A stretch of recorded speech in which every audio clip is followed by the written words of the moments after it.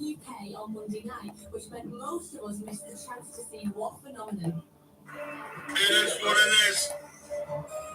American singer-songwriter with tracks such as What Was I Made For and their third album, Hit Me Hard and Soft, will be dropping on May the 17th.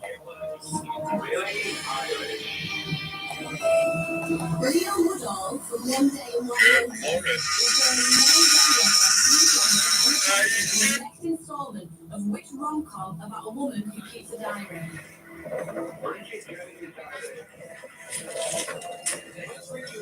Just said this week that she listens to Taylor Swift when her husband is away because they used to date. Oh. No. Clue. Dean McCullough. I'm going to ask you the question again because I feel like you might not have heard it. Which Radio 1 presenter said this week that she listens to Taylor Swift when her husband is away because they used to date? Hope. She did. I wish. It is customary to play hoaxes and pranks on April Fool's Day, but what date does it fall on? April the 3rd. I've been busy. I've been busy. Yeah. The Olympics are held every how many years? 4 years. What is the name of the largest ocean in the world? The Pacific. Who was the first woman to be awarded a Nobel Prize? Jesus.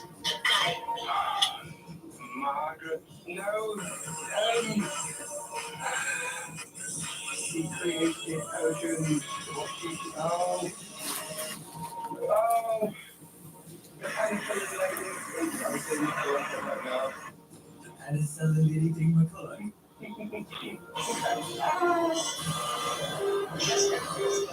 The answer we were looking for was Marie Curie. Very similar people, you and Marie Curie invented penicillin. It is what it is. No. But he said it was such conviction. He did, yeah. I don't know what Marie Curie she was a physicist. I don't think I think he was on to something. No, we'll get it wrong. So much time is to talk about protons.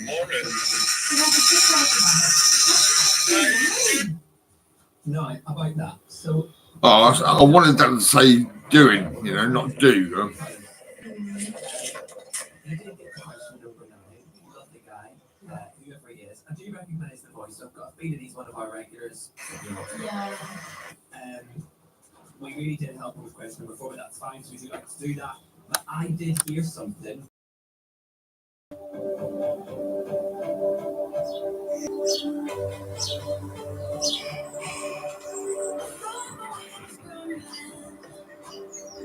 When I woke up and you were in my bed, and I was left to wondering how you could walk away and never turn back. Tried to right all your wrongs. I never thought that I'd be alone, but I found Jesus.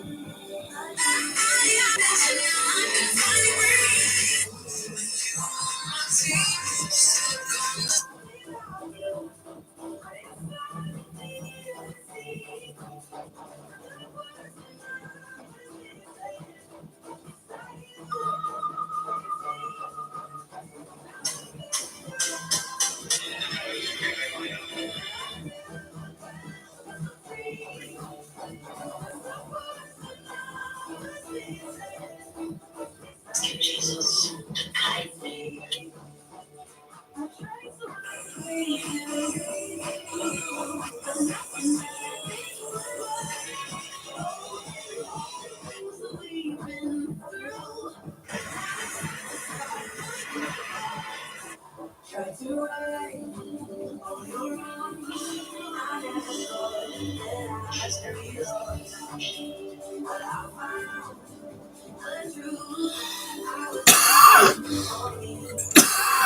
that's what it is.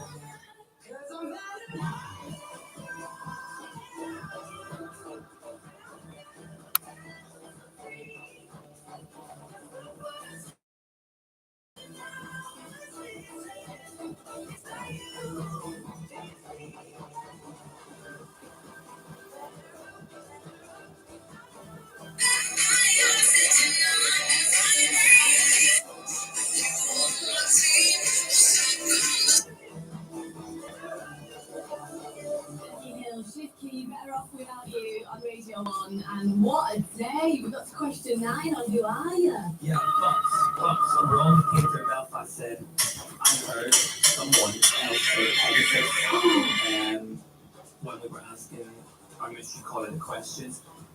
Let's have a listen to this. So it's just a bit of VAR because he did get quite a bit of an eye. We did give him a help, but we can have people in the background whispering. What is the name of the winged horse in Greek mythology? Oh, As clear as day. Yeah, hang on. Let's zoom in even further. Oh gosh, that sounds like something supernatural.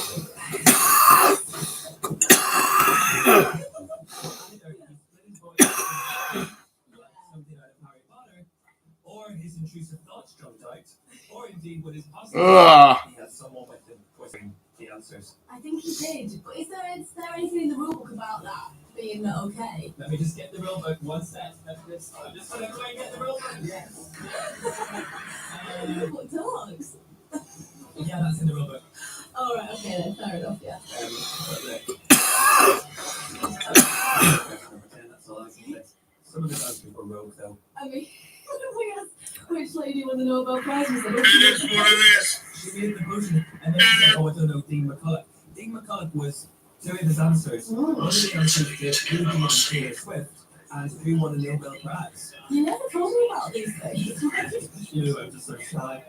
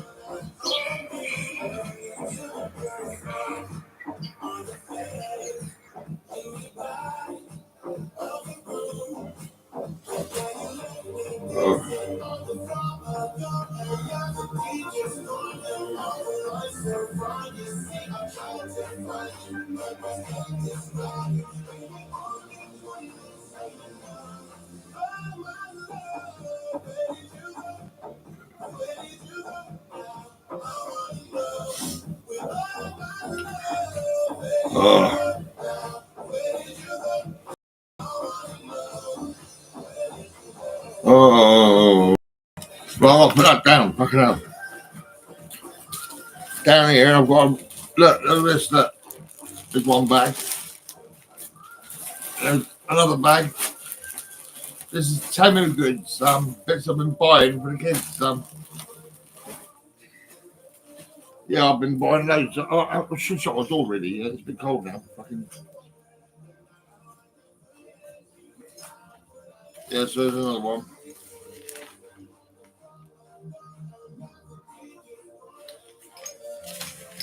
Yeah. All I've got to do now is unwrap it all. What I had the other day was some really small rubber bands, like, not as good as this. This is a lot better. Look at this, right? Imagine a kid's got this, right, and he's going to read that, or she's going to read this. Never give up. Now they'll put that on their wrist and they'll think positive. They'll be like, I'm going to keep on going. I'm a good man. I'm a good man. Or what? He might be a girl. He might be saying, I'm really going to do well. And yes. So what I'm saying is, kids will grow up. They will grow up before you know it. They're teenagers, right? And there's teenagers with knives, drugs. There's like that kid in Manchester. He actually he never give up. He said, look, this is what we can do. We can build bombs and we've got jetties and all that. Now all we got to do is take his brain, right, and tune his brain and focus on being a good person. And not actually showing people how to hurt someone. Yeah, we can train him. But I'm quite a professional man, really. I can deal with families, no problem at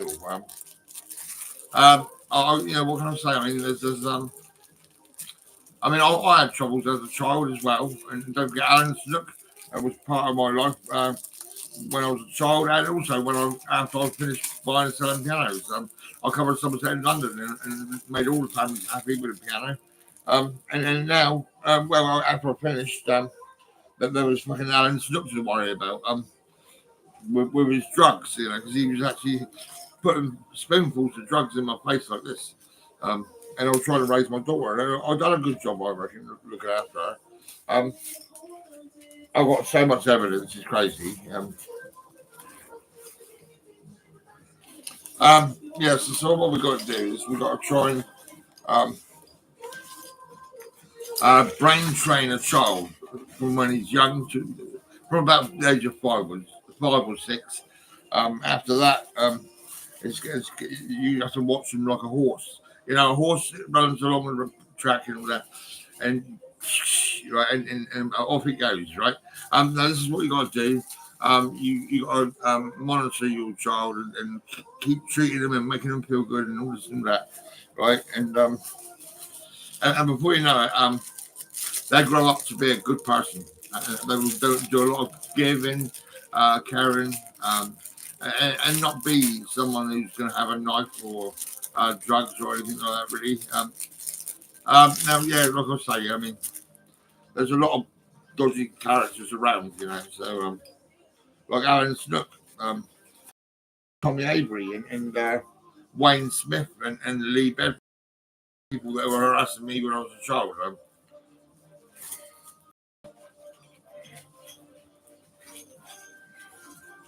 Yeah, so this is what we've got to do, right? We've got to make sure the kids are going to be kids. You know, this is it. Right, with kid things like this. You know, this is great. I'm live now, right? I was on my phone for some time.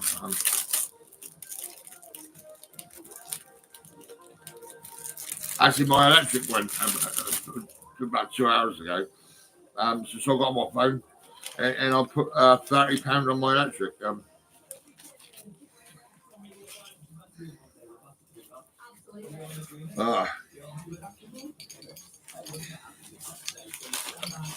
I owe about £700 gas, and I just can't deal with it. I'm not even going to bother because I mean I know they were ripping people off. British Gas, all the gas meters were wrong. So everyone was paying too much money, and I just haven't paid it because it's gas. It's a big bill I can't afford, which is about £800, I think.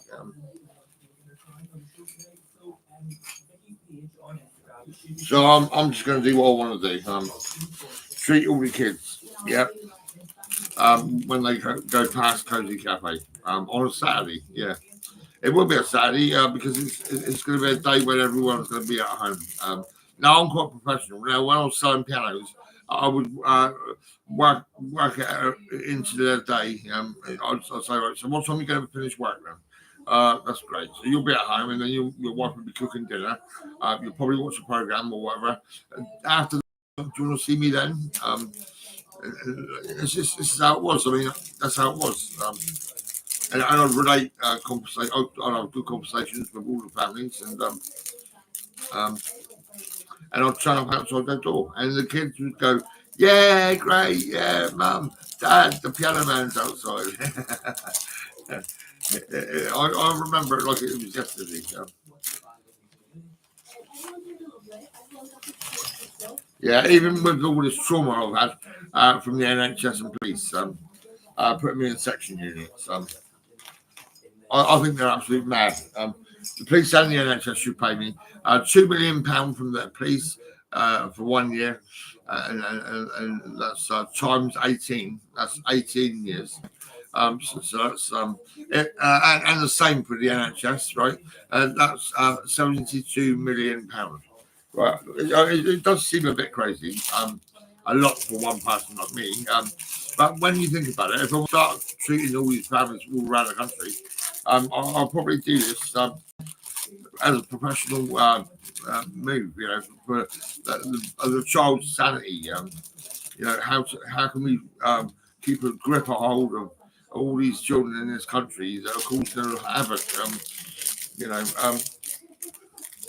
yeah, I mean, there's people, there's children killing kids, you know. So to deal with that, we're going to do this. Someone's going to get me more compensation. £72 million, right? That's £36 million from the NHS and £36 million from the police, because the police and the NHS invaded my home, terrorized me, scared me. It's on Instagram, you can go and see, and it's also on YouTube and it's on Facebook. Everywhere you look, you can see me with the NHS and police and section units, and some of the patients as well, and the staff. I've been busy with my camera. That's why I'm annoyed with Russell White, my little brother. Right, he phoned up the section units to take my phone. In one section unit, he said, "Who is that?" I said, "That's my brother. He's fucking bossy. He's so bossy, I can't believe it."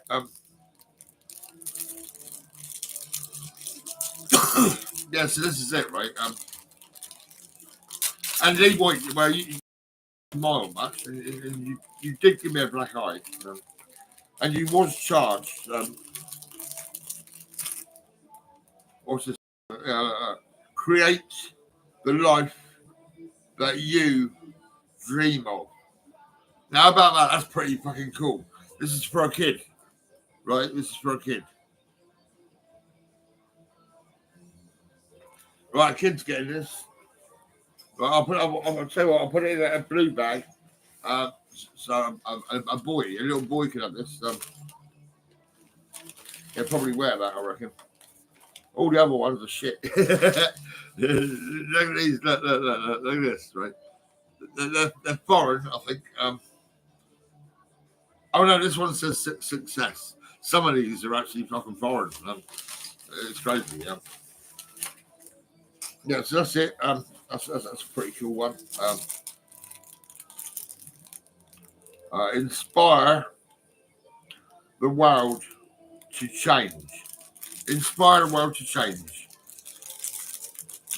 That's quite important, really. I mean, because I'll tell you what, I'm the one that's actually making the effort to actually become someone who's going to make a change. And we're going to look at the situation. We're going to assess every child, right? But we're not going to chuck them in jail. No fucking way.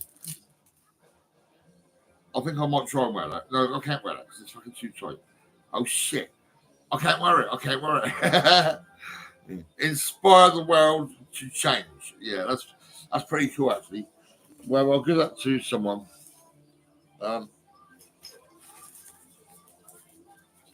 Yeah, that goes in there then. This is information for children. This is for children. It is, honestly. Trust me, I know what I'm dealing with. When I was dealing with the family next door to my mum's, I had them all drawing pictures next over a table. Right, you know. Kids will be kids if you let them be kids. I mean, you're probably causing havoc, and you're drinking too much or whatever you're doing. The kids are taking control of the situation, right? And they go out, and if they want to go out, they will go out.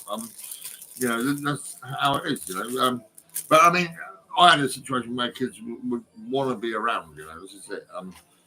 And not fucking cause any problems. I mean, like Robert Arthur as an example, he come round to his mum's house, right, and next door to my mum's, and there was my car, and he had a big rock in his hands, right, and he could not smash my window. He knew exactly what the score was. The score was I was there to have his mum and his 5 children. Not his 5 children, his brothers and sisters. Yeah, that's it. What's this say? Let's have a look. Create the life that you dream of. Right, you're going to dream. That's what you're going to do. Yeah, kids will dream. They got dreams. You know, they could be a Hitler, or they could be a king. You know, you know, a Hitler. When I say a Hitler, I mean like a badass. You know, yeah. Because when I was at school, there was Hitler. There was gas chambers. You know, people dying. It was terrible. And there was also Jesus and Mary and all that, you know, in Jerusalem and all that. This is all what I studied when I was at school. And pyramids and pharaohs, Tutankhamun and all that. This is all stuff I was studying when I was at school age, you know, as a child.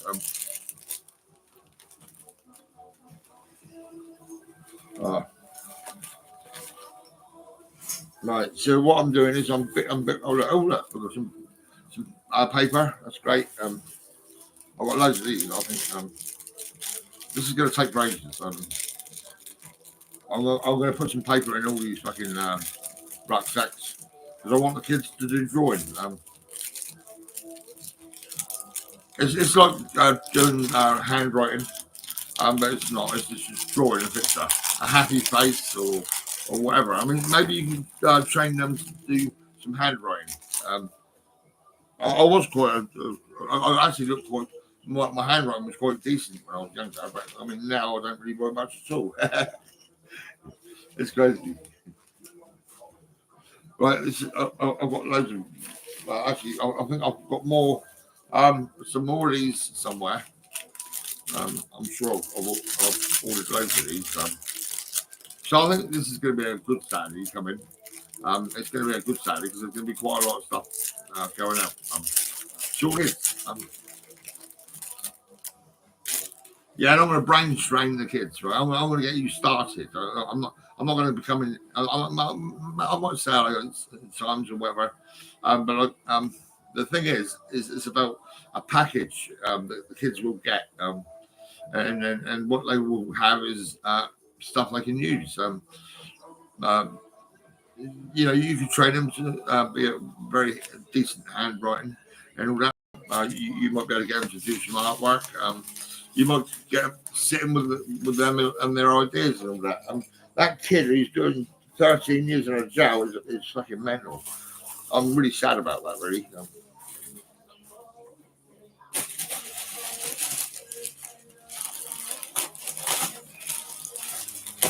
Oh my God, look at this.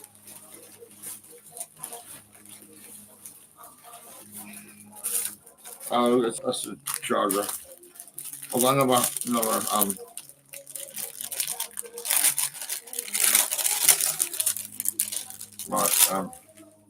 another one of these. Right, that's all right then. I've got pencils down here somewhere.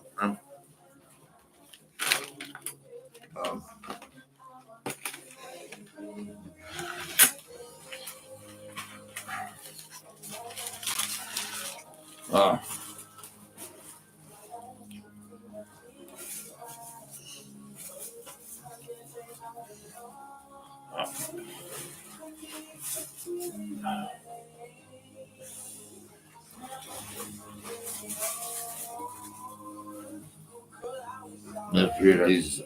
That's a cheap one. So that's pencils, that's rubbers.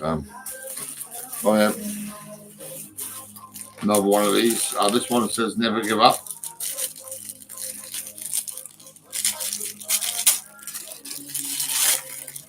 This is a little job I'm doing, right? I could pay someone to do this for me.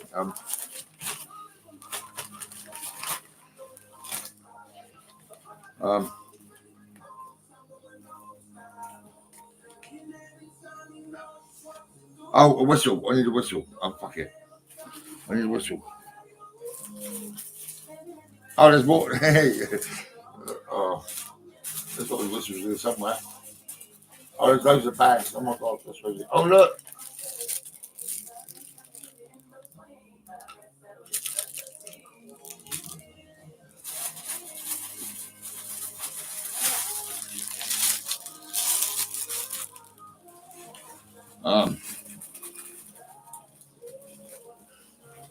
I need a whistle. Oh, where's my whistle? Where's my whistle? Where is it?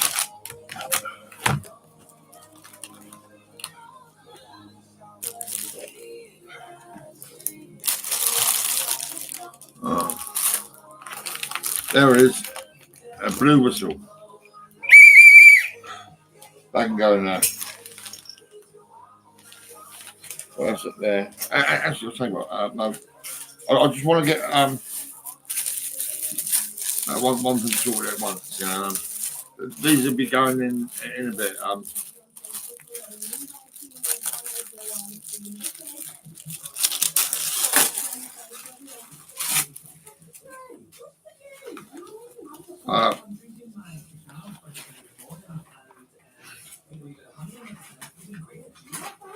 Pencils. I'll let you know about it afterwards.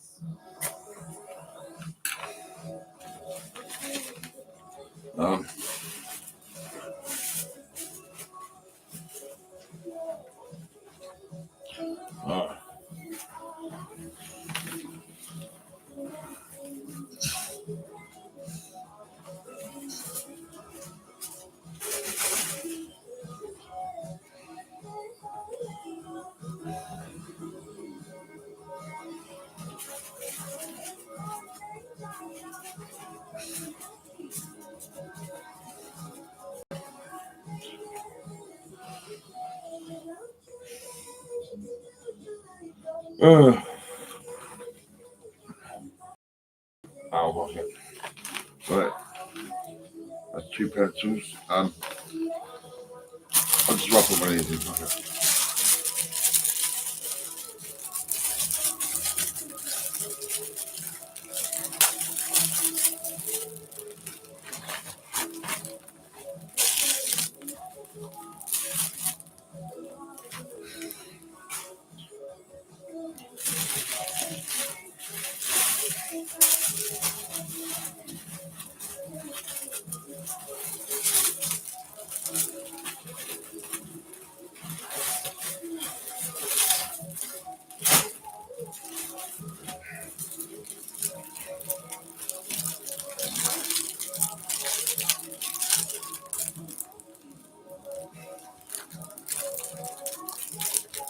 I'm going to try and get these bags all the same.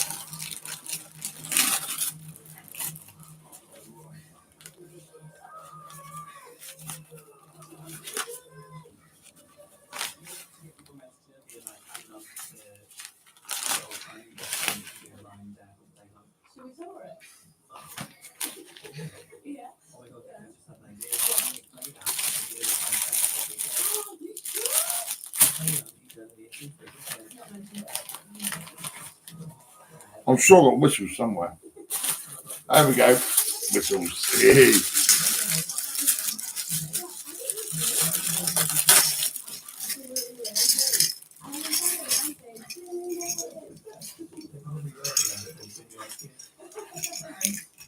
We have one. Right, come on, it's been 3 minutes. You were fine before One, making three, it has just gone to me that being a businessman is exhausting. So I've got an uncle being an entrepreneur. I'm run ragged. You can hear me. I'm run ragged. So honestly, I've started this business online, which is basically me just vlogging old clothes that I don't want to wear anymore on one of those retail sites. Yeah. And I've got all the Right, that's two pencils. There's one of those. Oh, I just got to give it someone else on, really. But my lucky customers are all thinking different ways for me to post it. So I'm at Euro, I'm at Egway, I'm at the post office, I'm at InPost, I'm everywhere. I'm absolutely exhausted. So you are doing it all. You want to see me today, get yourself to a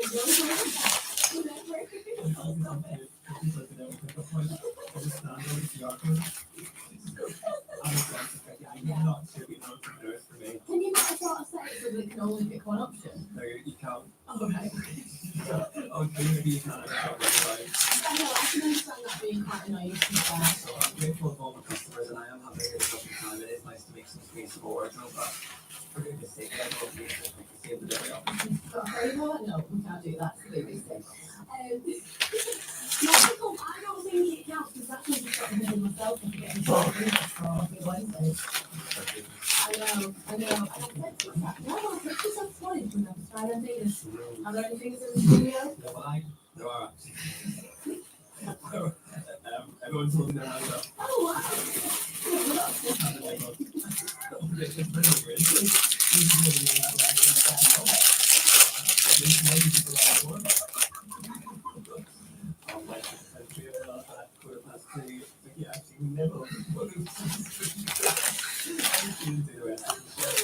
Okay, it's probably the best that I don't do that.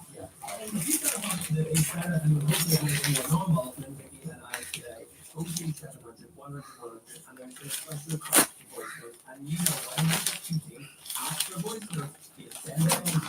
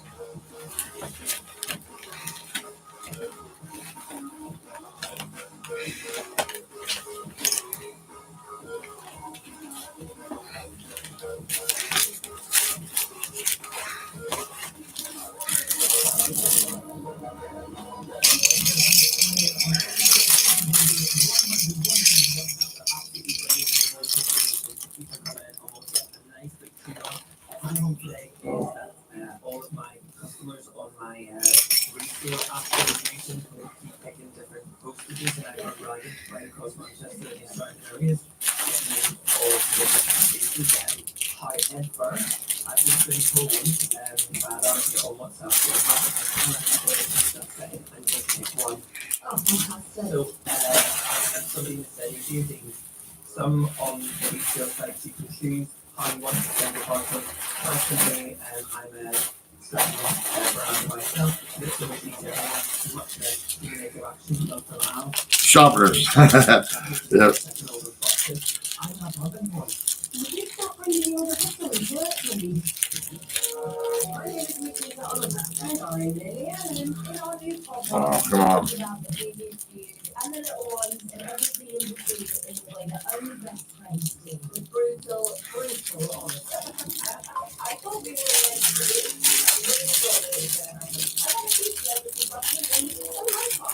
Heart shaped. Heart shaped. Yeah.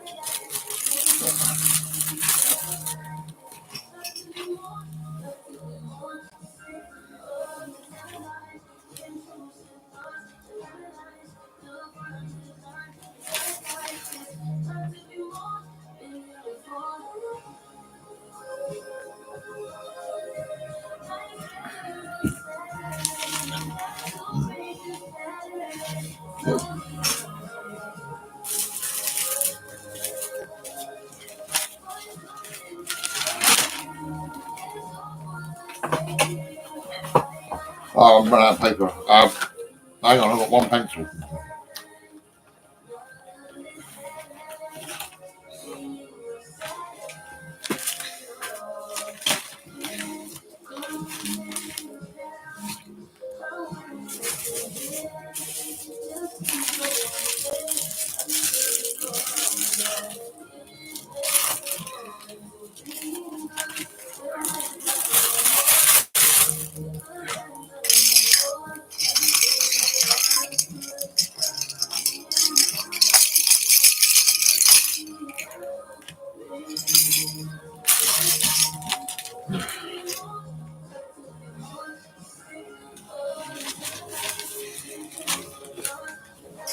I want to see what these are.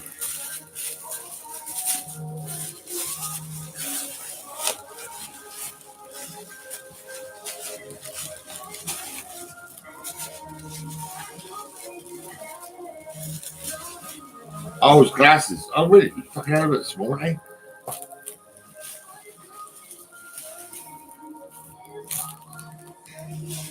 Oh, shit. That's not good, is it? What the fuck? I thought it was half point. It's not a half point, is it? I mean, look at that.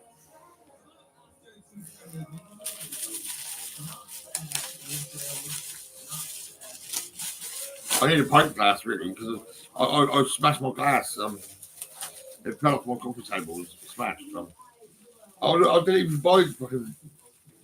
How many have we got here, for fuck's sake?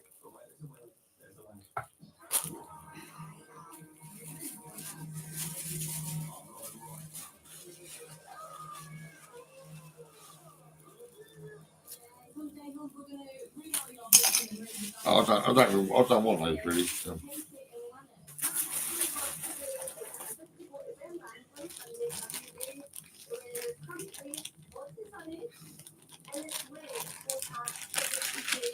Oh yeah, I remember this. I'm the king. I am the king, right? I'm wearing these.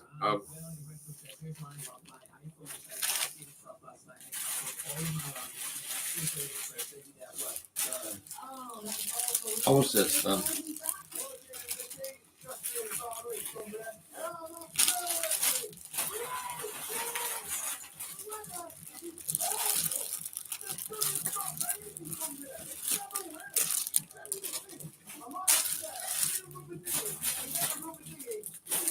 I think I'll put these in order. No, that's right. Yeah.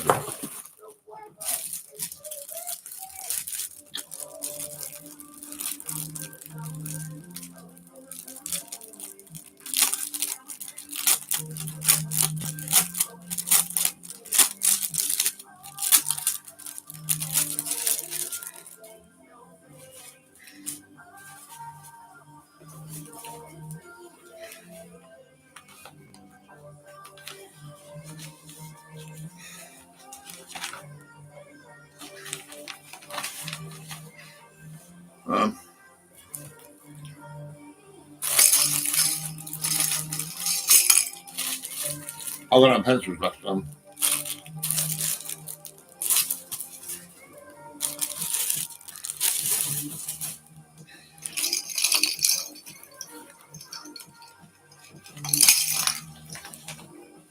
Right, let's have.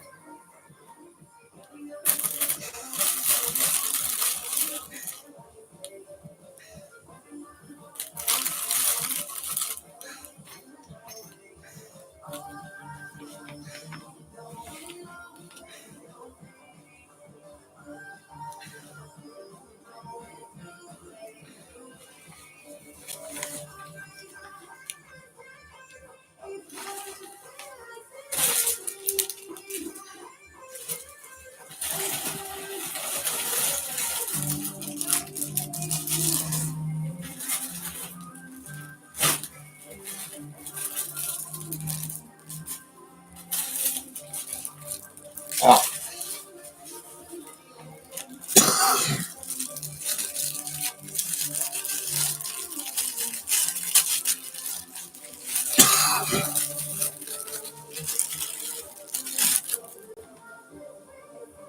believe, believe. Yeah, it says believe, right? Now, believe. I believe in myself, right? I always have done.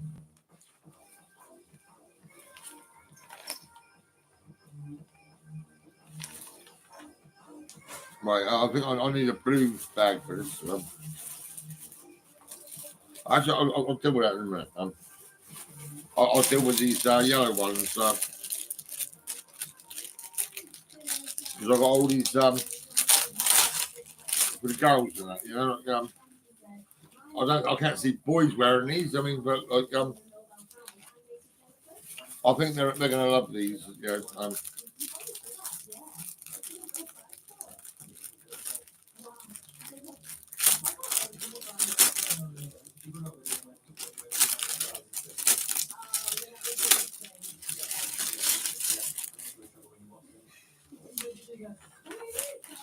that's the yellow bag. It should be a pink one, really. That's right.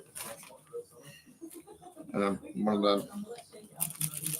A whistle.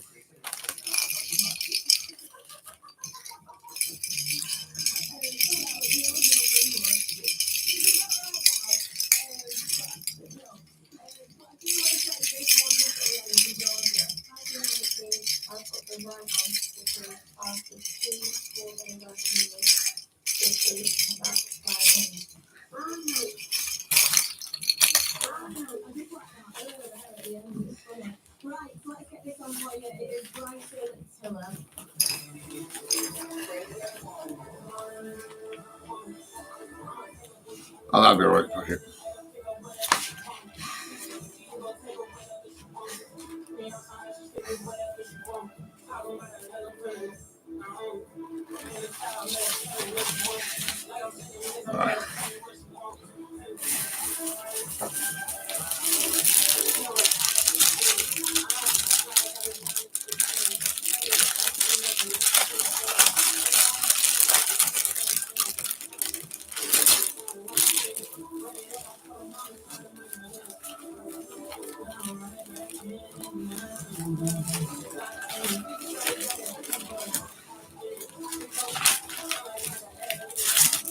Oh.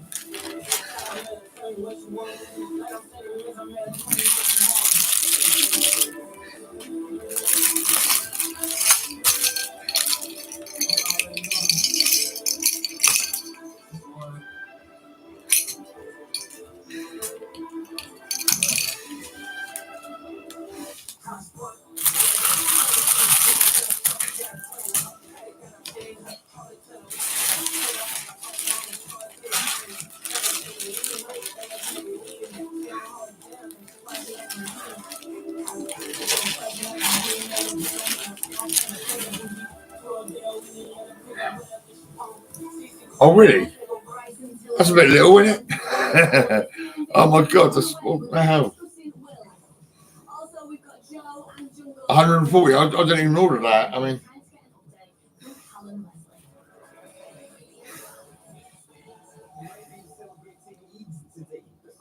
we are speaking to say it's an emotional one. It's the more it has been really stressing. Yeah, it is very sorrowful because we believe all of the Muslim community is safe while celebrating here. We have our day.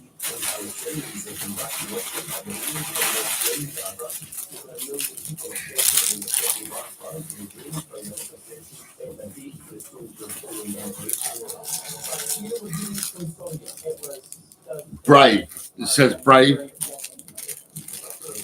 So that kid's going to go, well, I'm brave. Oh my God.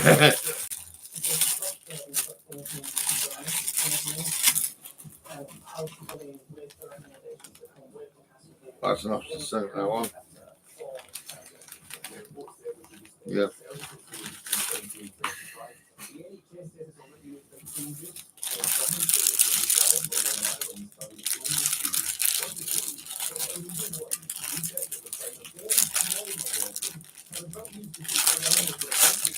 Yeah, you better let your friends know that I'm going to be around in Cozy Cafe for probably about 3 or 4 hours.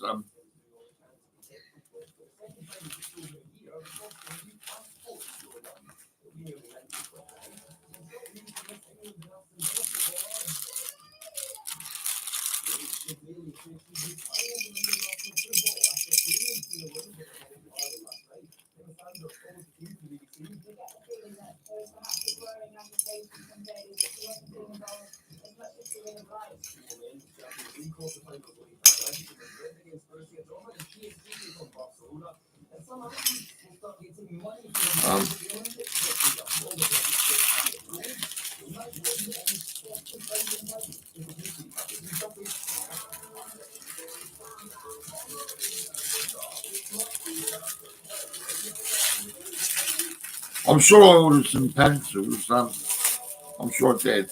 They're probably in one of these bags.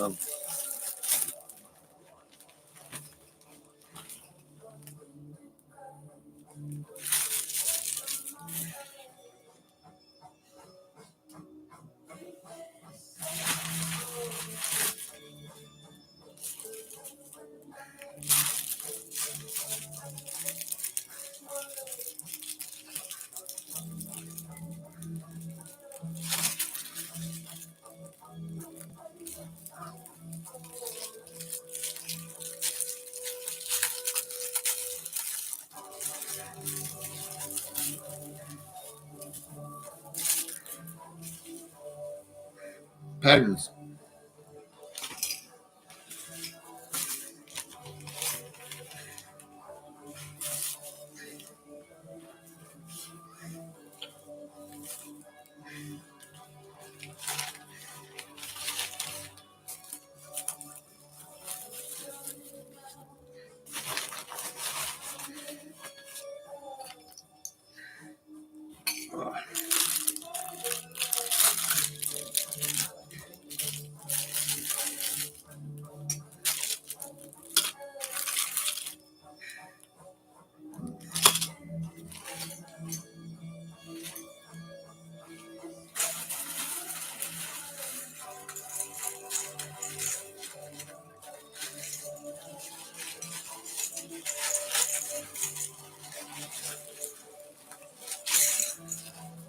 All of this. Oh my God. What's this?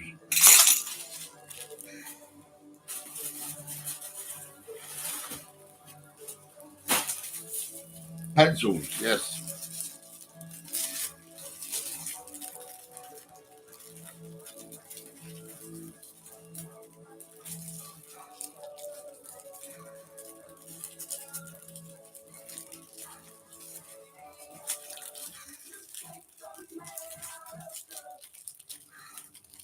All right.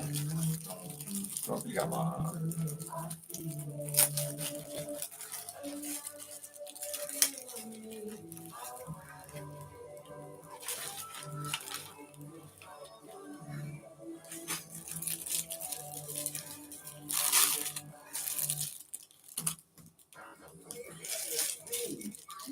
only on Radio 1.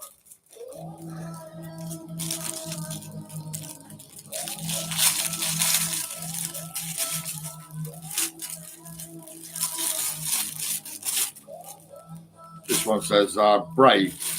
Brave. You're brave. Yeah, you are.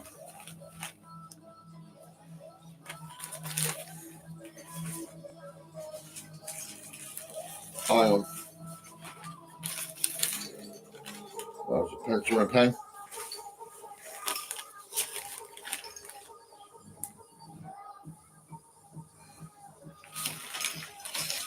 That's a pen. That's a pencil.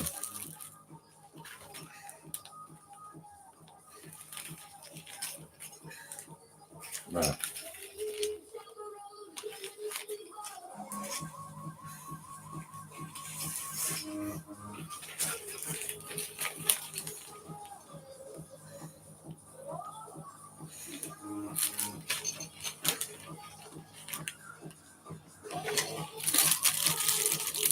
Pencil and a pen.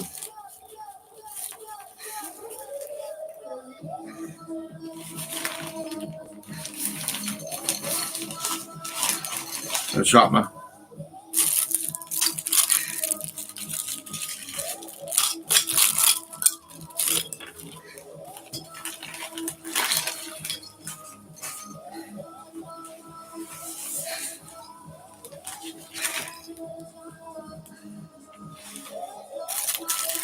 Pencil and a pen.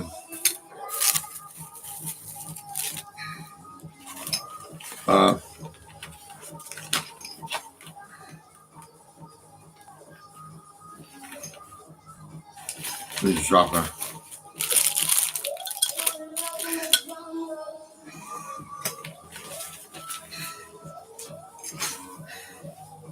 Oh.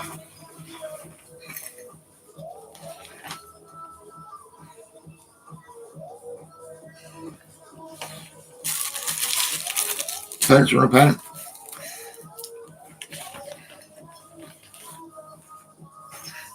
His new album dropped yesterday. It's called USD.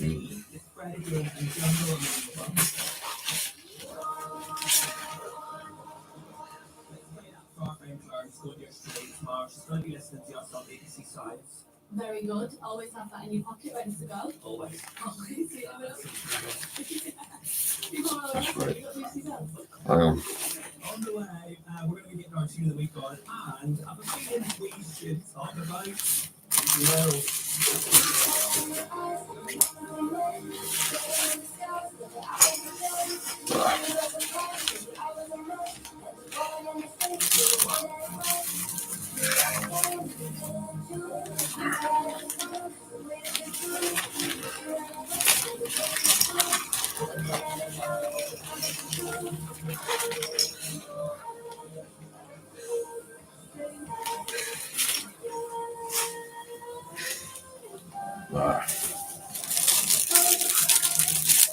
Oh, well, well, even now.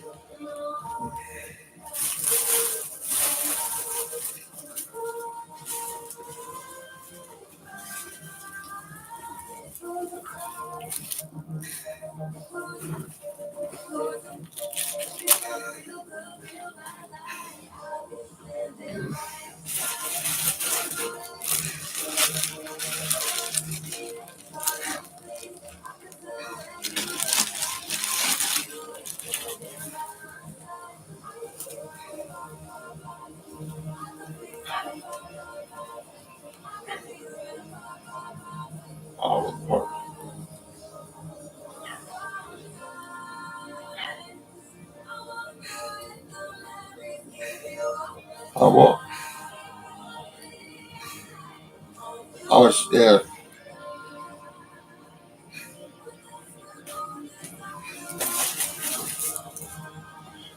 Cards. Oh my God.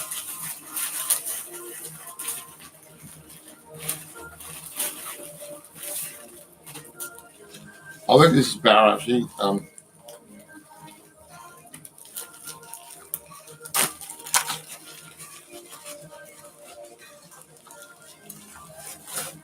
Yes, look at that. Oh my God, look at that. That's great. Look at this. Whoa.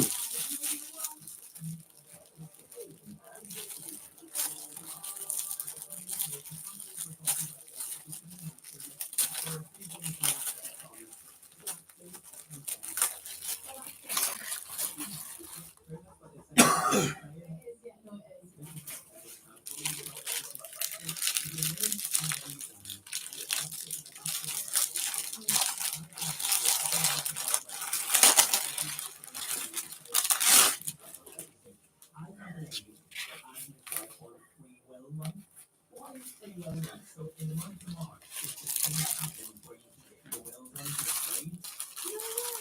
It's all from my boyfriend's family. They're all like, sort of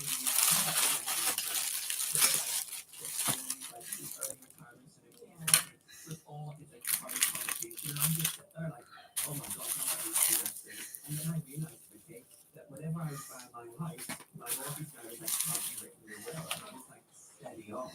Like, I had a conversation with her, and she said, you are going to have to do that thing because what happens if you die? And I was like, well, I'll just leave it to a dog. And he laughed. I kind of think you can't leave your house to your dog. Fair enough, to be fair. Can you imagine the whole block of flats was just owned by a little touchdown? Where's my friend gonna live? That's what I said to him. I said, where's friend gonna live? So anyway, so I haven't done the will yet, and then I realised that I'm gonna have to write a paper for it to make free will. Why did you wait till next month?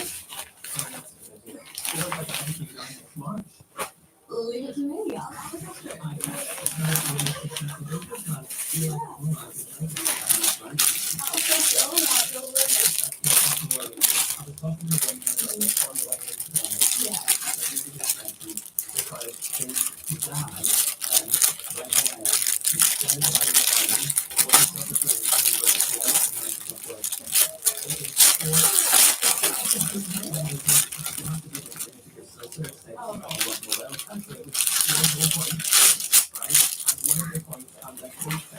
my son can have his train set back and he knows he wants by his head. That is what my husband's ideation to me as well. But I really need to know. I want to It's like thinking I'm learning. It's not collecting dust in your head.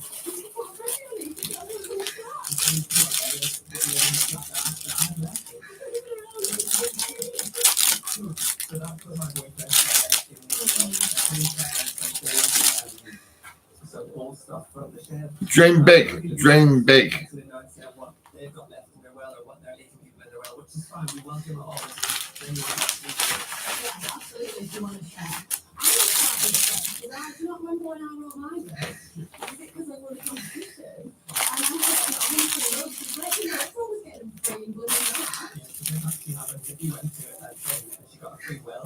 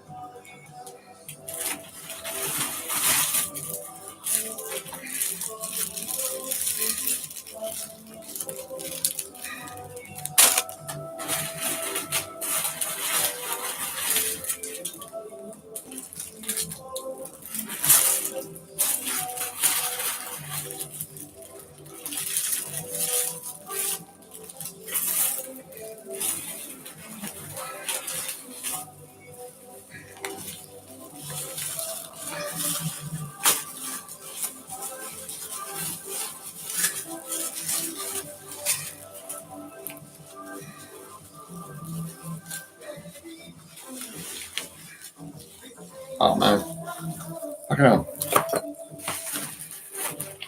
I think I might even put them in the bags. They're shorts now with vodka. Kids will be like, "Oh yeah, woohoo, vodka."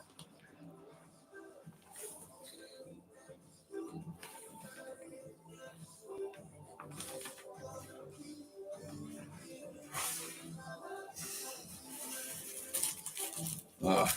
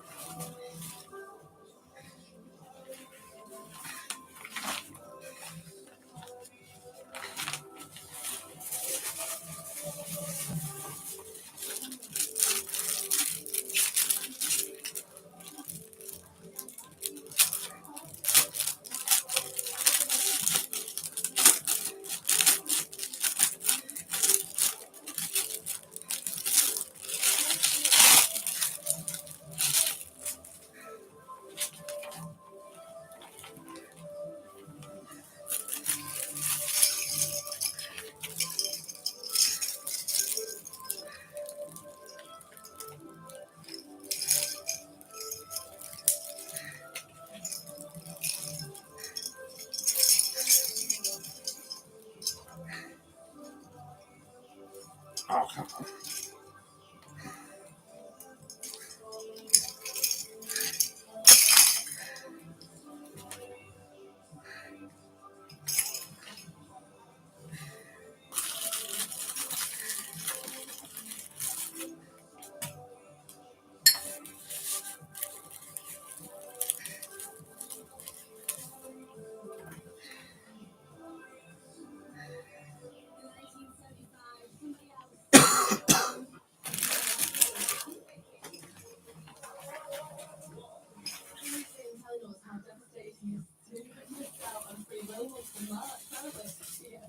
Oh yeah, more of these.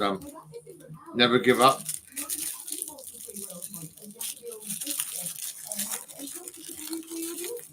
Wow, shoot, it's 10, 12 minutes to 3 o'clock. I can't believe it.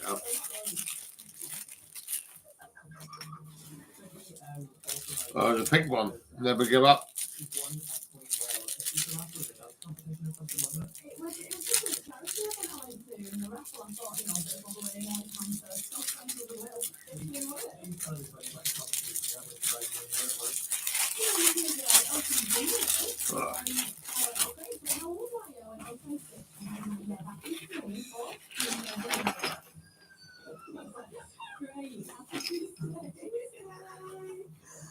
All right, thank you for that. Appreciate that.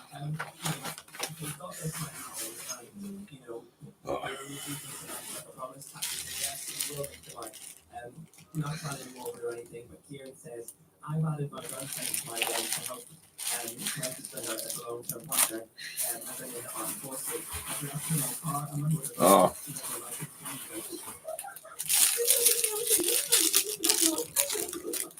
This is another good one from King and Teresa, who said he was in the army at 16 and actually liked the will as well. So I said to my brother, he could have my will cut, please. Absolutely, and this was great. In our will, our best children, so we could have our 3 dogs, 3 horses, and 20 guinea pigs. 20 guinea pigs. I've agreed to it.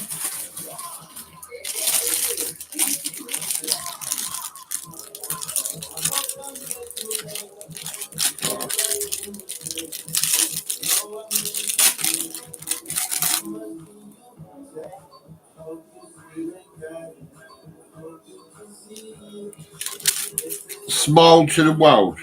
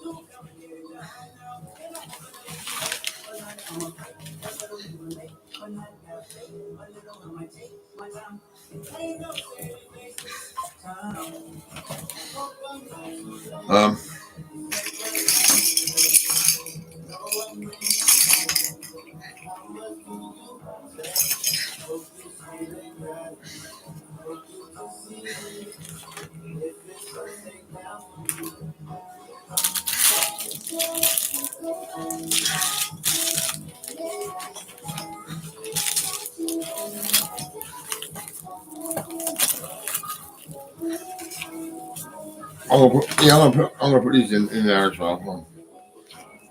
Okay.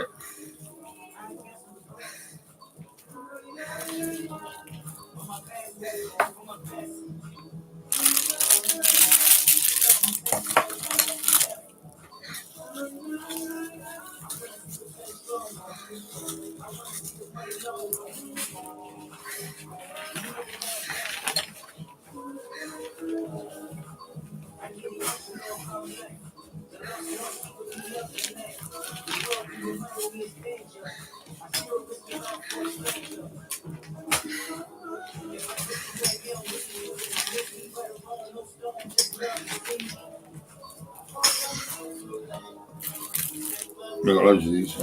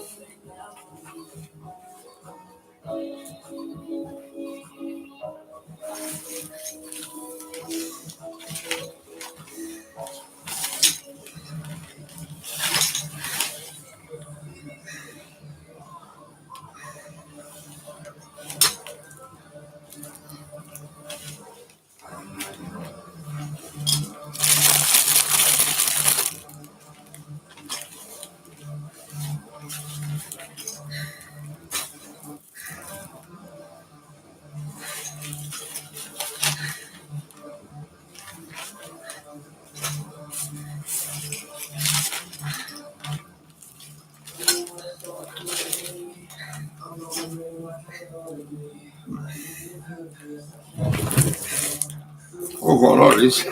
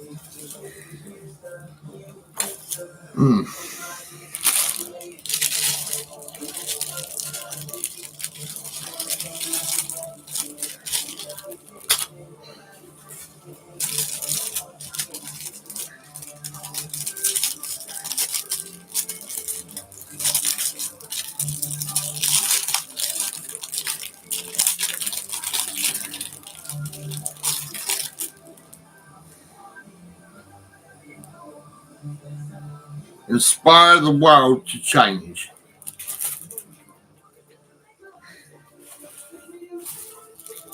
Right, that's going to go into a child's brain, and his brain will then start thinking. Yep. Like the one, the nipper in Manchester who decided to build a bomb and had a machete, and he was like, right, we're gonna have changes and all that. Right, he wants people to be free. I think they should release that man, that kid. Get him out of jail, and bring him down here. He can do this. I mean, what I'm doing now.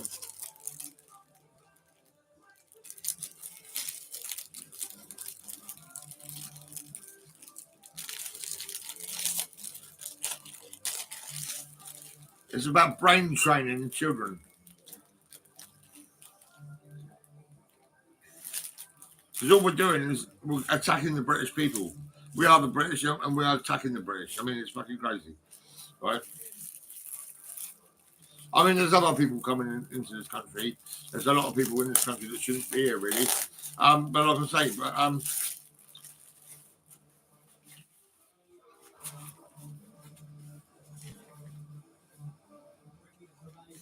what the hell's this?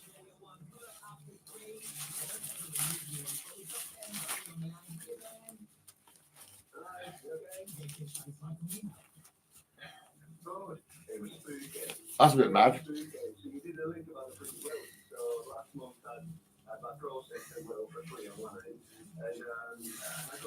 What's it supposed to be? I mean,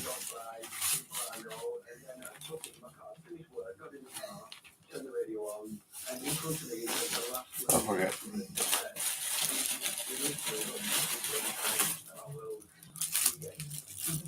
More pens, more pens.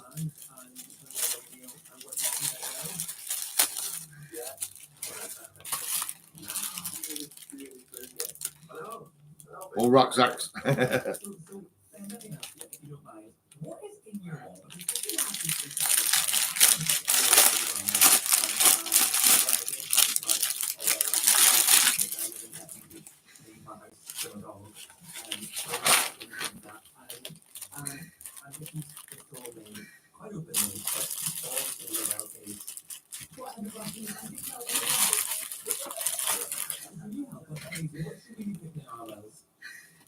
Yeah, well, I think it's great because when you present with all these questions and you've got to make decisions literally that go during your vote, it's kind of a bit big, isn't it? But like, I'm fine on this, I'm just a garden, so I've got a little really interesting. So when you think like, obviously, you can have a country and with that, what do I do with my job? And then like, the fun bit at the end where it's an additional request. So then you can like, you've got kind of free will to do what you want to do. So it makes that. What I want, well, I do want that, it's kind of always been kind of your life, I agree with it. So I'm sure I'll always do it. But that's one thing I want to do. And I always say, I'll do my those off. And I also want, so my granddad passed away 20 years ago now. I remember doing it. He put me on the phone and told me what it is that he doesn't want to be on the lecture, so he wants me to go, like, release. New challenge.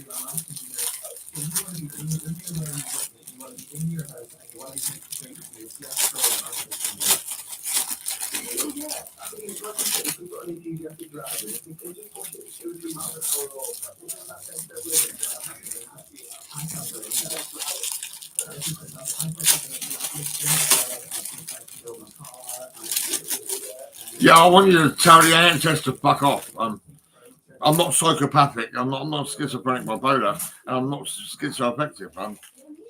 It's a load of bollocks. It's all fucking lies. Oh, another one of these. Oh, that's crazy. 2 of those then. I'm gonna take this off actually. Oh yeah.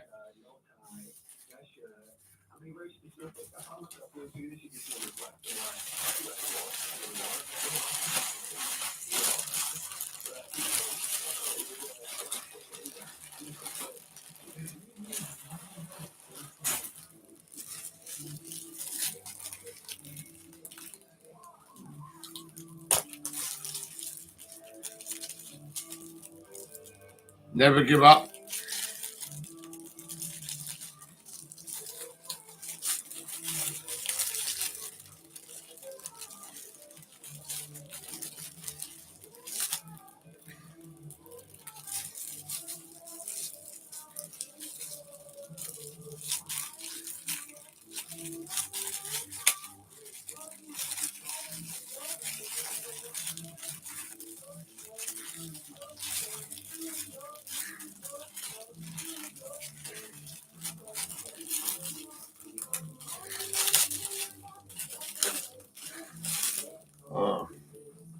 Oh, love. Oh, yeah.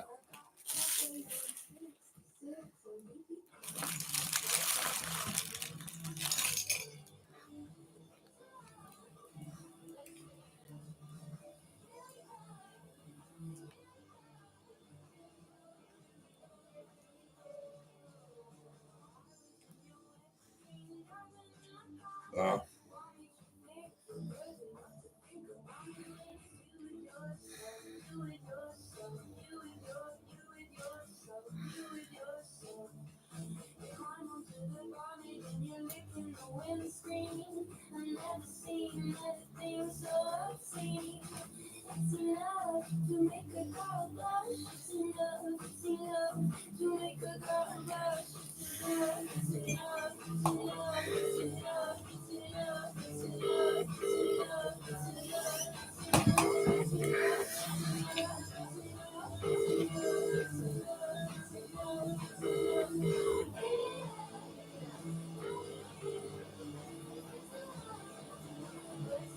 Okay. I've got some shots. You know shots. The glasses. I've got my Temu bags. I've got 2 big bags, and I'm putting it all in rucksacks for all the children. And I ended up getting some bloody shots. I've got about 12, I think. Yeah, I can give them to you. I've been putting a few in the bags for the kids and all that. But I mean, they're really for like vodka and shit like that. I'm good, mate. I don't need any encouragement. No, that's what I mean. All these kids are going to pick up the shop bags, and they're going to see the shops, and they're going to think, "Oh, look." Don't be handing them out to kids, but you get in trouble. No, I'll put a couple in the bags. I will. Yeah, but what I will say is, If any parents frisk me, just say that for you. yeah, I'll say, well, Go in every bag, one for mummy and one for daddy. yeah, that's what I'm going to say. That's what I'm going to say. Yeah. I've got nothing to smoke. Can you sort that out for me? I don't know what you after. Maybe. Well, I mean, I wouldn't mind a 3.5 for 25. Mate, I can't. Oh, right. I've got a little bit here, but I'm just doing my next module. You can pick a toy. I got stress balls. I'll give you a stress ball if you want. I don't need that, but did you like it? I passed another one. Yeah, that's great. That's great. Yeah, you're doing well. Yeah, I'm doing really well. Right, let me have a look to see what I've got here. I can do you £1,000. I've got the money. Yeah, well, I ain't got no money at the moment, so I have to go to the shopping and all that. But like I said, I'm in the middle of putting all these bags in all the stuff in rucksacks. Right, but I'm in the middle of my assessment. Yeah. Give me 5 minutes, right? Yeah. That's what I've got here. Yeah. Okay. If I've got £1,000, you'll be very lucky, mate. Because Yeah. Yeah. I'll be able to Hey, you play cards, dear. I can't think about anything. I just need to finish writing up my assessments. I'm going to run over real quick. I'm not stopping. That's great. All right. What I've got in my head, I need to finish. I need to do it. You're brain training yourself, isn't you? That's what you're doing. Right, okay. Right, Yeah. so I'll see you soon. All right then. Right, bye. Bye. Yeah, we're going to brain train kids. That's what we're going to do.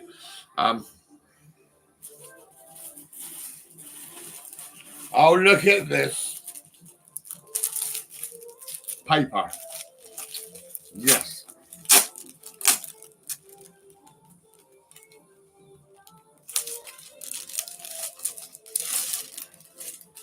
Oh, what did I say? Oh, this bag is not a toy. I thought you meant the paper. I thought, oh my god. Yeah, I'm just going to put a bit of this in.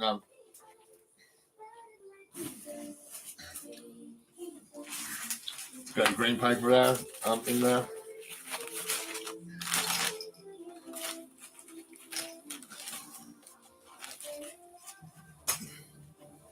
Bit of red paper.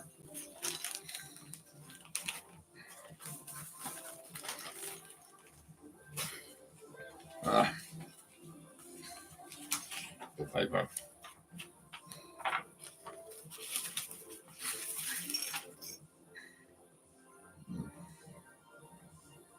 You didn't get a pen.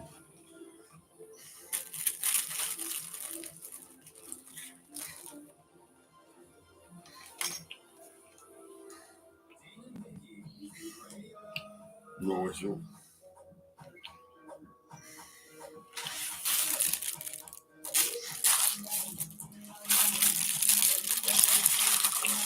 Sharpener.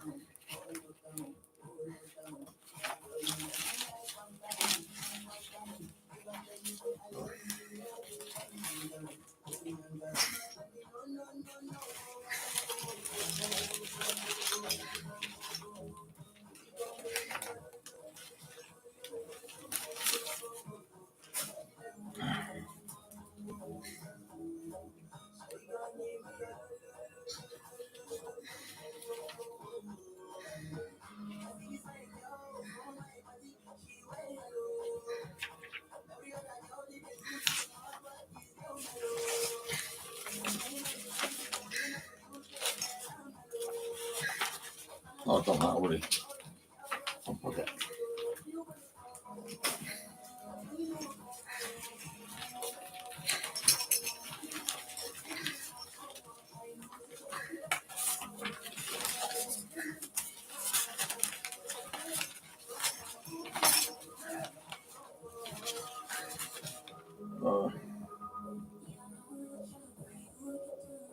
I got a pen over.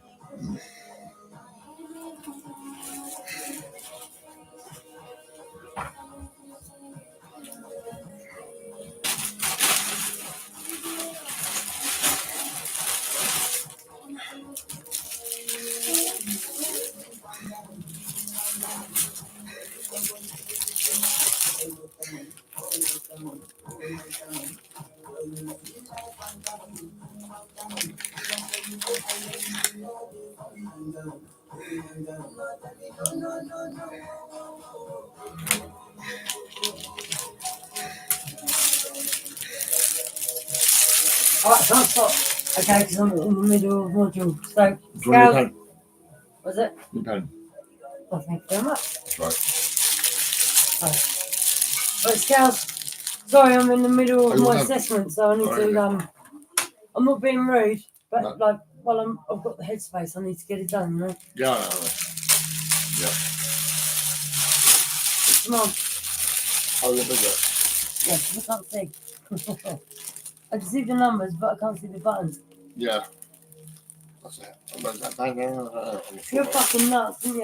Yeah, What are you doing? yeah. Love it, don't you? It's great. Fucking kicky. Right. It's cheap. It's, Right, this is it, okay? What's Yeah. left here is between me and you, all right. Yeah. okay? And then that's it. I will let you know as soon as I get any more. That's, Yeah. Okay. like, I'm out now. This is it. I'm actually scared to leave. So I'll give you a this. never give up. This one's Oh, what's this? Inspire the world to change. I can't see. I don't want to step in my bags. New What are you challenge. doing with a woman's handbag? No, that's a bloody million bag. Is it? Yeah. Right, what's that? Oh, okay. No, that's not right, is it? What? Fuck off. Is that? Fuck off. Hang on a minute. Yeah, go on. You got a little bit. What's on that say? 0.98. That looks really shit, doesn't it? It does look a bit small. Right. You got that What's to cover that? it. What's that say? That's 115. That looks really bad. It does look a bit. It's kind of heavy, isn't it, buddy? Right. I'm going to give you some crumbs because I like you, alright? Yeah, I know. No, honestly. Is there nothing you would? You don't, Don't know. what about your son? Is that a pack of gum? Yeah, Right. I'll say about it. What's that? Oh, my fuck's sake. Full of... Right. 130. That's it. I'm fucking done, mate. I ain't giving you All no right. Let more. me give you some bits. Yeah. Right, no, I don't want any bits. All right. What about Right. that? Just make sure if you want any more weed, get the money out, Yeah. right? And I'll see you tomorrow. Yeah. I'll get hold of my mate and hopefully I'll pick up some tomorrow. That's all I've got myself. Do you want Oh, right. a food bag for your son? Oh. No, it's all good, mate. Honestly, you can. Stop wasting your bloody money. You're mental. This is going to children. Yeah, I believe in yourself. This is what I say about my. I'll have one of I've those. been saying this myself. Do you know what? I say it all the time. You got any more in different colours? I've got different colours. Yeah. Yellow. Right, can I have 2 more in different colours? Yeah, go on. Actually, can I have 3 more? Yeah, I'll try these ones. Have a look at them. I just want the believe in yourself ones. I really. Yeah. Well, that's about the only one I've seen for a while. Believe me, that's exactly right. I mean, Is that right? what's that one? It's by the road. James. Yeah, I love that one. What you got? Yeah. Yeah, never give up. Give up. I have that one. See, I had someone, Right. Alan Snook, right, was following me around when I was a kid. And after I sold pianos, I moved with my daughter over into Loaford. He was fucking there again with like a spoonful, giving me loads of amphetamine, getting me fucked up on drugs, right? And I know it's not good. Amphetamines not good, is it? no, that's It's what I mean. crazy. Trust me. I used to do it. Yes, And he that's would when I never used to think be of this. skinny. I'm not skinny anymore because I've given it up. No, that's right. Yeah, Right. Can I grab these ones? Is that all right? yeah. Right. Right. Have a nice day, busy man. Yeah, okay. Right. Yeah, Okay. what's that mean? I don't know. You don't know? What do you mean you don't know? I don't know. Think about it. Please No. make. Tea? No. I don't know. I don't know. I could do it with tea, but that's all right. What is it? Fucking make your own. Positive mental attitude. Oh, okay. Yeah. Okay. Maybe like underneath the P. Oh, yeah. You need to write positive. What's that? Stressful. Oh, I don't want you getting angry. I'm good. Right. Take care. See you soon. See you later. Tomorrow for my £10. Yeah, okay. Oh, yeah, you've done well. Yeah, What? you've done well. What? You get one of these. Okay. I'm gold cupcake. Bum, bum, bum, bum, bum. Jordan. Yeah.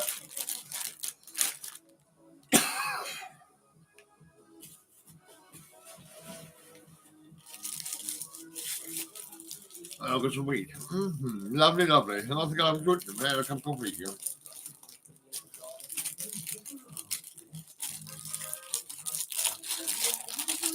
I am the real Stone Driver. I am your family friend. Yes, I am. And I do treat to defeat anxiety and upset. And the idea is to inspire the world. And if I can't do it, you might be able to. If you're a kid, maybe, do you know what? We've got to get that kid out of jail in Manchester.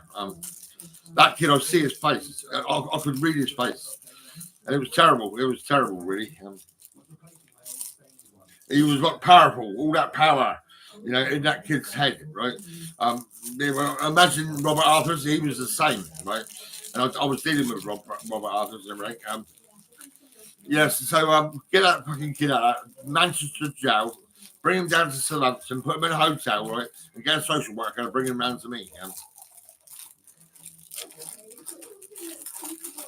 And he can do this. And he can help me give out these bloody things, you know, all the way, 100%. If you can get down here, right, on Friday night or whatever, or he can sleep on a sofa, or he can stay in a hotel, and then he can come around here on a Saturday. We'll be giving these away. Right, never give up, never give up. Look at that. I want to try this. Yeah, I want to see this first. I can't remember how to wear a bandana now. It's a bit small, actually.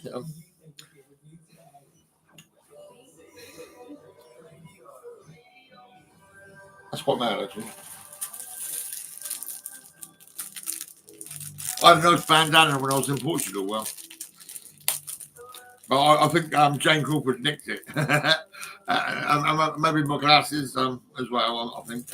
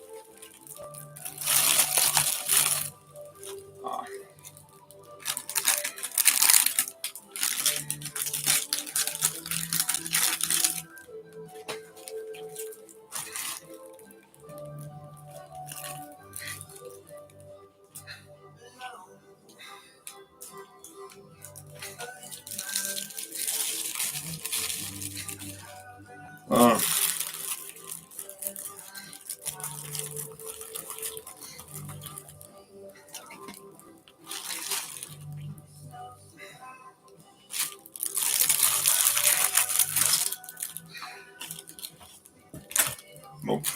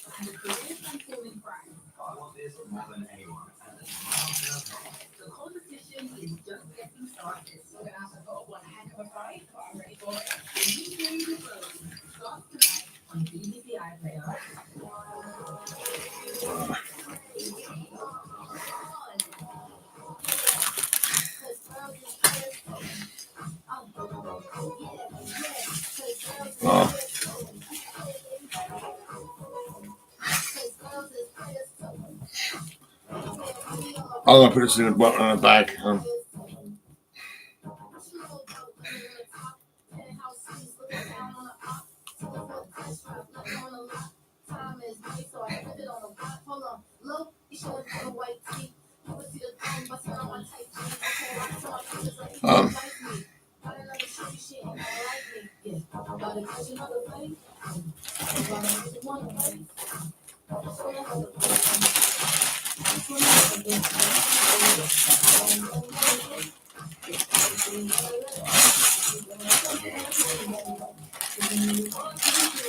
Wow.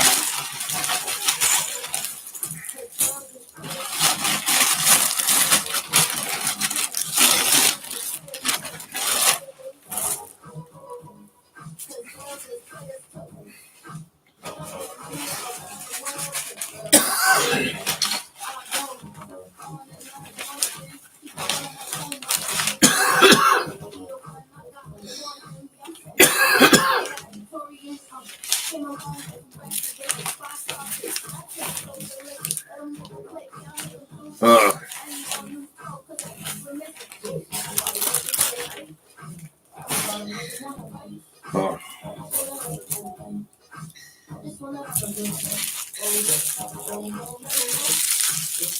Well, those are these. Fucking hell. Oh my god. This is whispers as well, more whispers. Oh my god.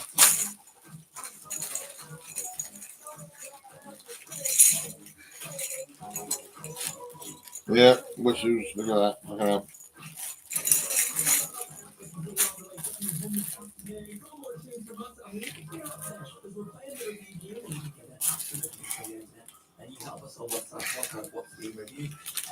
Oh, this is some pants for me. Yeah, I'll show you my pants. These are lovely. Oh yeah, I'm big. I'm big. I'm big. I'm big. I'm big. Dun, dun, dun, dun, big stuff. Yeah, that's great.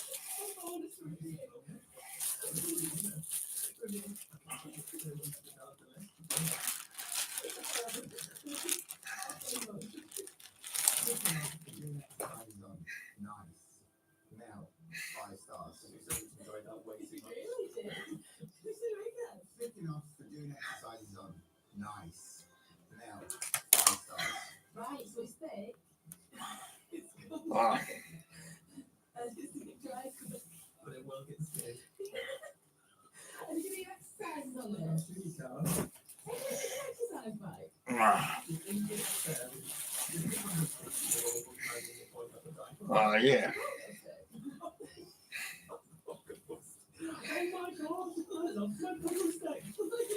Yeah, this makes sense. Because I feel like I'm in the army, dealing with all this shit in the world. I mean, you know, fucking NHS. I mean, you're fucked up, NHS. I mean, yeah, you might have locked me up, but I was in there watching you little fuckers.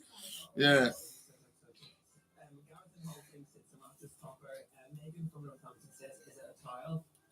And George thinks it's a pregnancy pillow. Like could be, right? Like, oh yeah, definitely. What do you think it is? I want to go with pogo stick. Yeah, I mean, I don't know how it would get stained. Maybe, you know, oil. I want to get it right. Yes, we've been on a roll. I think I'm gonna go with one of those. Do you know one of those rollers that you roll on? Your muscles. Oh, a foam roller. A foam roller. I'm gonna go with foam roller. Right. To reveal what was being reviewed today. I'm in the army now. Oh, I'm in the army now. How are you feeling? How are you feeling?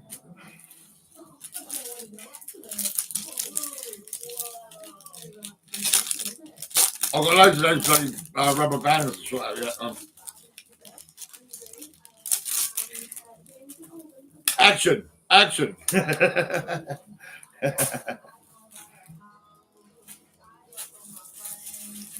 got loads of these fucking rubber bands. Oh my god.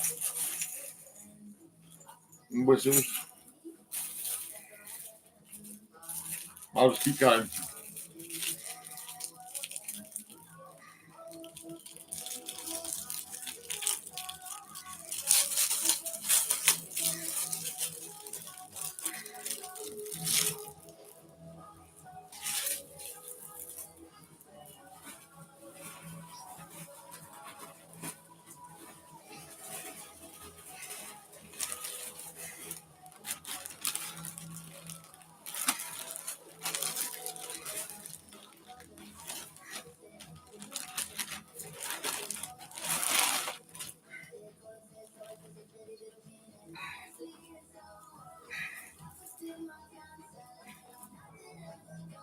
6XL. That'll probably fit me, I reckon.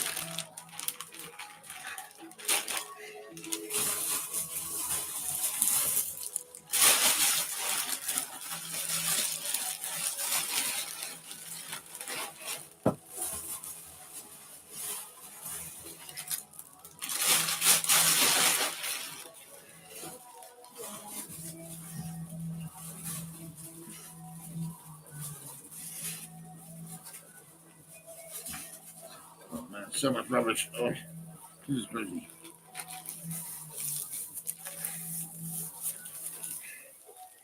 Oh, yeah. Oh, that's right. Now I can't think. I don't know.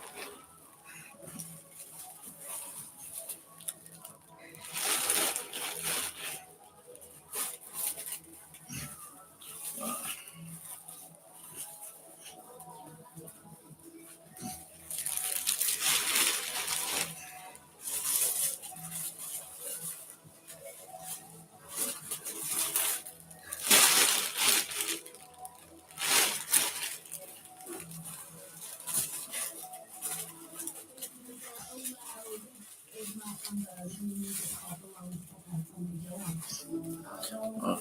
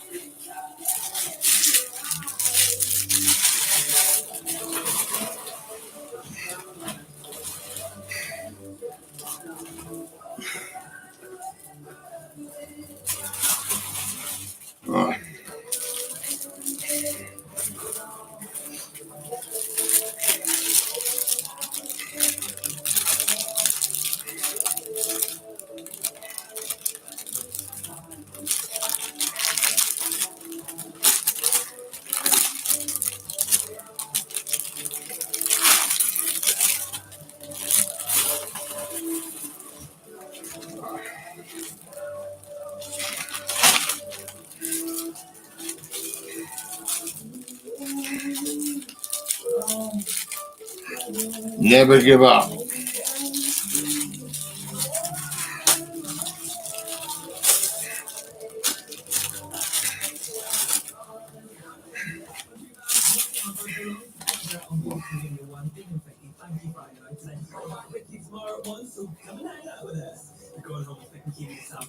Oh, come on.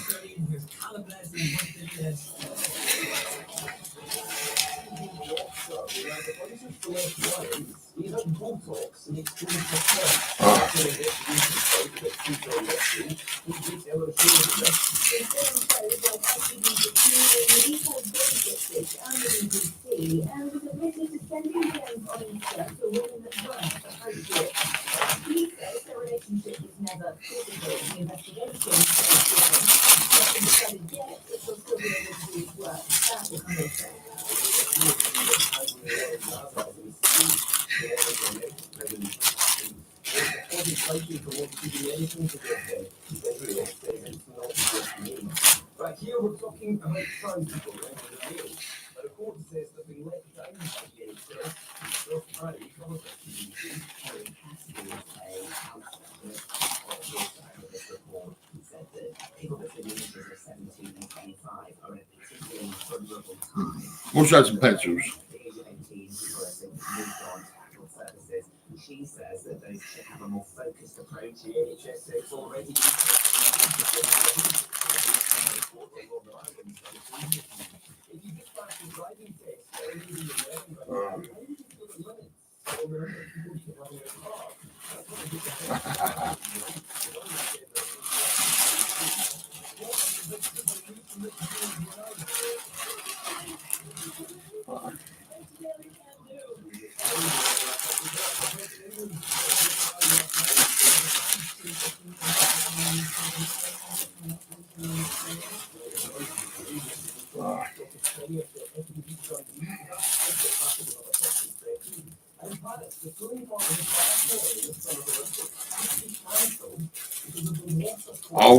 Oh, look at this. I think it's paper.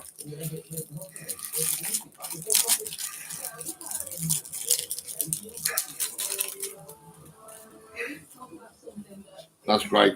Look at that. Woo. Yeah. A little bit of that in every bag would be good.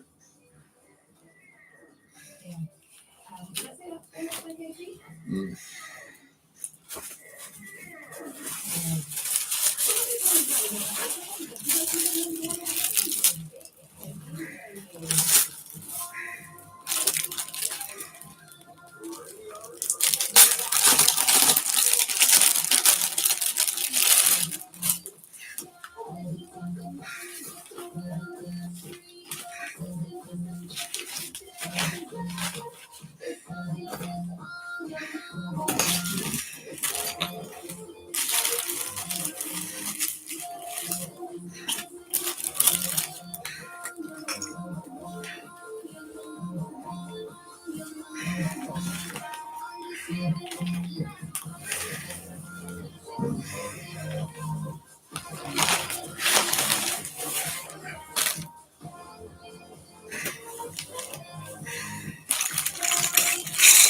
I would like to wish you so much up.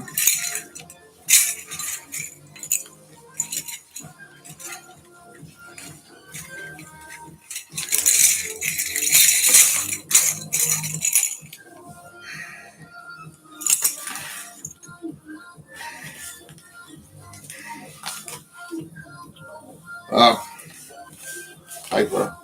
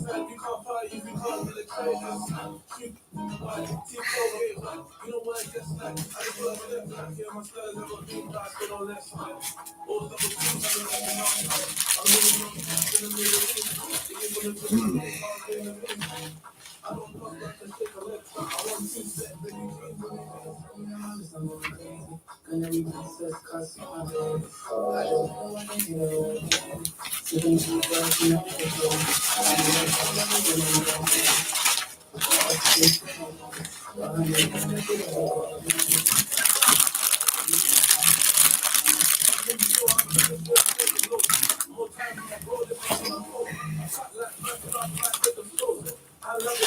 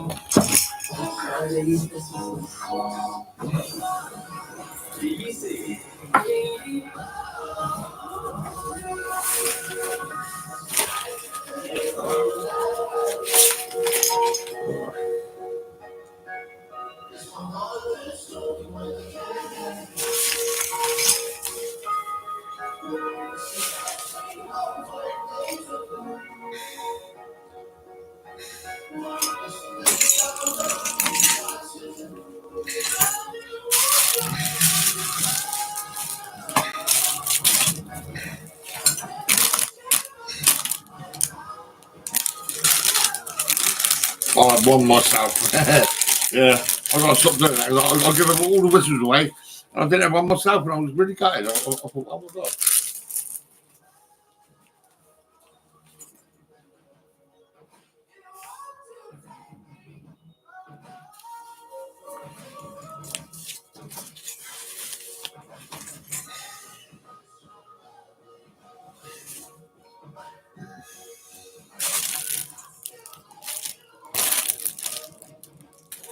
I think I'll keep the stressful myself. This one's tired. Oh my god. That's like me, I'm always tired. I was going, but that's it. I've got myself one of them and one of them.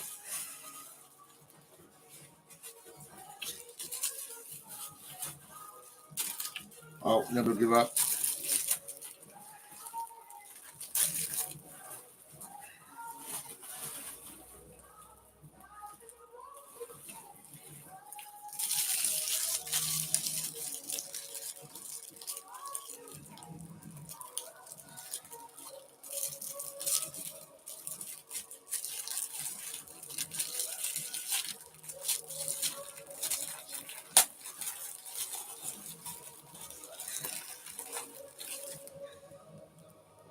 Never give up.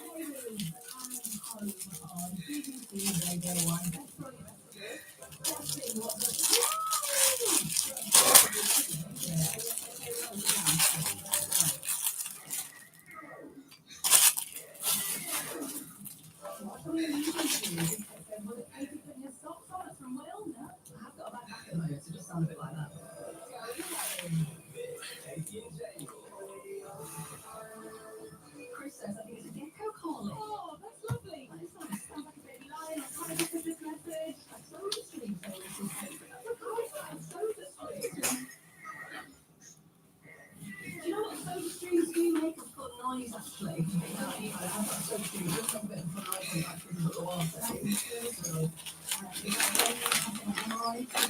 What else is Jenny? Great James when he's home alone.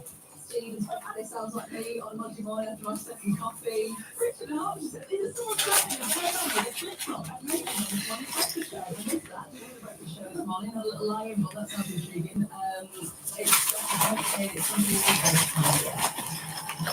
I was thinking, but it's not. It's not. It's actually a man working out. It's the little sort of slap. It's the thing that throws off things, isn't it?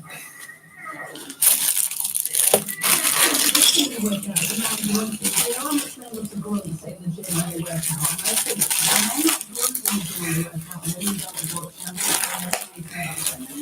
I think I'm always like, oh, that's fine. I don't like making a fuss of myself in the gym, but I think I'm like, oh, yeah, I don't really grunt in the gym. I sometimes people are laugh. Yeah, when I'm really enjoying it can be like a stepping thing or a vertical moment. It brings me quite a lot of happiness when I do that a little bit of fun. I think relaxing on it. I'm having a horrible time. I'm not every life is gone. But the real thing is there's some around with like do their hours on social media, you might have seen it. It's the point in the gym, like flexing so hard. And when I say flexing so hard, it's perfect what they're saying. He's like doing push-ups with a stapler on his back. At one point, he does push-ups with a cross trainer on his back. He skips whilst holding the bench press. Happy. Showing off, basically. And the tweet says, Friends. harder than this. And the thing that I'm enjoying about it most is everyone's responses. What is coming up with great things? What's harder? Doing anything with the correct message? Yeah, agreed. Connecting my necklace clasp, but I'm already in a rush on the virgin tears. I feel you.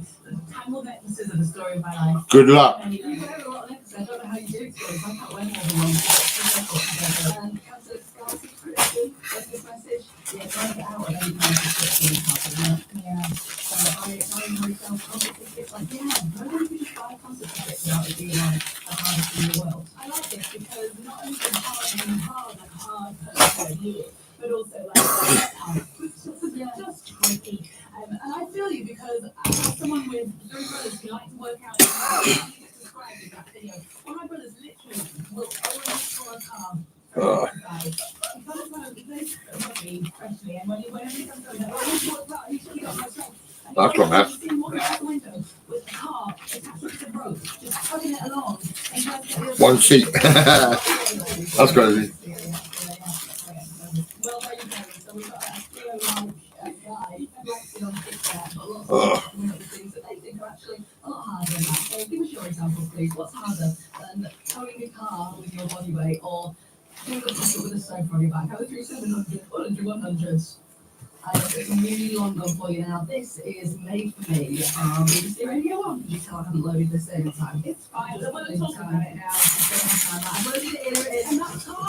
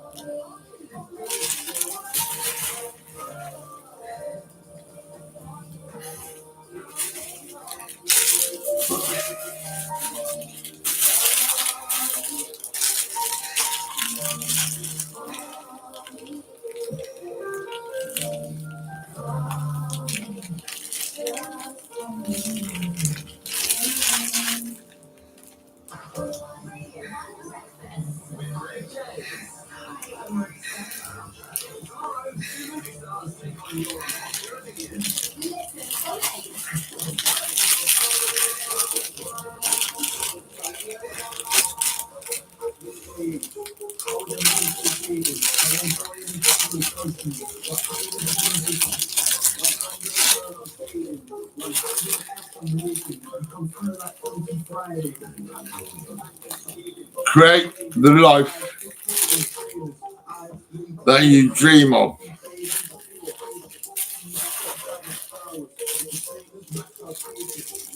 Yeah, that's like PMA, positive mental attitude.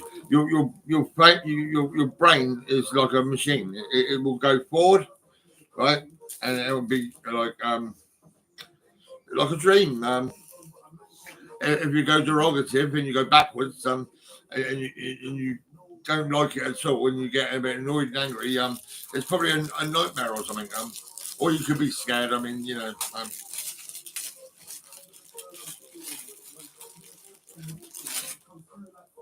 never give up. Never give up.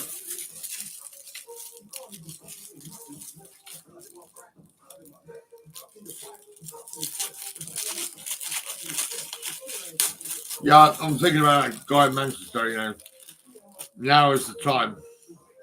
Yeah, well, now he can do what I do, and he can say it again, he can say now is the time. But he won't have a machete and he won't have a bomb going on. Because he'll be thinking like I think.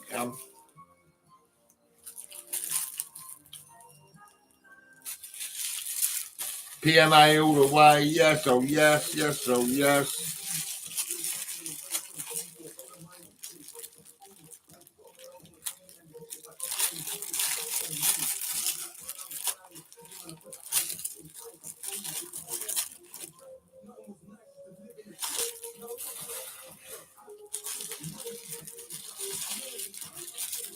Oh, I've got more Samu coming as well.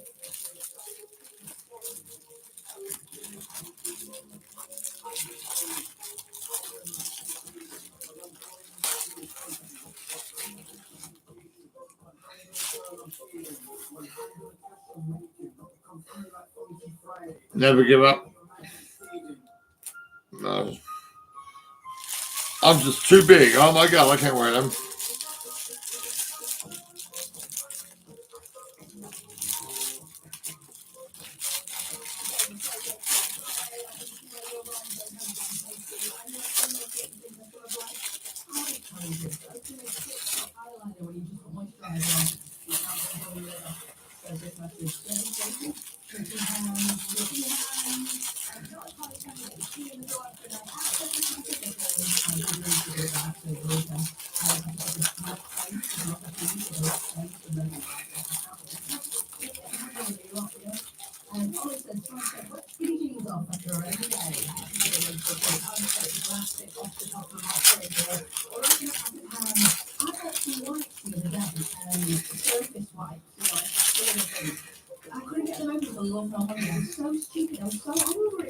The three in that bag.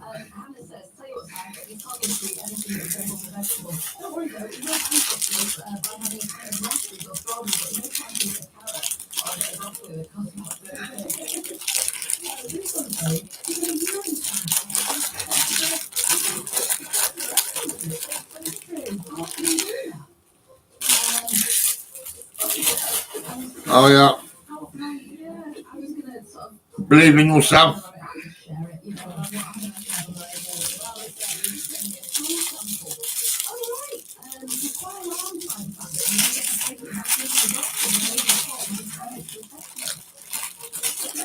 It wasn't very discreet.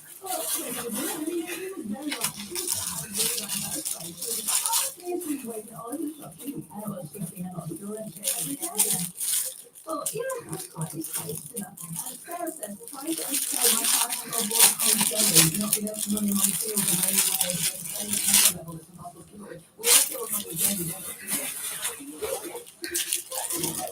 every day, every day.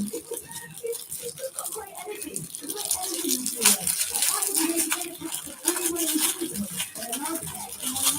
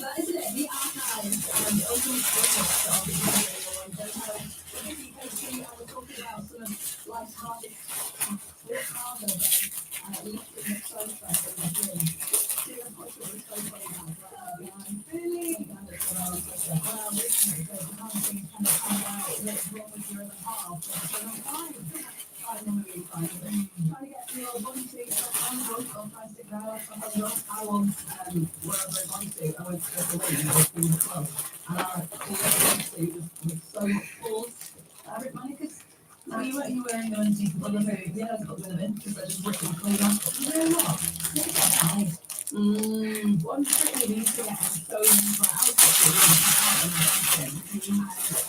basically the queen fitness design. Yeah, but you have any look maybe yeah, you know, I think that one of the queen shoes, you know, I think that's really brown water anyway, no,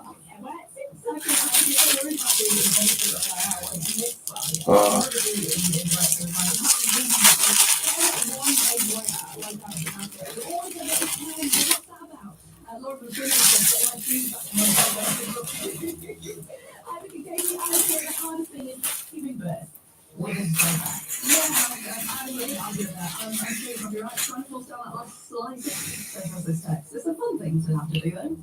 And this text says getting to this make it less hard. Well, there'll be another chance for that tomorrow morning. You've got to work for them, you've got to win them, I'm afraid. So make sure you listen to your breakfast great day. I'm on 7. Let's get this one now. Ed Sheeran, Justin Bieber. I don't care. I'll be used to radio on. I'm in the army now. Yeah, I need to be in the army because fucking hell, the army will sort shit out in this country. If we fucking listen to us, you know, if we listen to me, I'll show you what to do and how to look after fucking kids, you know, kids from like 5 up to about like 17, 18, 19, 20. Well, it's about after that. I mean, you can still speak to them, but you can speak to them like they're an adult.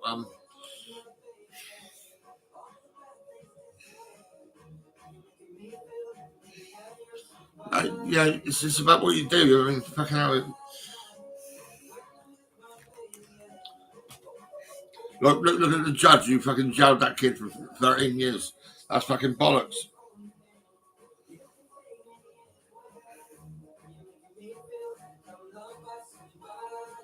And look at what you've done with me. Section me for 18 years. You stupid little bastards. I just want to fucking blow up this country. The way I was treated, I can't fucking believe it.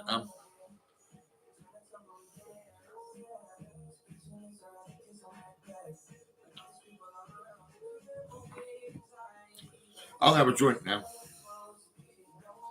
I'm going to have some Coke in my new glass. Yes, look at this. Oh, yes. That's perfect. Lovely.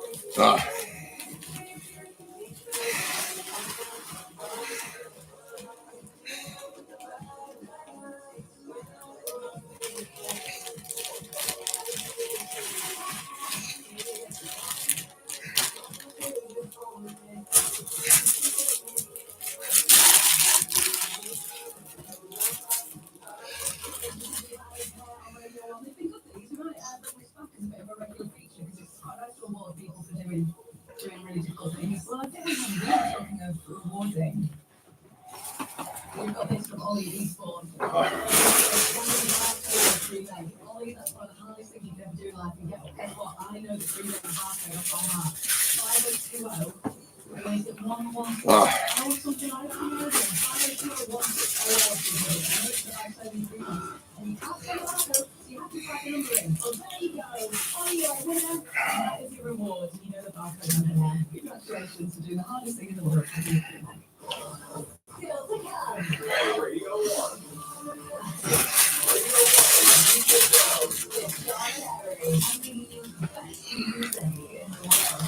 Right now, going home with Katie and David.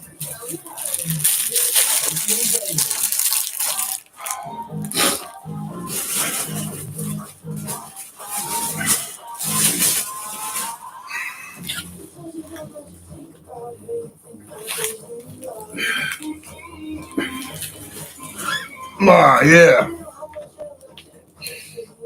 Oh.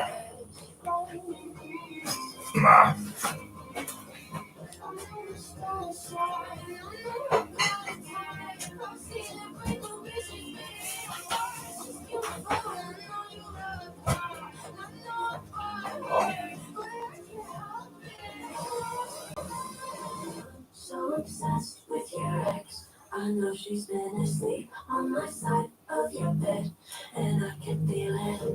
I'm staring at her, and I wanna get her.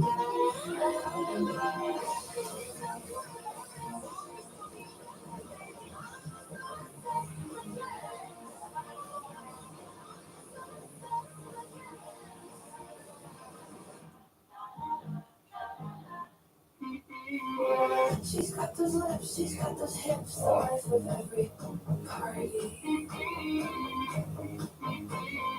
She's talented, she's good with kids, she even speaks kindly about me.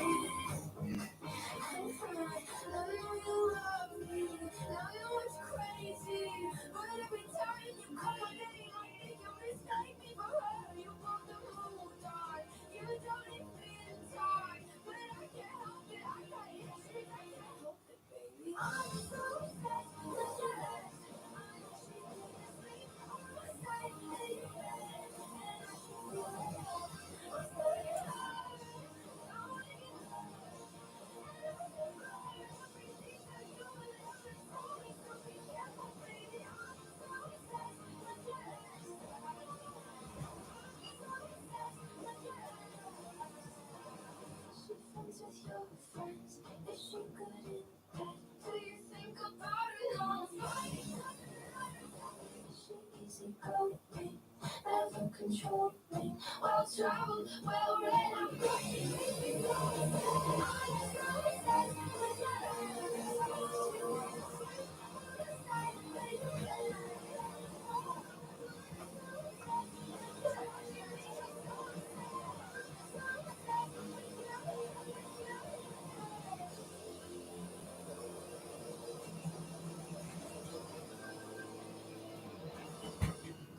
Going home with Vic, Casey and Jamie. Oh.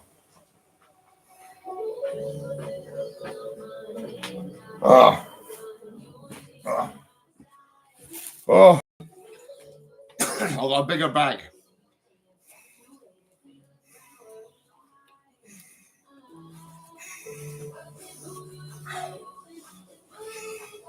It's a bit dusty.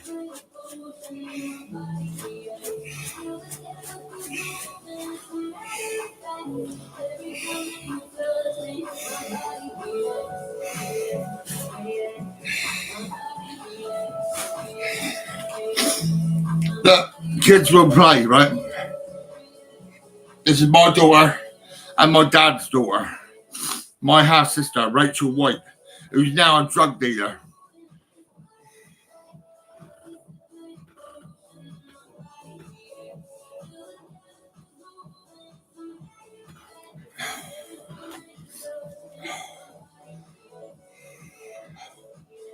Oh.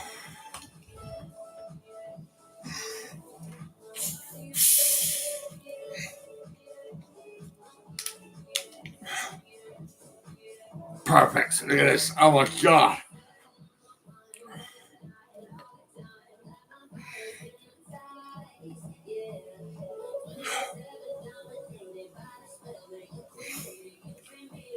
Diet Pepsi.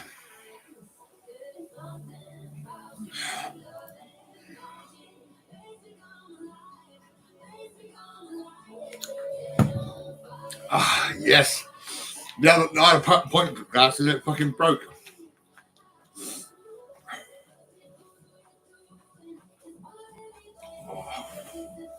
I think I have a banana.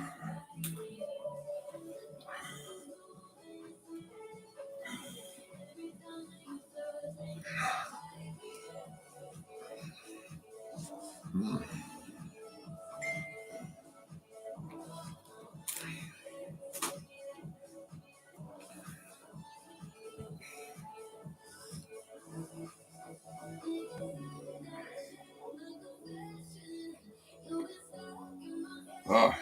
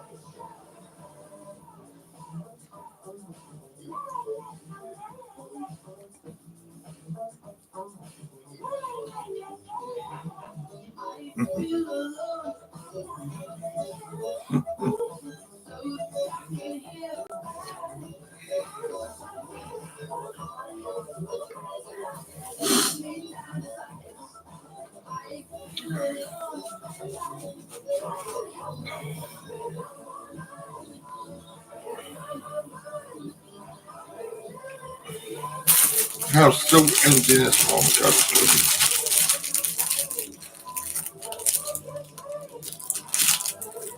I'll just see on this is Facebook. I'll just go onto YouTube and see who's chatting and saying what. I was just expecting rain. Smiles and that. Yeah, shit day I think. Buzz pod upstairs. Shower hat. Actually, it's quite cool. Actually, I had one of them years ago. Them umbrellas that I had one many years ago. And I took a picture of myself and a funny face, and then now it's on cups and all that. Love that, Gordy. You should wear it every day, every stream. Oh, really? Every stream. Hi, Gordy. How old are you?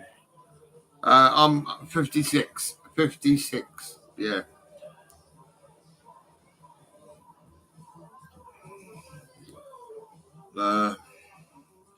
Hello, nice top. I can only see your head. Really? You can only see my head? That's a bit mad.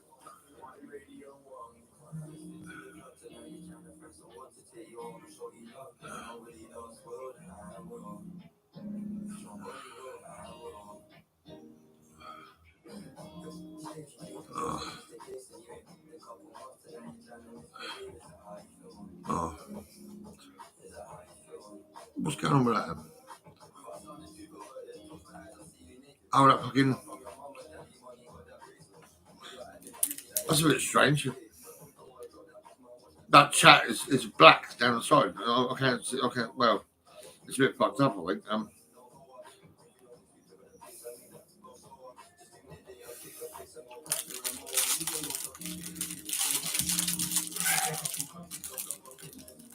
I've been 2 hours and 28 minutes on YouTube. No likes at all. That's been mad, really. Or is that? Yeah, no likes. I don't give a fuck. I don't care. I'm going live all the time because I want it. If you don't like me, fuck off. You know what I mean? Yeah, seriously.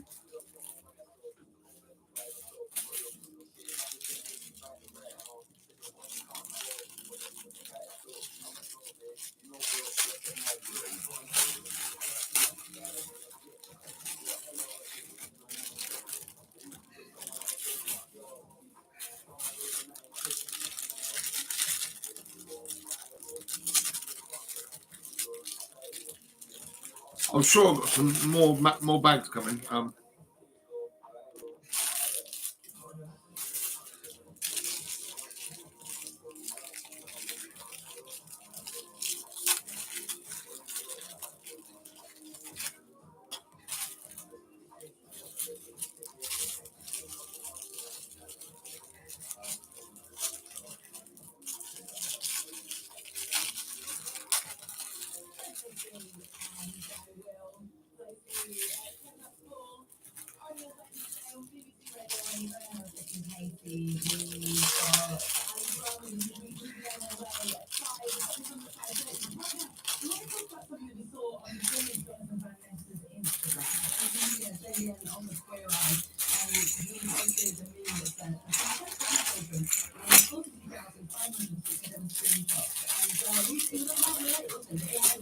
We both have a lot of screenshots on our phone, and I'm terrible. My grandpa, he takes out all the photos all the time. I was like, what's this one? And this one, and this one. The photos of us that are the same. I kept them both. Do you know what I mean? And I'm like, calculating with it. I don't know how to fill out the phone. How do you have to do it? So John, and anyone who's going right now, if you can, just go to the get your phone, have a look, and see if you can see it. How many you got? Screenshot. 11,268 screenshots. Okay. Do you remember the two Ronnies? Yeah. Do you remember the two Ronnies? Come on, tell me. I mean, I'll show you something, right? They were wearing these glasses. I'm sure they were.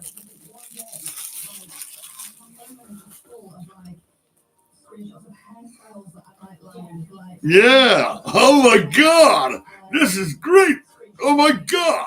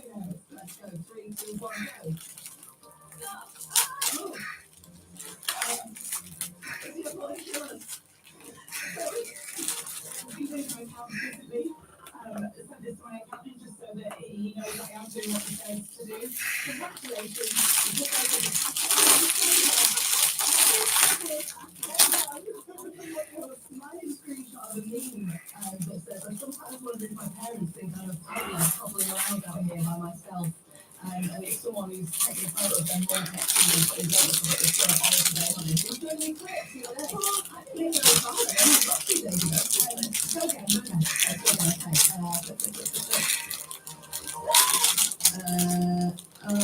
it's a photo of my friend naked.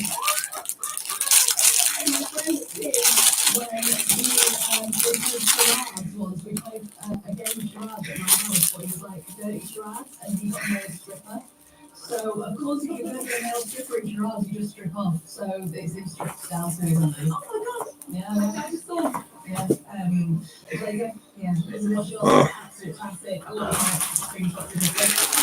Someone has a day of hairstyle, absolutely slayed. Well, maybe we can call it a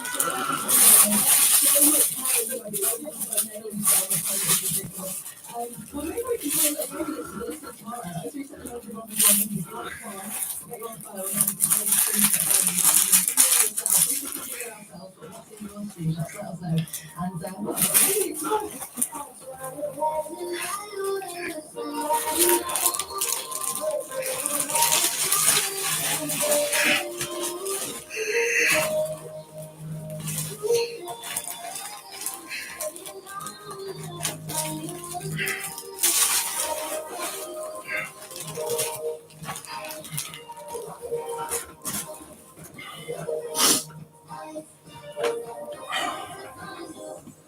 Time for a joint. Oh my God, yeah.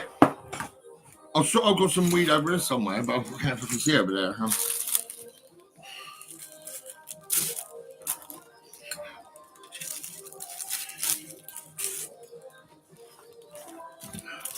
I'm sure I smoked some weed.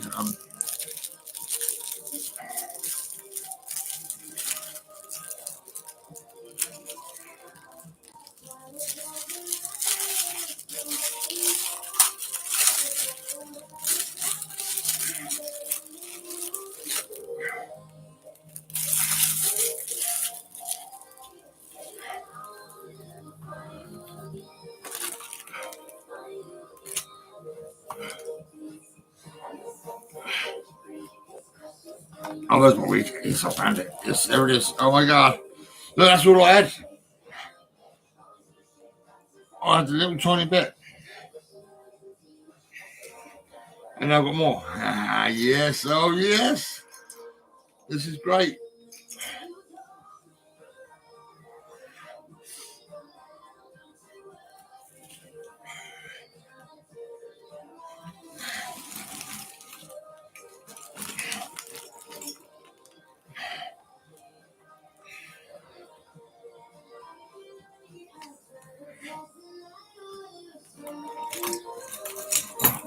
Jeez.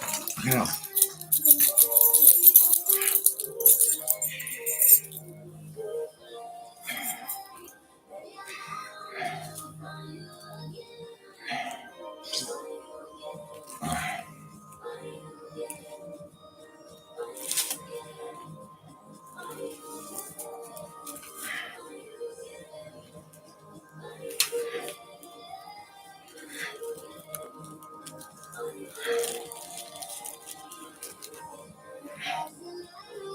Oh my God.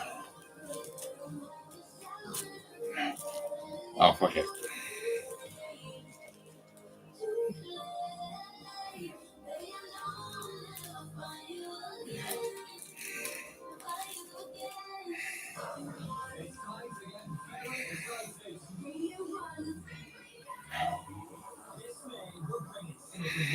Biggest artists To Luton.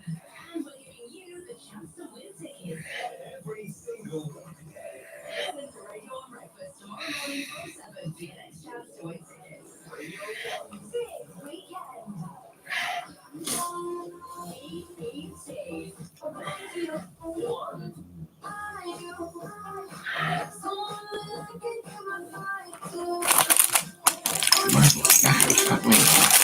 Others.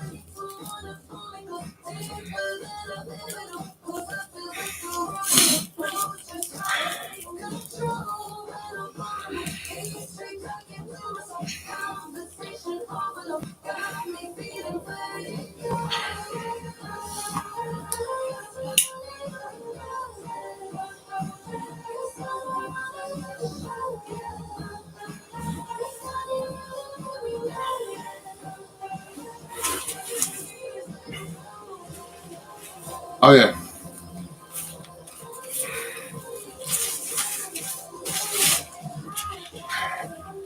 What the fuck am I supposed to do with this?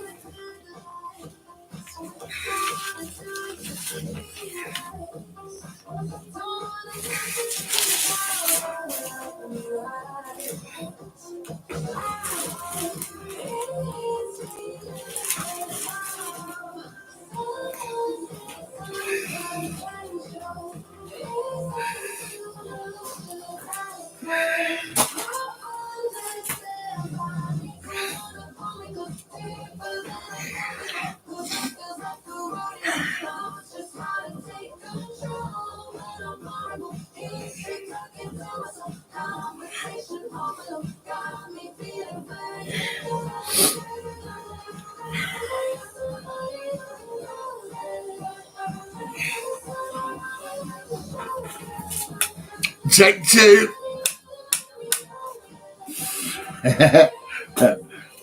That's cool. Yeah, that's great. I can wear my mask. I got my mask. I've still got my mask. There it is.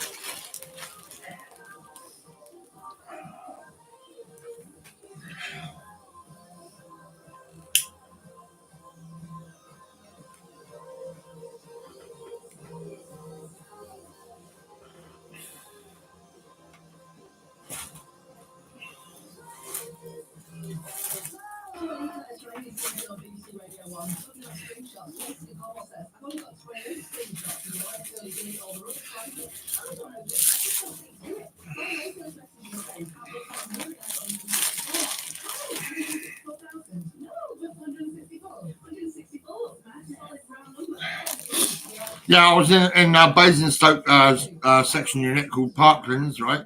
And they said this place was squalor. Yeah, so mental health. Yeah, what can I say? I've noticed what you do is you go out, you go to the extreme. You fucking say something so fucking terrible. You try to make us look terrible, fucking sad and upset and destroyed. Oh my god, is my home like that? Really? Oh, is it really? Is it? You fucking little cunt. You know you are, you little bastard in Parklands Hospital in Basingstoke. You said my place was squalor. And I think you're a brown man. Yes, you are a fucking doctor. You little cunt. Yeah, well, I'm right here, sorting out kids. This is what I'm doing. I'm giving them loads of fucking rucksacks. Yeah, to all the families in Market Street on Saturday. So come and face me, you black cunt. Yeah, say that again. Say my place is squalor. Go on, you little cunt.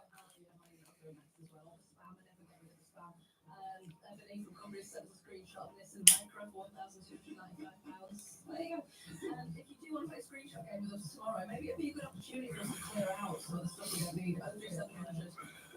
100, please. Let's get this on now from Drake with 4 bats. Imagine you've got 4 bats. That's how you say this, artist. Are you thinking about bats like the fly or the baseball? NHS, your mental health is fucking mental. All you do is slag people off, put them down. Fucking, that's all you do because you're fucking shit. I'm never going to clap my hands and say, oh, yes, NHS, you're so good. Because you're fucking shit. Get it right. You're thick. You got no brain. You're a horrible, nasty bastard. That's what you are.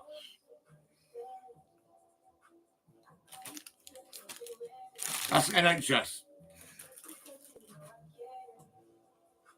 I got a memory. Yeah, I'll fucking have you, little cunt. I remember when you said squalor.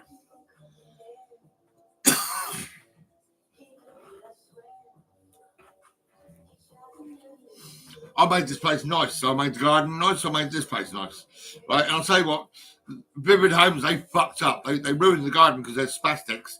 They're thick as fuck. You know, this is Vivid Homes.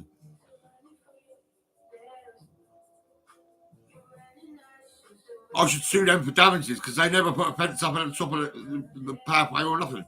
Right? It was already a dangerous situation where people could fall off that fucking about 2 bricks high, right? A fucking little tiny brick high, two bricks high. You're talking about probably 12 inches. No, not even, probably about 10 inches or whatever, right? Up from the pathway up, right? And you could have tripped on that and fell straight over the fucking hill. Yeah, and cracked your head on the pathway. Yeah, you could have done that. Yep. Vivid Homes, you're the fucking little bastards who are responsible. Yeah, you're the ones. I designed the railings. I drew the railings and I went up your office and I said, right now, fucking put the railings up, will you? And you put the railings up. That's what you done. But it was too late. You fucked the garden up.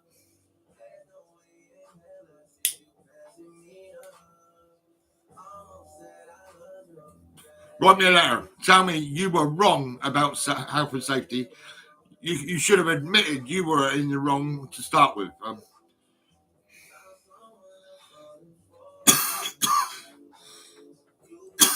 It was obvious, fucking hell. I just moved here. I didn't think about the railing at the top because of health and safety. But no, I mean, there was no railing at the top. So you are being sued for damages because it was fucking health and safety, right, issue, right, to start with before I even got here. It was a dangerous place, yeah. Walking past my home and all that, you might fall and trip and crack your head at the bottom on the pathway.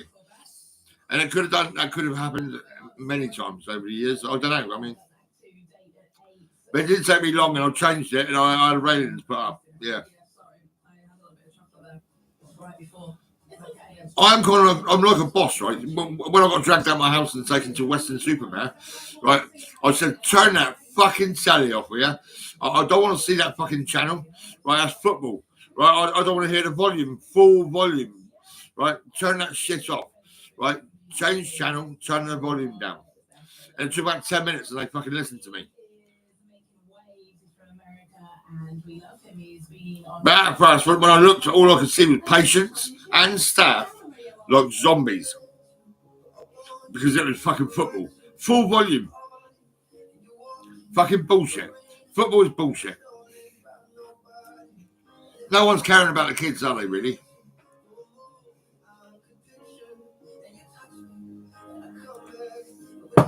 And you're blaming kids for holding a knife or a gun or whatever it might be. Drugs or whatever. Right? Kids are kids. You know? A kid would have a fucking teddy if you don't have a teddy.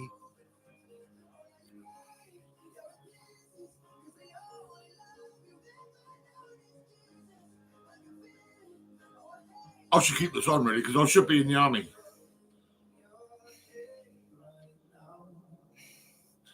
But if I'm in the army, our government will probably fuck this country up. And the army and everything. They're fucking everything up because they're fucking bollocks. Our government is fucking shit.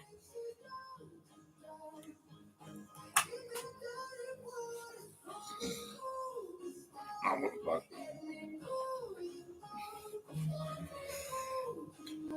Yeah. That's what our government do to the children.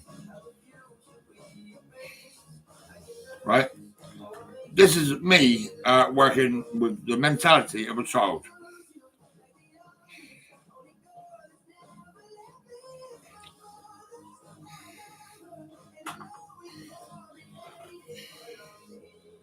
You want your kids to be happy and fucking listen to me.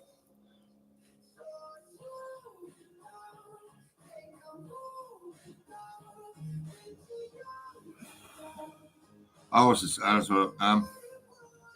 Sharat, love that, Gordy. You should wear it every day, every stream. Gordy, hello, Barbie. And still, how old are you? Good, sir. I'm 56. I mentioned that earlier.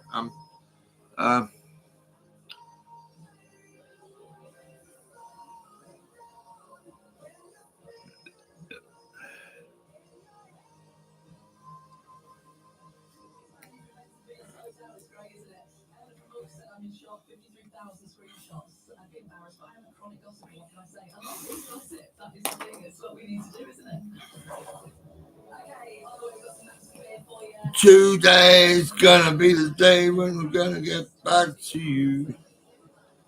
Now, what's going on with this fucking live chat? I mean, I can't fucking.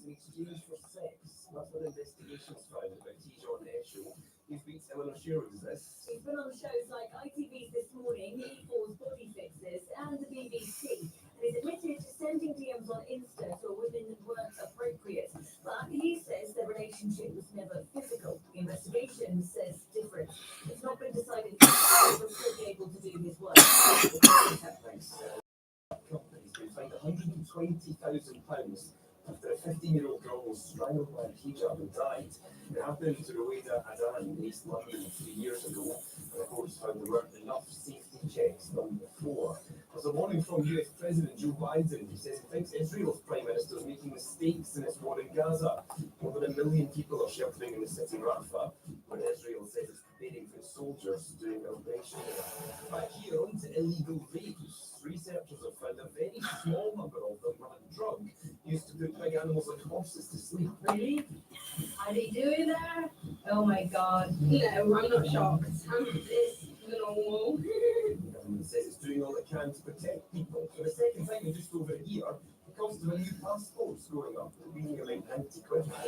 Football, Rangers trip to Dundee in the Scottish Premiership's off for a waterlogged pitch. It was rearranged once already. It had passed an inspection earlier. It's been written since. 2 more Champions League quarter-finals later. Atletico Madrid against Borussia Dortmund and PSG take on Barcelona.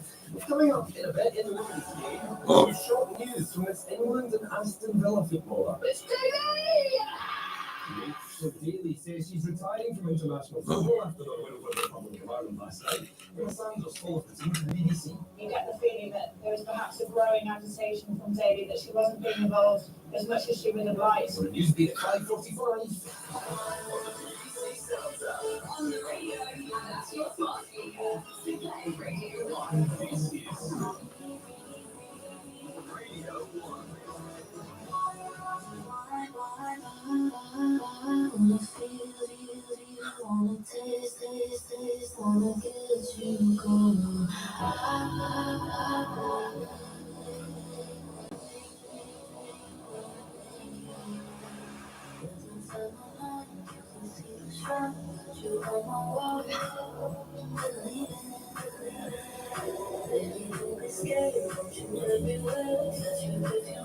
Oh.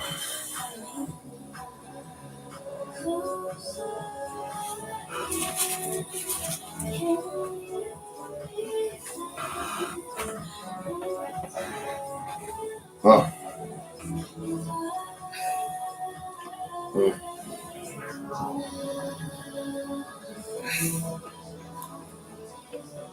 Oh. This is a nice joint, I say.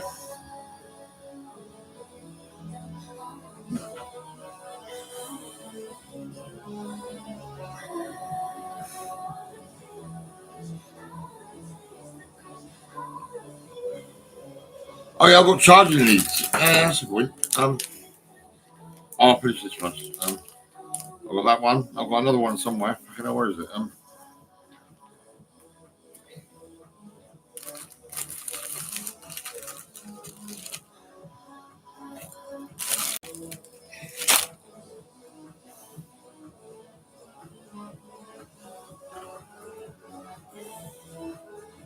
Oh.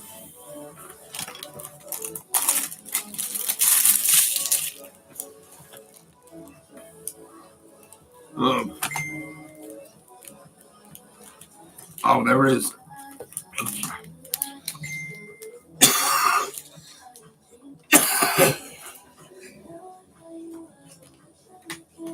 Oh.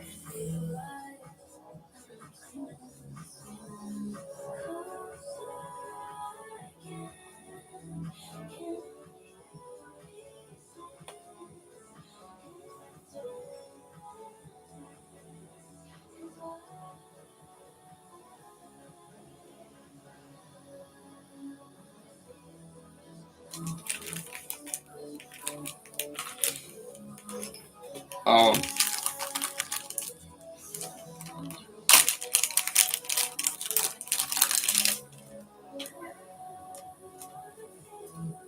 That's pretty cool. It's a bit short.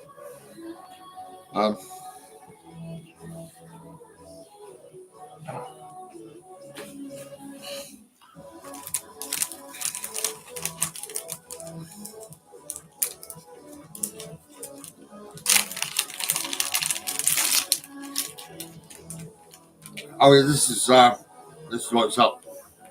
I think I'll use this one.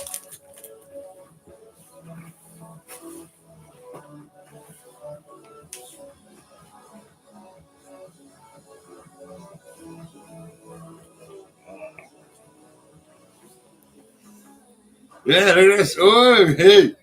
Yeah, that's great. And it's charged. It's fully charged already.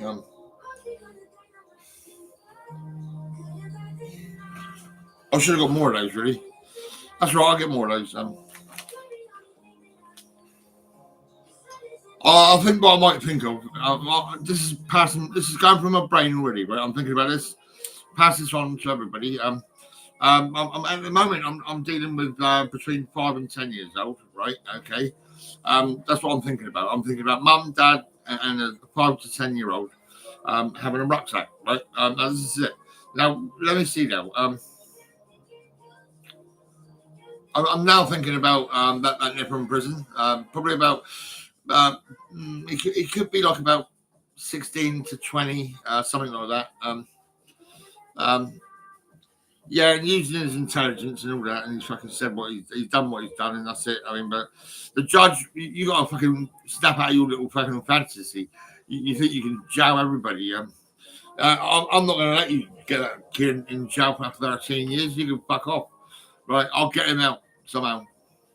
And he'll come to me, and I'll train him. I'll fucking deal with his brain, you know, his mentality, everything about him. He'll be a different person.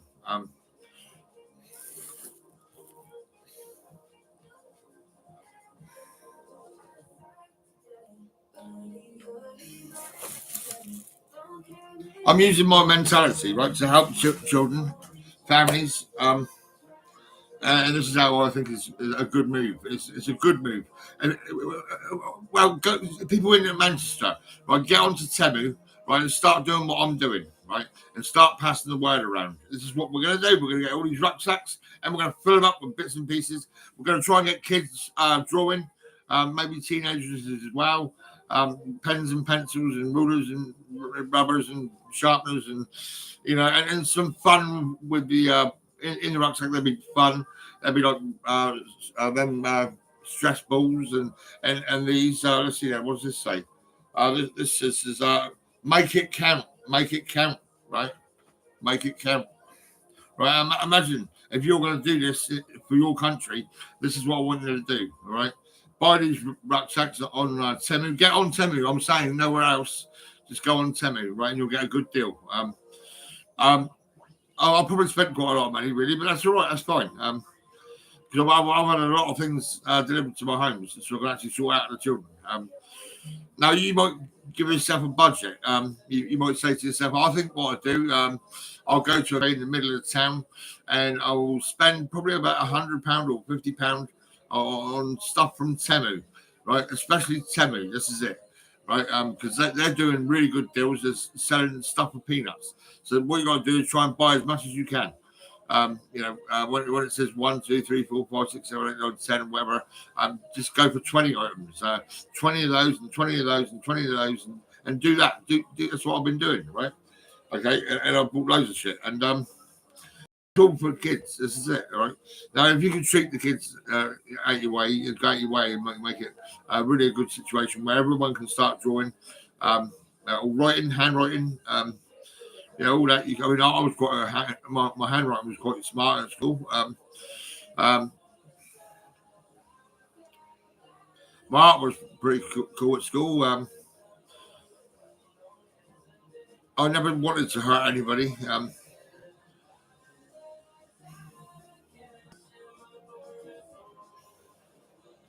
But my mum, well, she did drink. She'd have a drink and all that. She'd buy Guinness and I think she'd drink wine as well. But the biggest issue was Mark White being a drug dealer, right, and smoking with Lee and Russell, my other two brothers, in my mum's house, right, lots of cannabis all the time, right. Now, that's what I'm trying to say. She got me sectioned, because I was helping her neighbours, and she didn't like that. She was a jealous woman. She was definitely jealous. I'm saying, look, she's already dead, but she might be dead. I mean, I don't even know.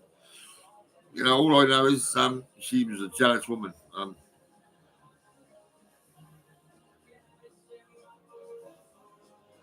That's when I was driving. I was helping Carol Flood. Kim dating with her 4 kids. There were some more people over in Lowford. Hang on. Are you going to do the one that's called Cheeky Jackie? Yeah. It is cheeky. That's cheeky. Yeah. We wanted some cheeky music, basically. And followed me fucking when I was a kid.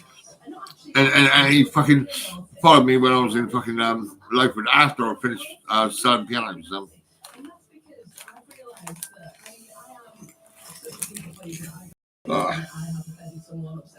I think what I'll do in a minute, I'll get some Sainsbury's carrier bags, and I'll put all these in one bag.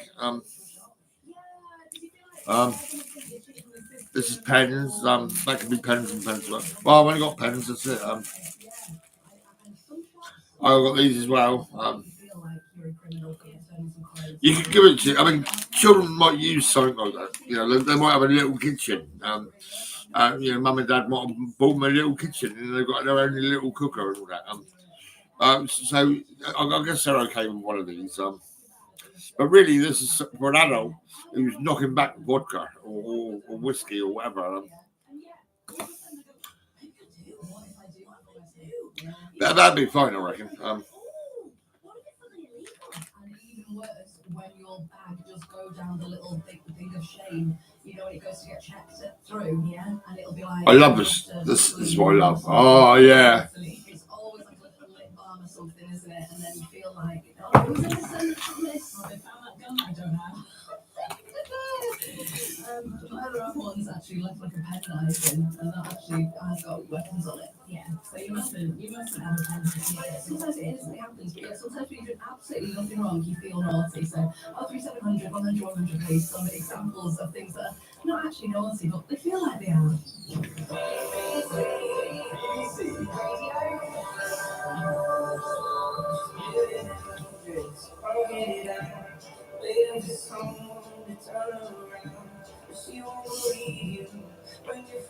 Oh. She fell asleep, listening to my friends talking on about the world, and she wakes up and climbs in my front seat. She said, "Don't you wait,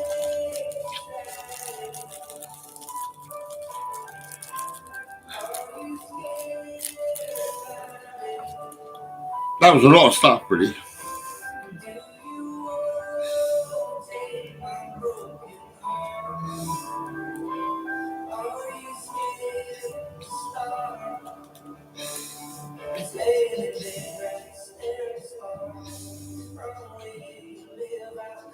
Yeah, now I think about it, right? I actually poured my gold to get all this.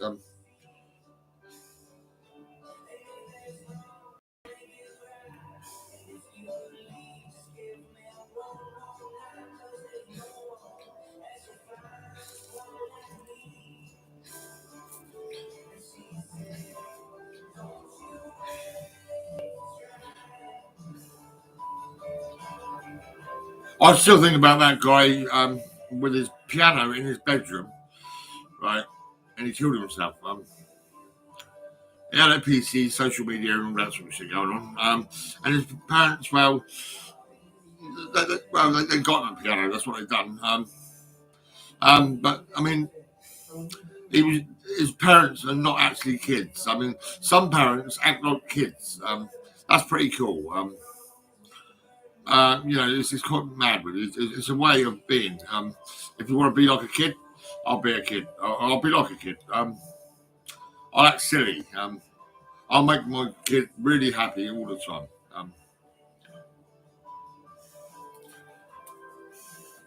Yeah, it's about how you relate and all that, really.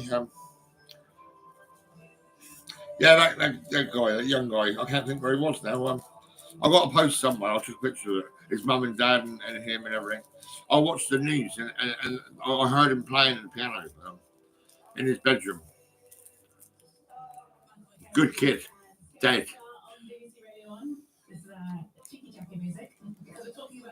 He needed a family friend.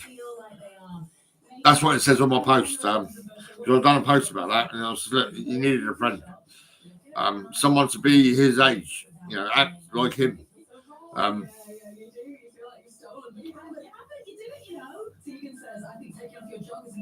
And what it is, sometimes it's good if you can actually pretend that you're thick as fuck, right? And a kid will love it when he knows all the information and he's pretty clued up and all this and all that.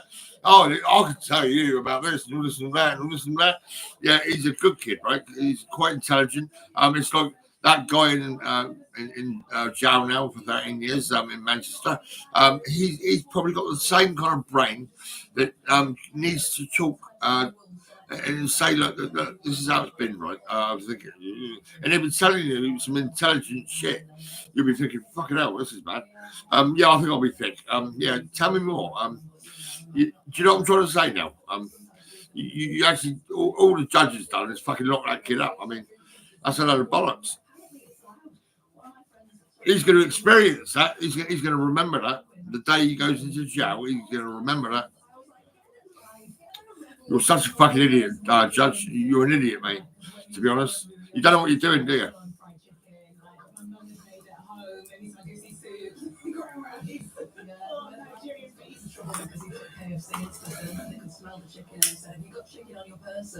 On your person, he did. He had it under his hoodie. It sounds like a euphemism. Adrian Downing says, when you see a police car behind you when you're driving, even though you're doing the speed limit, doing nothing wrong, you still panic. Do you know what? The piano days were the best days for me. All that going on in my life, it was great. All the families, all happy. And now I've actually found, after I was helping that family next door to my mum's, and I was section for 18 years. I've come out of that section units and mental health and all that bullshit. It's been 2 years or whatever, and I'm now ready to fucking start thinking about all the families and the children again, like I did before. But this time there's going to be more families, because I'm just going to spend all my benefits on as much as I can from Temu and give it out to and children.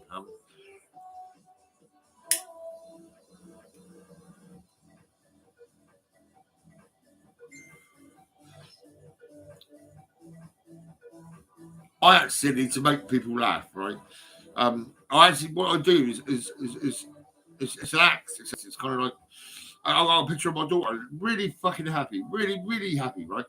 And she's got her glasses on and all that. She's probably fucking about 35 or whatever, and she's really fucking happy, you know, because I looked like I was I was a twat. I was a stupid twat. Look at me. I look stupid. I look silly. You know, I look funny. Whatever. But at the end of the day, it made her that happy. You know, to act that stupid. You know, if you act that stupid, you might get some smiles and happiness.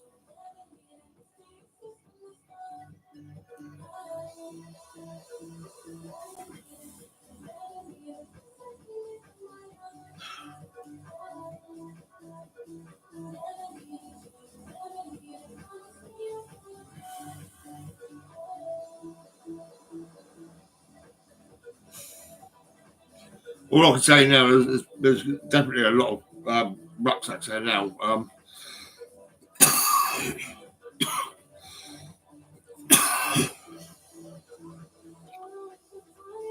don't know how many's there. There's a big pile of rucksacks.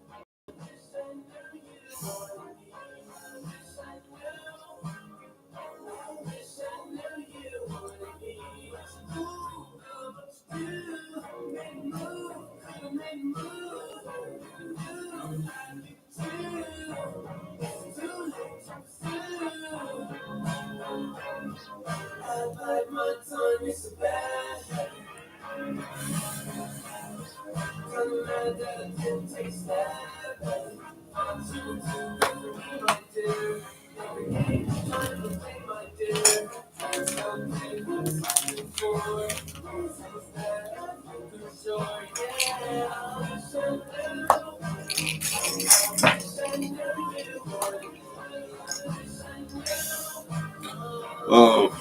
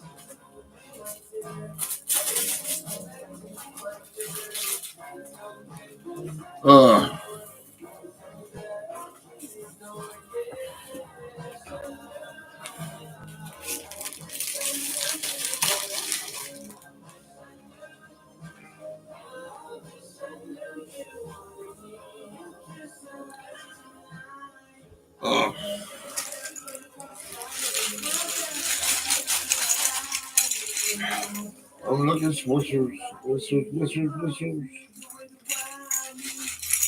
That's right then. I think I'll put these in there as well.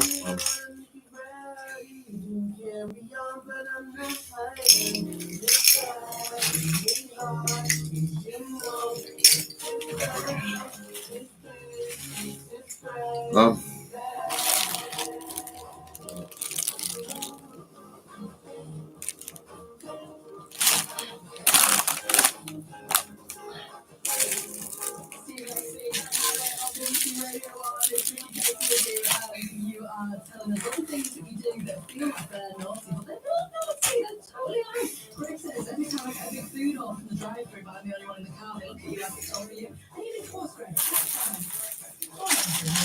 Morgan, it's not working. I'm going to it's great. Yeah. I got myself savouries.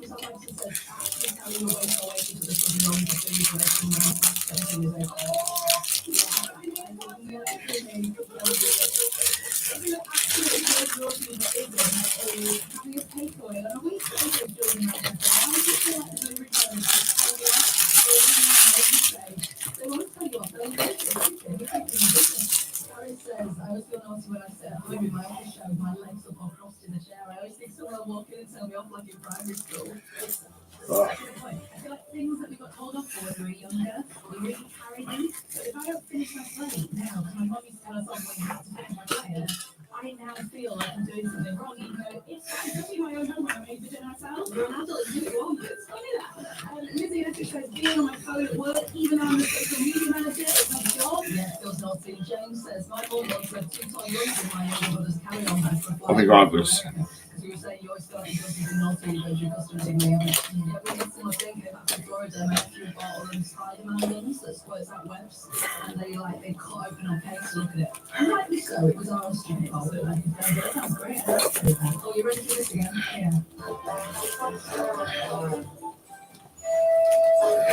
It's the panpipes for me. It's just so naughty. So naughty. Let's get our tune of the week now. It's the brand new one from Glass Animals. It's just heaven, everyone.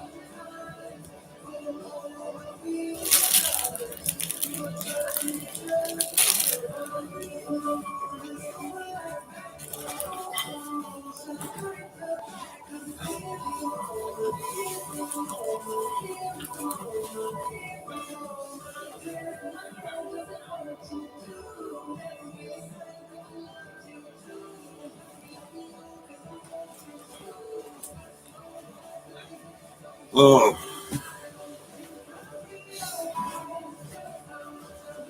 I'm putting all the rucksacks in my only brave bag. Oh.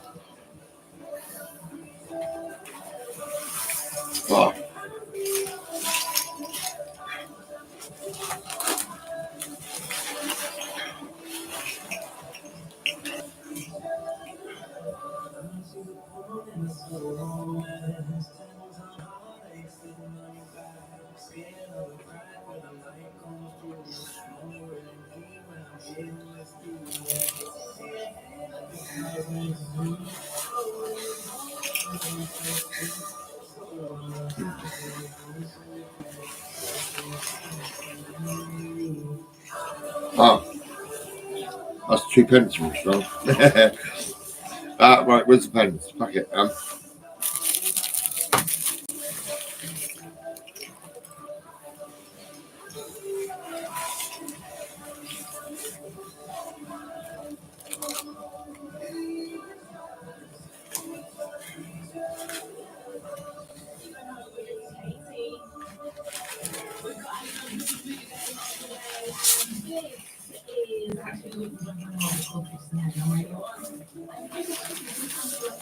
little with the content ideas, and she said that she'd taken it a bit too far this week because we were playing Glass Animals actually in the week. She wanted to do she wanted to ask people I realised that she'd lost her mind a little bit. However, yeah, you want to go through it because I do have a small black kangaroo with a little black roux in its pouch. It's sort of side table next to a picture of us in a giraffe. Oh man. And the reason I have this Glass Animal is because in Sydney last year, when on the tour, after some wine at lunch with my friends, and we went to a market afterwards, and you know when you've had a couple of drinks, and you're a bit tipsy. Oh, there's not. They ain't got much paper on these. It's the funniest thing in the world to me. I was like, oh, I'll gift it. And oh, this little glass kangaroo was in hysterics in the market, thinking, this is the funniest moment ever. And then you get back and do it and unwrap it, and you just like, well, it's got a lot of things in it. Oh, fuck it. To be there to be there, to carry it back all the way, like to come out of your. I'm looking for an iPad. Oh my god, where is it? Fuck me. Yeah, we have to protect it with our lives, in fact. It just wasn't. That's right. It's fun to buy things when you got a drink. Oh shit, where did we go with it? More drinks at house party and that's why I ordered like 10 live bunnies. So I thought this is the funniest thing ever. And it was. Hey, to you, exactly. Yeah, thanks everyone else. Thanks, guys. No, I think maybe don't. What do you think? I don't know. Are we actually doing it? Well, Oakley's changed the money says no. I don't know. On Radio 1. Radio 1's Future Sounds. With Sean and Larry. Finding you the best music in the world. Right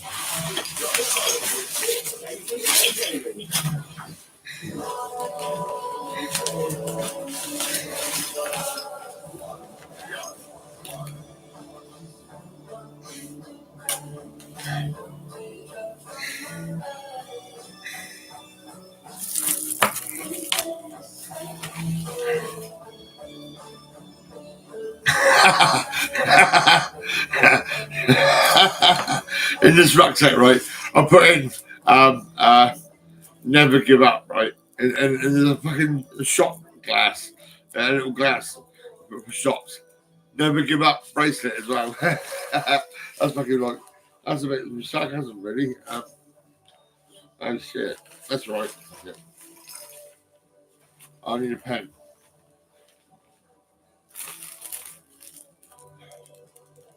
I think I'm out of pens, so.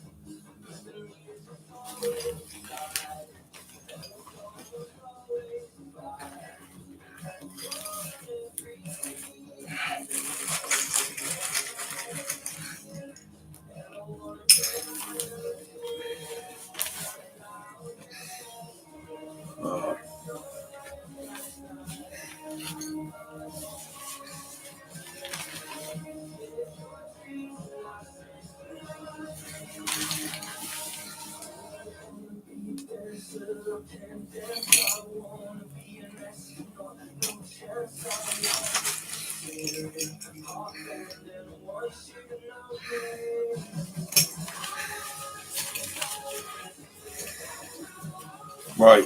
1, 2, 3, 4.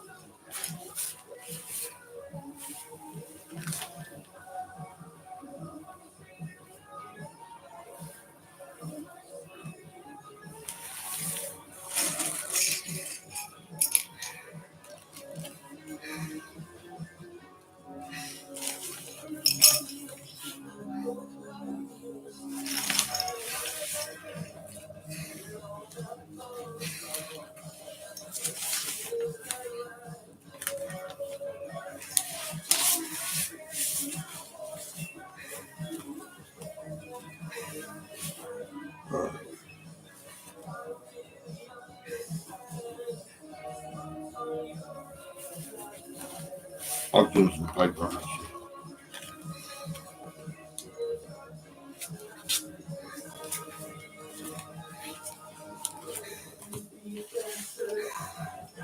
One, 2, 3, 4, 5.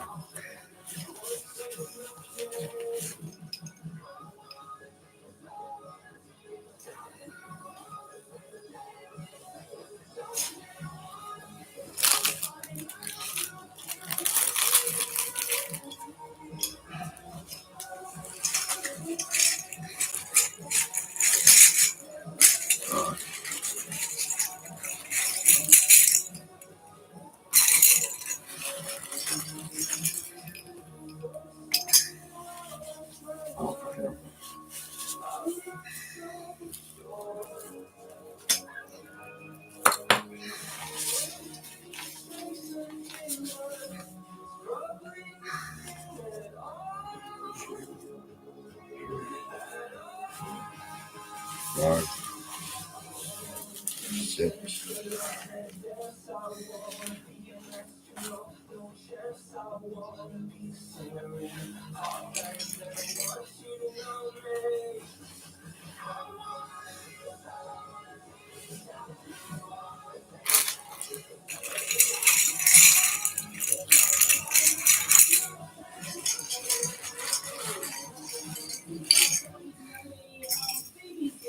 One and Katie Bislington, I bite my tongue.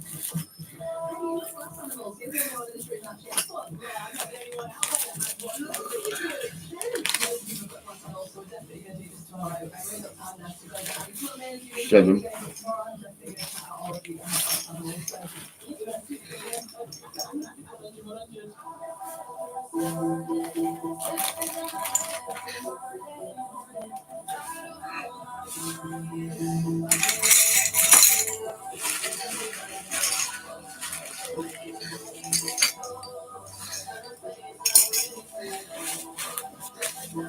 Eight.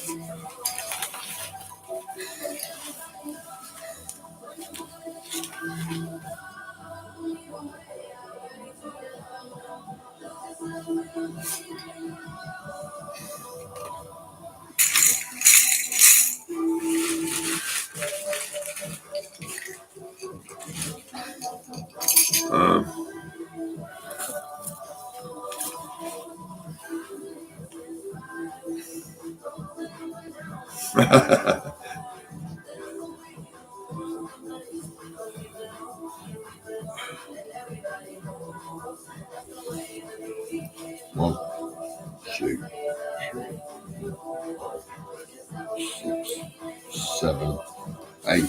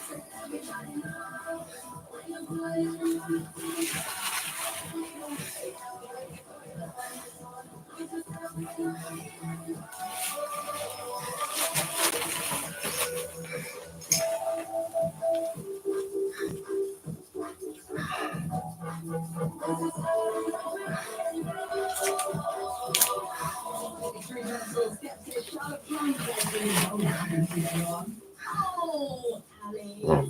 Oh, yeah, he's a big AP. A big AP. I can get used to that. Yeah, JP. Get a t-shirt. Lebowski. I know he's sucking up one of my favourite films to talk about. You're a little film there. 1 point. No! You can make Bertie go like that. We are playing I sit there this week. That's 8 in my bag. It is called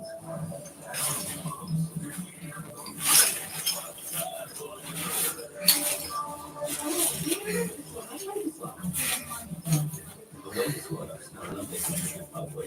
You have to work out the meaning from the handbook. So obviously, it's normally a sort of punny joke to do with what you're about to see. So you need to work around that. It is sort of kind of some of those oh, well, let me rephrase. Like what? They have a holiday. Okay. Because otherwise you run them quite quickly. There's pop. There we go. It's about Jesus and the Passion of Christ. Yeah. It's a classic. We are going to play a little now. It's all this. Oh, and by the way, remember. So carry along at home or I was thinking we forget to say that. I believe the book. Out of school, out of the country, out of their league. Oh, I feel like I know it. Sounds great. I'll tell you something. Or is it? It is a comedy. It is. It is. Yay! 1 point. How about it? The Seven Strangers. This is just the beginning of an exotic adventure. It is a comedy. Well, and it's a holiday film. The Seven Strangers. This is just the beginning of an exotic adventure. I think it's so light and something else. They're a great holiday film in the mind. Still playing the Seven Dwarfs. They had a good old laugh. It's really aimed at the audience, to say the least. The Seven Strangers, this is just the beginning of an exotic adventure. And it's seven old. Yeah.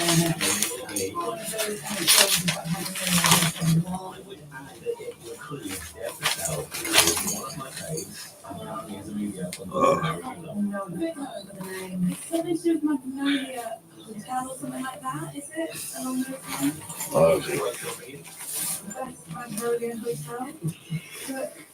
The flying birds. Oh, no. Sophie's doing that. The best. The Western, the best place. So when you are doing the washing up, and you put on your and on the back.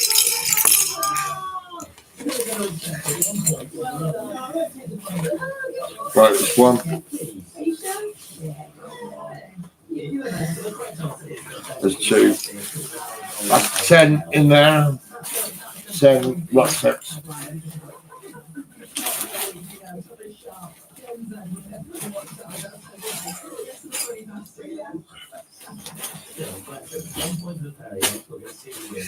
Maybe off the track. Let's get some music on. Oh, man.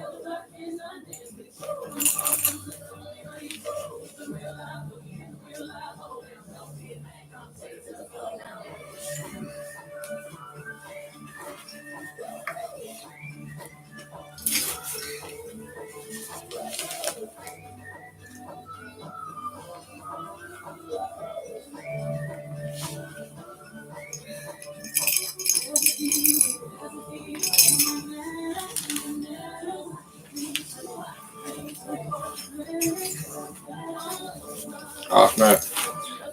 I'm never going to remember this to say it. I think there's 10 in there now.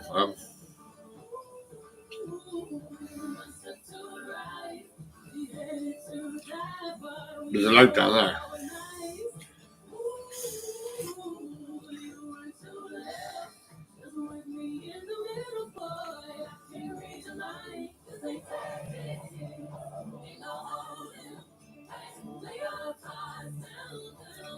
Oh.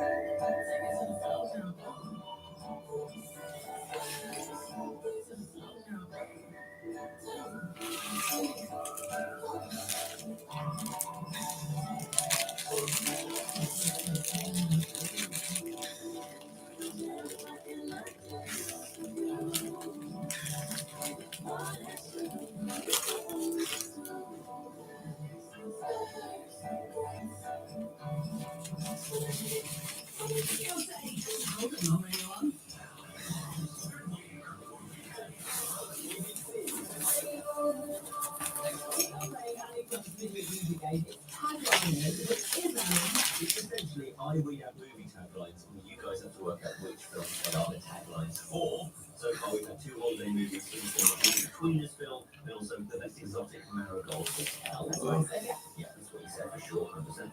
And now moving on to tagline number 3. Let's do it. An uninvited guest, a monster problem.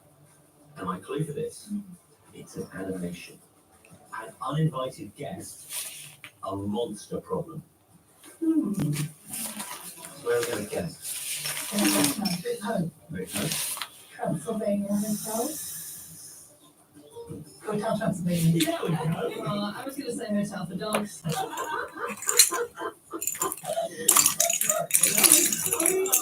Uninvited guest, but it's a hotel for dogs. The uninvited guest, a monster problem. That's a lovely problem. that's a lovely. Oh, bad news, guys, at the hotel for dogs. There's a dog in there. Oh, it's awful. Retrieval. We didn't see that coming. So it's 2-1 there. Tagline number 4. There's no telling where he's going, but everyone knows where he's been. There's no telling where he's going, but everyone knows where he's been. Casey. Mr. Beanie's holiday.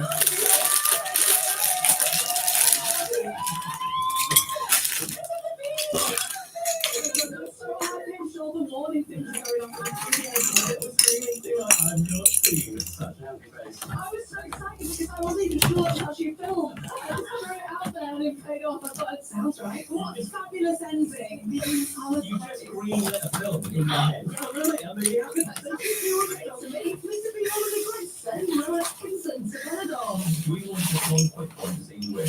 Oh, okay. I was really happy for Katie there. We're doing this new card back and this. We'll be happy. Have a nice time. Blood race is the Another again. I was with Jamie there and we demand you. I'm really refereeing up and down this. I want to win. I want to win. Such a mother energy with this stuff. Tagline number 5. For all the monsters. They're out of the zoo Oh, fuck it. without a clue. Big Home. Big Is it Zootropolis? We hope it is not Zootropolis, which means it totally gets to have another go. Oh no! It doesn't have a possible. No, I do, but I feel bad. Mr. Animal's Holiday. No. Is it Zootopia? No. Oh, Although that means you're both back in. Zootopia is what they call it in the US. It's Zootropolis in the UK. But anyway, that's the same film. that's the film. But it's not that It's film. not right. Oh, Out of the zoo without a clue.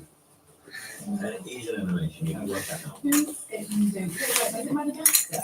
It doesn't say casually. She wins casually. I was going to say Madagascar too, but I didn't think they were in the zoo. No, look at Madagascar. They come from the zoo and you get dropped. Oh, I remember how to bring all the clouds on the ship.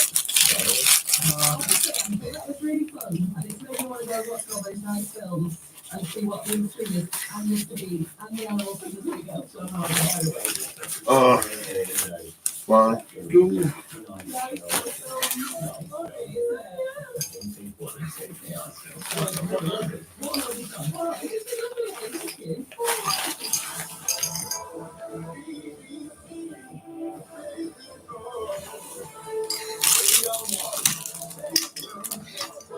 Sharpener.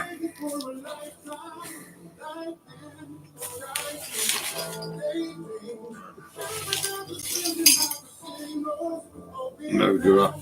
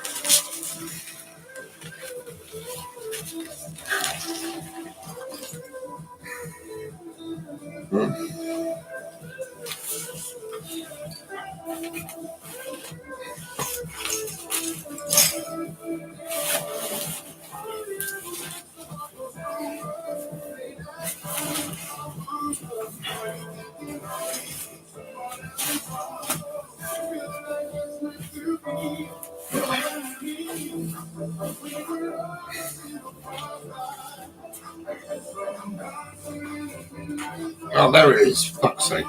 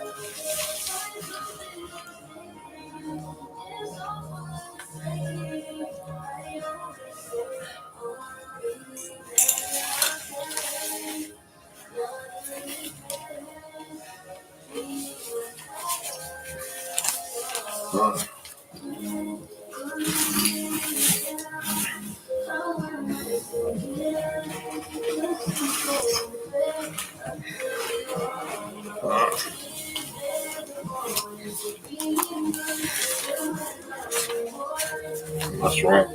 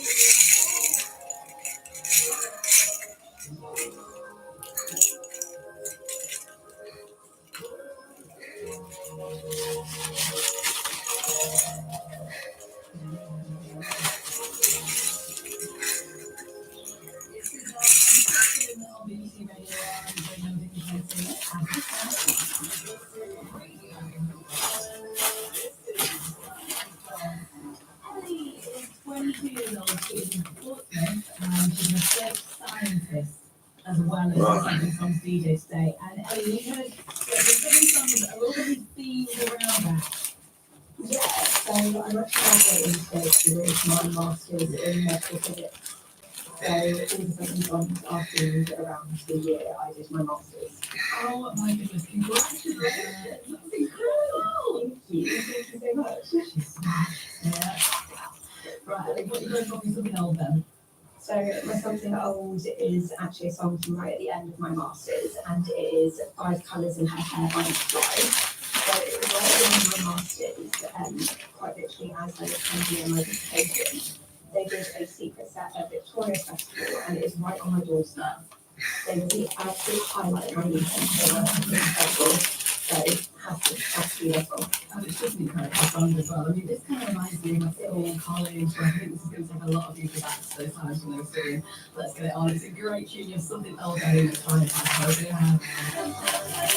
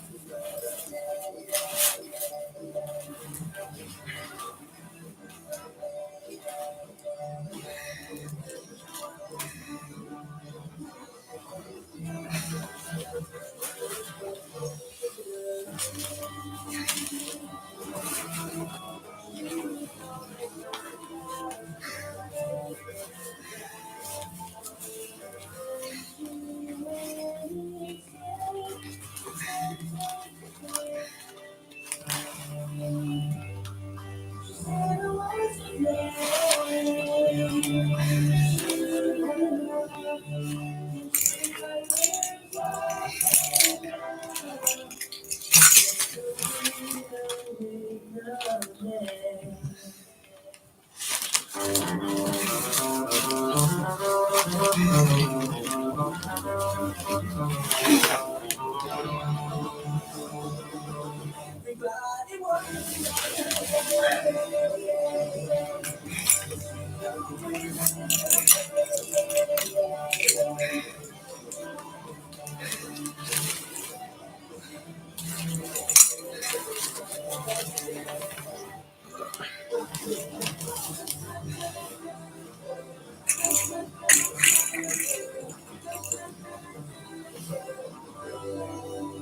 it's so good, isn't it? McFly, Colour in Her Hair is a important something old on something songs because it's soundtracks they're handing in and like all of Ellie's subjects today. I see around her getting the qualification, which is again in line with Ellie, what you graduated from today. My master's in physics. Wait, don't touch it, what do you mean? I'm going to check off the outside and this is the case. I went to see my friend Alexander Alice, which is very starting graduation. It was kind of like my day off, and I was getting to a point where I had to see the word in the window one more time. I was going to had a today. So this is like the soundtrack to my dissertation. It represented like a really nice day off to me. I can't believe you didn't take off time to your career if you something else. Oh yeah, that was the time. Please don't make me say it. What does it actually mean? It's like a really steadfast.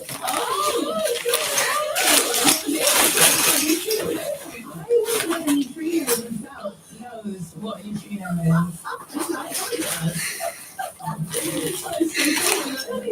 We're learning from Ellie. It's like, oh, well, let's get this off. No more speaking to something new, something.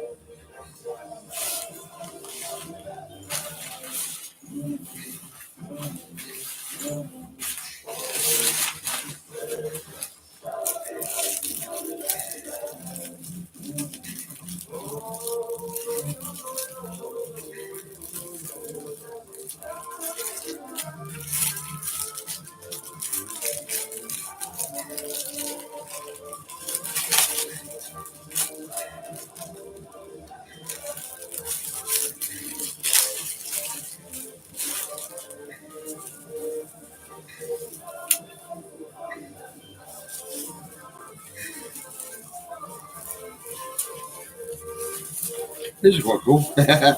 Yeah.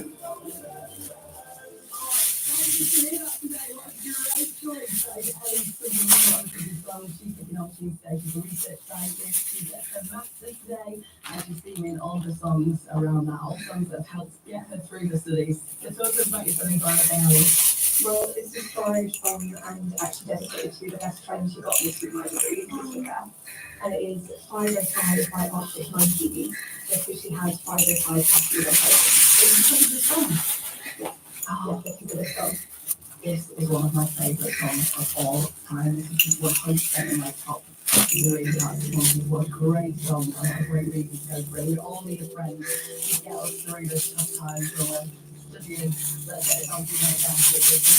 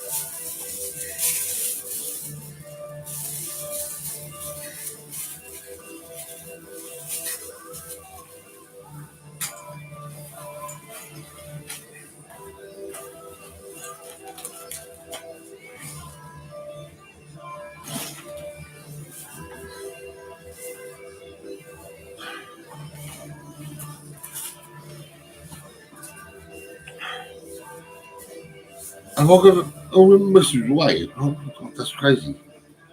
I'm sure I have more.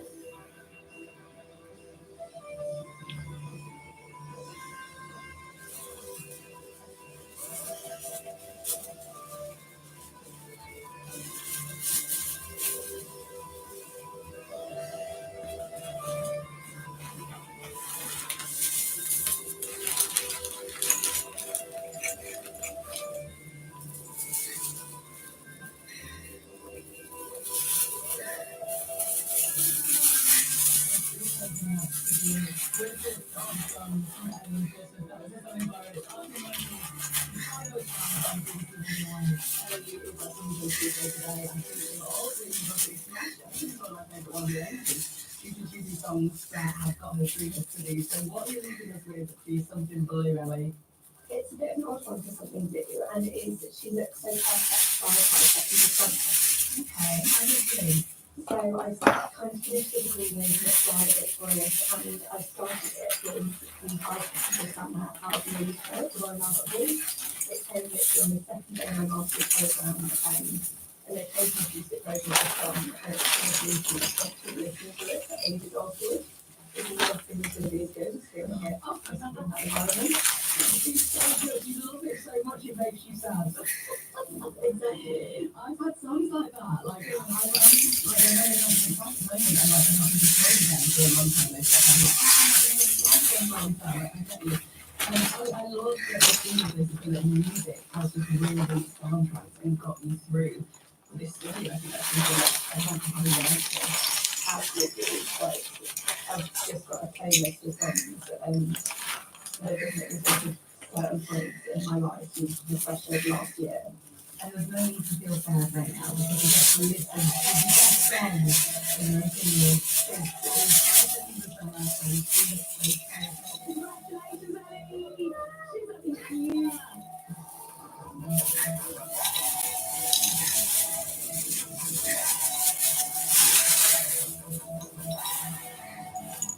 Oh, I know.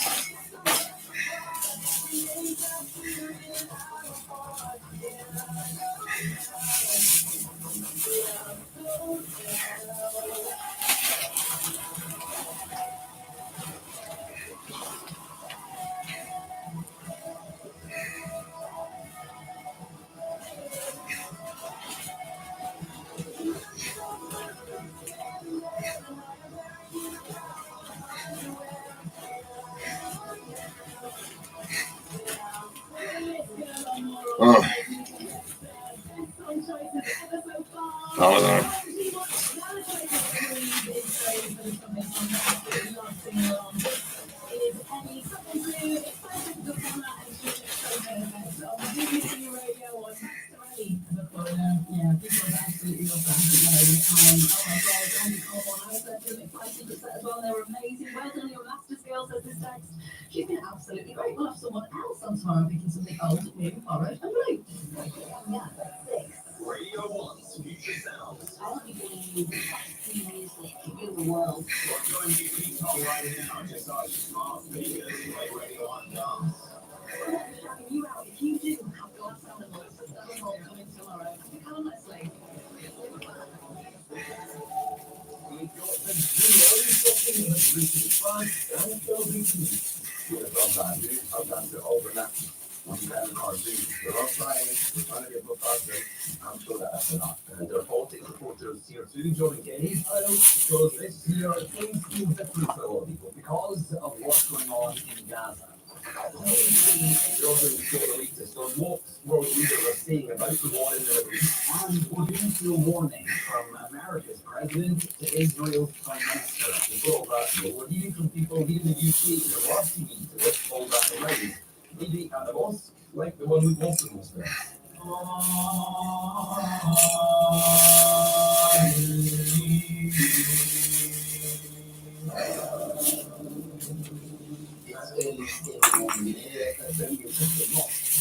Thousands of worshippers. Just up outside now. Eating, stealing, fasting, looking, what we see, drinking, and so on. Parents is really correct. I mean, like the diet is just as much value. I feel I lost some weight, but I think I might have gained some weight. I feel good anyway, regardless. You know, it's lazy. My name is Yusuf, and I work at Birmingham Central Mosque as a volunteer. Each comedian is always has a cliche. It's always about family. It's always about everyone coming together, but also in the rest of the world as well. We see 25,000 bases come from over. Lots of prep getting ready too. Some stayed out late last night, getting that off train. Yeah, absolutely. Screen save, straight to the top, you know. Shout out to my brother, he's a legend. I try my best. Plenty of sessions around how Muslims spend Ramadan every year. But you see, the system has been different because of the conflict in Israel and Gaza. There's a hadith which is a saying from the Prophet Muhammad, peace be upon him, that the Muslim Ummah, the Muslim community, is like one body. When one part hurts, the rest of the body can feel it. That is really stressing. And other worshippers say the same. Yeah, it is very sorrowful because we believe all of the Muslim community is safe while celebrating here. It's pretty bad. We have Ali, my hands ready. You know, at the end of the day, that can be any one of us. So even though we're a bit tricked up there, I think about it as well. But within this month, yeah, a lot of reflection. Let's get back to the politics reporter Jordan Kenny then, and what the US president's thinking. Yeah, and as we've been seeing more recently with foreign leaders, his language is pretty strong towards Israel. Joe Biden is saying this prime minister is making a mistake in how he's handling the war and called for a pause in the fighting. Warnings too from the United Nations, a group representing almost 200 countries, that Gaza could soon run out of food because of how little aid is getting in. Israel says it is delivering enough aid food, and Jordan, talks between leaders from Israel and Gaza have been happening. But so far, Callum, no progress. Israel's prime minister now says he set a date for his army to enter Rafah, the city in Gaza, where about 1.5 million Palestinian people are sheltering. Say that is a minute. This way is entirely different from any other Eid before. I'm a defeated, sad mother was suffering because loss of my only daughter. We are suffering from very humanitarian crisis. We are suffering from lack of food, lack of water. We are suffering from lack of medical treatment. This war's been on for 6 months now. Yeah, since last October when Hamas, the group that run Gaza and seen by the UK government and others as terrorists, attacked Israel. Israel says it's been targeting Hamas since then, but it's facing criticism over not doing enough to protect their people. There's a lot moving on for Eid just yet though. You might know his music or his food videos. Big Zoo, because he's making a documentary and going to make up all the first time, but only second program. I always try to be a good Muslim and try to take part in Ramadan, go to the mosque, but obviously with the job that I did last time, the fact that I live in London, I made mistakes and I young people do it. It's quite an opportunity for me to kind of have a real thought about who I am and my relationship with Islam. But anything that was especially surprising, I think it's just how emotionally you go, seeing myself kind of flow, so just the energy that I felt, the emotions, all of that, just giving me that. I wonder, whether you've been patients, people have a big assumption about what I'm doing,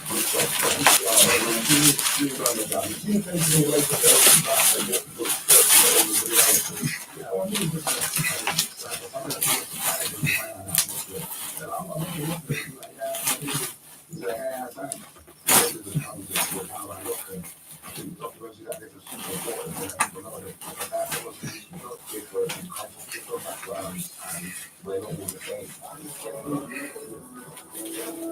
With Ramadan as well, there are rules around what kind of person during that time.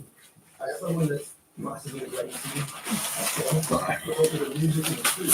How do you negotiate that? Because all the two nicest things in your life, people have a dance. And with that, obviously, you're overnight. You can't do so. I'm just bringing it to my attention, making sure I'm doing the right thing. Sometimes things you find difficult about your faith between particularly living in Christian. I'm always kind of mindful that, religion comes from part of the year ago. And it is from a different time. We are adapting to it far more than today. And I come from a very fragmented family background. We never a massive in our house. The relationship with God and spirituality will be quiet. We're not trying to be a good person. I'm sure that's enough.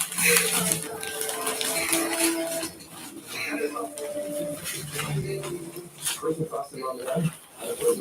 I do these things when it's time to do that. I have to ask you, TV chef, what's yours?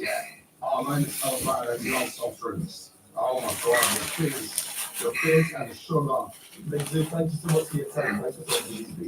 Thanks for coming around, everybody. Watching Rangers at the team was part of the appliance tonight. So that's out. Still to stay at the news is called off because of the rain. And the player was almost this last night. He's left again the squad and the team in much better position than when she first found it. That's on the way. Newsweek crossed on Wednesday evening. You're off college on YouTube. You might like to get a daytime TV. ITV this morning, morning live at BBC, or reruns for 46 of day 4. All of them, man, come on, this guy. That's the sun protective factor all year round. I always say we're in the middle 30s, but when the high sun is coming out, we're in at least 50. Dr. Teaser on the issue. That's it. He calls himself the Lip King and the Selfie Doctor with thousands of followers on social. Oh, snap. TV stars Arnold McDermott and Ricky Pattinson. He's got clinics in cities like London, Liverpool, and Dubai.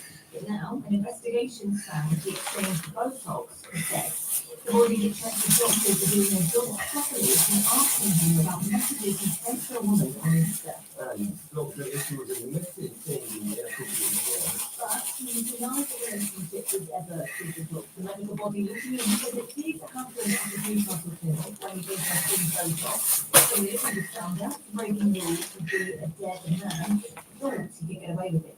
other incidents mentioned too. The investigation found some earlier consultations with the woman had been similar, including appropriate comments and And there were no decision whether you can keep watching the doctor.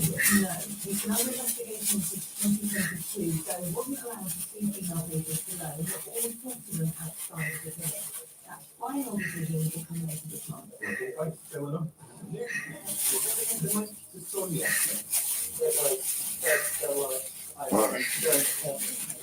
It's trying to talking about looking for fear. Because the report says people in their teens and 20s and women in that situation are being let down. And more research is done into supporting more on that in a minute or two. But first, from the story.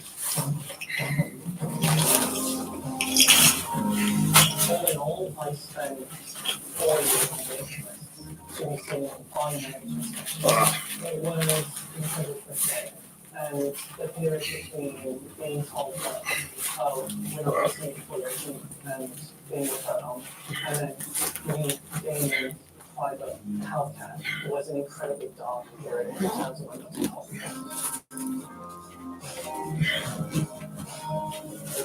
Because of simply me having to wait as long as I did, I went through the full course of medication. During that time, I felt incredibly uncomfortable, incredibly dissatisfied. It felt like me. I always felt wrong.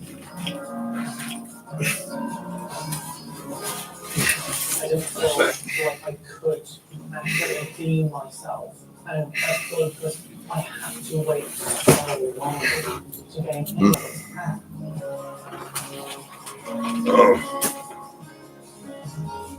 It's frustrating, but things need to be done, things need to change, and hopefully when representations become witness to do, things can be better for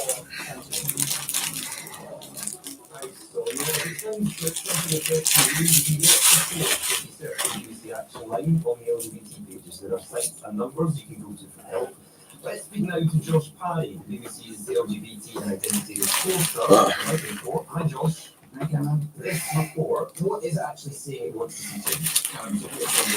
It's a big deal. It's been told about because in West England we're told about really serious concerns with the services of young people who may be struggling with their gender identity. Hilary Cass, who is a health specialist, that brought about this report.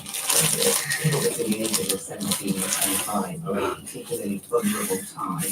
So at the moment, at the age of 18, people have simply moved on to adult services. She said that they should have a more focused approach. She also talked about the use of puberty blockers. Now, these are drugs that can stop the physical changes of puberty, so things like the development of breast or facial hair. In some numbers, less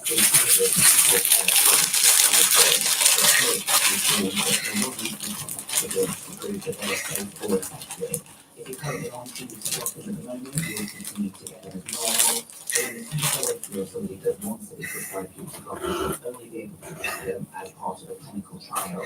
And Hilary Cass has said that young people should, if they want puberty blockers, she has encouraged them to sign up for these clinical trials so that they can gather the evidence that they need.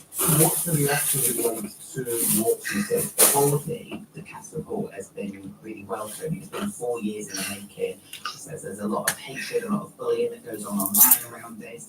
Stonewall, one of the big LGBT charities, and they welcomed the report, but they have shared some concerns that they hope that more research will be put into these services so that people can get the help that they need and deserve. It's also not the same, Josh, everywhere in the UK, right? Yeah, so the Cass report applies to England and Wales. The Scottish Government today said that they are going to consider whether any of the findings could apply to services in Scotland. We are waiting to find out how Northern Ireland respond to it, but they did conduct their own report last year and are waiting to implement the findings of that. Right, well, Josh, one last one. It was only last week I was before the looking at Ferrari, like, I mean, really like around the World Cup, and we wouldn't be all right, but it's very close to, the Republic of Ireland was from last country.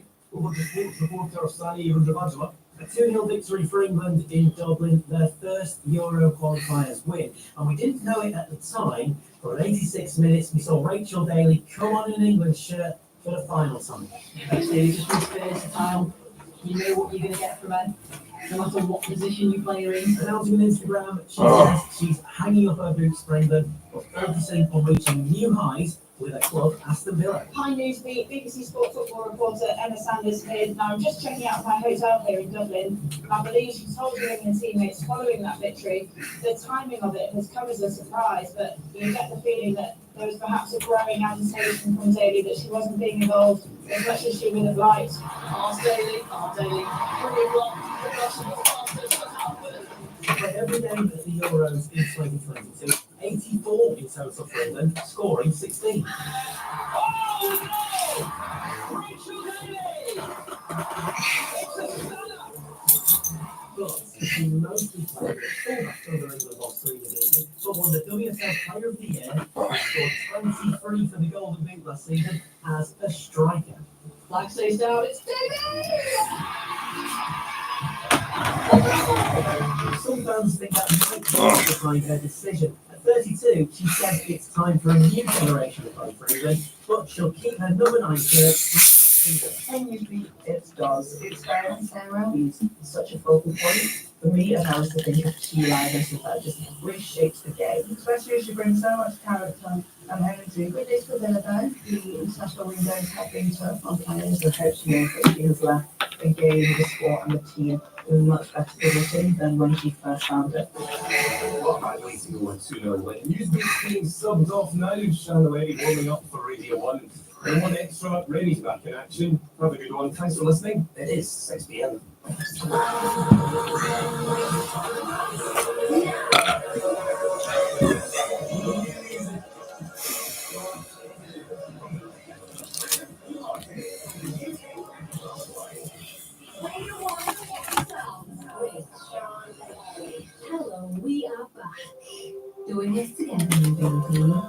positive mental attitude.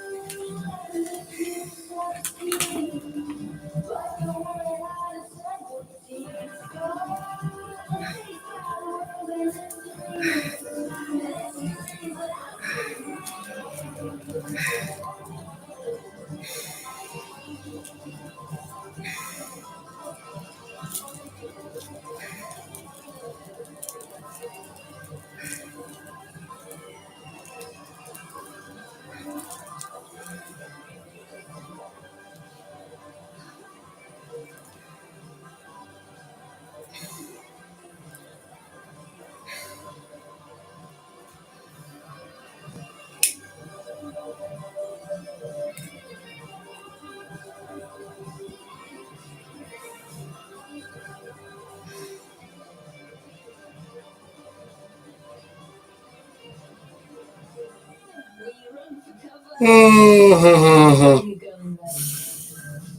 it again, baby, for the second album landing on Friday. From Velvet, you got that. What's that? So, Future Sounds, shall you bring you your new music digest over the next couple of hours. The biggest names in the world. The brand new Fred again, J. Cole, Stone 2, and we'll be heading to a Bleachers gig. Oh yeah. But in the meantime, come say hello whether you're in the kitchen, Cumbria, or hey, Columbia. All I need is your name on soundtracking. WhatsApp me on 03700 100 100 and cue the thrilling falsetto with this guy, Alfie Templeman, Eyes Wide Shut.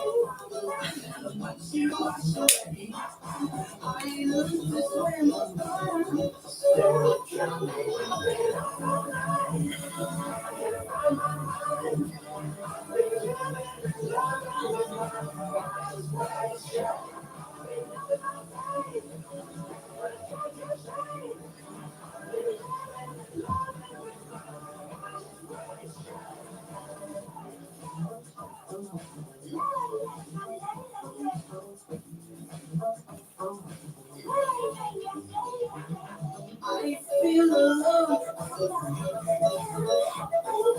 I can hear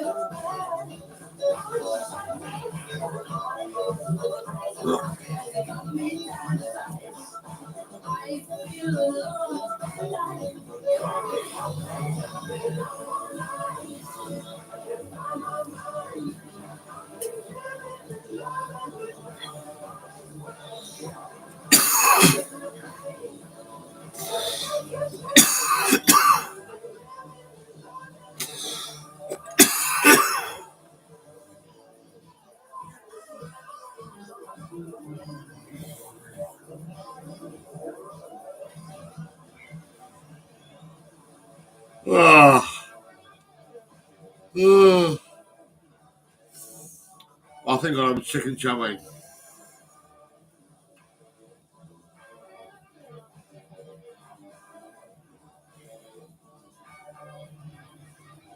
I'm gonna finish this joint first.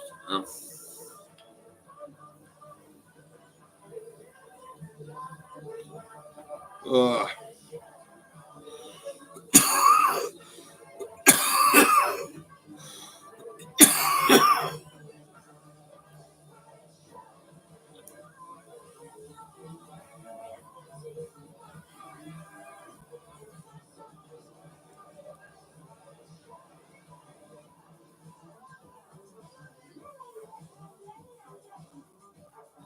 yeah. Uh-huh. Ah. Really fun tune. Get your flares out for the lads. Got Eyes Wide Shut on Radio 1. Hi to Jeff. Relaxing at home. Looking forward to getting to know more about bleachers. Yeah. And guess what, Jeff? We've secured a chat with Mr. Jack Antonoff, the man, the music legend. I'll tell you a bit more about him later, but if you're unaware of this man, he's very instrumental in the current music landscape. It sounds really anti-fancy, like doing the music in uni, but I promise you, he's I need a panel. Yeah. as far as you know it. He's behind all of Taylor Swift's albums since 1989, including all Taylor's versions. He's produced Lana Del Rey,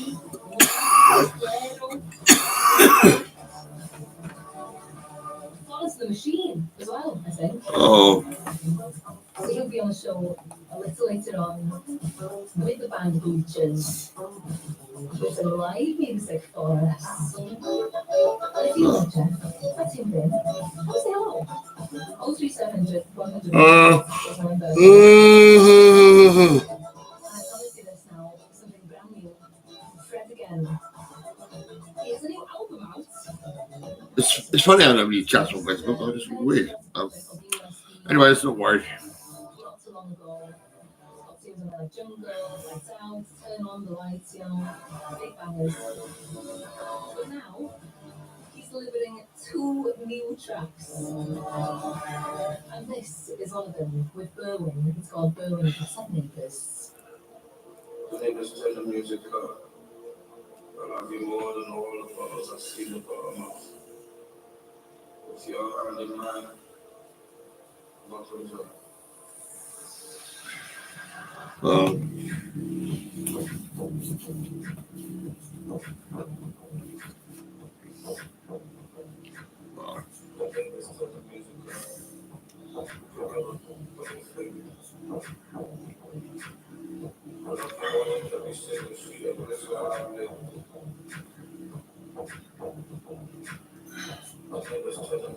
I gotta see this.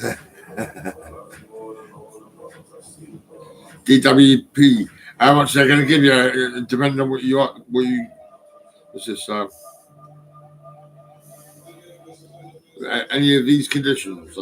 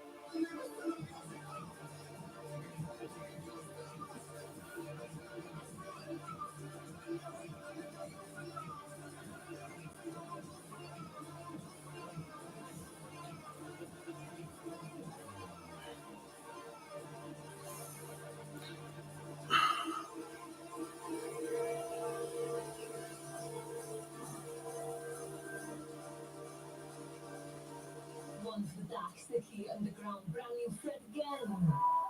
Berwin with Boom Guess and Neighbours here on Radio 1.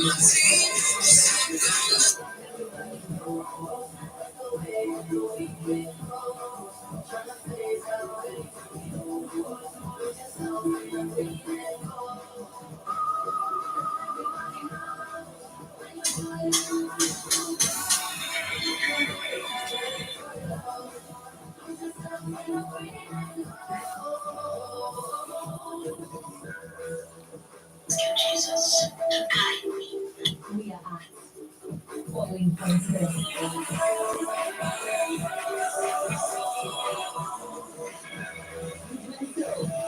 Southland and Skepsis. Between the gold and the Head to Haven, the young farmers are fresh on the way home. The long working days, knocking off the cowsheds. Welcome to the show. For some sheeps this. Green Joby. Hello. From Benjamin Victoria. Nice to hear future sounds again. We are working at 10 hours at Sullivan Hospital. 5.5 hours in. I love to you. By music like this. Imagine. Susie T is lots of show. The Wish. I'm going to sing a powerful vocals. Delish. Well, you had to the Breaches gig later on this programme in about 45 minutes time. Okay, so shut. Just softly. Really?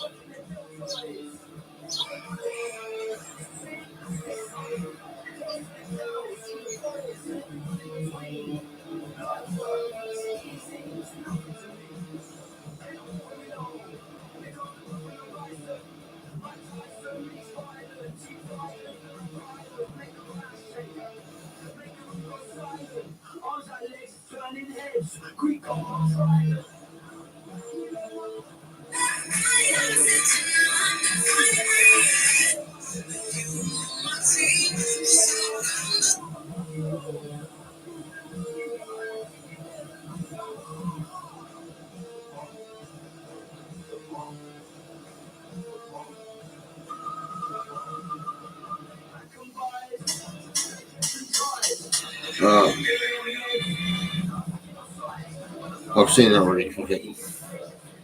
Oh man.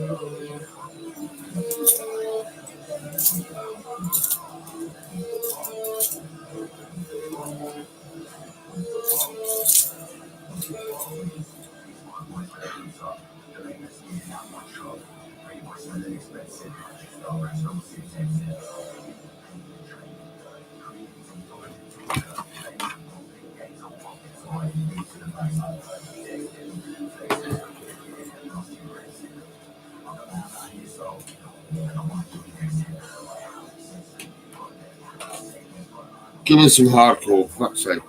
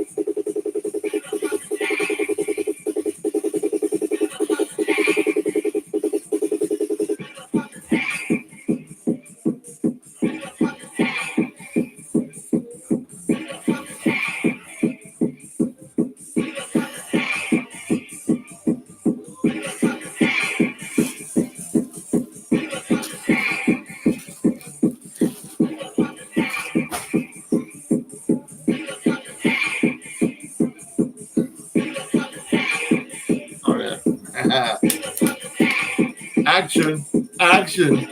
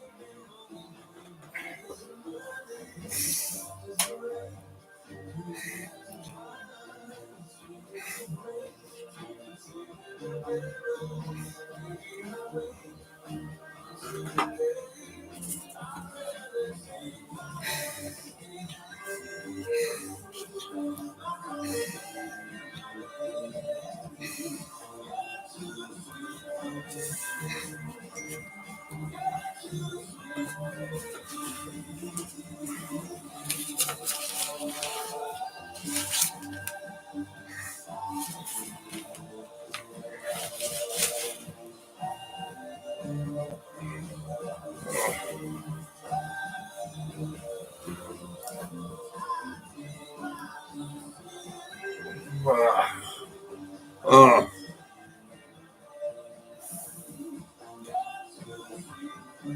He is claiming the chance. As these bells chime, closure. Too sweet, Omega 1. Aurora now, the sun type of skin.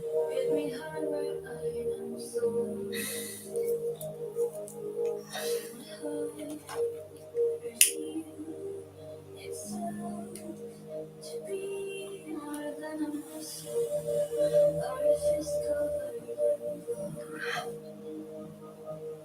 However much it feels to be heard, it's only temporary.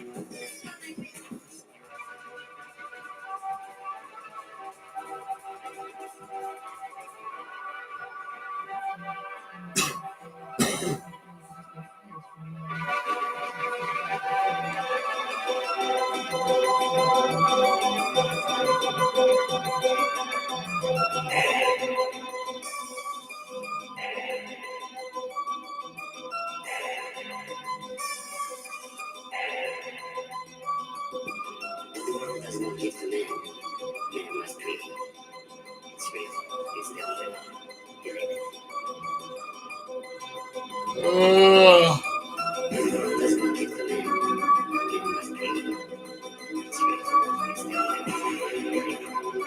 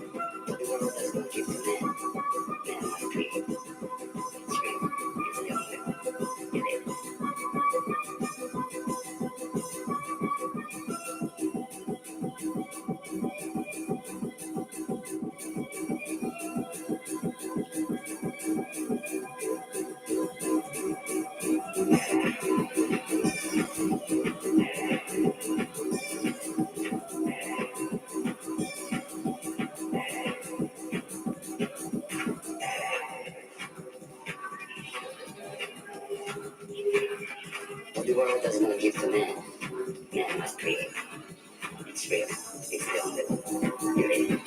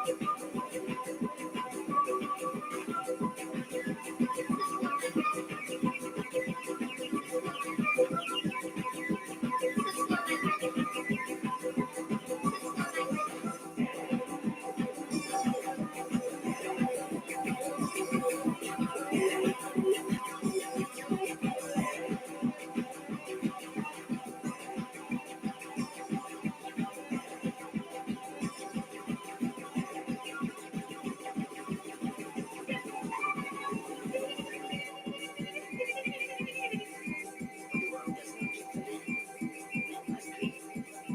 It's real, it's the only one. You live it. The world does not give to man, man must create. It's real, it's the only one. You live it.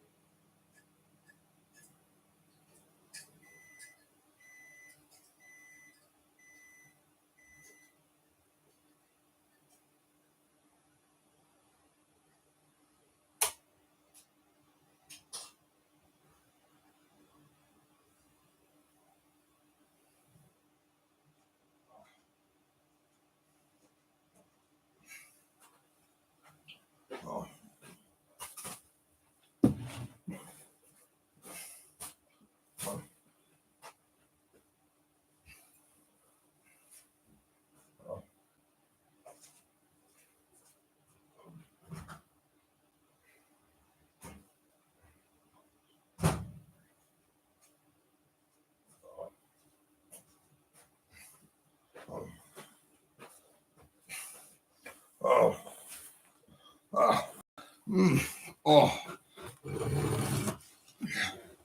oh,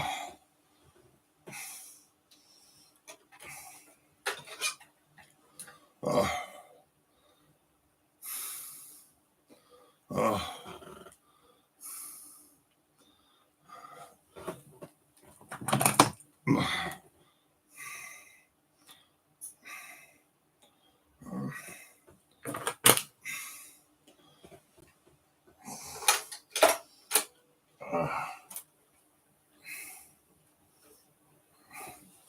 Oh, oh, oh.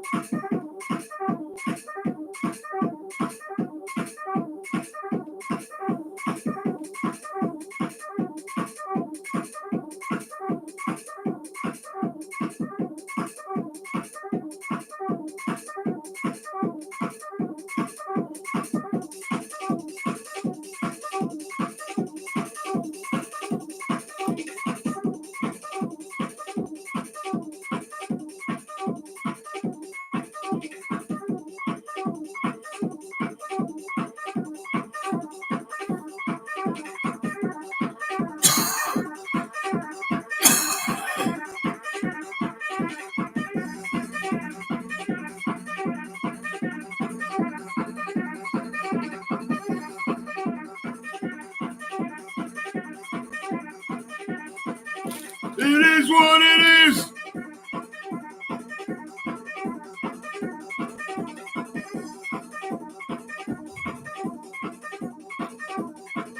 It's a rucksack for you.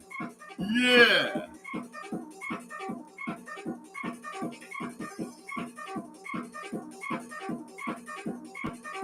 It is what it is.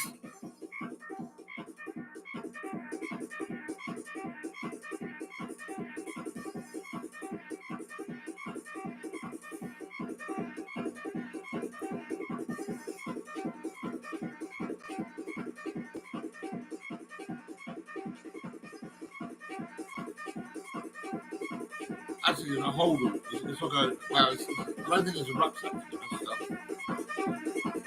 I don't know what I say it's a rucksack, but it's not.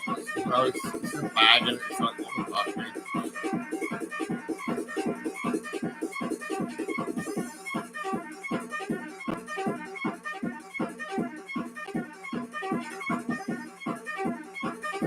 I'm going to smoke a few joints, I am. Oh, yeah.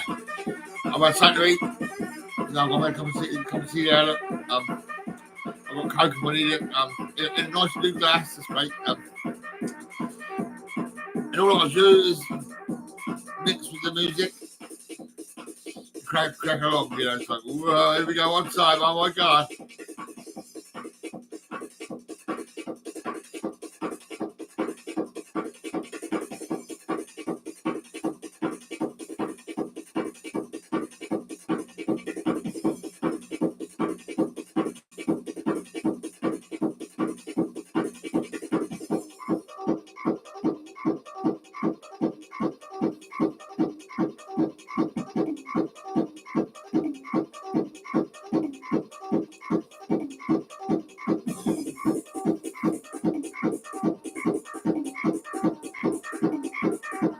Five, 4, 3, 2, 1.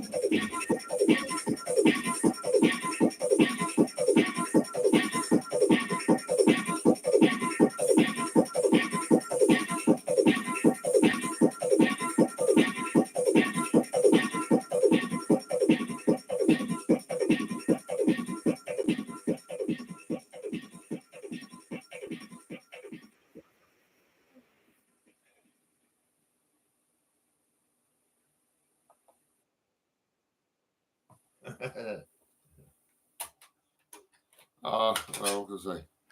Okay, what's over here then? Rhythm station. Here we go. Here we go. Here we go.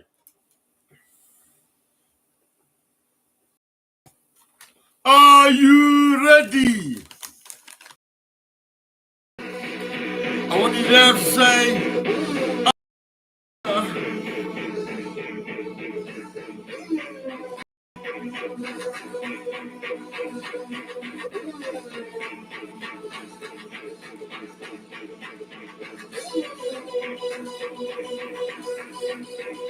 Oh yeah!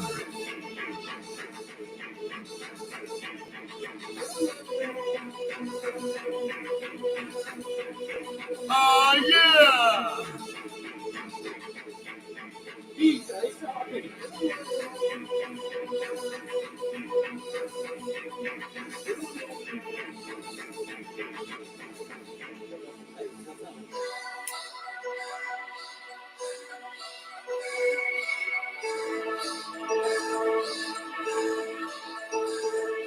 Can you feel the love?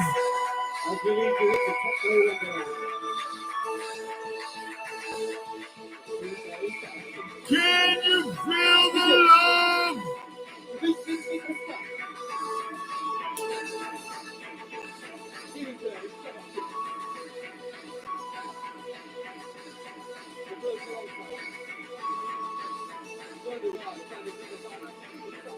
Oh yeah!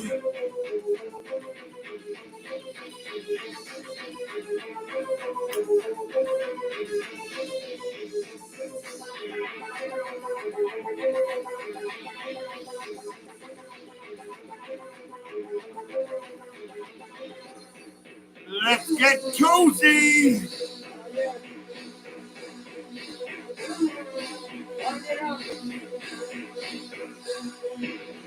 Cozy Cafe, Market Street, Saturday, about 1 p.m.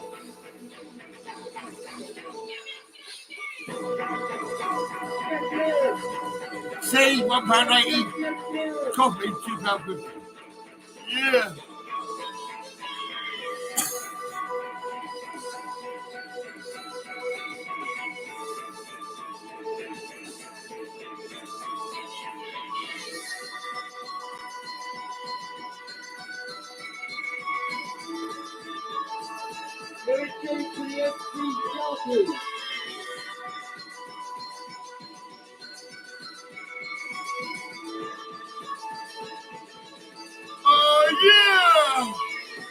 doing this attack the whole Wonderland.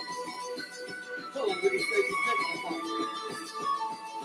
At the tip of the face, I'll stop you with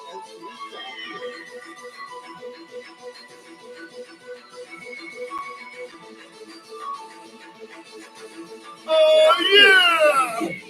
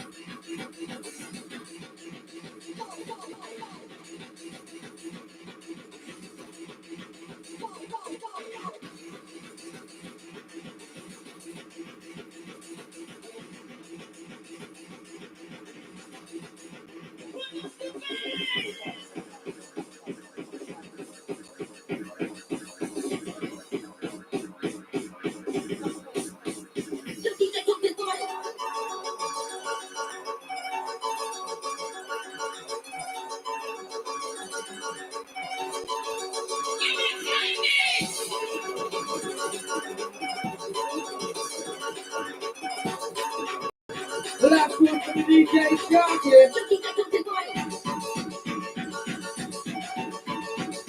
What you got to say out there? Some regulars, make some noise.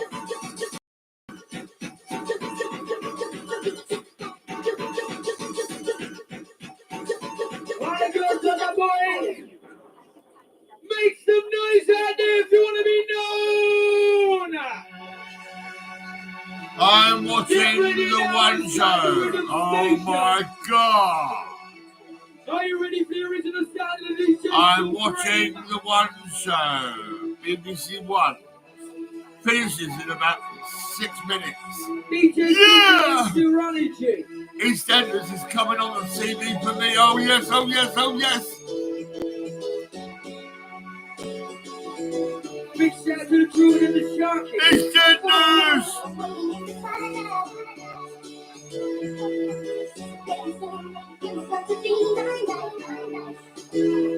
EastEnders!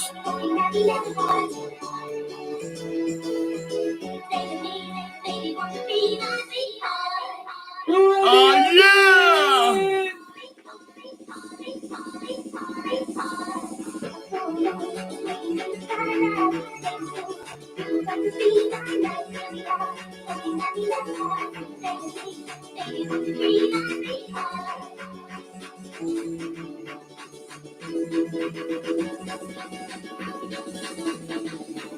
Ready to roll!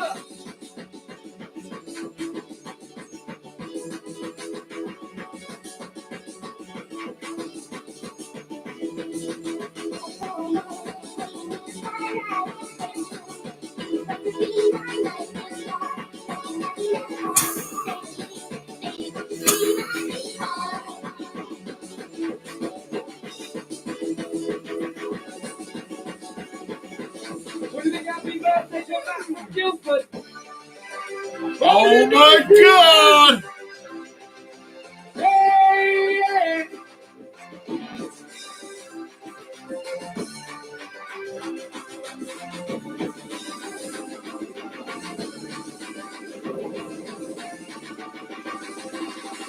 Donald Trump, you got the hump.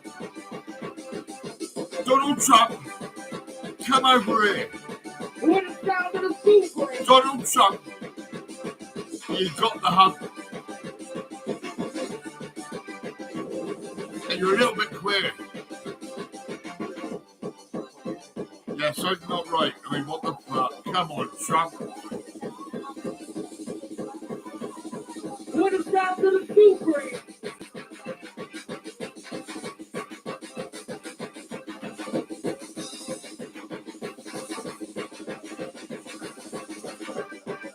Yes, so yes.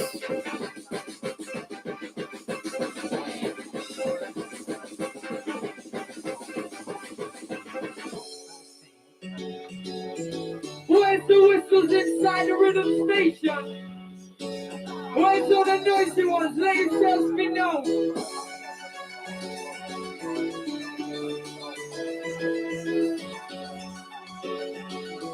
DJ still bringing control of the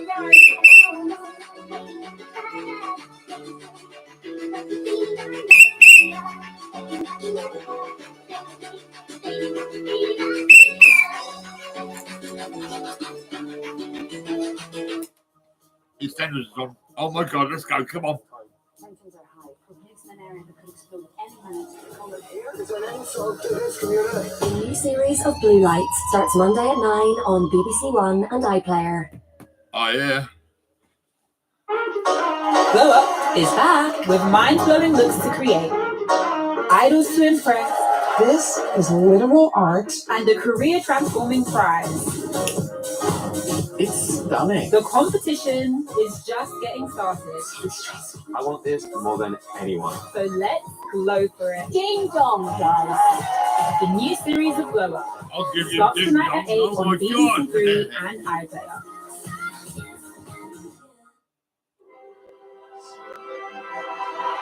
Here, a new episode of The Repair Shop in half an hour on BBC One. First, an emotional day in court as George remembers his father's brutal death from a racist attack. Oh, really?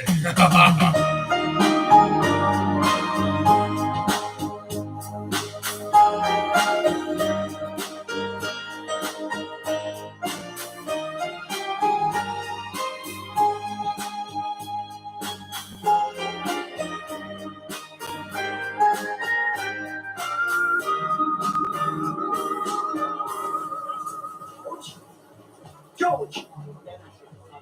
George, please, just stop and talk to me. George! What's happening? No idea. All I know is I saw Eddie go off in a cab. Well, Eddie's supposed to be in court, so is George. Yeah, tell me about it. We were all set to go. Then that snake obviously got in his head. Oh, what's he said? He won't tell me. Well, maybe he'll tell us. Come on. And once it's in his flat, what then? I don't know. I suppose we'll find a way to give the old Bill a nudge. We'll call with an anonymous tip-off. Give the police enough information to buy. It ain't exactly Ocean's 11, is it? Yeah, all right, well, there wasn't time, was there? Stacey found out that Dean's leaving the country tomorrow. She saw a chance to put him in prison and keep you out. She had to act quick. Stacey's always had my back when it came to Dean. She was always in my corner.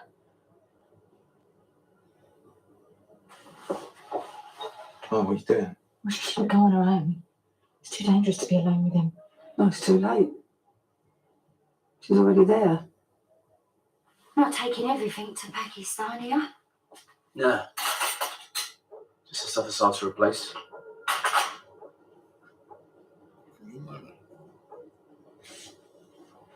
What? Nothing. Just that you've barely had a civil word to say to me since I moved back. Now here you are, sat in my kitchen drinking tea, acting all friendly like. Well, we were friends once. Yeah, we were. Shit. More than friends, if I remember right. Is that the same perfume? Same bottle, probably.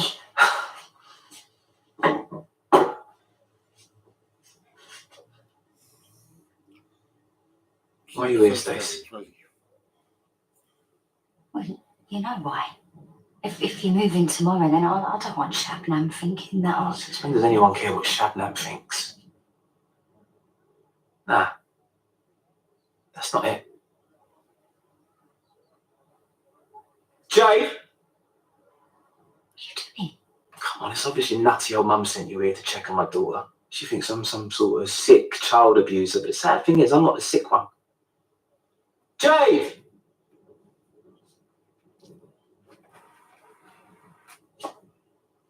Stay here.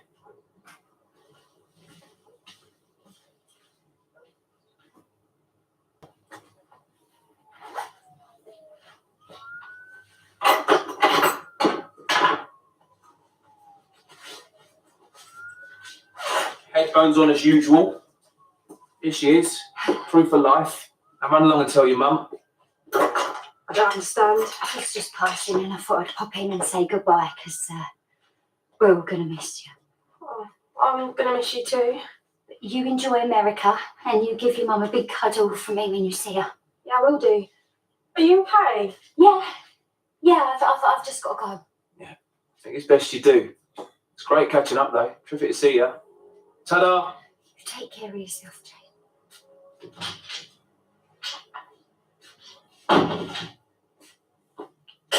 Just call me back when you get this, right, Mum? I've got something I want to tell you about Dad, all right?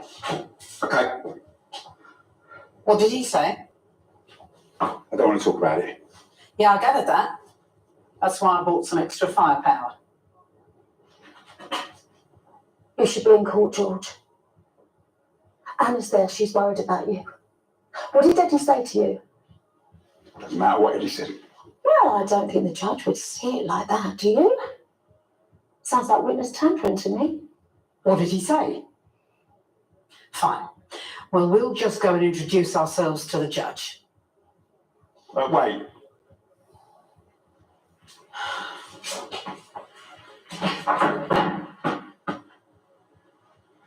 He said, if my statement doesn't get him banged up, Mum will pay. You know, if he walks free. So if I don't go to court, Mum doesn't get hurt. The only person you are helping if you don't show up is Eddie. Did you hear what I just said? He is going to hurt Mum. He can't hurt anyone if he's in a cell, George. He is bullying you because he knows what you say when you stand up in that court is going to put him away. He's just a scared little man who's clutching at straws. She's right, he's scared. And I know you're scared too. Facing Eddie in court isn't easy. But remember this.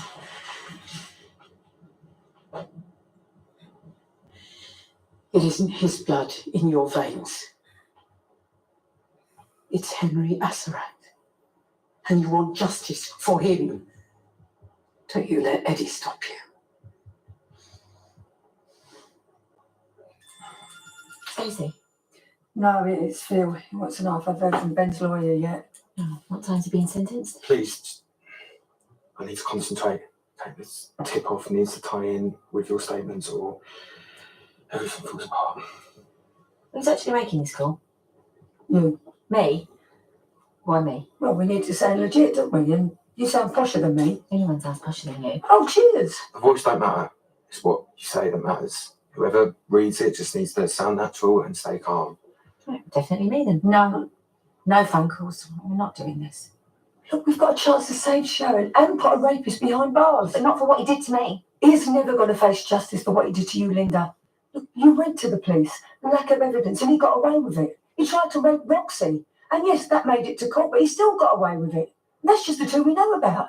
How many other women do we know that he's assaulted over the years? Harvey told Stacey that he'd been tampering with Jade's medicine and he's blaming it on Jean. You know, when it comes to women, he is abusive and controlling, and we can put a stop to that. You're right, Mum. We can kill two birds with one stone. We get Sharon out without sacrificing you, and that scum pays for what he did. By framing him. Two wrongs do not make a right. No, but at least this way, the right person ends up in prison. I killed Keanu. I should pay for that. He strangled your best mate, Linda. He would have killed her. We protect Sharon, and we protect you. Natalie and Ollie get to keep their mum.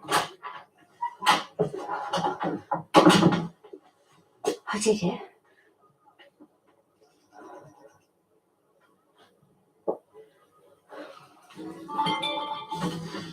They're saying they're going to get the tube in 10 minutes. Shall I just tell them to wait till Auntie's gone? And one last try.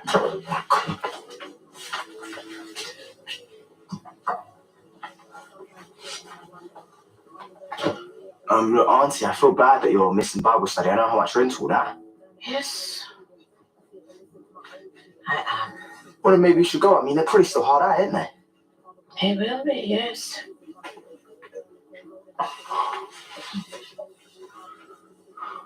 So you're definitely not going then? Is there some reason why Mildred is house? No, but is there some reason you won't go? Pastor Clayton has made it clear he feels uncomfortable around me. What do you mean uncomfortable? Enzo, please. This is hard enough for me to accept without you making it worse. Just know it.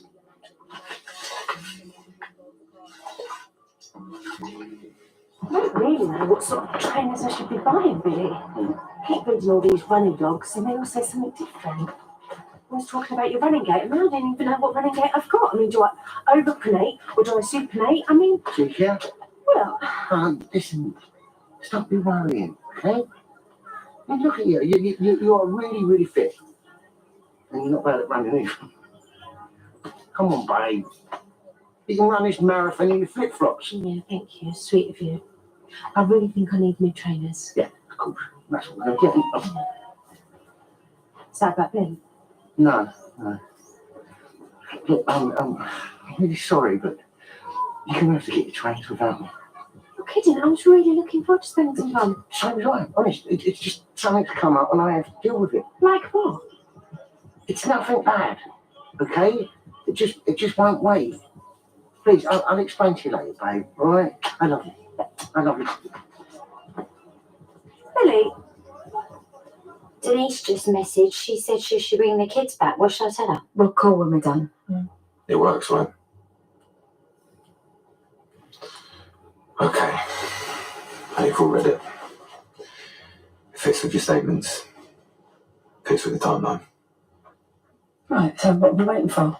And the sooner we make the call, sooner Dean gets nicked and Sharon gets out of there.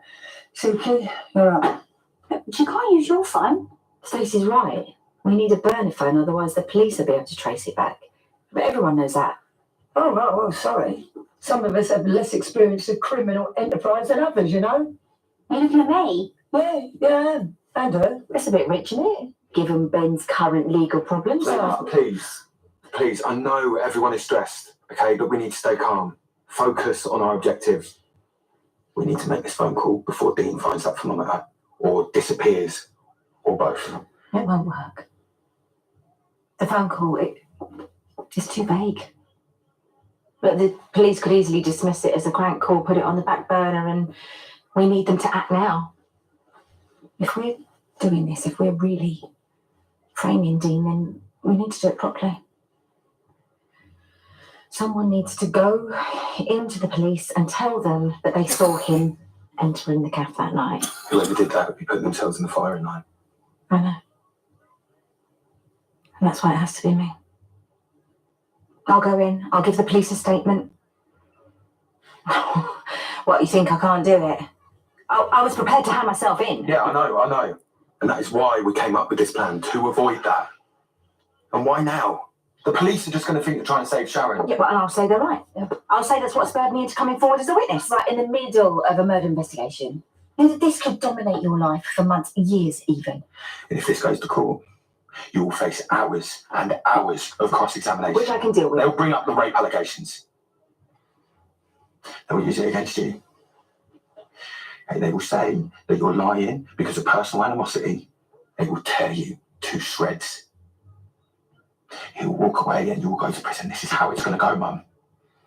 As your unofficial legal advisor, I'm advising you not to do this.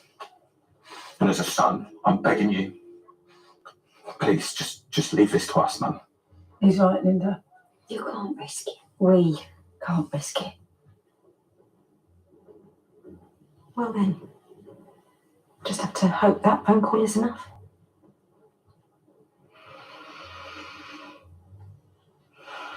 And what kind of man was Mr. Asseray? Miss Marchant, with respect, it seems like we've been over this before. Yes, Your Honour. That'll be all, Mrs. Lau, thank you. Mr. Finn, your witness. No questions, Your Honour. Thank you. Right. Next witness, Miss Marchant. Looks like someone's up a creek without a paddle.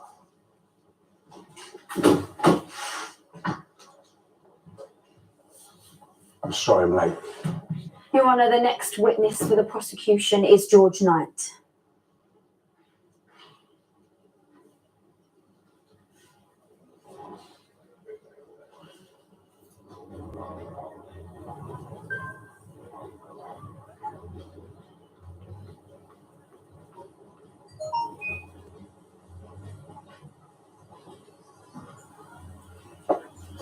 Oi! How's Bible study? It was good, thank you, Denzel. Yeah? You learn much? You can never stop learning from the Bible. Yeah, just like love thy neighbour. Making people feel better. Looking after them. Real Christian values, isn't it? What's this all about, Denzel? Except you're no real Christian. You ain't bothered about no one but yourself. You're a fake, man. Well, it was late. About 10 at night. I'd been at the gym working out on my own. Which gym? Hannigan's. It's off the Old Kent Road. It's not there anymore. Just finished on the heavy bag, took on some water, and as I'm wrapping my hands when I heard these noises. What kind of noises? Shouting, footsteps, but heavy footsteps, like people running, banging into stuff. And then what happened? The door opened, more noise. I was a big lad. I was still just a kid, so I didn't want to get caught up in anything. So I hid. Where did you hide? There were some crash mats piled up against the side of the ring. I ducked behind them just as this fella came running in. I was scared out of his wits. And were you able to identify the man at the time? Not at the time, no. I had no idea who he was. But I do now. It was Henry Kofi Asare. Your birth father? Yeah. I didn't know that then. I was farmed out as a baby. I found out later that he come to get me back. And that's why they were after him. Who was after him? Charlie Dunlane and my adoptive father, Eddie Knight. They were the ones who chased him into the basement. Him, them, Yeah. and some other blokes. Wayne You Smith, saw them both. you and your four mates No question. attacked over And one what happened cigarette next? in Lord's Hill. The guy spread out so he couldn't escape. They were laughing, jeering, telling him what they were going to do to him. Calling him names, racial slurs that I really don't want to dignify by repeating here, but it was Henry, Mr. Asare. He was terrified because he could see what was coming. Would you like a minute, Mr. Knight? Now, I need to say this. He knew he was trapped. He still tried to make a run for it. Charlie tripped him up and they all laid into him, kicking him in the head and the body, punching him, Oh, they kicked me in the head. saying horrible things. They were treating him like an animal, worse than an animal. And what happened then?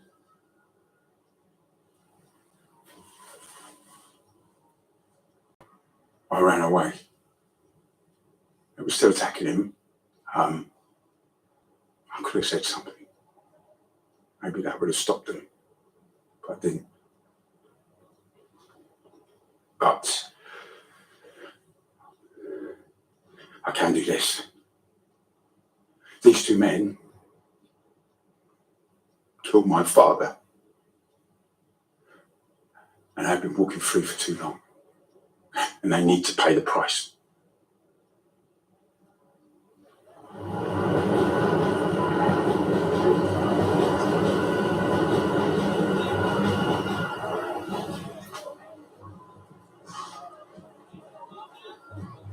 So you're leaving us tomorrow? Yeah. You got what you need. I get a new life, fresh starts all round. Just make sure you look after your daughter.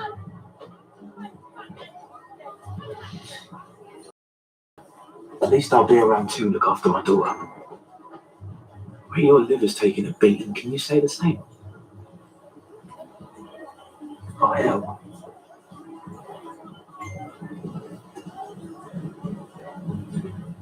Mr. Knight, it does seem strange that just a few short weeks ago, in your pre-trial deposition, you failed to mention the fact that you've been witness to the alleged assault of Mr. Asbury. Why was that? I was being strong-armed into that. Yes, Mr. Knight. I'm sure you strike us all as a likely target for coercion. And in this same pre-trial deposition, you accused your father, Eddie Knight, of being a racist. Yes. But doesn't it seem strange that a racist would go out of his way to bring a young black boy into his home? He was being paid. I was making him money. But according to Mr. Knight, the money stopped 6 months after he welcomed you into his family. Yeah, I wonder why he just didn't get rid of you at that point. And Gloria, his wife, she wanted to keep me. All right, so a devoted husband, and by all accounts, a pretty devoted father too. In fact, that is what you planned to say in the aforementioned pre-trial hearing, wasn't it? This is a copy of the character reference you prepared with Mr. Knight's senior solicitor, William Donaldson. My dad is a devoted father. One of the reasons I'm the man I am today, his support, his love. I mean, I could go on. I wonder if he'd have given you all this time and attention if he was a racist. Mr. Finn, can I where you're going with this? The prosecution has been trying to suggest that my client was motivated to attack Mr. Asbury because he was black. I never said that. Oh, good. Because it does seem unlikely, given that he was the loving father of a black child who went out of his way to nurture that child. And not just that child, by the way. Mr. Knight was the proud recipient of a community award for diversity outreach. Yeah, it doesn't work like that, does it? I mean, it's not all skinheads and swastikas. I mean, you can smile, still have hatred in your heart. The colour of my father's skin may not have been the reason he was attacked, but I'm willing to bet it was the difference between being beaten to death. Yet, just a few weeks ago, you wrote this glowing reference. Am I right in thinking that your feelings toward your adoptive father, Mr. Knight, cooled somewhat after you found out you'd been fostered and not, as previously, the subject of a straightforward adoption? I don't think cool's the right word. What word would you use then? I was angry. You were angry. Yeah. And might that anger toward your adoptive father have coloured your depiction of him as a racist thug? No. Only it seems that your attitude toward him changed pretty sharply. I'm just telling you all the truth. But you see, the problem is your truth seems to be in this constant state of flux. Let me tell you what I think the truth is. Confused by finding out the truth about your early years, furious at being betrayed, you lashed out and constructed this race hate narrative and put your two fathers at the heart of it. The father that you never knew and the father that you blamed for that. No. I put it to you that you're using this court to punish the man who raised you, the man whose only crime was to try to protect you from the ugly truth that your birth parents didn't want you. No! Keep it down. Any more interruptions and you'll be removed from this court. I know you're trying to twist things. But I know what I saw that night. But you expect us to believe that? Even though you've never talked about it in all those years. I was traumatized, so I buried it. I'm talking about it now. And I am telling you the truth. Just like your character reference was the truth. No, that was a lie. That whole statement is a lie. Then I suppose we have to ask, if you were prepared to lie then, what else might you be prepared to lie about? Because if a man can pick and choose when he lies, when he tells the truth, how are we meant to believe a single word he says?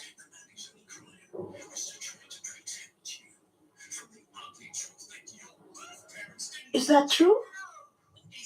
Did you say that to the pastor? Yeah, I did. I was defending you. I don't need you to do that for me, Yes, Denzel. but you do, Auntie, because you can't do it yourself. Denzel, there's no need for that. Yolandi has only ever shown you kindness. You should apologize.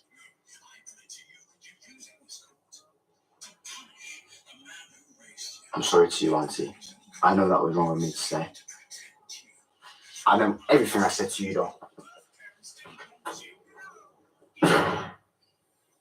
He should have apologized to you as well. No need. Then, maybe I should apologize in his place. What I said, what I accuse you of, it was just a misunderstanding on my part, and I hope that you can find it in your heart to forgive me. Denzel was right about one thing. He knows how important my church family is to me. And the truth is, I feel lost without it. You're like the lost sheep from the Psalms. Do you remember? I have wandered away like a lost sheep. Find me, for I have not forgotten your commands. Consider yourself found. Oh. Now we've got that over with. I hope we can get back to where we were. Thank you. Good. I'm relieved. And Stella has many strengths, but it turns out organizing a raffle isn't one of them. I'll say no more, but it's good to have you back, Yolandi.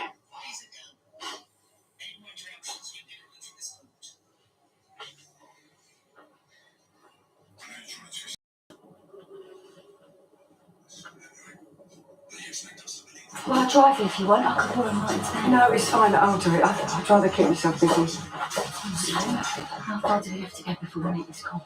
Nothing so far. Just drove a couple miles to be sure. That way they'll triangulate for it tomorrow.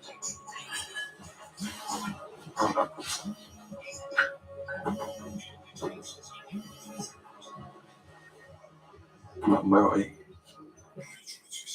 Johnny, you're going to be angry with me. But I've made a decision. And you're not going to need to make that phone call.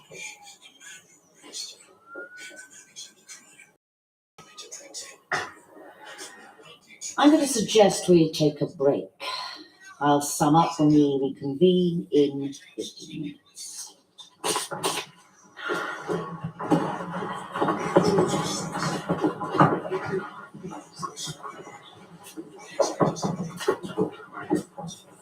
Dad, you did great. So brave. Yeah, but I blew it out, didn't I? I'm the only eyewitness. I completely shot the credibility. No, I was looking at the jury while you were talking. They're totally with you, George. Why wouldn't they be? You spoke the truth. Everyone could see that. Georgie, you probably don't want to speak to me, but I thought I wanted to say I'm proud of you. And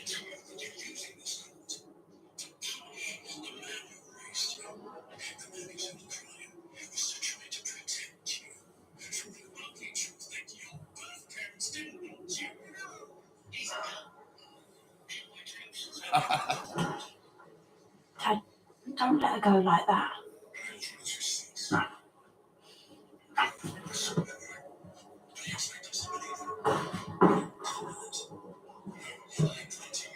Mum? Mum? Mum? What's that? Anna! Dad! All in ambulance. Mum? Yeah, it's now. Mum, can you hear me? Ambulance, please. Please, someone help me!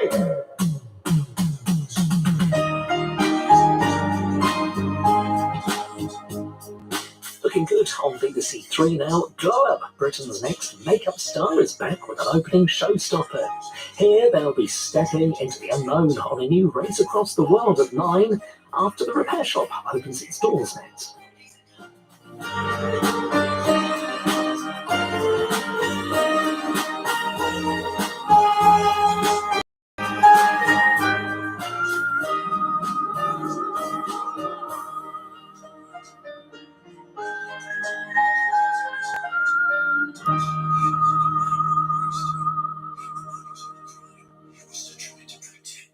It's now time to find out if your business plans stack up. Who would you say has inspired you? I don't really like your business plan. How can you not have management accounts for 6 months? I mean, this whole thing is ludicrous. You're fired. The Apprentice continues tomorrow at 9 on BBC One and iPlayer. I am confident and I'm going to milk the teat of life. Never utter those words, do you understand? Nothing will stop me getting what I want. So what do you want to talk to me about? Well, I am going to get a bath holiday. This is great. I'm emotionally flustered again. Your answer to everything is wait and see what happens. I just asked. I want you back.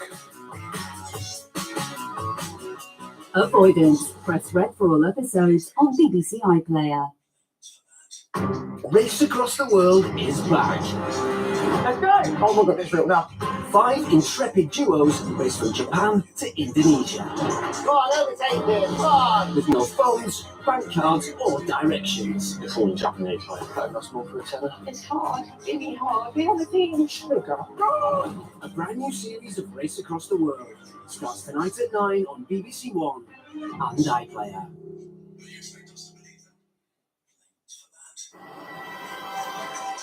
The clock's ticking, just an hour to go before their epic adventure begins. First, in a new episode now, relax, rejuvenate, and restore. Welcome to the repair shop. I'm ready to see some magic. Where precious but faded keepsakes. It's in a bit of a sorry state. Deep breaths, Are restored to their former glory. new beginnings, and new memories. Lovely. We can do that. A dream team of expert craftspeople. Perfect teamwork. That's the fun part. It's going to look absolutely stunning. Using traditional techniques passed down the generations. If someone's made it, then I can fix it. Go on, my son. Restore irreplaceable treasures. Take it away, Mark. And unlock the stories that they hold. Oh my God! Looks like it's brand new. You're a wizard.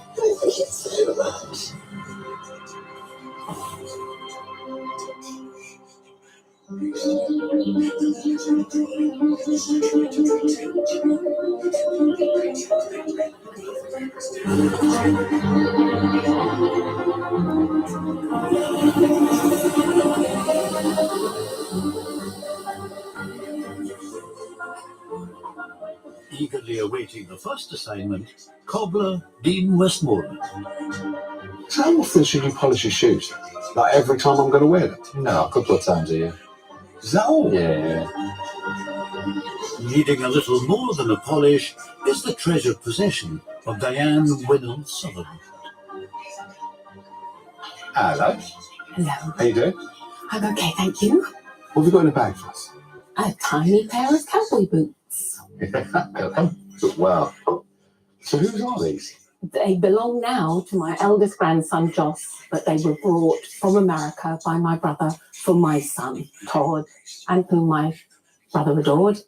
We were very close. There was 2 years between us. Yeah. And my brother didn't have any children, and it's just my son. Okay. He adored my brother because we were so close. He obviously adored my little boy and would bring him all sorts of gifts from America. Right. So what did your son think when he first got these boots? Oh, he was a cowboy.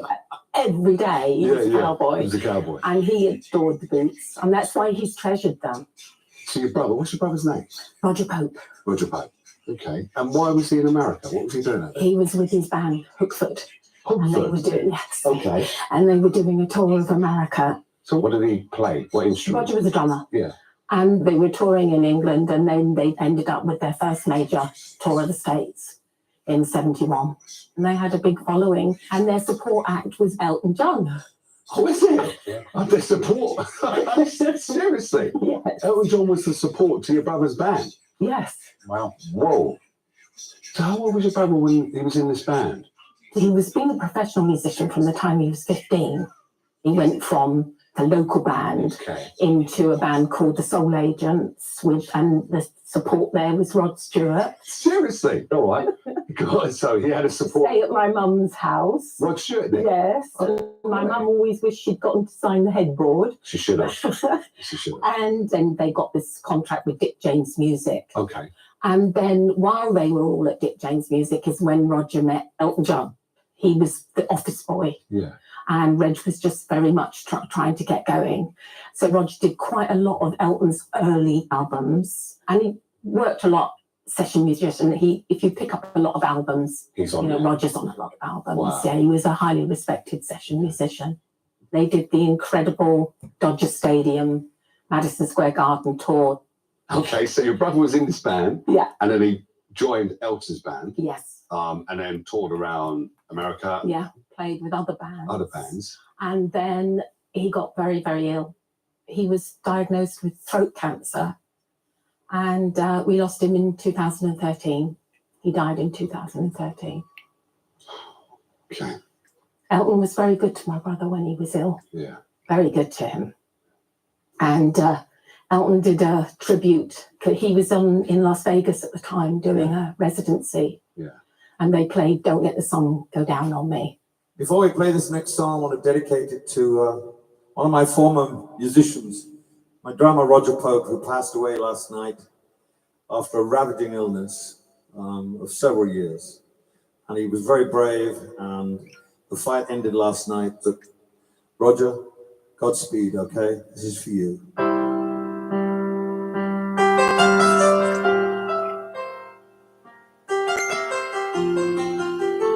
And we played that at the wake, and it was very, very moving. So these boots mean a lot to you then? Oh, yeah. They're the last little bit of my brother. They're really a testament to the love that my brother had for my little boy. They mean the world to me. And what's actually wrong with the boots thing? The leather is starting to get a bit brittle, and I'm worried that if it starts to crack, I'll never get them back. Right. And then... That's bad. How you doing, man? You see my bag? What's all that? That stuff that was in there from when they done the deep. I paid £650 to deep clean my place, and I found my stuff in my bag, and I thought that's mad. So it's been in the bag for some time. So I emptied it in the in the empty bed wardrobe. Do you remember the wardrobe was empty when I spoke to Mark. Yeah. Right? That's all he's saying is don't send him any of that stuff on Facebook. What stuff? It's all right. I don't know, pictures or something on Facebook or something. It's cups. My printer printed them. Yeah, he just said don't send that, don't block him or nothing. Just like, talk to him still and all that, but don't send him any pictures because he don't understand all that sort of stuff. Well, it's stuff I get printed. Seriously. I mean, I didn't want to listen to his voice on my YouTube account when he was sad about his willy. Yeah, I know. I told him about that. He was saying about the size of it, everything about it. It was crazy. And how he was jealous of other men because theirs is bigger and all this 12 inches and all that. I thought, fucking hell, mate. I'm on live on. I am now. I'm live on YouTube and Facebook. So it's not really good to be talking about bloody Mark's dick, is it? I mean, Yeah, don't worry about it. Just delete it. well, yeah, but I'm live every day. And I do a lot of different things. I play a lot of music. And today, all day today, I've been sorting this out. Huh? What's that? Huh? I bought another seal for my car, another one. Oh, really? Yeah. That's great, mate. So when are you going to drive them? The rain's still coming in. Is it really? Yeah, I don't know where it's coming in from. I've got a little one now to go on the door. So Yeah. I've got to get it done at Friday. Yeah. I think the diesel's burning on the engine when I'm running it.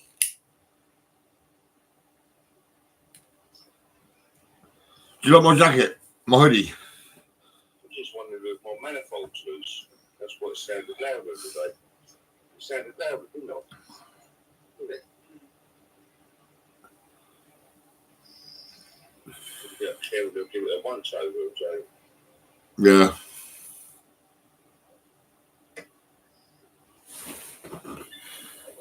Once it's all up together and run properly, I'll bring it back down here.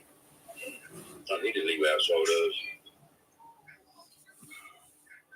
So you've been up to then? I've been busy all day. I had 2 big bags of Temu stuff. Oh, your team stuff come. Yeah, it comes today. Look. And look at this one. This is filled up with the rucksack things. Lloyd's fucking still in the depot. Is it really? Yeah. It's been a week and a half. I might have had more as well because I mean there's probably been more stuff turning up because I mean I've been buying loads over the past few weeks and right. Hello, Tina. This is my bag. This is my bag. I'll show you what I've got in here. This is filled up rucksacks. They're filled up with like loads of different things: pencils, pens, paper, sharpeners, whistles, rubber bands that says "Never give up," and believe in yourself and all that sort of stuff. And these are going to on Saturday. If you can get over here on Saturday, it'd be great. We can sit at Cozy Cafe and give these out. You got to look out for families with kids around about 5 to 10 years old. You want to sort the kids out. That's what you want to do.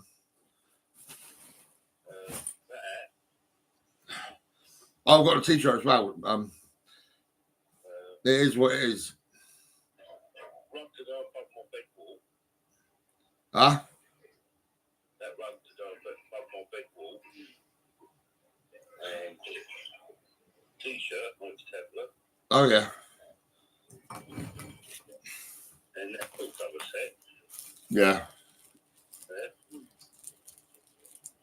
That's it. I've got more on hers because I'm ordering it from hers. She gets more discount than me because the one that just joined. It's more knocked off money wise. Yeah.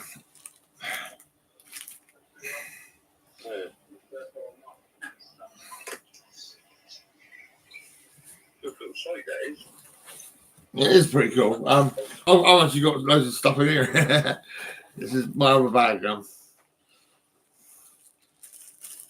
Father Christmas, you are. You've got everything.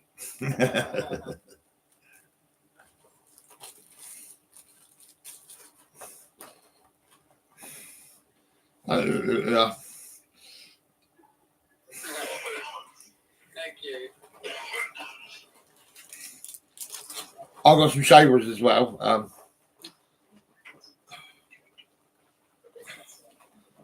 I can have one with glasses.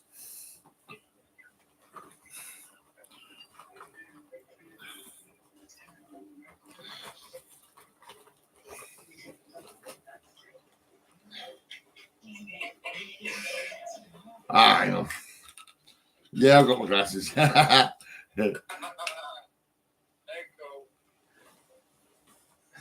Have you seen these glasses? They're bad, aren't they, really?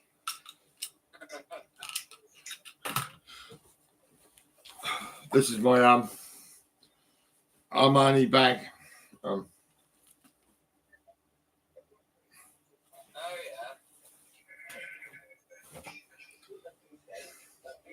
I got some weed. I got about a gram, I think.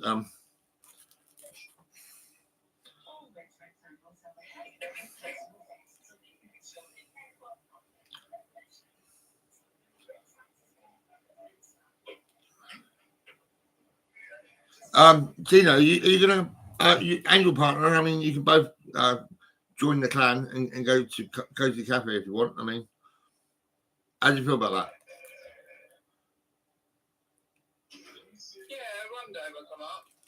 Well, yeah, what it is, I've got a load of stuff in my bag, so we could probably spend time giving them out to the little families and that.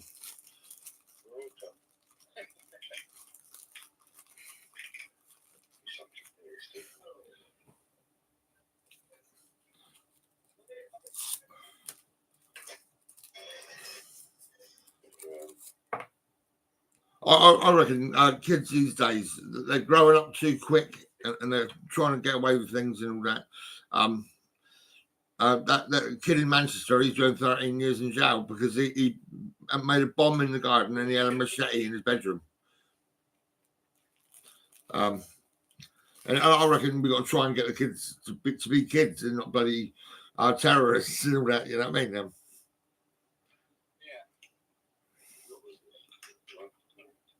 I looked after a lady called Kim Dayton with her 5 children next door to my mum. And Robert Arthur's one of our kids. He was in foster placements. But he was finding it hard to settle. They were turning him away as well. So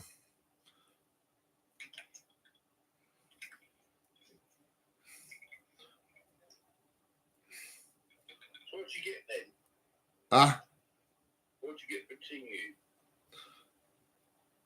What do you mean, what did you get? What did you order? Oh, loads, man. Loads of whistles, pens, pencils, paper, rubber wristbands that says never give up and things like that and believe in yourself and all that. There's some little shots glasses, you know, like for a little shot.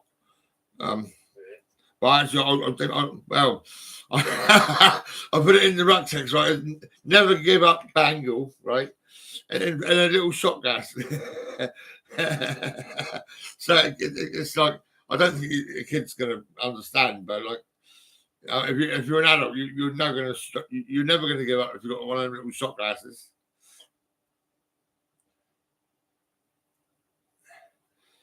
Do you drink, Tina? Do you drink? No, I don't. I'm teetotal all the way. It's because I was a piano man. I know he's better, he is. Yeah, I know. Yeah.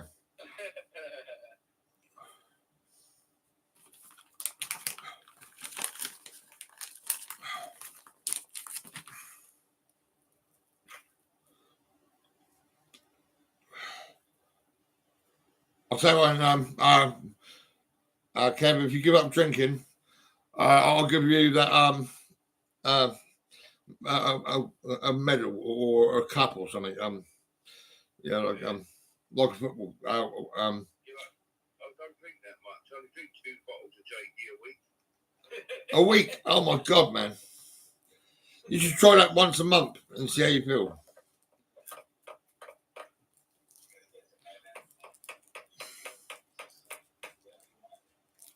I bet once you get down to about a month, every month and all that, you might start thinking not to do it, not to bother. Well,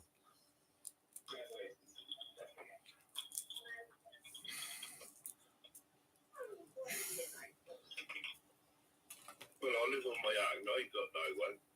I socialise on my own anyway, so that's why I drink. I'm going to keep myself entertained.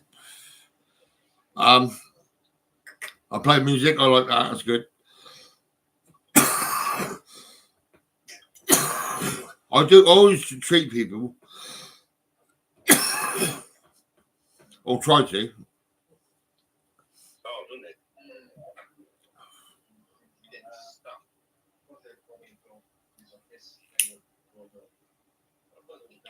That's what I had trouble with it the other day. Oh.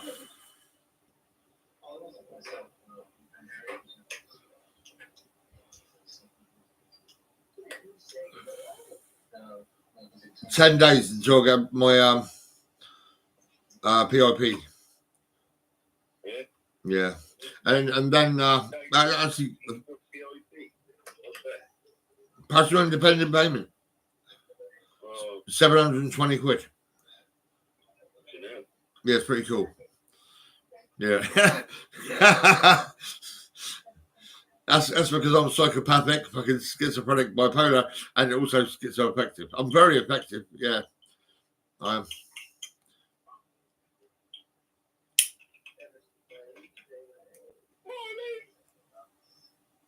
Ah. Where's Kate tonight then? Oh, she's been over. She brought me a smoke over. He said I'm tasty. I'm not a big tasty. I got some boxers. I got Donald, don't listen. What you got? One thing. No. I decided to keep that. And this one, when I'm really tired, I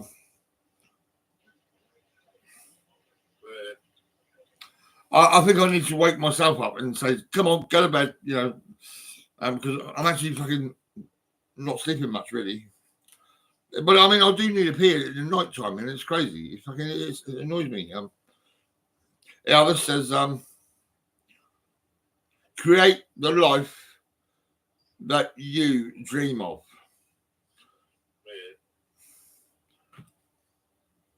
This is like pretty cool. This one's new challenge. New challenge. And a whistle.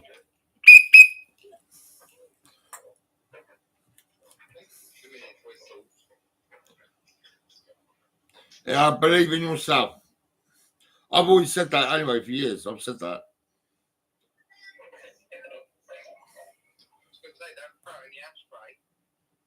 Oh look. That's pretty cool, isn't it?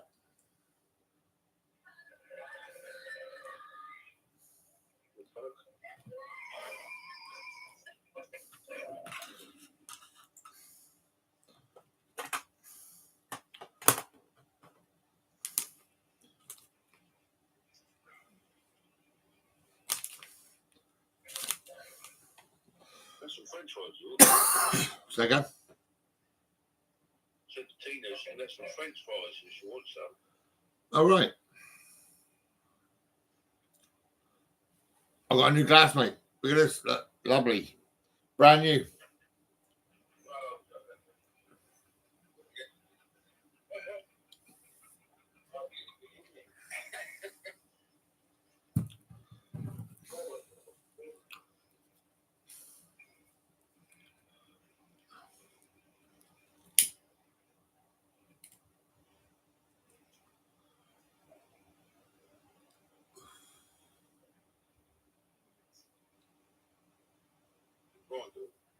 Well, that stems. What? That stems.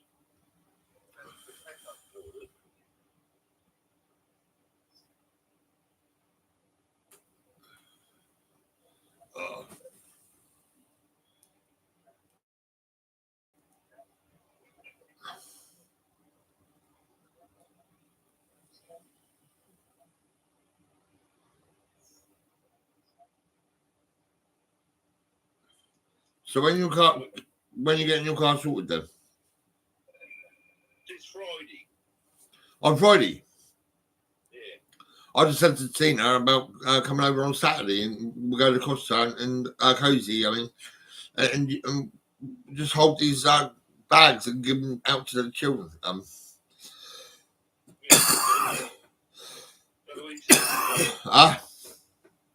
to Eastleigh.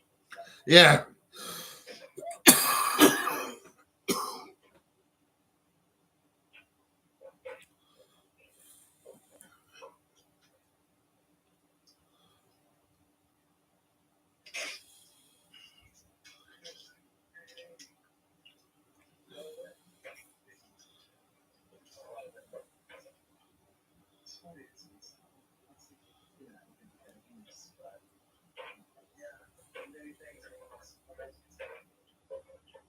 You cold? No, I'm alright actually. I've got my other t-shirt on that says about my brothers and Your hat? huh? That's what it says in your hat. It is what it is. Yeah, and on the t-shirt. That's up there somewhere. My knees are hurting a little bit.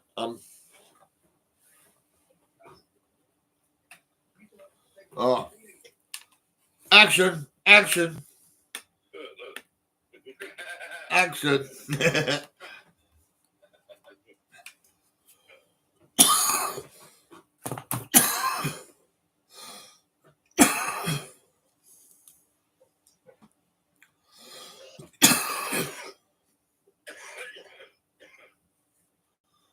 Oh. Turn that fan off.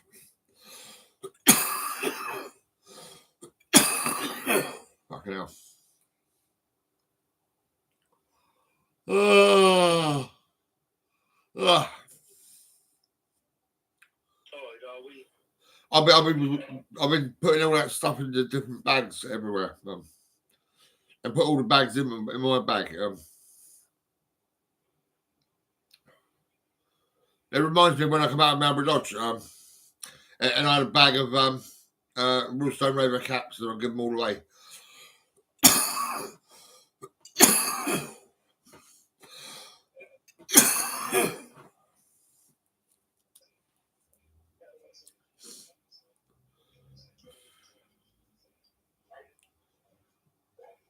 I said to Tracy earlier on, I said, why are you trying to be nice to Tina and everyone? With all the men and all that. I said, the truth being too out. I said, you know, what happens and what's going on and all that throughout the years, you're never going to get me back. I was being nice because you don't do nice. Are you a devil then, Tina? Really? No, Tracy is. Oh, Tracy is. Oh, really? I heard her when she was drunk and it was funny. It was. But nothing on Facebook though. I must. Well, I've been live all the time, you know, and what am I trying to do now? I know what I'm trying to do. Yeah. Yeah. Don't put nothing on Facebook. What we talk about though. Well, I'm live at the moment.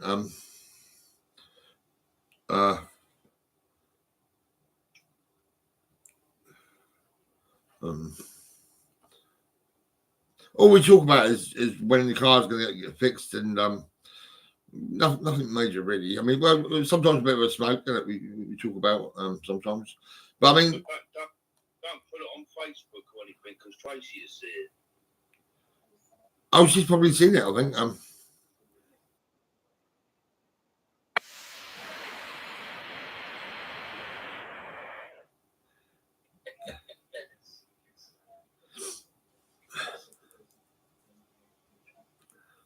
Hey, Tina, you're not going to be a little bit kind of like Chip down here to try and beat me up. Really?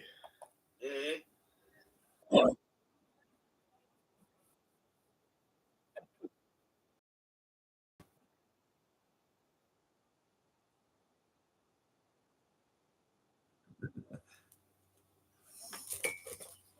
There is another one. If I scroll down a bit, where am I? I'll try and find it. It's quite funny.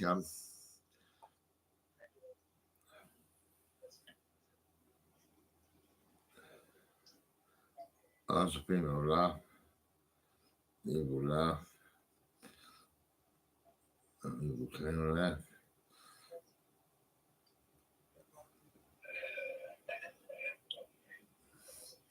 Small group laugh. I think this might be funny one actually.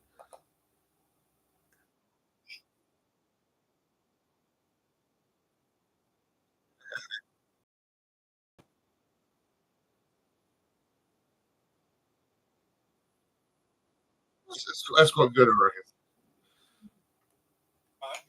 I'll have to get some fish food.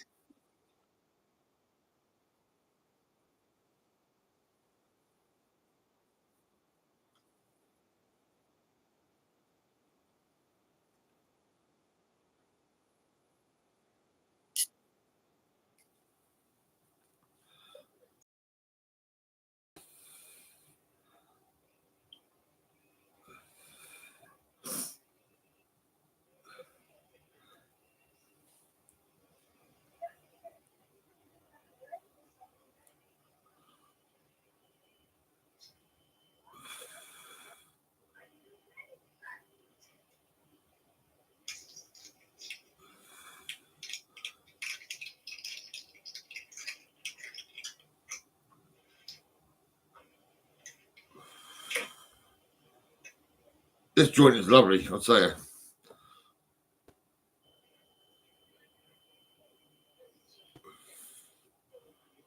I love it.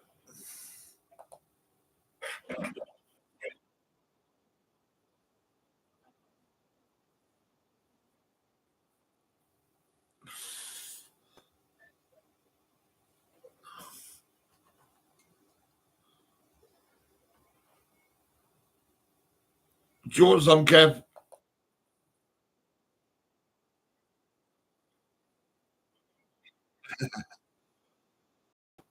Oh, wow, what's that then? Oh, look. Oh, my God. Wow, look at that. It's amazing. I love it.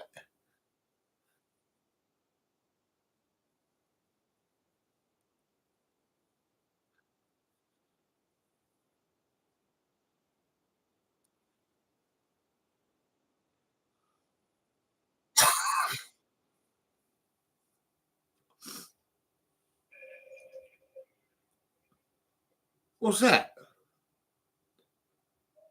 It sounded like what water pouring away. The washing machine. Oh, washing machine. Was it really? Oh, man.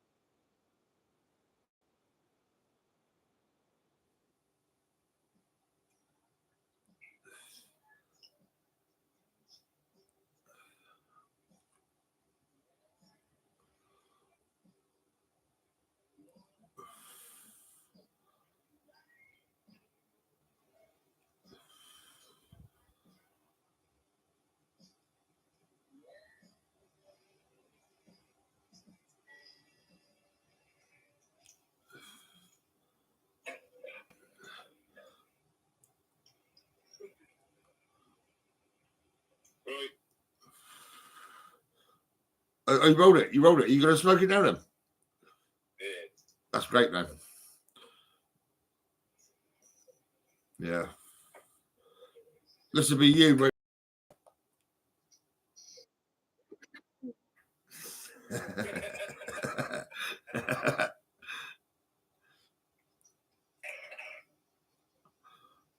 Yeah, that's funny.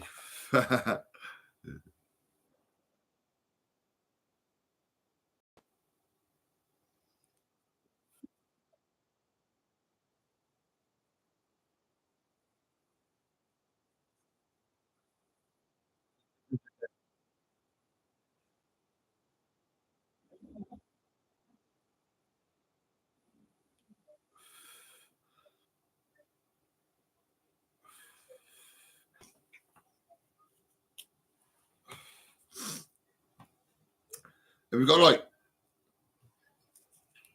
Yeah. That's right. That's good then. Go on, man.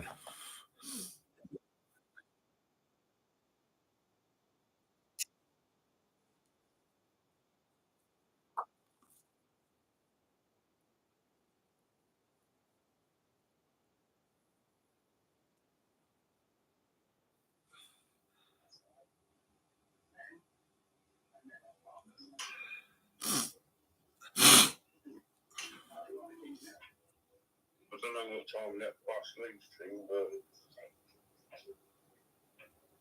it's saying it gives at Kingston at 9:24. I've not been on a bus for a long time.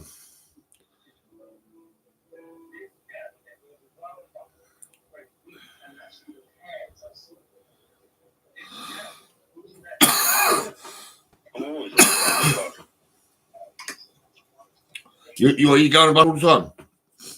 Yeah.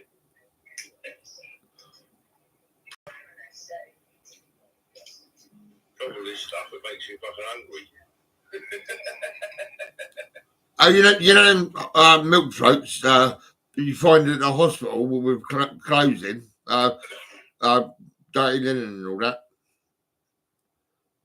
Have you seen them? They're like milk floats, and they drive around the hospital, picking up like sheets and all the bits and pieces, like Anyway, I never nicked it. Someone else nicked it, and they turned up somewhere. And I was there, and I was like, oh hello, and I drove it.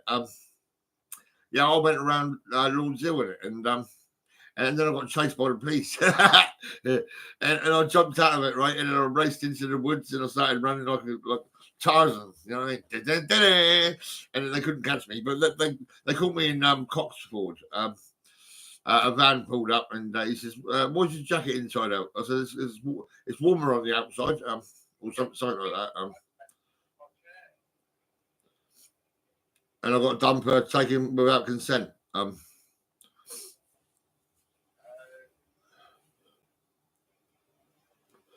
That was years ago.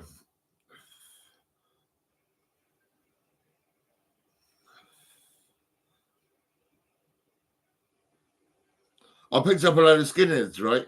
And they wanted to get out quick because they was a bit scared.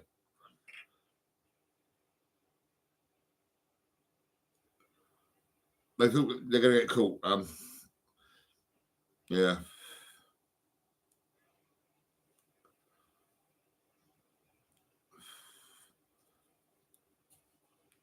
Makes me laugh now.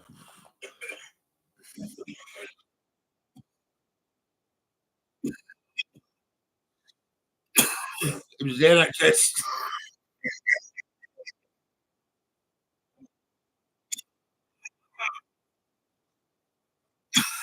NHS.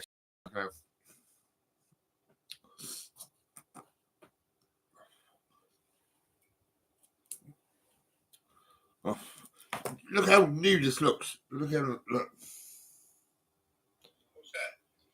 That's like a half point. Well, it's about a point, really.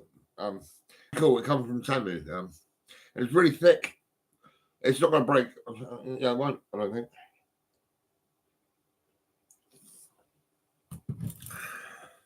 My other one went over the side of the coffee table and landed on the floor and crashed. And that was it. It was bits.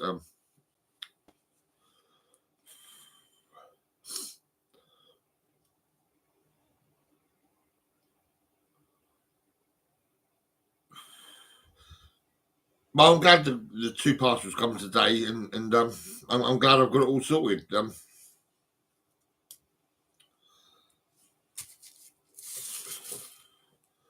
I don't want to smoke too much weed, actually.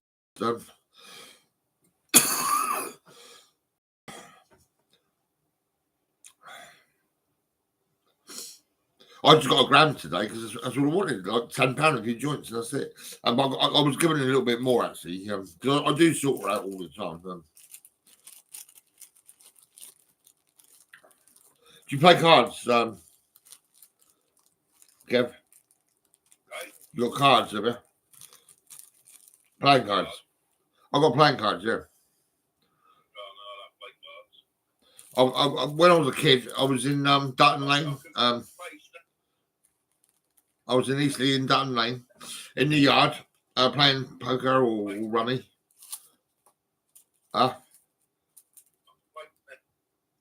Second. Oh, really? Snap. Oh, my God, really? That's bad, man. You have a heart attack straight away. You're like, snap! You're just going crazy. You're like, oh, my God. Seriously.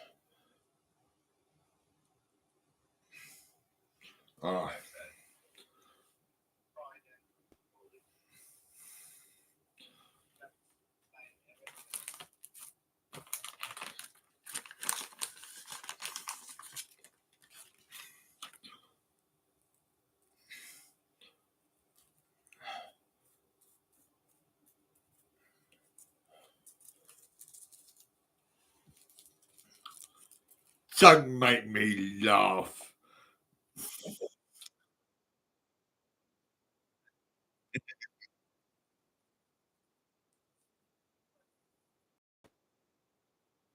I'm licking it. I'm licking it.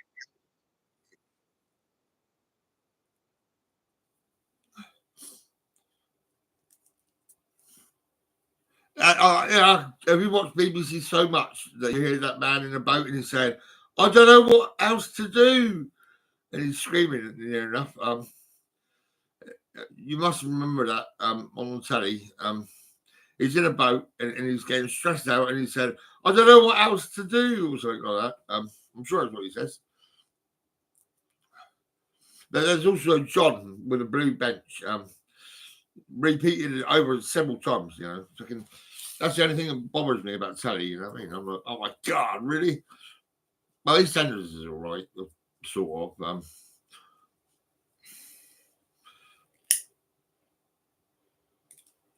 It's when you get up early in the morning. You know, they repeat everything.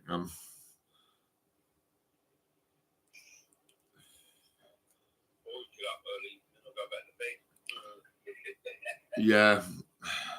I think I slept until about 10 today. I got up early. I had my tea, my PC, and my pee,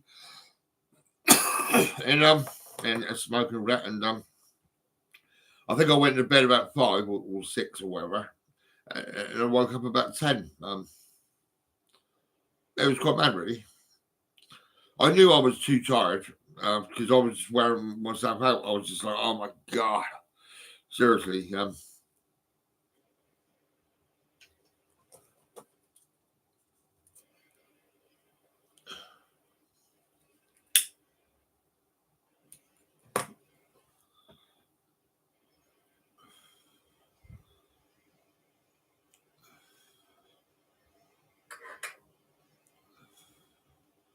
Here comes the sun. Here comes the sun. I say it's all right. Yeah, it's gonna be all right. It's gonna be fine on Saturday, I reckon.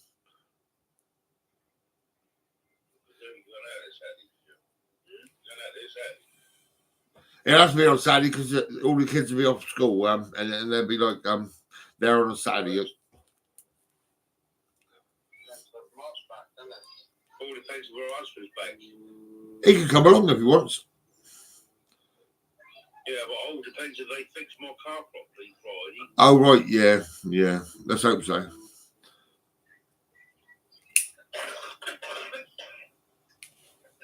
I got a song in my head, right?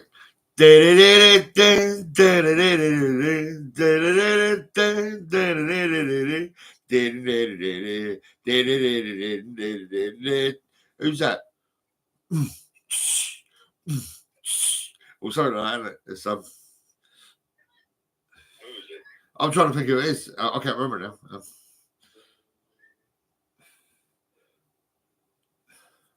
It comes into my head and I thought, oh my god, that's crazy.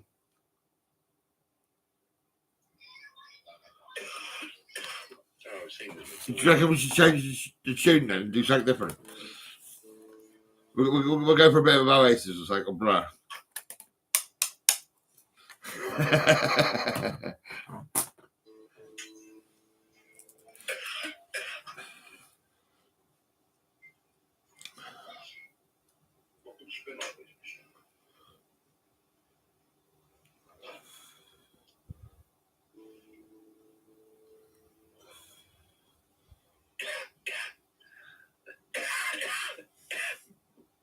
You got a bad cough, Tina? Yeah, I'm getting over a chest infection. Oh yeah. Did you get antibiotics? Because I found it hard to get that. No.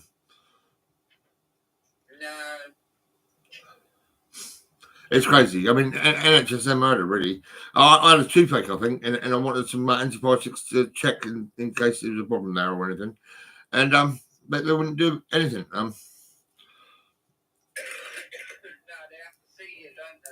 Well, yeah. Well, I got nowhere.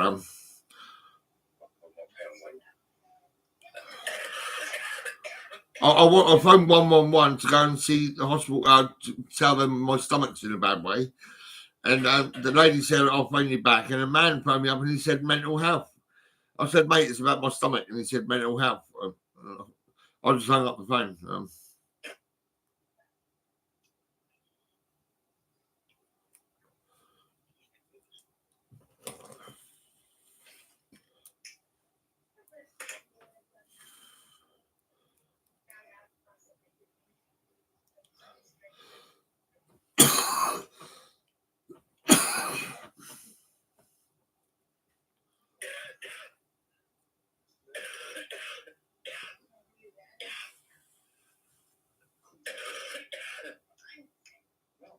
Are you getting tobacco from the shops then, or are you getting cheap stuff? From the shop. Oh, really? That's mad, really. It should, well, yeah. I just won't go cheap crap. No. Fuck that.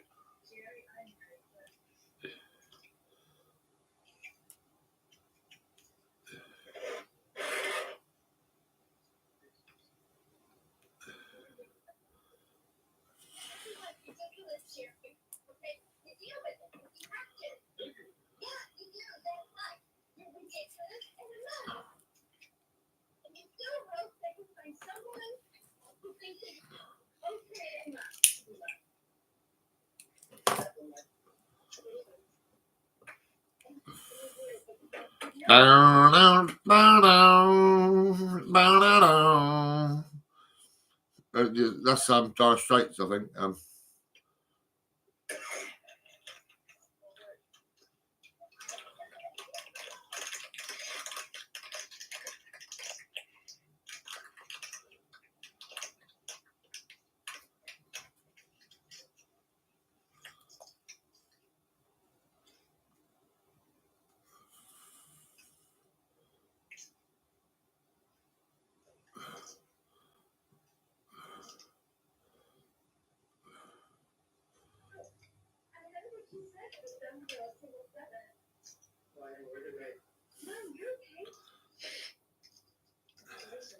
You're Texas.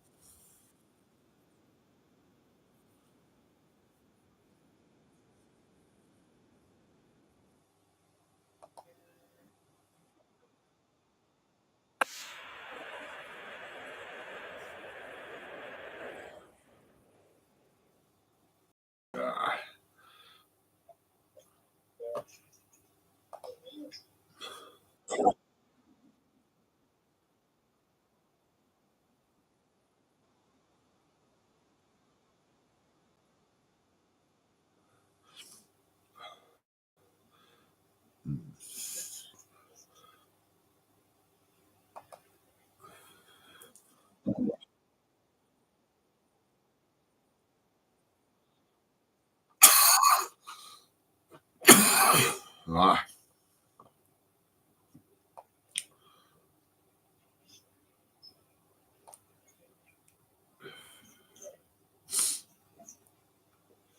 What did you say?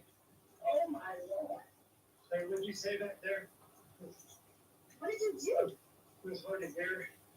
You know, but they go in and they eat. When I got on the rail, everybody started shouting. You know, they're underwater. You can't do anything from the water. You know, you were getting sick of bed. It was like about how you're ready to be like the person who wants to produce. I don't know. It was better than that. That's really good. Can we do that? Yeah. Let's do that.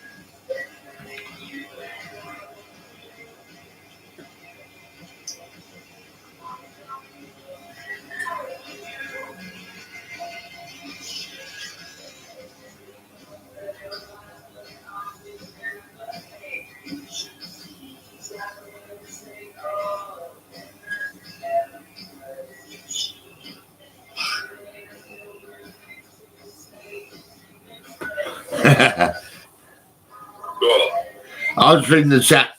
It's got Mallory. I was on Facebook and he was on chat on YouTube, so I had to change page. And I've not actually related with anyone because I've been busy with all this stuff to go into these bags.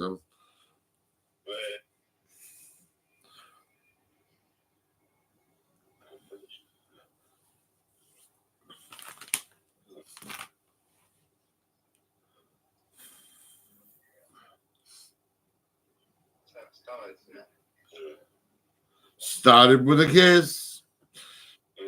Who was it that sung that then? I can't remember. It just into my mind. It was like, there it is.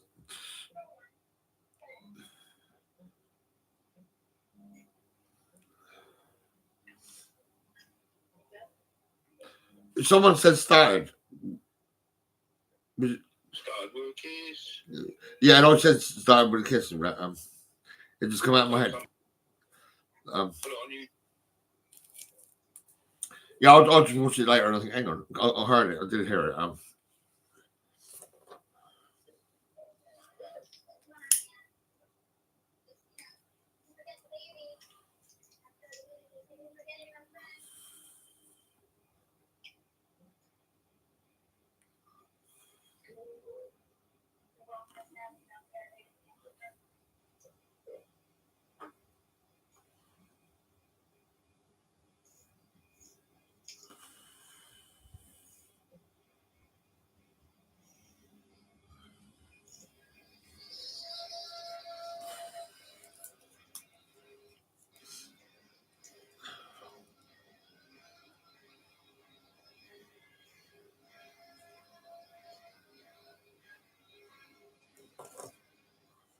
Is that your radio?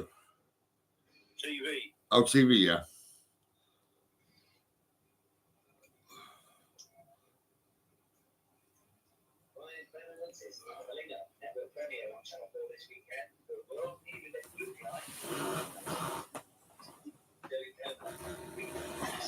Look at these, Kev. Look at these, man. Alright, cards, king. Pretty cool, ain't Sure. Yeah.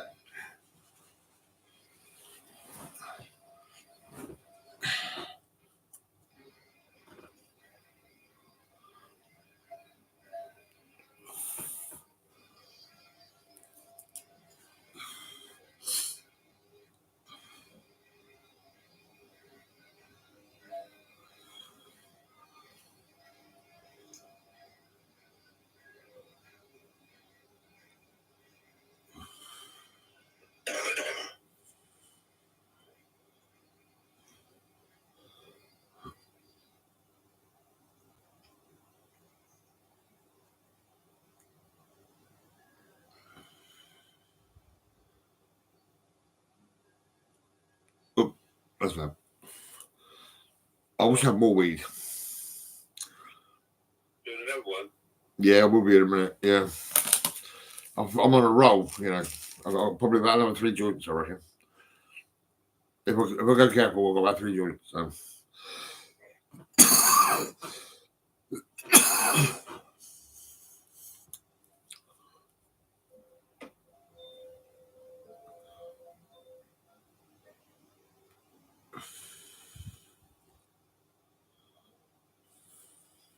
Do you ever like sing, Kev? Sing. Yeah. All right. Do you actually get involved in what you hear on the telly or radio and join in? Maybe singing or rapping. Yeah, I'll sing some songs. Yeah. I used to sing a lot when I was younger.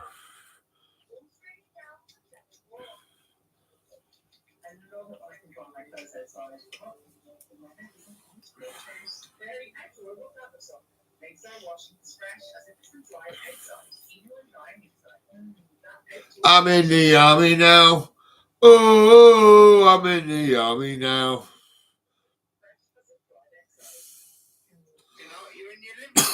Sorry? I said, you're in your living room. Yeah, I know. I got this hoodie today. I used to wear a cub outfit, a scout outfit, and an army uniform when I was an army cadet. My son was in the cadets. That's great, yeah.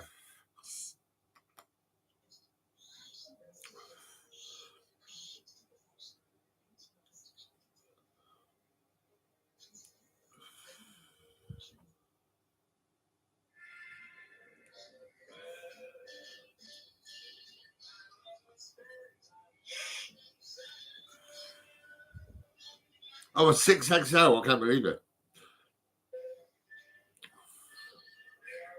That's bad, isn't it? Oh, I got a size 14 top, a white small top. It arrived today. I mean, I don't remember. Maybe I thought it was an ordinary man's t-shirt.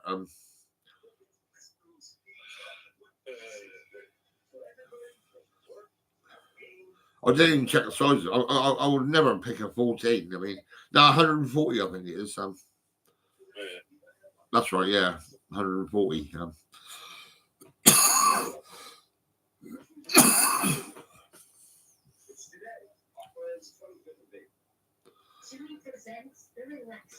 All you need is love. All you need is love. All you need is love, love. Love is all you need. Yeah, that's it, really.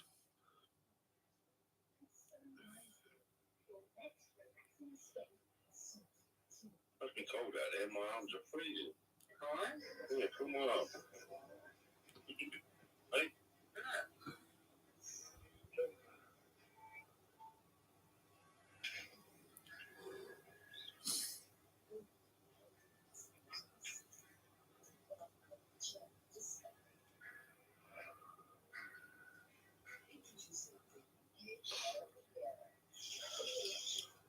Oh, look, Don't Let Me Down. That's a good song.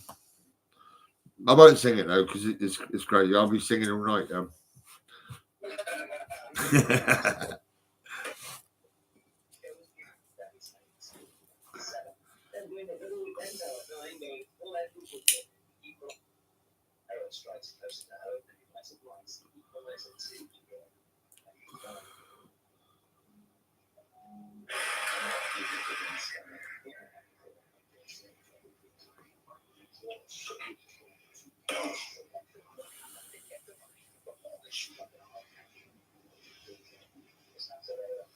To get my 2 keeper rings out, it was £299. Huh?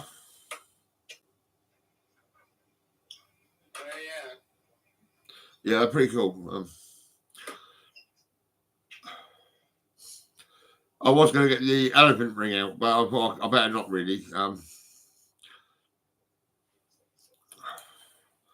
I've got like 200 quid to last me now until I get next paid. Let me think now. I'll get paid on the 26th. POP.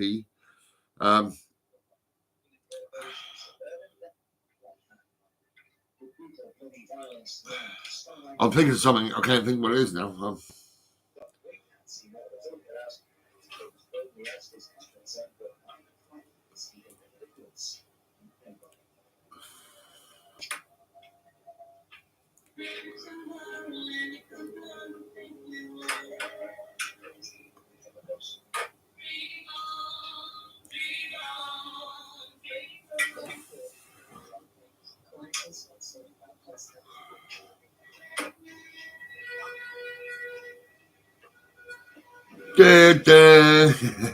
Yeah.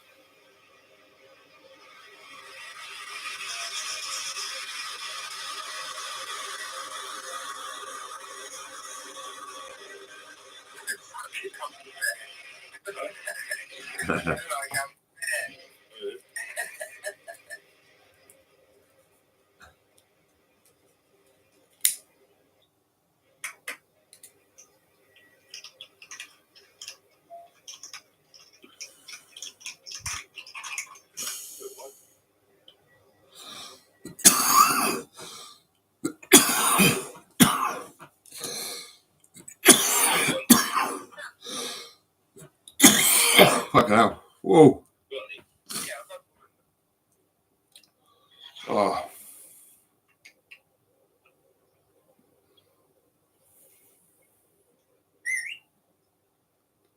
Oh, look at that. Oh my God. That's crazy. Yes, yes. Gimme.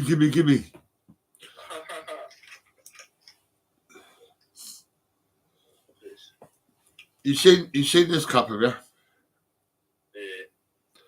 Yeah. Oh my God. Yeah,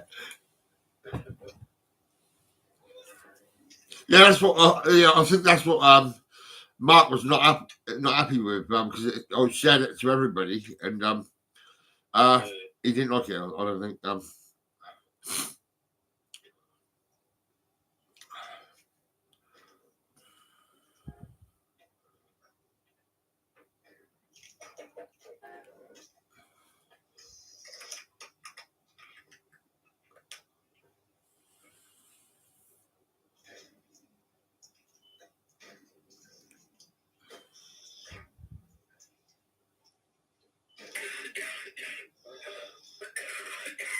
I used to go underwater, Kev. I used to go underwater in Southampton swimming baths, a big place, you know. And I was diving off the diving boards and all that.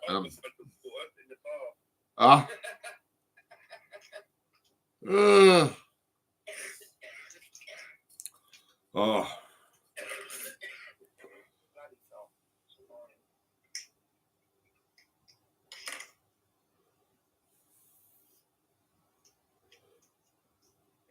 I could all talk Keita. Watch it. You thought poison.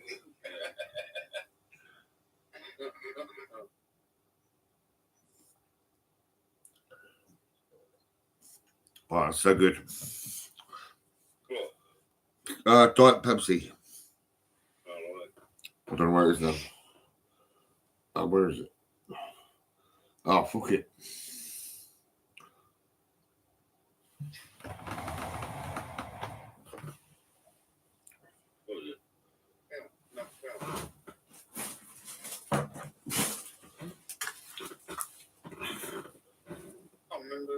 watch this one. Whether it was the advert. I think it was the advert, wasn't it?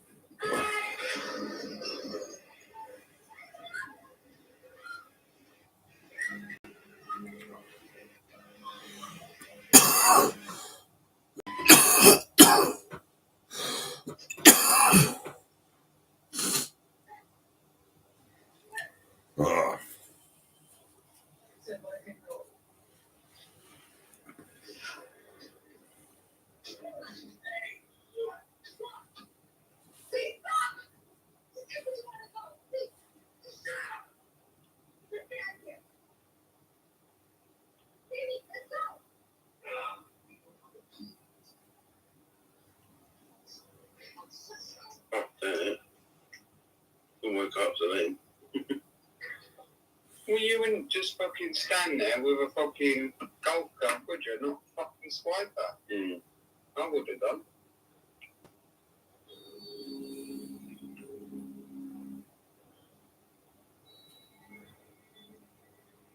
Yeah, he had his chance, didn't he, to shoot her. Or, yeah. Oh. George. Well, I'm a bit hot actually, to be honest. I think I've got my door open. I think what I'll do is I'll take my t-shirt off actually. And keep this hoodie on because it looks pretty cool actually, doesn't it? Yeah.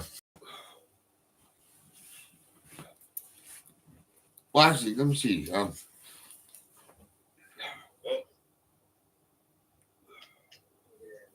I make the rules. Oh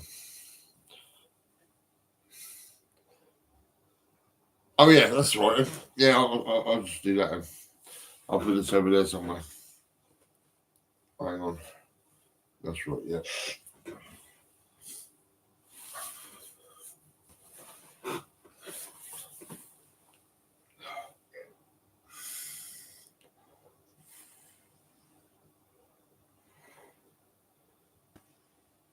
I'll tell you what.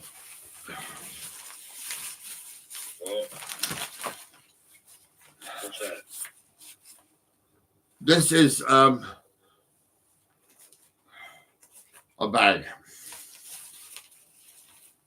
Alright. It's elasticated. It's kind of mad.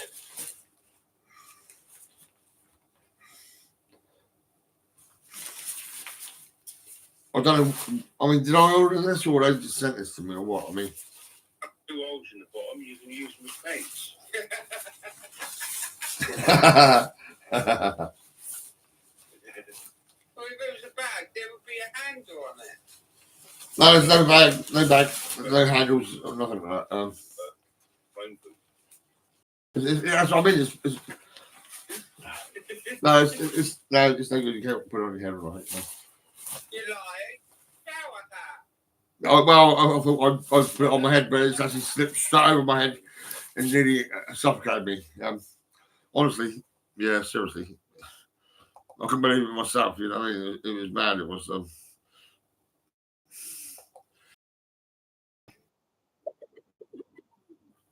Oh, that's a bit bad, isn't it? Oh, shit. Oh, yeah, this is what I'm going to.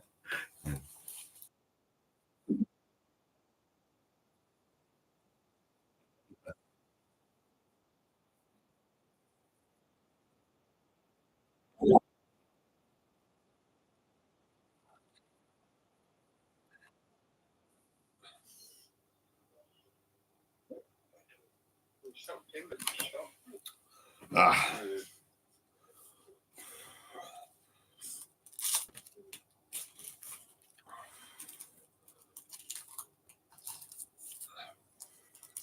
Or you got your front door up? I always do. I had the police phone me up and said, you know your door's open all the time. I said, yeah, that's right. I do shut it, sometimes about when I wake up, I might shut the door down. I was bloody freezing last night, but I got in bed. I was fine then. What? You should shut the front door when you go to sleep, though. Yeah, I know. Yeah.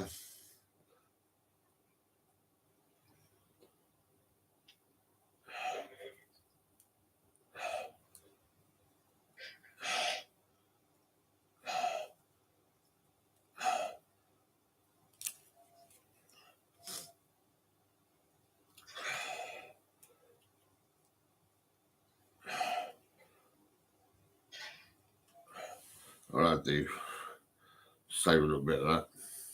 There's not much out really. Oh my god.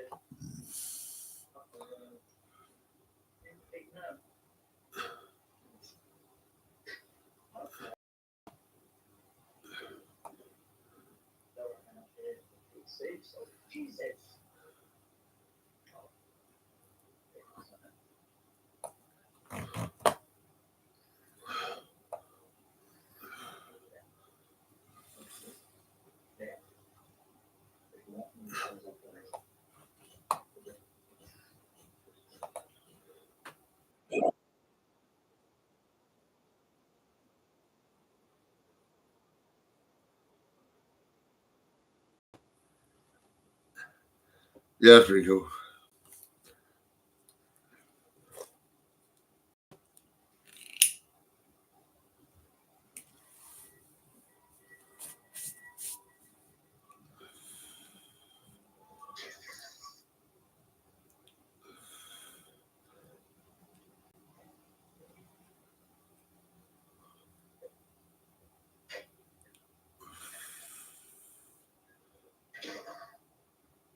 Why don't you stick a gun and freeze that? There's no other way. There's no other way. Legalise weed in UK.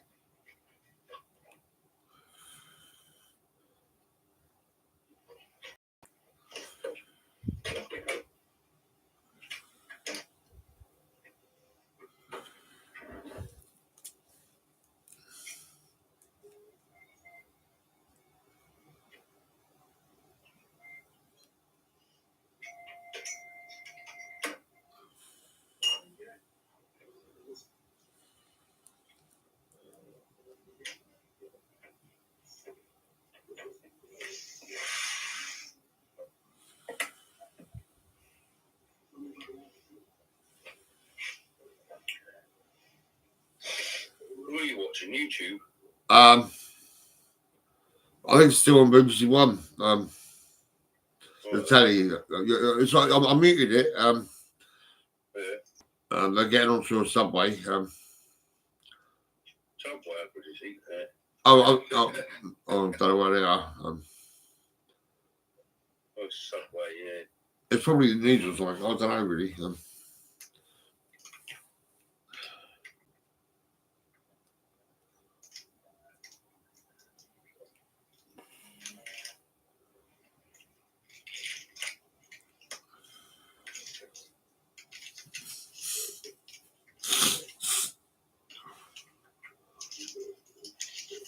I'm gonna try these glasses on.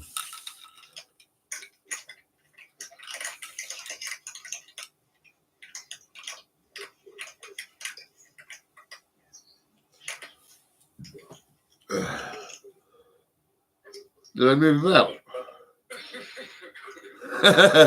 Hey! Yeah.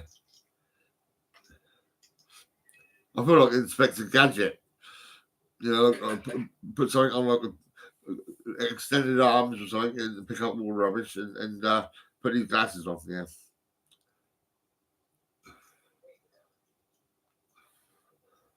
I normally wear my shades. Here's my shades.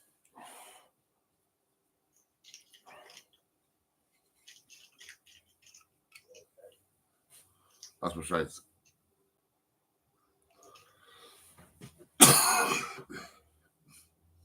Green.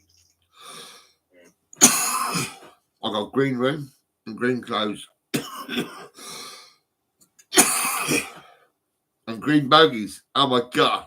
Have you seen them? No, not really. I'm joking. I am, seriously. Oh, well. Oh, shit. I was going to do some laughter. I can't find it. Oh, there we go.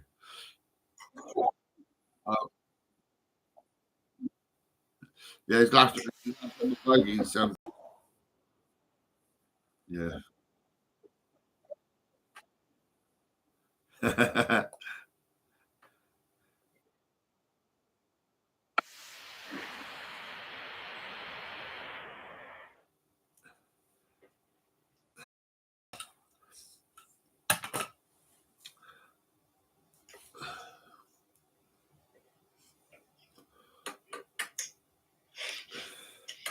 I pawned a gold ring, right?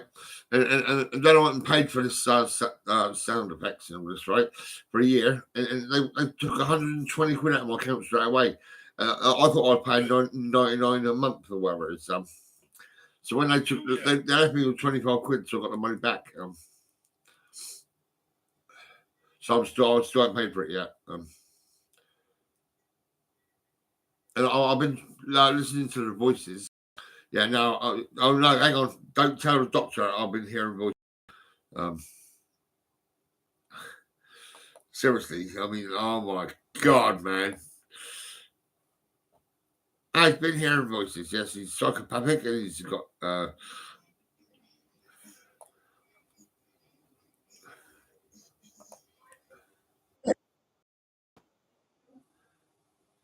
no, sorry. I'm mental. I'm psychopathic.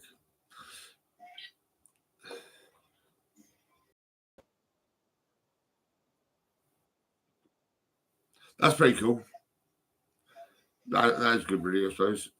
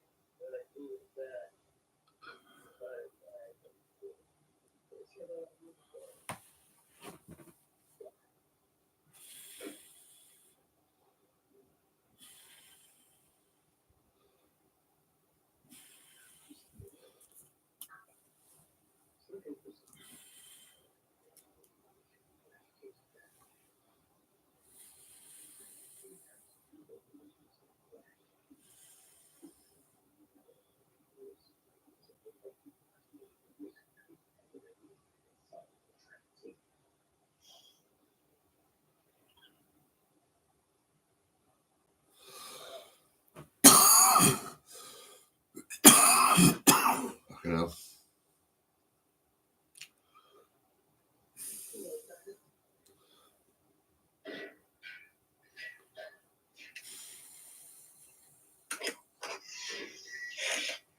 You guys all right then? Hey? You and Tina are okay then? Yeah. That's good then. I thought for a minute you were going out or something. But you wouldn't be going out now, would you?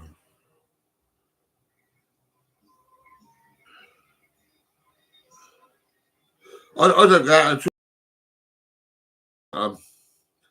I don't know really. It's weird. We'll do when it's in the summer. Yeah, when it's summertime, I'm indoors a lot all the time because I can't handle the heat. And the light as well. It's really bright, you know. It's mad. In the summer, it'd be too hot for you, and you'd be going sitting out the back garden. I'll be in here when it'd be cool in here.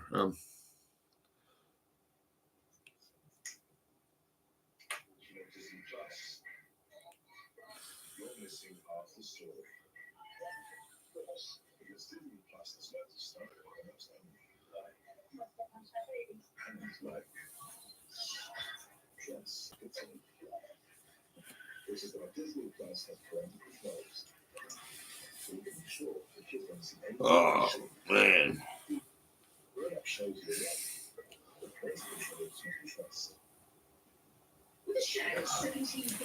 Even that's gone down, isn't it? It was 24.3. On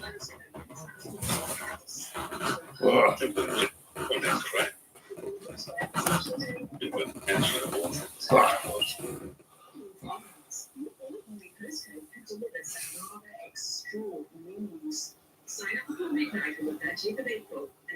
Is it what it is? It is what it is, yeah.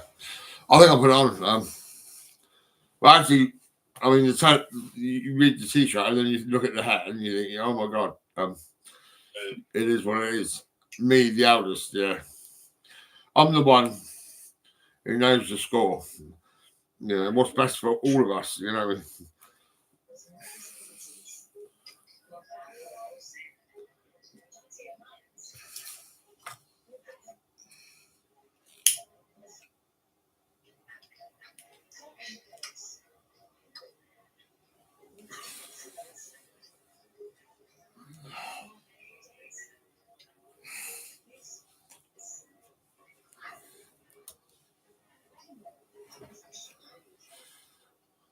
It's about 40 quid a box, isn't it?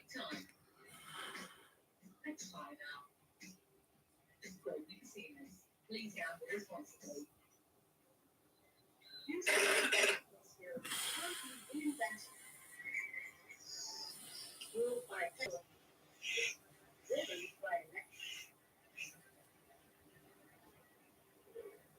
Feel the electrified flow.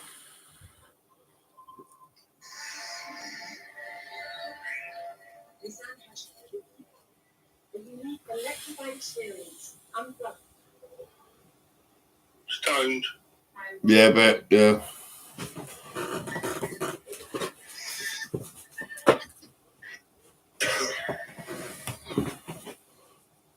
I'll tell you what, I'll change this, right?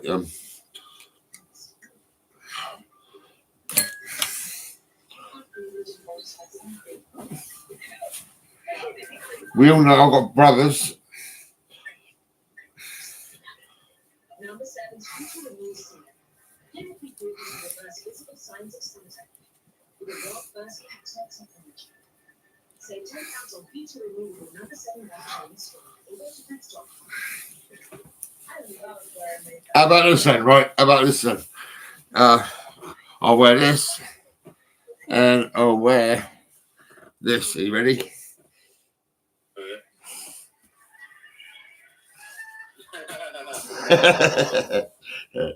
Yeah. It is what it is. I'm a pig. And you're nicked. I don't know, really. Can you imagine me being a policeman? I'll be like that. That black bloke. What's his name? Fucking hell, I've got his name. What am I thinking of? An old film. And the black guy, he's probably about 30, 35. And he was like a copper. But he was in jail, I think actually. Fuck, I'm trying to think now. I'm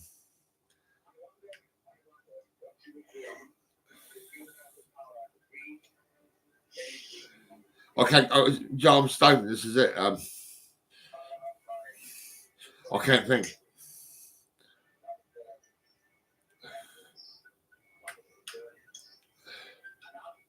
No, it's not moving at the moment, mate. I can't think.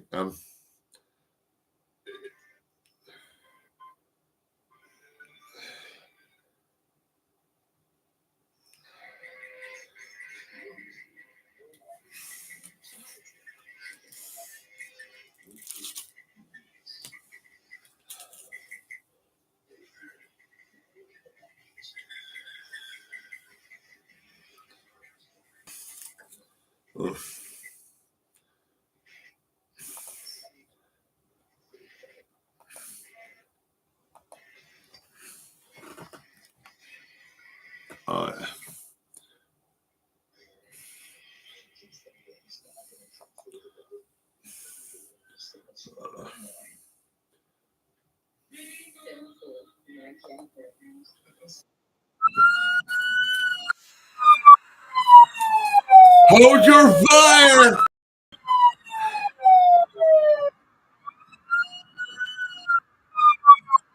Put the phone on the floor. And you put it on the floor. Oh, yeah!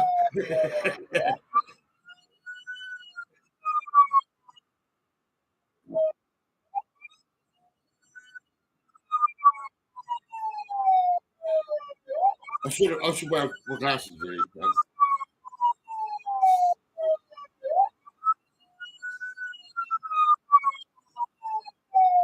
That's what I wear.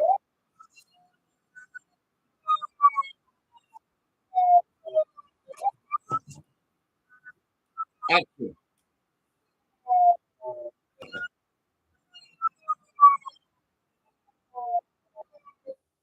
Yeah, that's pretty cool, isn't it? I reckon.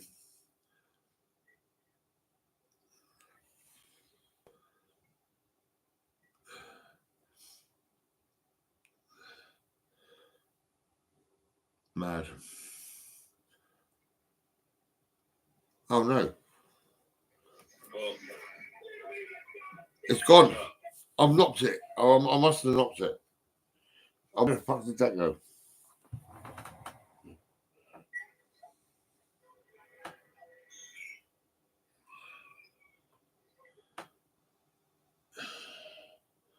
I'll tell you what, I'll dropped it.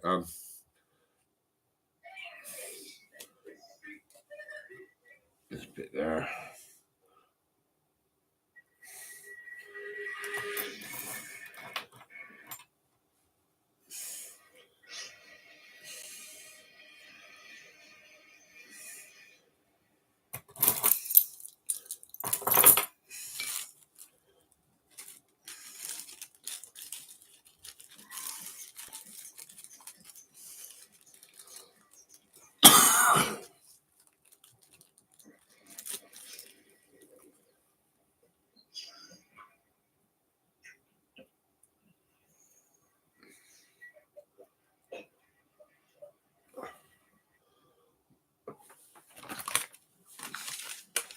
What does he say?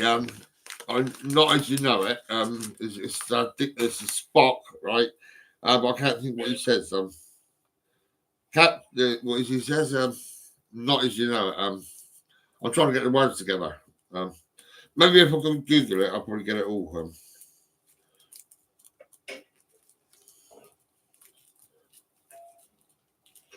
Something captain.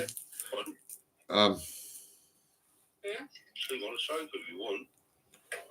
I've got a quilt in there. I think you'll get a bus now anyway, will you? Yeah, then it stops at about 11. Not to you, you want to stay here. Up to you. I don't care.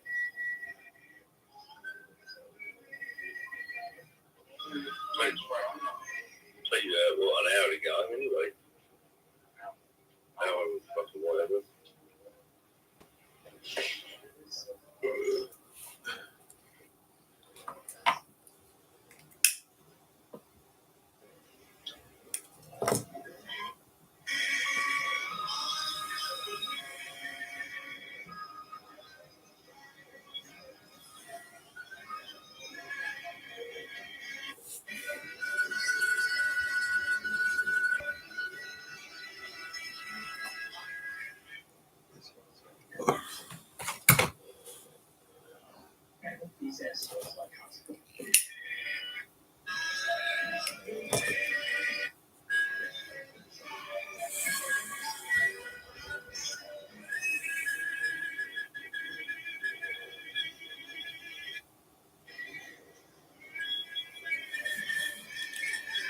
Isn't it?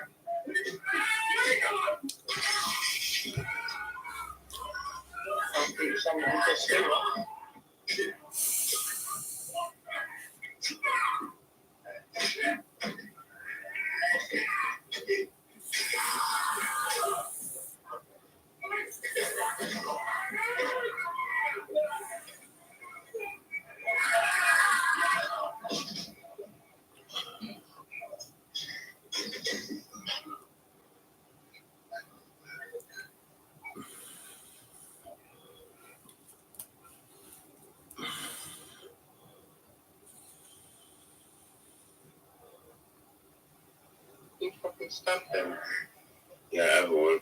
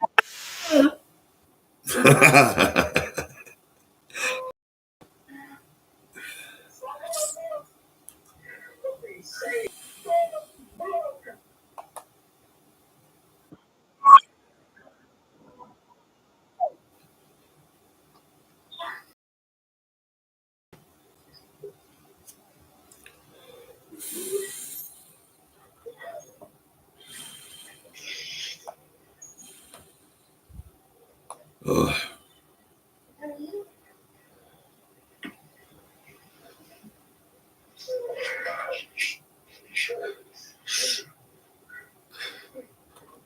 Well, you're on YouTube. I'm on the sound effects thing. Oh,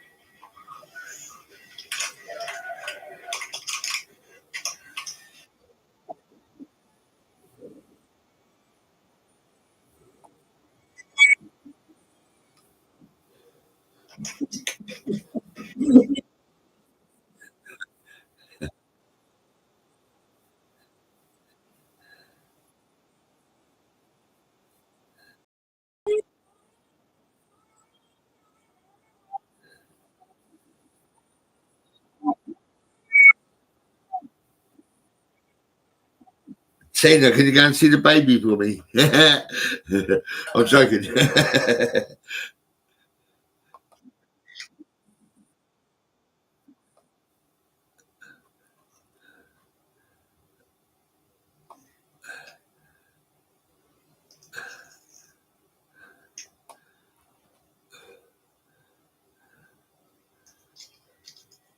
There's a lot of crying going on there.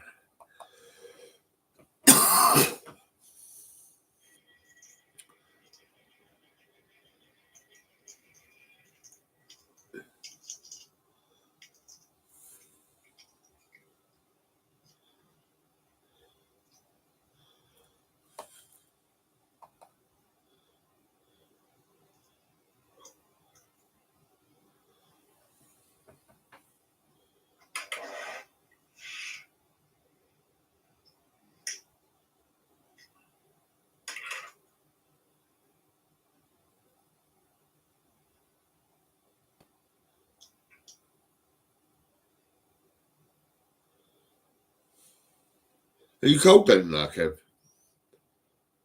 My arms were. All right, yeah. I'm quite hot and I'm a bit dehydrated, but it's all right. I've been drinking Coke.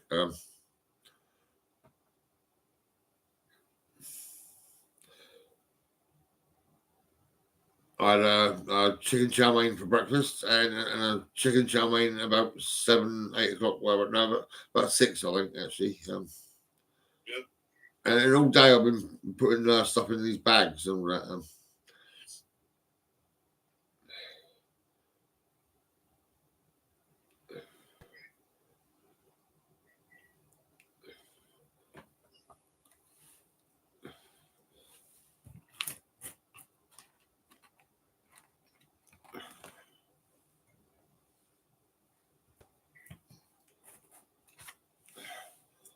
Oh, that's. Oh, yeah.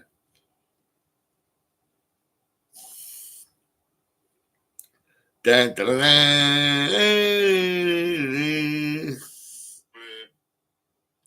Yeah, that's pretty cool, that cup. Look.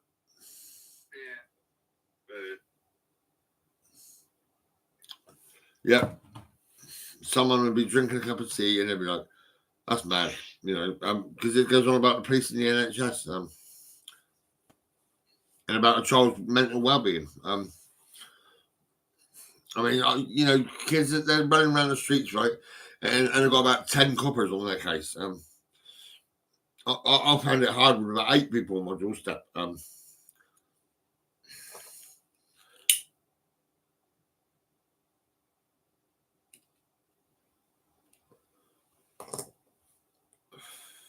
That's why that cup says what it says and all that.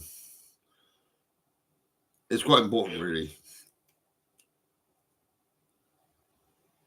Feels like it's 12, 1, 10. Yeah, I've got 20 to 10 on my computer. Huh? 20 to 10. I've got my Armani on, but I don't really work. I don't tend to. Hang on, here we go. What's this? 20 to 10, yeah. What's it?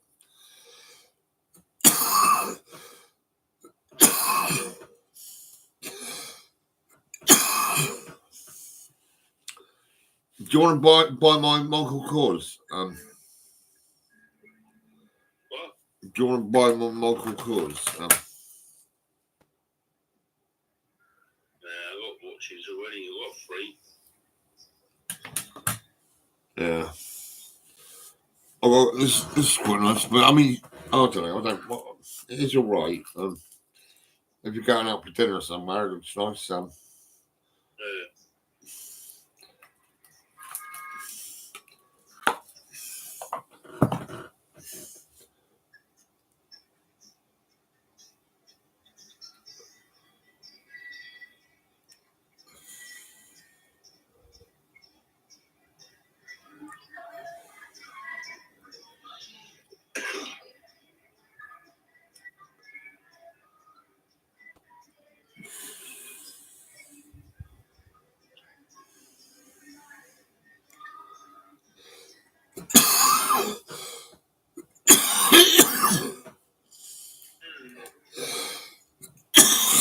Fuck hell.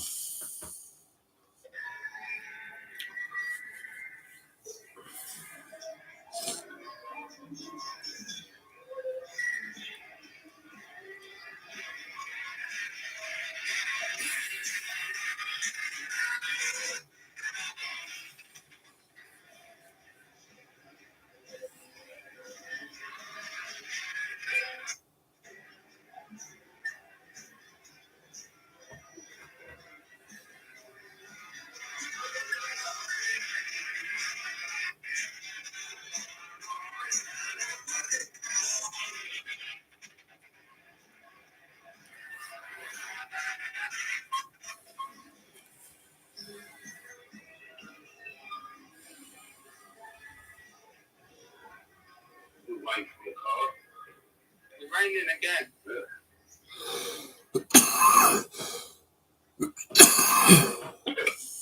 Don't stop fucking raining.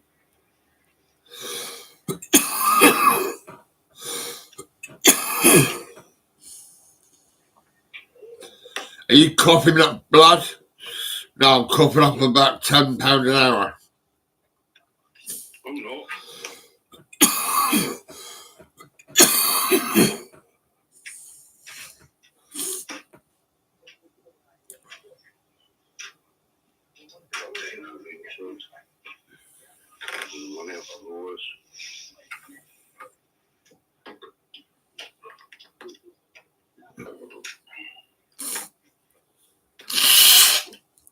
Oh.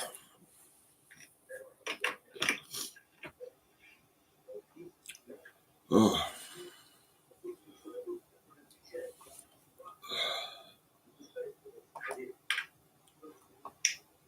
Does that feel good? Well, okay. That's good then.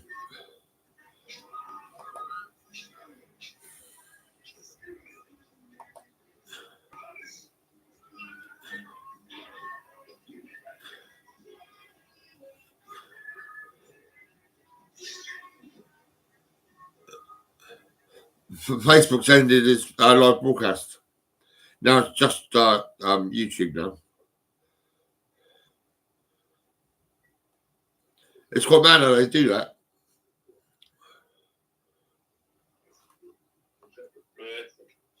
They decide to end the broadcast. Facebook decide when to actually end the broadcast. Yeah, they're unable to start live video.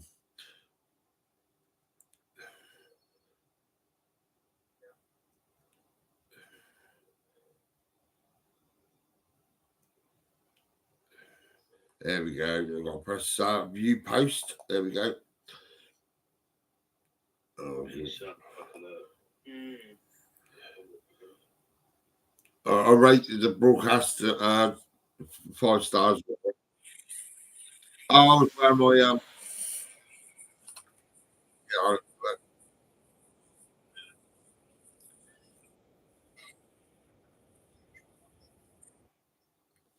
that's bad.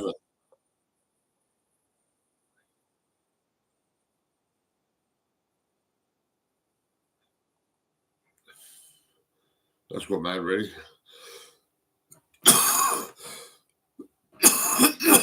Fucking hell.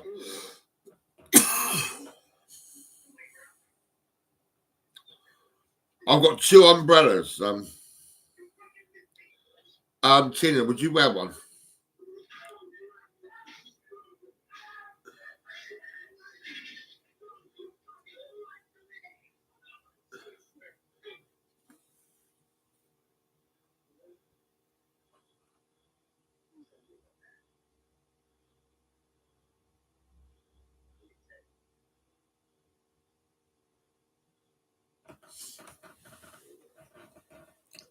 Oh.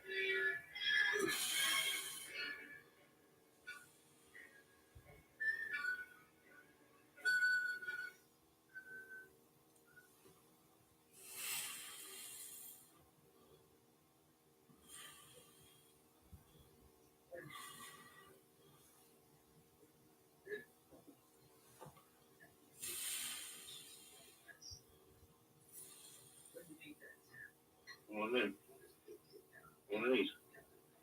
Yeah.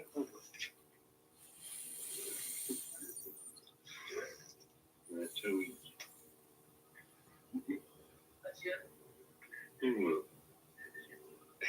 Hi, man. Say again? Hi there. Hello, Ken. Hi. Oh, you roll a joint. I can't believe it. Oh, that's amazing.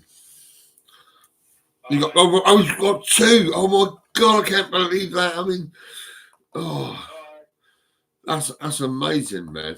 Seriously.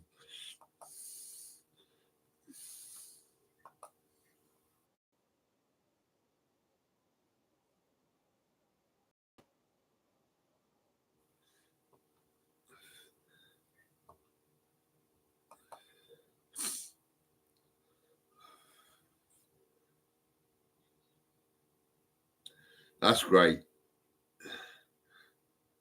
Bub. I won't go to the pub because I don't drink. That's what it is. You see, I just drink tea and coffee. That's it. I'm being honest with you. Seriously. I mean, what the fuck?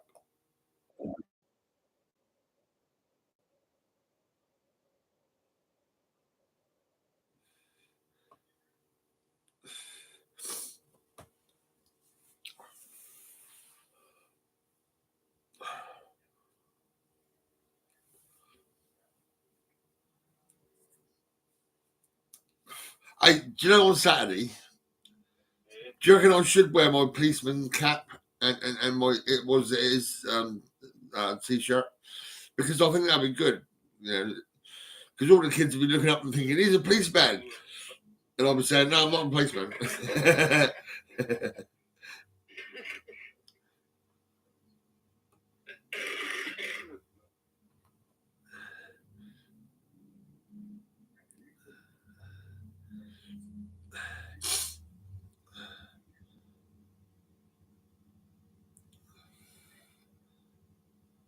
I could be a doctor.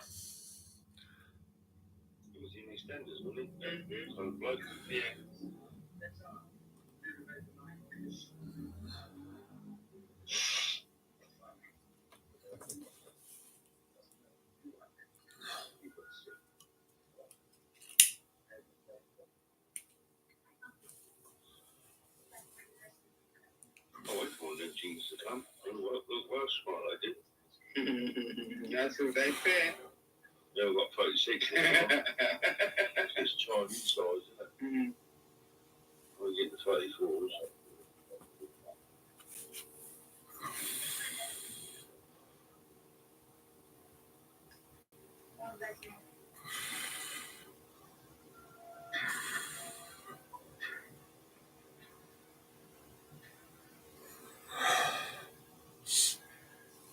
Do you remember calling the police pigs?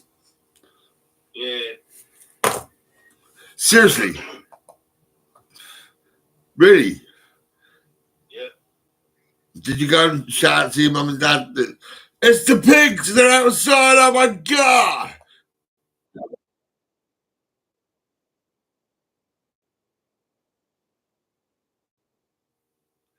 I'm joking. Huh? Oh, my daughter's texting me. Oh, she really? All right, yes, cool.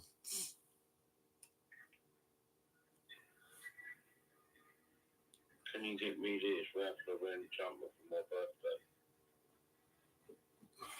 It's used me 200 brand new button, but with it, it's 43.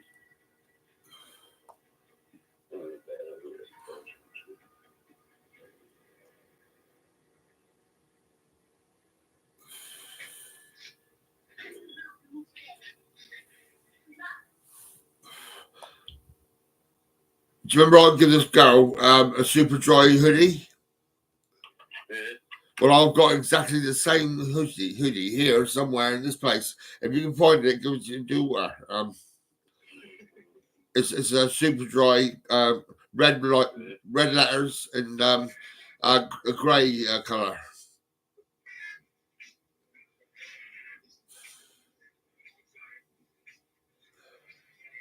So I've still got the super dry I've had for some time now. Yeah.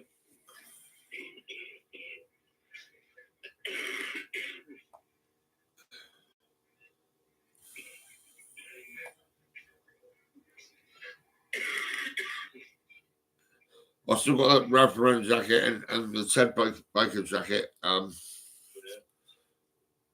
There's other stuff I got, which is crazy. Yeah. Oh, hello, Tina.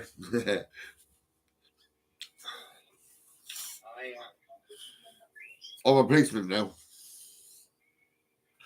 Yes, yeah, so shall I give you a ticket? I reckon I should give you a ticket.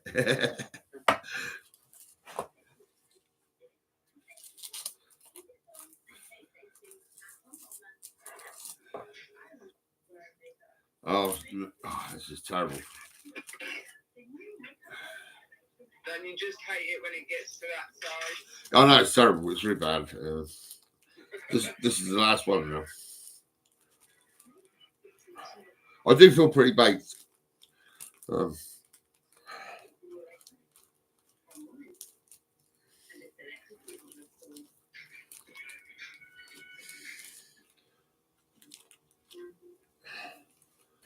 I've got loads of tobacco. I've got 8 packets.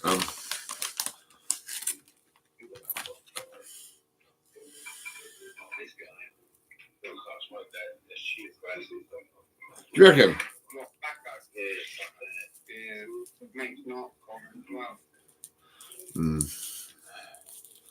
I can't afford like £37 a packet. It's fucking crazy.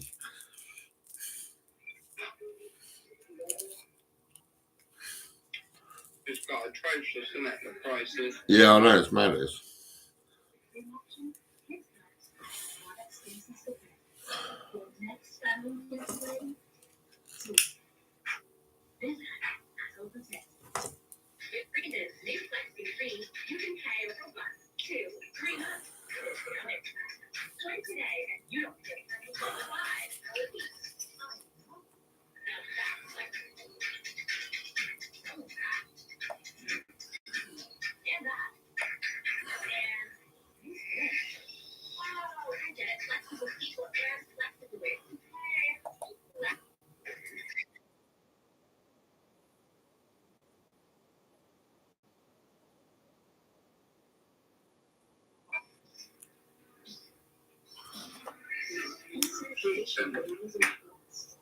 You gonna give me a smile then, Tina?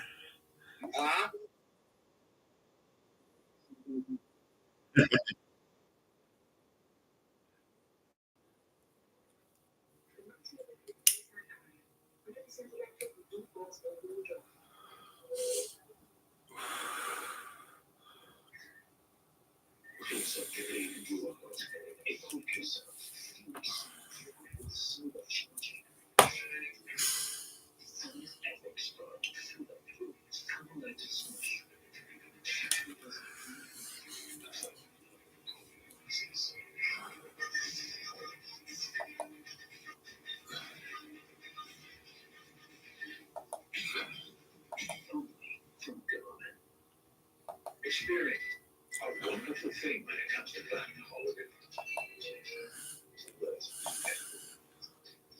Those relaxing days go to pool.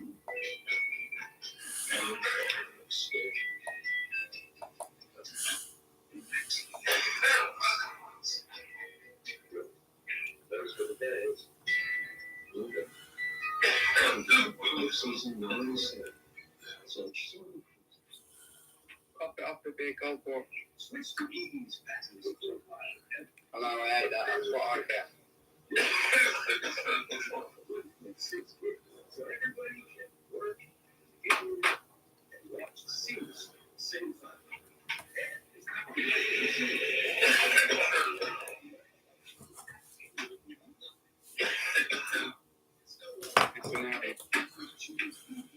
I've won the costume.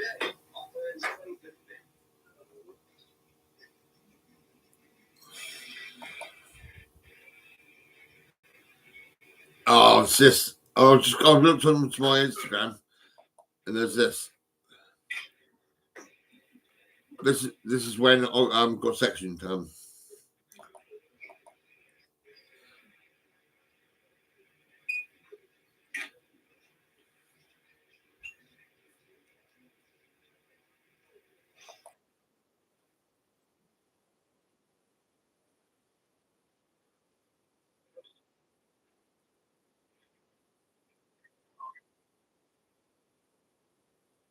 Have I played this to you before? It's Instagram when the NHS come round.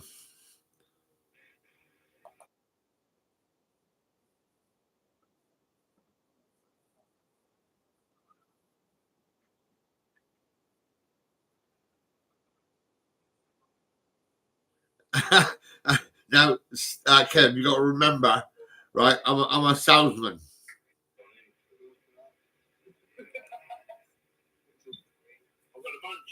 You got munchies, really, have you? Oh man, that's crazy.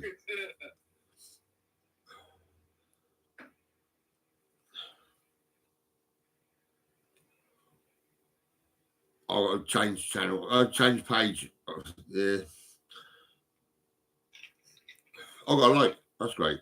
Excellent. Oh yeah.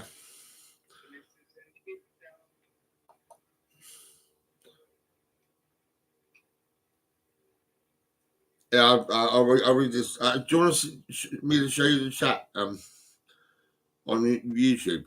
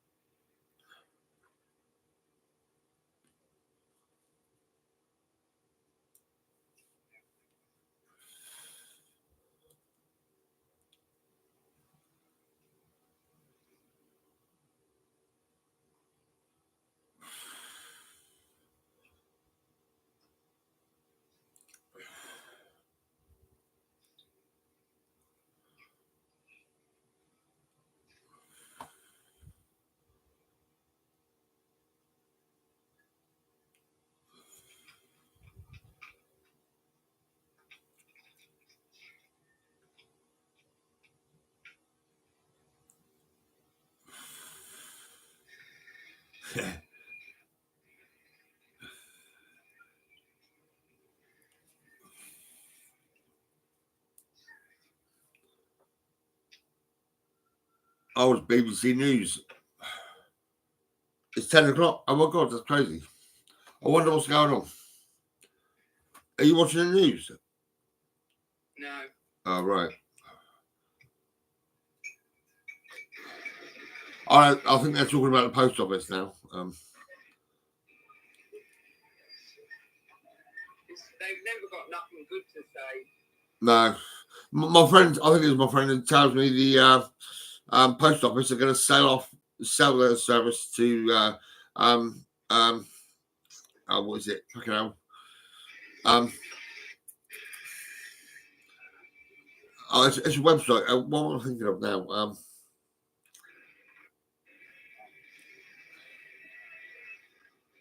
Not eBay. It's another one. It's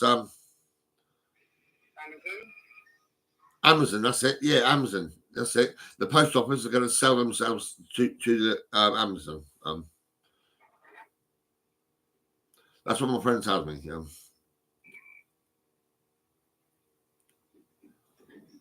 He also told me about Asda in Bradford. Two Pakistani brothers that they bought Asda.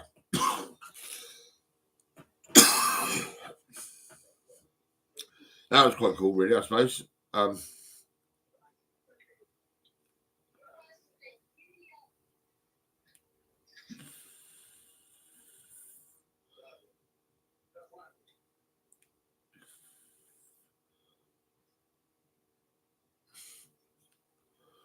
nearly finished this joint. This is the last joint. It's gone. I can't believe it. I mean, it's really doing my brain in. It's like, oh my God, seriously?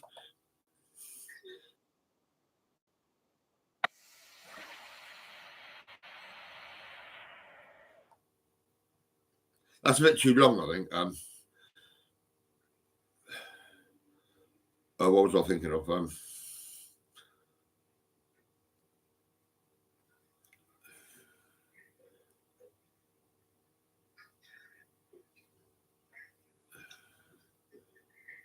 Oh, we've got teens cheer. A crowd of teens cheer.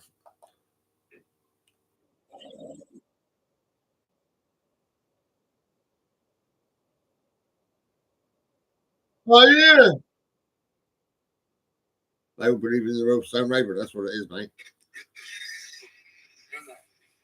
Yeah. Oh, I called you mate. Sorry, I thought Kev was there, but he's not. Oh, there he is. I can see him now. I'm looking at my sound effects. I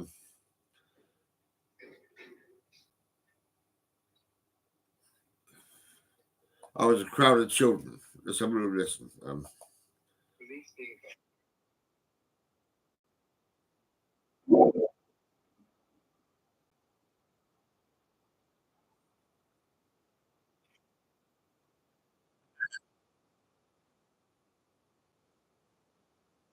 It reminds me when I was got to school and pick up my daughter and everything. And actually, I mean, and also when my daughter had two kids, right, two girls, and we would go up to school and wait for them to come out, you know, when they was up to school and all that.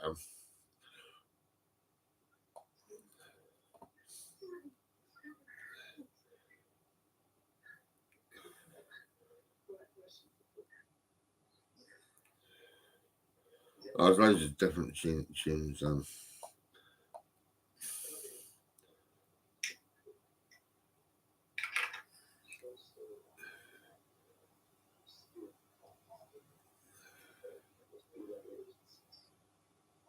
There's a load of teens cheer, loads of them. That's got mad, really. The crowd laughing. It's not very.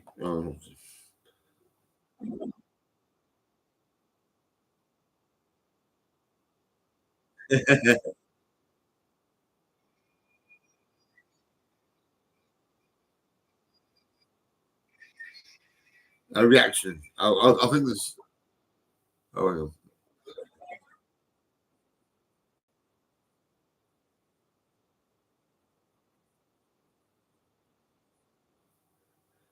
Yeah, that's got that.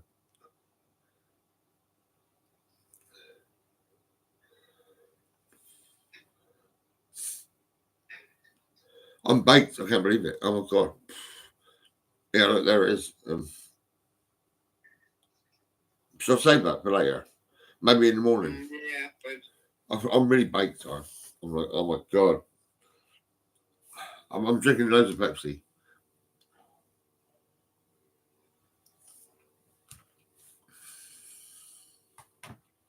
Oh, my cup on me. That one. You see that one, haven't you? yeah. Yeah, that's got all that on the back of it.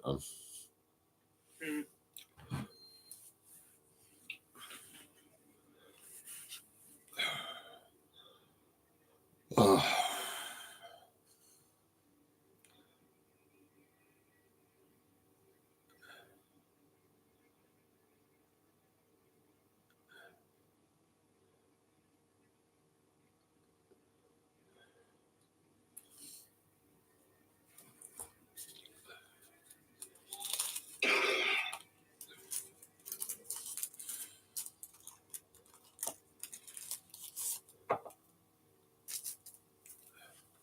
I can't imagine you in handcuffs. Who, me? No, not you, Kev. I'm thinking about Tina. All right. No question.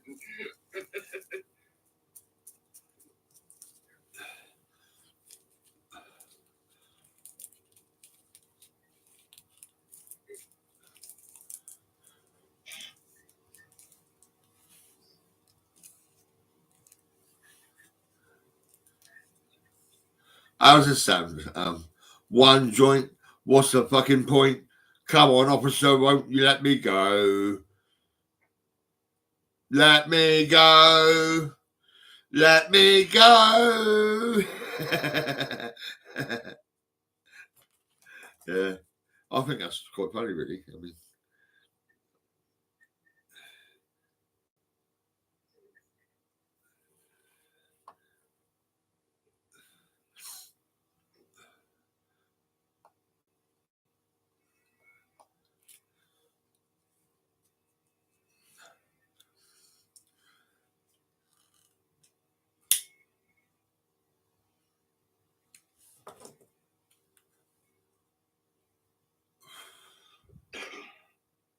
I'm surprised the neighbours didn't hear the gunshots.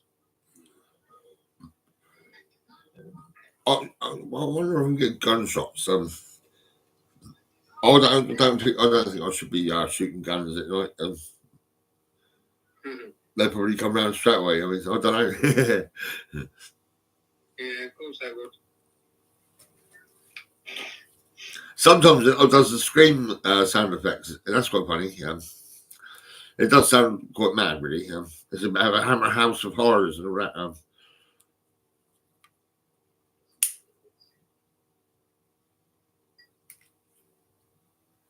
Did you watch those? Nah. You didn't watch Hammer House of Horror in the old days? No. Oh, Yeah, really? the old one, yeah. Say again? Yeah, I did, yeah. Yeah, I thought you might have done, because it was like down, down, down, down, down, down, down, down, down, down, down, down, down, down. That's it. That's it. They used to play it. Do you remember that, dear? Yeah. That's exactly the tune. It's in tune and everything. It's like that's it, really. Or maybe I could have sounded better, but I'm a bit like my throat is a bit like dodgy.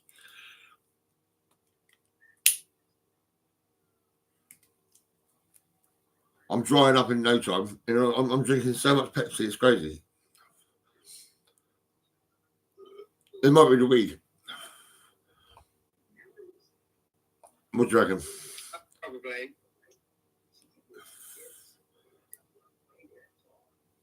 I don't smoke much weed, really, to be honest.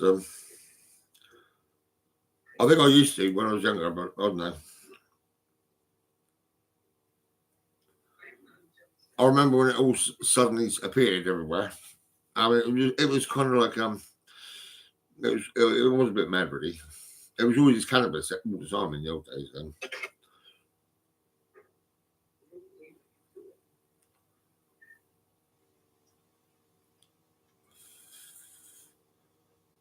Oh yeah, crowd of mumbling. They've seen a copper. I reckon. Mumble.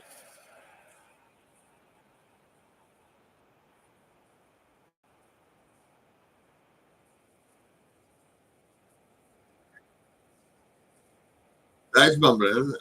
Yeah. That's terrible. Oh my god. Oh, studio.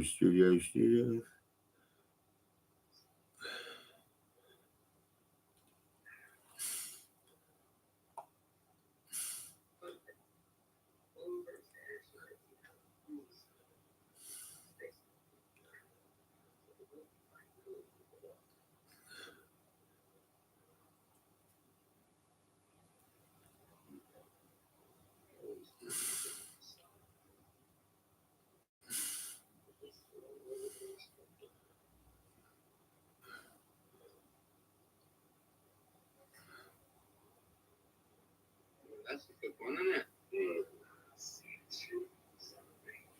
What all them mountains kept on and smoke. And what do you want?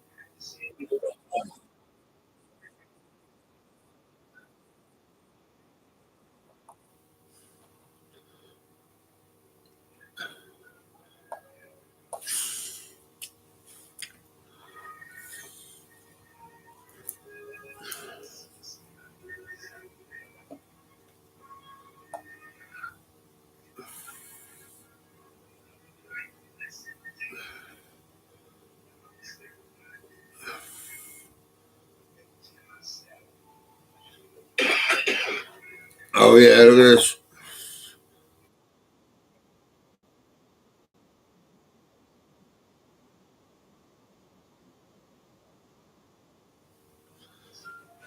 That's a bit mad.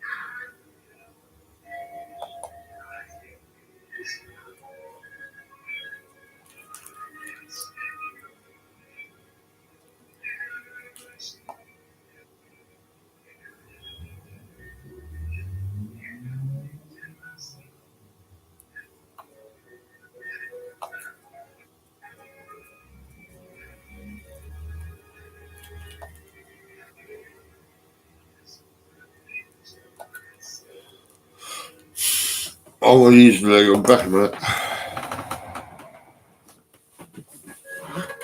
Oh.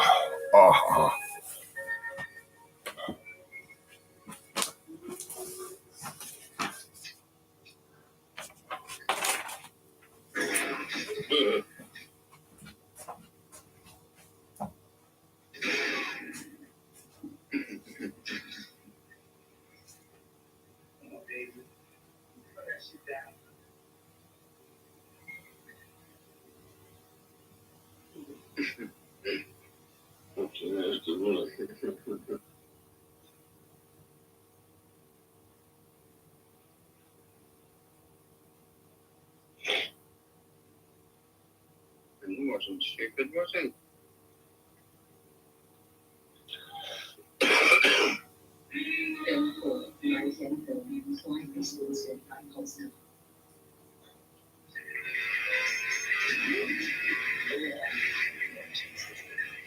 Oh.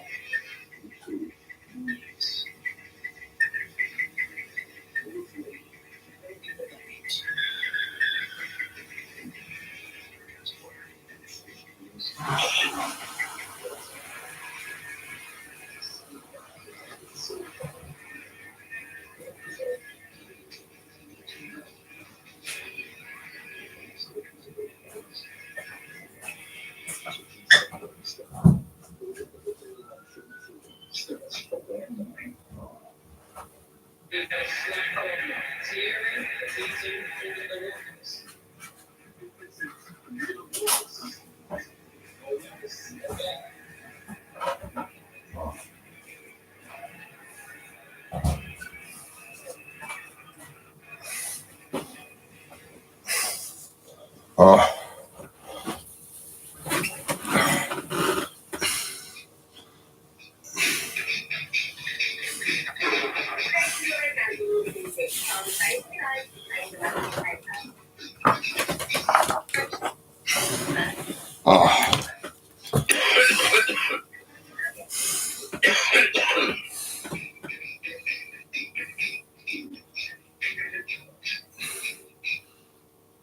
Lovely. And these. All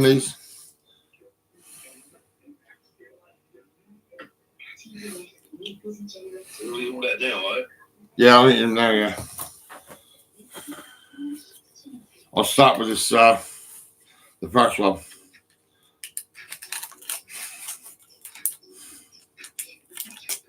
Tastes lovely, mate, I'll tell you, really.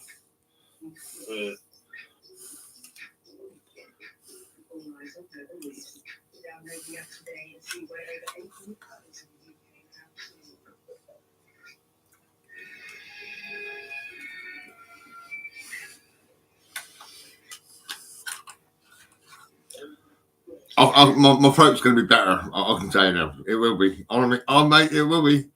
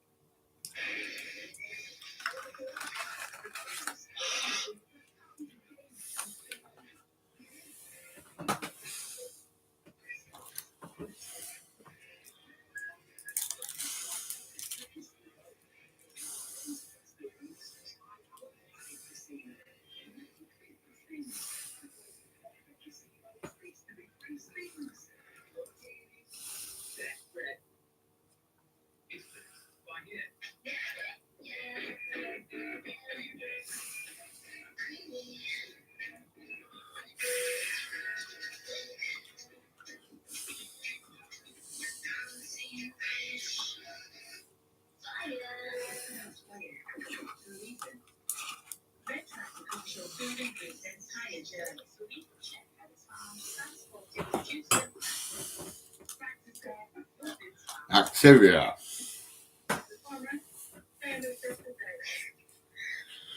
That was right, actually.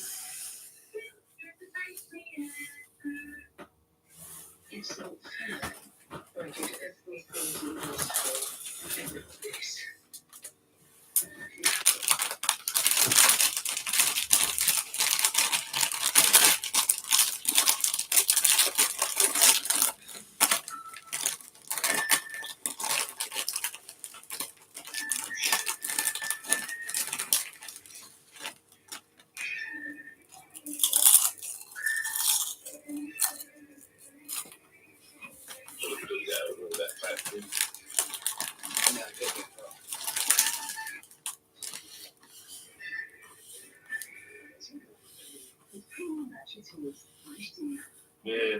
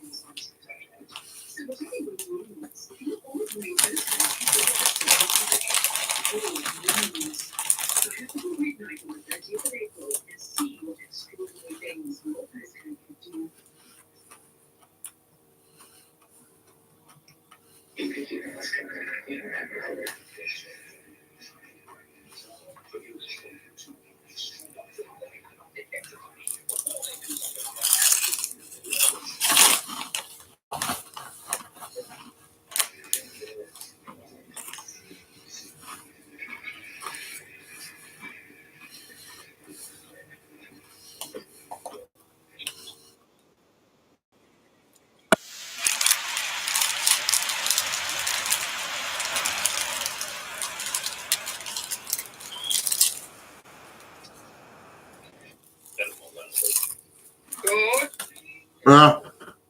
Kev's going to bed now. Yeah, okay. All right.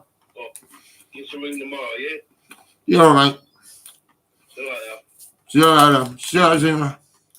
See you later.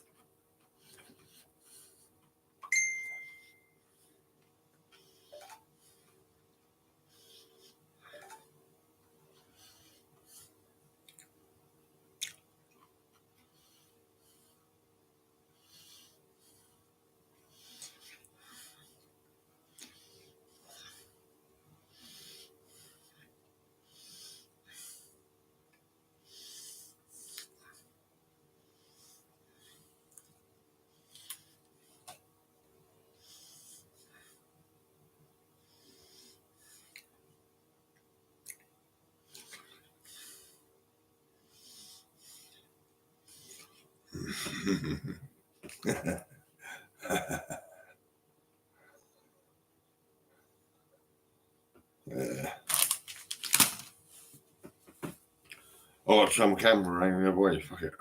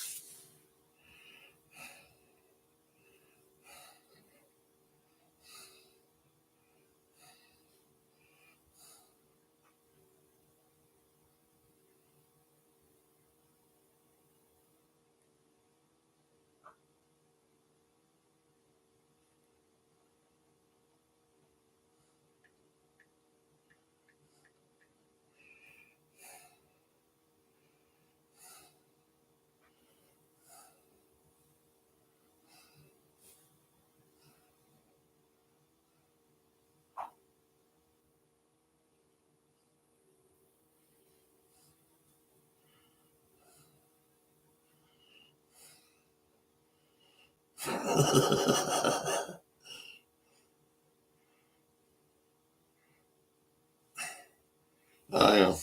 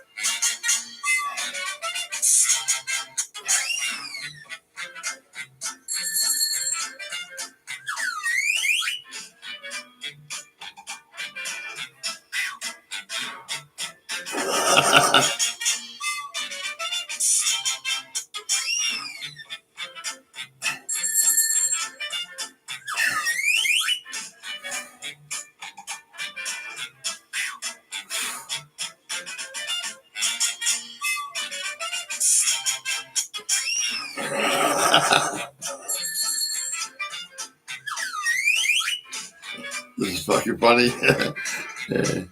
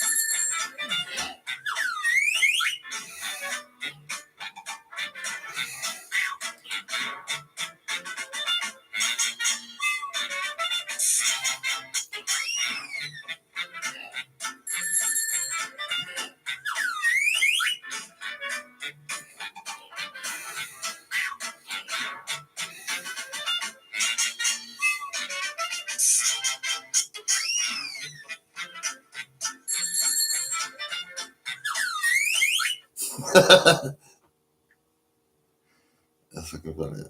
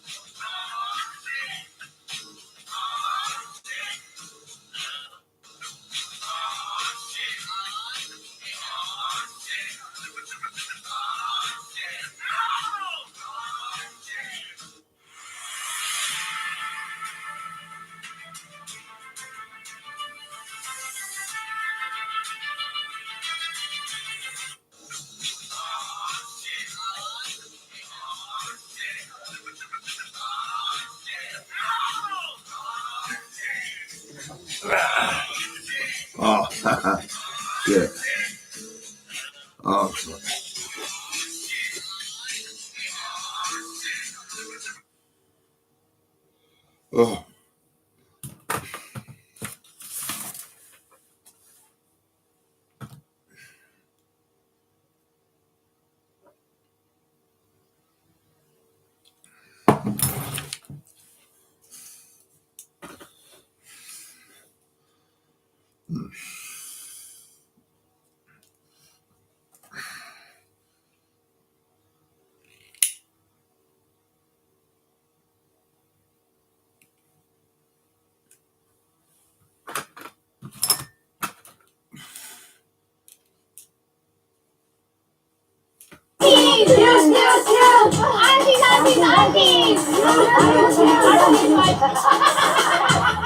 Oh gosh, you're all full of energy.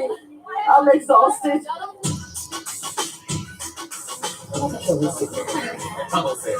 I'm quite worried. Not for myself. If I'm going to go Blackpool, I want fish and chips there. I love fish and chips. Champion bowling. And donuts with tea as well. Profanul in the sea. Oh, I like Bloomsbury. I'm going to put you on the pencil house. Hello, please don't. No, I don't want to do that. I'm going to be sick. Food, surprise. Food is here. Thank you all for helping me, right? Thank you. When we were younger, the aunties would open their little banks, and out would come the paratha, and out would come the little kebab rolls, and we'd love it. I think I'm more amazed with the packaging. Like, I want to eat it now. Everyone seems to like it. So I'm quite proud of myself. Yeah, I don't care what people do. It's Jess's moment to recite her Punjabi poem. Okay, Jess, are you ready? Surprise. We should get it right in front of the auntie, and most importantly, her mum. Okay, so this is a poem about mother-daughter relationship, and I hope you enjoy it. Maate di da rishta, jera sadiyan dai, ek dusre utte paros akhna, inj da rishta, jera kadi khatam nahi ho sakta. I tried my best. That was brilliant. Yeah. She's good, isn't she? That was really good, Jess. Your pronunciation was good. I feel proud. I love her. Surprise. Do you remember when we collated the playlist? So we're going to play one from the aunties and one for the youth. My husband's favorite song. Is it? Auntie song! That's my favorite song. Is it? My favorite Are you going to sing it for us? Come on, bring it by. No. God, Auntie. That was an auntie on me. I'm in the microphone. No, aunties.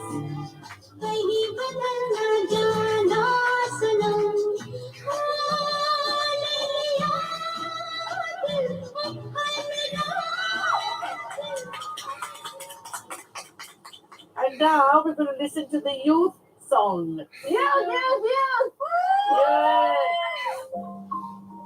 Oh, this is just such a sad song. Oh my god. It is a sad song. You're gonna get the right emotion. Without you, my friend, and I'll tell you all about it when I see you again.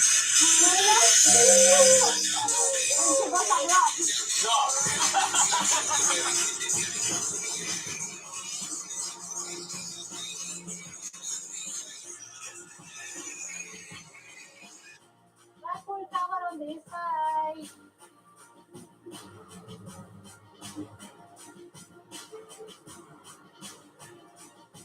Finally here. For their fun day out in Blackpool, the aunties have split everyone into 3 groups. Auntie Noreen, this group. Auntie. Everybody's going that way. Have you ever been on the tower? Not up the tower, no. Blackpool, down the hill. I've never bowled before in my life. And if you give me a choice now, would I go play bingo or bowling? I'd probably go for bingo. Seriously? Serious, yeah.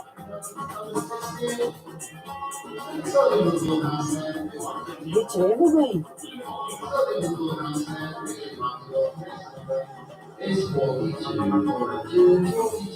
The bingo is causing a bit of head scratching.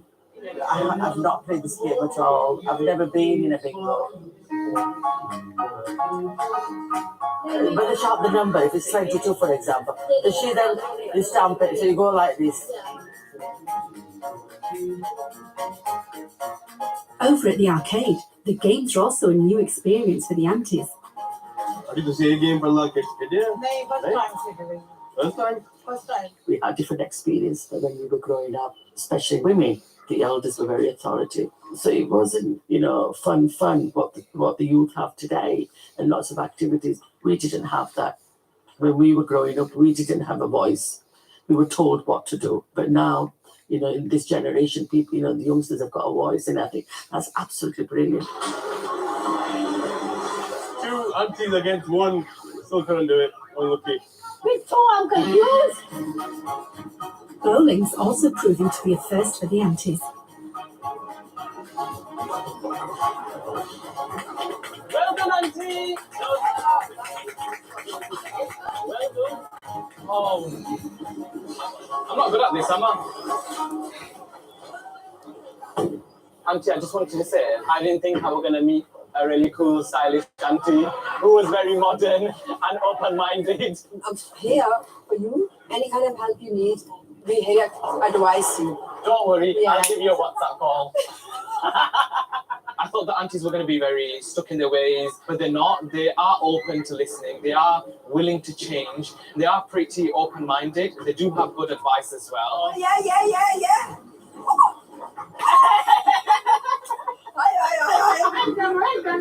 Thank you, auntie.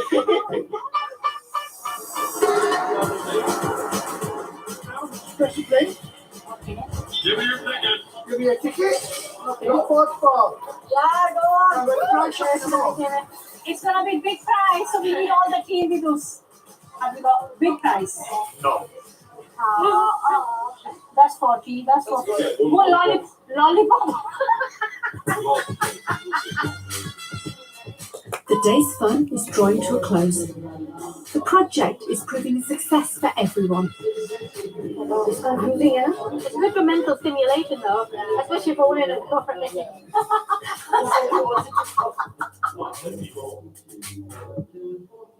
My mindset has changed because I think what the young people need is like listening. When we've come halfway. Yeah. When I first came in, I was kind of scared being a young Pakistani divorcee, and I thought, oh, you guys are going to have so many opinions of me. So it was refreshing just to feel like I'm not getting judged for once. Yeah, fish and chips. Let's go for fish and chips.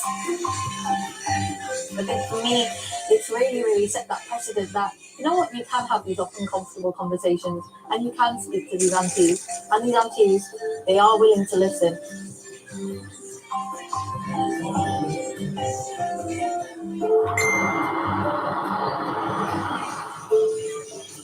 It's time for the final chapter in the Aunties and Youth Coach trip, featuring a seaside classic. What's the difference between cod and haddock? I have cod. I like cod. Yes, This project has been a really big eye-opener. Getting to know your personal story about how you wanted to do medicine makes me want to work even harder so that I can make people like you proud. And so I think one thing I'm going to make it my mission to tell Asian girls that they can do whatever they're happening, they can pursue it. When I see you, I feel really proud of you. It makes me happy. It makes me feel happy.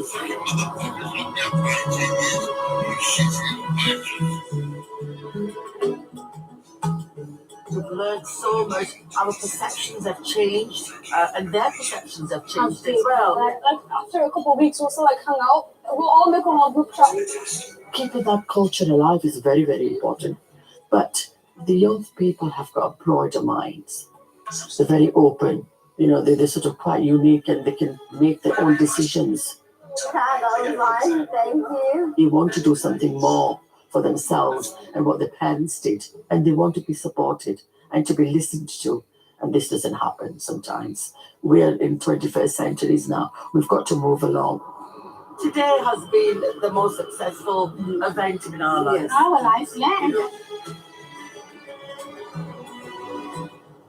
I'm going to come in tears now because I feel proud to be part of this project. When I sit back and have my me time, I'll be thinking and reflecting, at least these 30 people that benefited something. I feel this is the opening. This is the beginning. That's what we've learned from the youth. So we've learned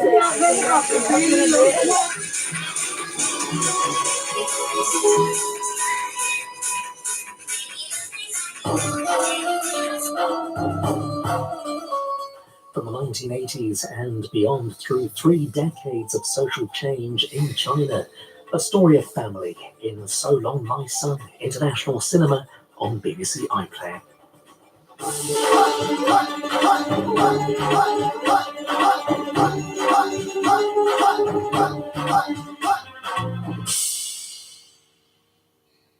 It's now time to find out if your business plans stack up. Who would you say has inspired you? I don't really like your business plan. How can you not have management accounts for 6 months?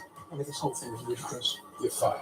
The Apprentice continues tomorrow at 9 on BBC One and iPlayer. It's 11:30. I'm Elizabeth Holmes. What if you could test your blood? It's just a drop. This machine is going to change the world. This technology is 10 years away. It's not even close to working yet. I think that'd be quite nice. If you're in over your head. Our whole image is fake. People will trust the technology if they trust you. The Dropout. Press red for all episodes on BBC iPlayer. Ready? Steady.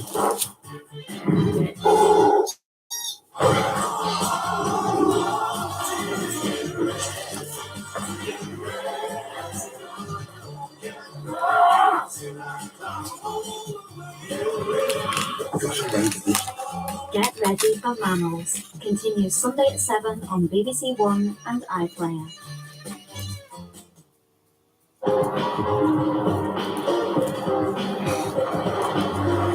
Quizzing on BBC One with Celebrity Bridge of Lies to come after 50 minutes of fun at the Pointless Podium.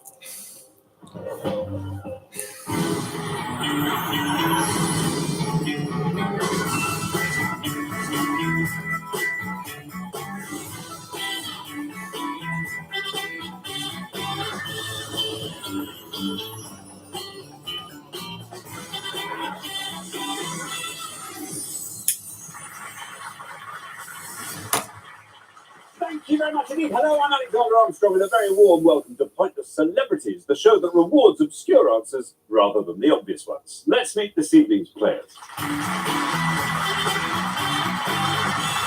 And couple number 1.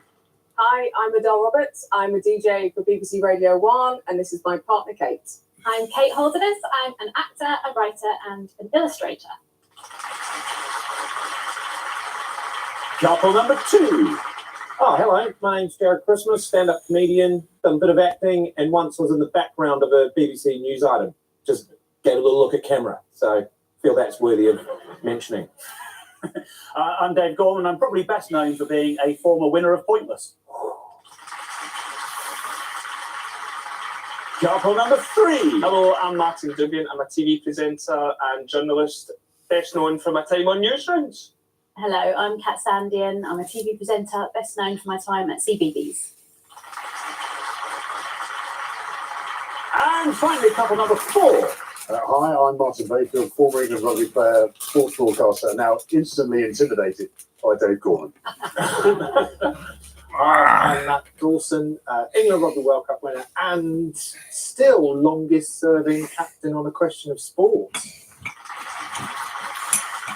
Thank you very much indeed. A very, very warm welcome to all of you. It's lovely to have you here on Pointless.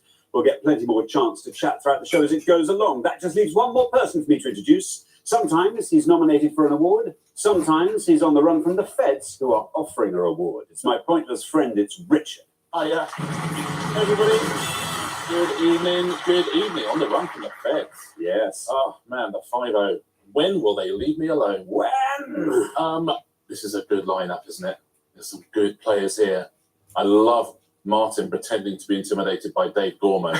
I mean, I know what you mean, Martin, but come on. Only 2 players have been here before, Kat and Dave, both champions. Both champions.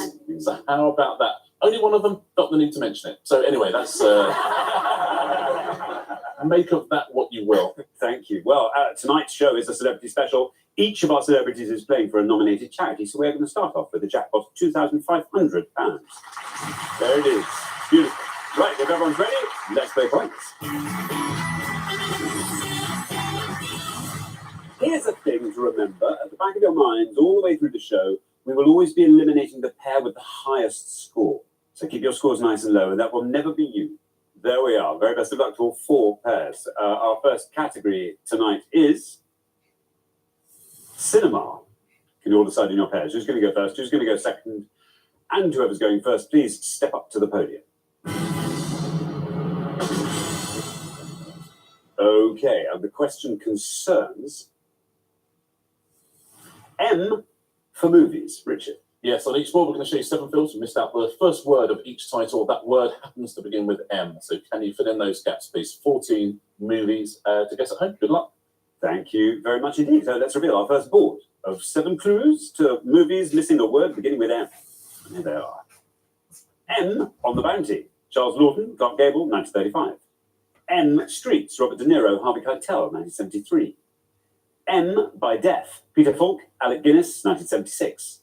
M Attacks, Jack Nicholson, Glenn Close, 1996. M Dollar Baby, Hilary Swank, Clint Eastwood, 2004. M of a Geisha, Ken Watanabe, Michelle Yeoh, 2005. And M Story, Scarlett Johansson, Adam Driver, 2019. Adele, welcome to Pointless. Thank Good you. to have you here. You host the Weekend Breakfast Show on BBC Radio 1. I mean, that, you might say, in radio terms, is kind of the pinnacle. It's the dream. It's It is like the dream. playing for England and scoring the winner at the World Cup. It is. Yeah. It is like that. Do you remember where you were when you got the call? I do actually. I was under the stairs at my mum's house randomly. And, Is that where the telephone is? Always you just Yeah, happen that's to- where the telephone. I see. Yeah. That's where it was. They gave me the call, and I was screaming, and my mum's like, "What's the matter?" And I was like, "I got the job," and she started screaming as well, and the whole house was in uproar. But just a really proud moment. Just incredible. Well done you. Only 2 years into it. Yeah. And before that, I used to do the early breakfast show. That's so, right. Yeah. Excellent. Now, Adele, this board of missing M words, what are you going to go for? Okay, I'm going to annoy Kate because I should know the bottom one, but I can't remember what it is. So I might go in the middle, and I'm going to go Mars Attacks. Mars Attacks. Let's see how many of our 100 people said Mars Attacks. It's right. Down goes to 50. There you are. Solid start to the round, Adele. 50. Okay, Adele, lovely start. Yes, the second chocolate bar on the board. You got Bounty and Yes, Mars of now. course. Yes. Thank you very much indeed. Dave, welcome. Delighted to have you here. Dave, you started doing stand-up in 1990. Yeah. Thanks for making me feel very old. No, when you were very young. You were Yeah. tiny. Yeah, Tiny. it's true. at the time. I was, yeah. Do you think you'd use any of that material now, Dave? Probably about 2 lines. Yeah. Yeah. My agent called me the other day. He said, "I just want to check you've got October the 6th in your diary." I said, "Of course I have. It's a diary." Stood the test of time. Yeah. And you've got a new show coming out, PowerPoint to the People. Yeah, it's been on the road with that already, but it's yeah, more to come. More to come. Yeah. Very good Yeah. indeed. Can I put on the record that I am now intimidated by Martin? Yeah, that has been noted. Yeah, Yes. thank you. Duly- I mean, that duly- makes more sense. Yeah, exactly. Yeah. Dave, the board. Yes. What are you going to go for? I think I'm going to go for Mean Streets, De Niro, Keitel. Mean Streets, De Niro, Keitel. Let's see how many of our 100 people said that. Mean. Mean's right. 50 is the only score we have at the moment, and you pass it. Down to 15. Very good. That's it. Mean Streets. Okay, day, Dave. Lovely start to your show there. Yeah, set in New York, but mainly filmed in LA, Mean Streets. And you like Streets are that? less mean in LA, but they stood in. They stood in, yeah. Yeah. Thank you very much indeed, Kat. Yes. Now, we know you from CBeebies. Yes, that's right. But you've started doing live presenting as well. You've been doing the CBeebies prom, for example. Yeah, we do the prom. How do you find that? Oh, it's amazing. It's at the Royal Albert Hall, so Yeah. that's just the best venue to play, really. It's weird, isn't it? Because although it's huge, and if you're in the audience there, you do get that lovely effect. I mean, it sounds Oh. incredible to come in. Yeah, and I've seen shows there as well, so it's Yeah. like to be on that But stage. do you prefer that sort of live stuff to Do I? filming in a It's room? very different, isn't it? Yeah. I'm having an audience or just sort of being you in front of a camera, but I do enjoy sort of interaction and seeing the faces and entertaining. You get your work marked immediately Yeah, exactly. and handed back. Yeah, and you don't get another chance. You Yeah. just have to do it. Yeah. But, That's true. Anyway, Kat, what are you going to go for? there's only two that I can see that I know, so I'm going to just take a gamble. Memoirs of a Geisha. Memoirs of a Geisha, says Kat. Let's see how many of our 100 said memoirs. It is right. 50 is still the high score, and you passed that. 15 is our low score, and there you are on 20. Not bad at all. Yeah, and that's set in pre-World War II Japan, but it was also filmed in Los Angeles. Is there What about nothing that? Los Angeles can't do? Oh, I think on a set though, on this I think particular yes. case. I don't think they're in a local downtown neighbourhood. Thank you very much indeed, Richard. Martin, you were Hagrid's body double and stunt double for Robbie Coltrane the whole way through Harry Potter. Is that right? I was. What sort of yeah. stunts did Hagrid get in? Well, he didn't actually do any stunts, but they couldn't work out what to call me, so I was categorised as a stunt double. How did that come about, though? Why did they come to you? Well, they wanted me for my body, and that was about it. Nothing else was needed. So you got to know everybody, presumably, really very well. Yeah, it was That's brilliant. It was, and it sounds a terrible pun, but it's the only way I can describe it. It was magical. It Yeah. was great fun Yeah, to do. I bet. Martin, what are you going to go for? This board's all yours. Do you want to fill in all our blanks for us? I wish I could fill them all in. I'm going to have to play really safe because I think I know what might be a good one, but I'm going to go Mutiny on the Band Chocolate. Okay, Mutiny for the top one there. Okay, let us find out how many of our 100 said Mutiny. Mutiny is right. 50 is our high score. You passed the high score. 34 for Mutiny. Not bad. Not bad. Well played, Martin. Yeah, the only film ever to get 3 Oscar nominations for Best Actor. What? 3 of them in the same Oh, I category. see. Can I you believe it? see. Yeah. Yes. How about that? Yes. Now, Peter Falk and Alec Guinness, a sort of a Scottish spoofy. Oh, Murder by Death. Absolutely. That would have scored you 9. The Hilary Swank movie, $1 million Baby. That would have scored 82. And the bottom one? I don't think I know this one. I'm trying to work it out. It was good. Oh, it is. Yeah. It is. It's got a great cast. It is Marriage Story. Marriage Story. It was a Netflix thing, but very big. 5 points. It's the best answer on the board, actually. Very well done if you said that. Thank you very much indeed. Well, we're halfway through the round. What better opportunity could we wish for to go back over the scores? 15, Dave, best score of the past. Then we travel from there to 20, which is where we find Kat and Martin D. And from there up to 34, which is where we find Matt and Martin B. And from there to 50, Adele. I don't know why Mars Attacks scored so high. It seems just wrong. Yeah. Kate, let's hope there's a lovely low-scoring answer that you know left on the board when it gets back to you. Good luck with that. We're going to come back down the line now. Alexamenos is worshipping his god. You just get that window onto a social world. And the everyday life, knowing each other enough to make jokes on the religion of other slaves. A nice bit of satire amongst the downstairs community. I think it's very funny that the emperors, it took them another 100 years to discover Christianity, but the slave community is there already. Just one thing which makes me slightly uneasy about it, though, is that we now associate crucifixion with the Christian story. But in the ancient world, it's a punishment reserved to slaves. slaves, there's a kind of another level to this, I think. Beyond his slaves, the administrators and soldiers, the other power behind one-man rule was the emperor's court. Roman aristocrats took big jobs in governing the empire, and the emperor's relationship with them was always a delicate balancing act.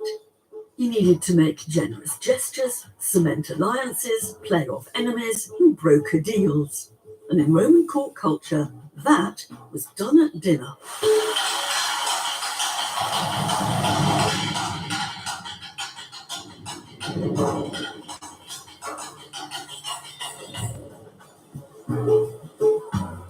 Eating is never just about eating in Rome, and it never was. Who sits where? Who gets the best food? Dining was an exercise in power in the imperial court. It could show, just by where you were placed, how close you were to the man at the top. I'm going to see a room where we know one of Rome's emperors hosted power dinners. Nero, like Domitian, has gone down as one of Rome's monster emperors, fiddling while Rome burned and worse. He was also a great patron of art, and you get a sense of that in this dining room. For me, it's a kind of Nero was here moment. Now, it does take a bit of imagination to bring it back to life. That's largely because this great foundational wall from Domitian's palace above has cut it in two, and you have to try to think that away. But the plan is pretty clear and simple. It's half underground. It would have been open to the sky, but it would have been quite shady and cool. And you get into it down one of two flights of stairs. When you got to the bottom here, you'd have found a stage. This really was dining as theatre. Quite literally, there would have been a platform along there, supported on those marble columns, and that's where performers, stand-up comedians, musicians, celebrity philosophers would have entertained the guests. It's not just that, because from that opening up there, there was a torrent of water splashing down into these pools below. But what about the guests? Where was Nero?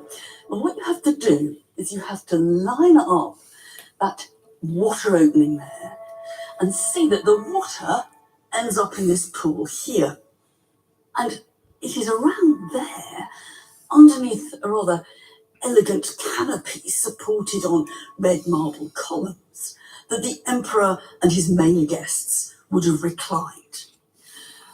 My guess is, pretty certainly, that Nero's couch would have been here, directly in front of the water opening, and that he would have been able to look in the pool and see himself reflected. So this is not just dining as theatre. This is really the emperor on show.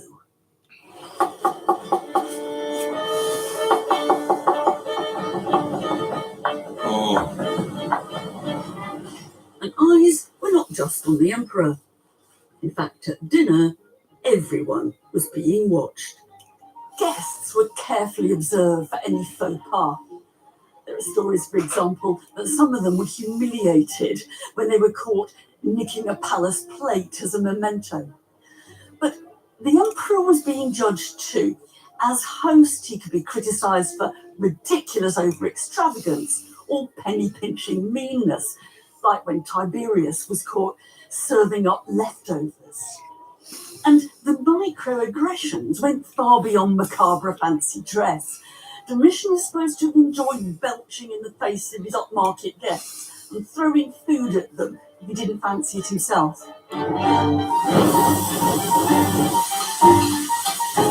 Dinner also put the emperor at risk.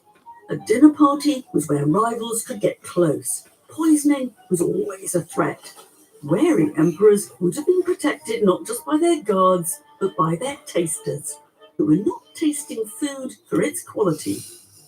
A tombstone discovered in Germany commemorates one of Emperor Domitian's tasters. You can see the man's name very clearly on the tombstone. He's Tiberius Claudius Zosimus. The stone was actually found in Mainz, where it seems he was travelling with Domitian and he died there, not so far as we know from poisoning. But for me, what's interesting is how very specific they are, whoever put this stone up, about Zosimus's rank. Because he's not just a praegustator, he's not just a common or garden taster, he is the procurator. He's the manager of the tasters of the Emperor Domitian. Tasting was a labour-intensive business, and our Zosimus was a big cheese on the front line of protecting the Emperor.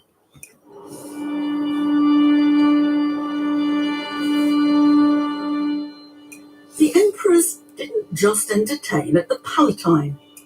They hosted dinners on boats, in the Colosseum, even up trees, and they designed extravagant dining experiences at their out-of-town country estates.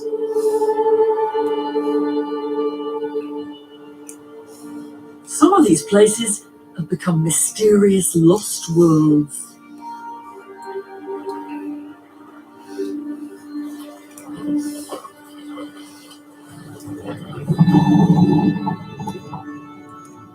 Now lying 5 metres below the water at Baiae on the Bay of Naples, archaeologists have uncovered the stunning remains of what were once Roman pleasure palaces.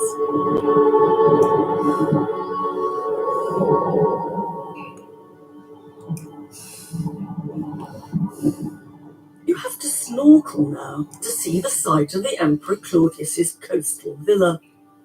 There's an extraordinary dining room here, where guests would eat among sculptures of figures from ancient myth. They may look innocuous now, but these sculptures contain a coded message.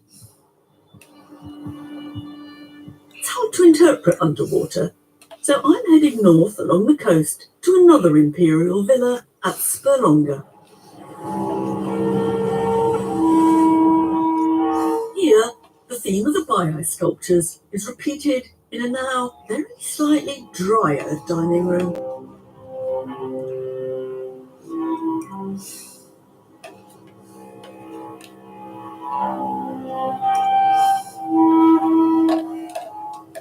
Hosting guests would be taken by boat to recline on dining couches on an artificial island that had been built to face this spectacular cave. And in what was a common Roman trick, their food would have been floated across to them. This must have been one of the most magical places to eat anywhere in the Roman world. But actually, it was a setting that was also tinged with menace.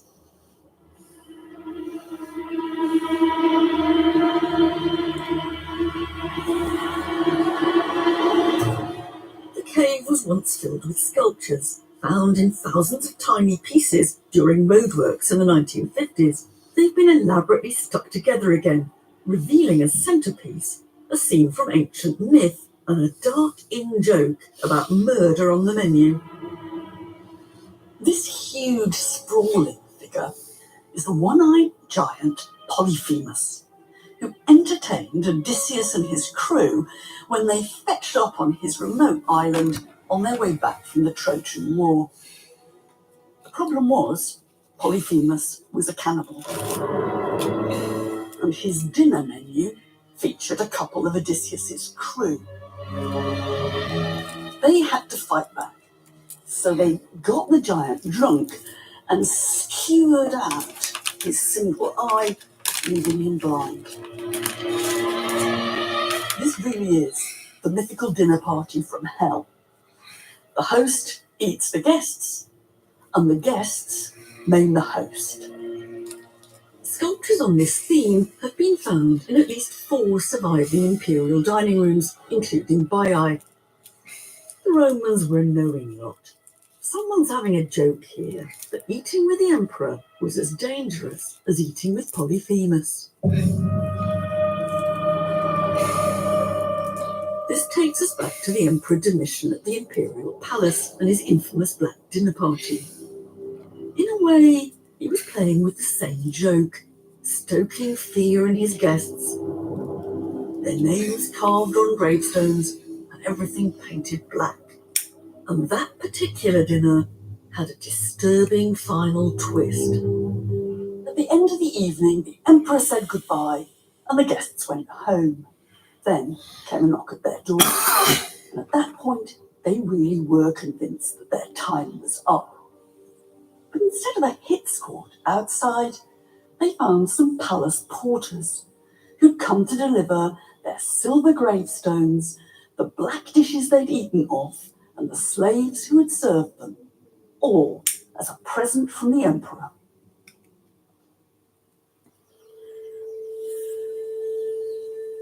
And finally came the particular slave who had been assigned to each one, now cleaned up and nicely dressed.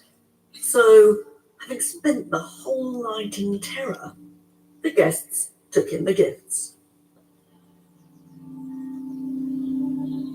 Cassius Dio, the Roman historian who tells us this story, it's all about the emperor's humiliation of his guests. It's a lesson in how terror doesn't necessarily depend on bloodshed. You can be menacing by being generous. What probably strikes us more today is the dehumanization of the young slaves, wrapped up, sent off like a kind of party bag, transferred from one owner to another to do with just as they wanted. Dinner is over. The guests have gone home. Can we get closer to the Emperor at night? Can we see his intimate life through the people who shared the imperial bed or were forced to share it?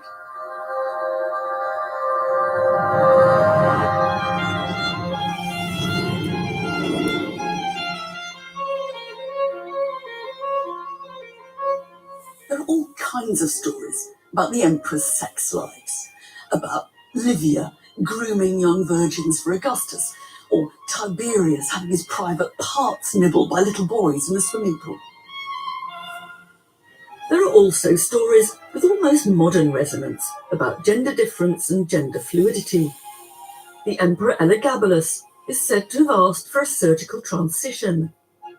One thing held against Nero was that after the death of his wife, he was supposed to have had castrated and then married Sporus, a slave who resembled her.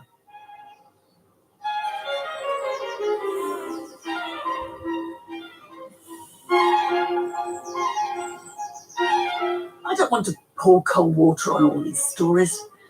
True or not, they're helping us see Roman debates and anxieties projected onto the emperor. Even the macho Romans are using the figure of their ruler to wonder where the boundaries were between male and female. Sometimes there's a dash of fantasy thrown in too. Who would I sleep with and how if I ruled the world? But sometimes the stories aren't really about gender or sex or what happened in bed at all. And that's what we see very clearly with the Emperor Hadrian and his sprawling estate here at Tivoli.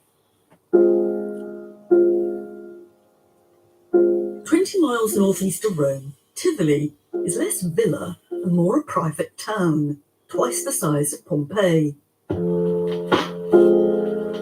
A massive imperial complex of colonnades and gardens, including replicas of famous buildings from across the empire. Hadrian had grand ambition for grand projects. It was claimed he personally took a big role in designing Tivoli. And it's hard to look at Tivoli's excesses without thinking about the emperor's obsession with a young Greek slave. Antinous was Hadrian's boyfriend, but the relationship ended tragically when, on an imperial sightseeing trip in Egypt, Antinous mysteriously drowned in the Nile. In grief, Hadrian flooded the Roman world with images of his dead lover. So many that more statues of Antinous survive than of any other member of the imperial family apart from Augustus and Hadrian himself. He founded cities named after him. He even made Antinous a god. Most Romans wouldn't have found it remotely remarkable that Hadrian was having a relationship with a younger man. What was controversial was his uncontrollable grief and the fact that he imposed that on the rest of the Roman world. This wasn't about sex, it was about power, megalomania even. Hadrian was a man who didn't know when or how to stop. There's an anxiety here about the lack of control on the part of the absolute ruler. But even day to day, the mind and body of an emperor was always carefully observed by his entourage and even by himself.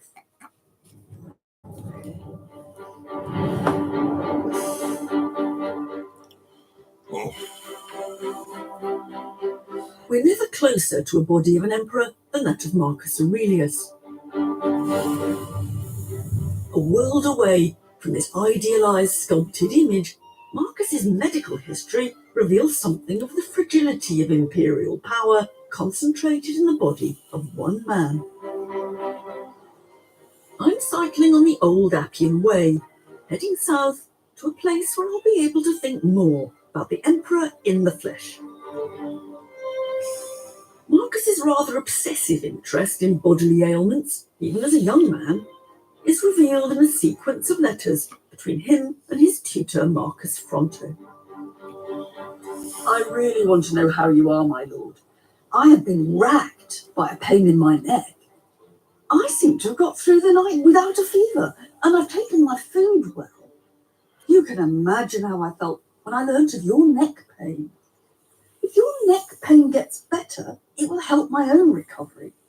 I think I've got a chill. This is the third night I've been kept awake with diarrhea and awful stomach cramps. The doctors recommend a bath. It really is quite hard to know what to make of all that bodily fixation. Were they a pair of dreadful hypochondriacs, or is it just a case of a little too much oversharing for our taste? Or is it that Romans had a more down-to-earth attitude than we do today when it came to bodily health?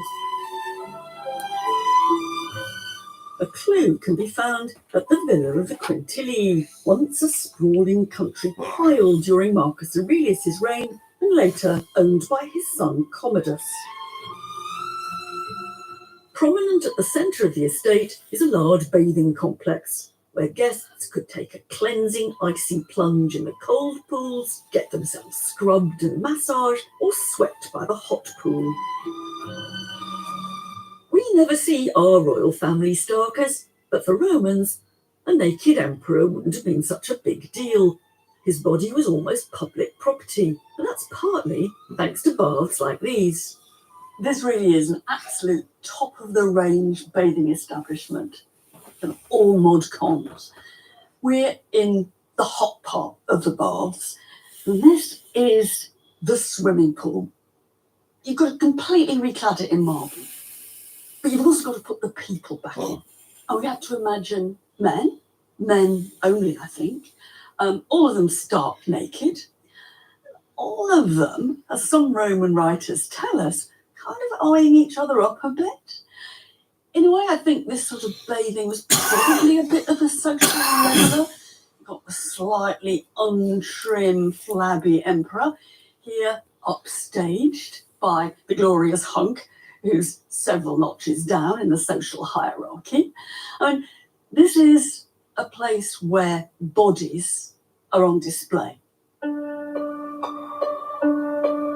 It wasn't just the emperor's body being watched, but his health, his treatment, and his drug regimes. There was a whole industry around him to fuss over any illness. Roman doctors' case notes take us down the throats and even up the bums of an imperial patient like Marcus Aurelius. None more so than Galen, who originally came to Rome from the Greek world. Galen is certainly not now a household name, but in the 2nd century CE, he was a celebrity royal physician and a hugely prolific medical writer. In fact, 1/10 of all the literature that survives, written in ancient Greek, was actually written by Galen. And when Marcus Aurelius was suffering with a very nasty stomach upset, from which some doctors thought he might die, Galen treated him with a pad smeared with very expensive ointment and applied to what he called the mouth of his bowel. I think that means his rectum. And if so, then that must count as one of the very earliest references we have to an anal suppository.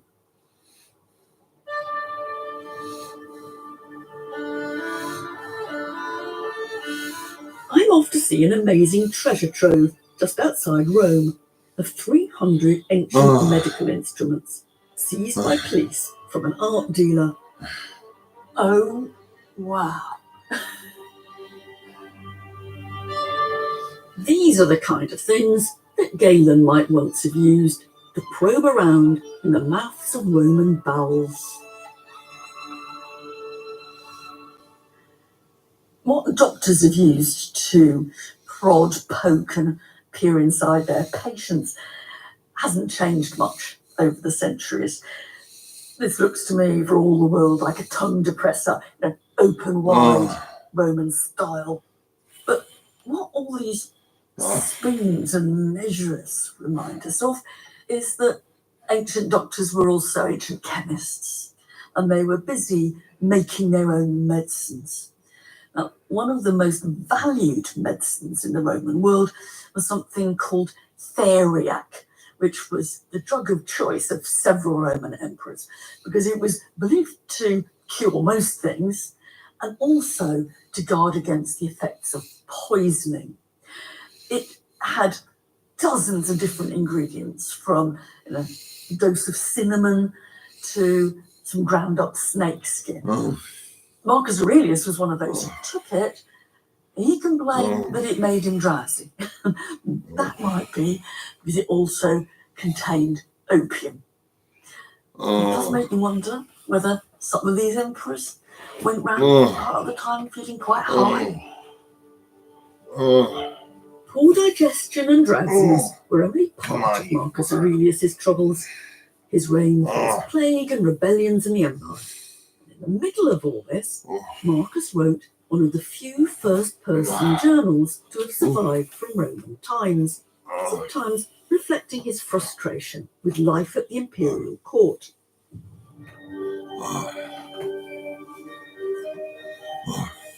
Say to yourself first thing in the morning, today I shall meet the busybody, the ungrateful, the insolent, the treacherous, the malicious, and the antisocial.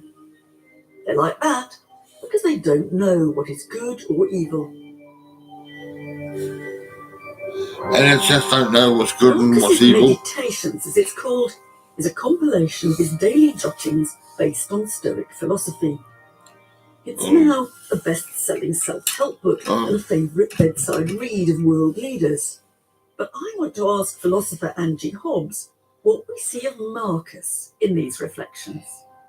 He's following the Stoic advice of keeping a daily journal in which you write down inspiring quotes or exhortations to yourself. And also includes his reflections on life. He feels he's getting older. He's feeling a bit overwhelmed by events in the empire. He's a bit lonely. We might think, well, he's an emperor. He's in charge of the biggest empire the world has ever known. Why would he be feeling that he's not in control? But he didn't. It's very clear from his meditations he didn't. He has troubles with the German tribes. Britain is being ahead of him. He's got all sorts of problems. He really wants something to guide him through life. And he, again and again, he talks of Stoic philosophy as medicine, as therapy, a therapy of the soul. I think it's interesting. I think that some of the observations he makes, do not become Caesarified, don't become like a pompous old emperor. All that appeals to me. But I don't see that I'm getting close to him. Oh. I respond really differently. Because for me, he does draw me in. I feel great affection for this man. He says, you know, human beings are just tiny, infinitesimally small specks in the vast, limitless sweeps of time and space. So there's that melancholy side, which is, I find really touching, really appealing. Well, I kind of think about it differently, don't I? All this stuff about just imagine you're just a speck in the, you know, in the midst of time, and you know, one day you'll all be dead, right? And I think what's he doing while he's writing this? He's thrashing the barbarians. Or, you know, there are certainly tensions between what we would maybe now think is a good man living a good life and how he sees it. But he hates all the hypocrisy and the flattery and the luxury and the triviality. He would much rather be a philosopher. Can I say that you're a better spokesman for Marcus Aurelius for me than he is for himself? Unlike Angie, I still feel Marcus keeps us at arm's length, trading on abstract ideas even as he wages war in the real world. But perhaps the meditations do reveal something important, that emperors could feel powerless.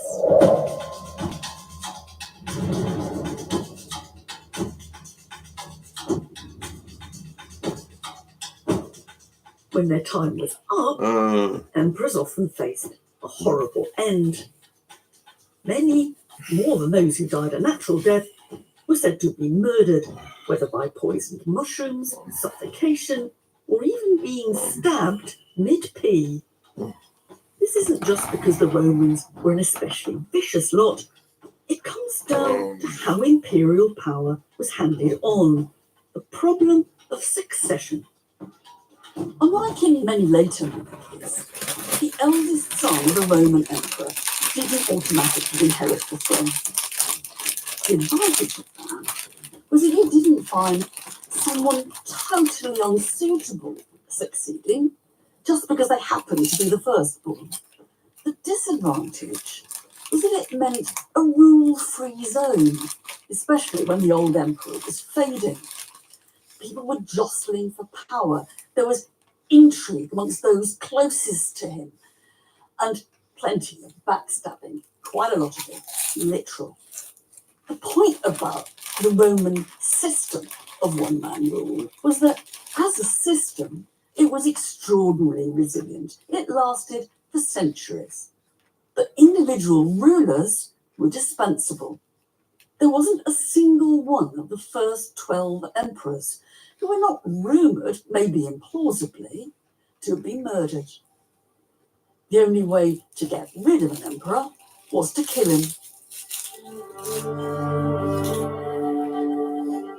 The Roman writer Suetonius describes the atmosphere of suspicion in the dog days of Domitian's reign. The paranoid emperor always looking over his shoulder.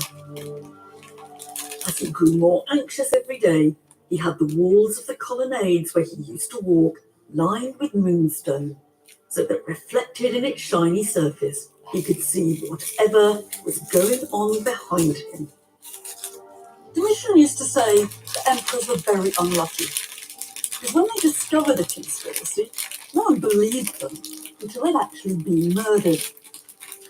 And he was right to be fearful, because despite his best efforts to thwart an attack, he fell foul to a plot here at home in the palace, which is where emperors were always most at risk.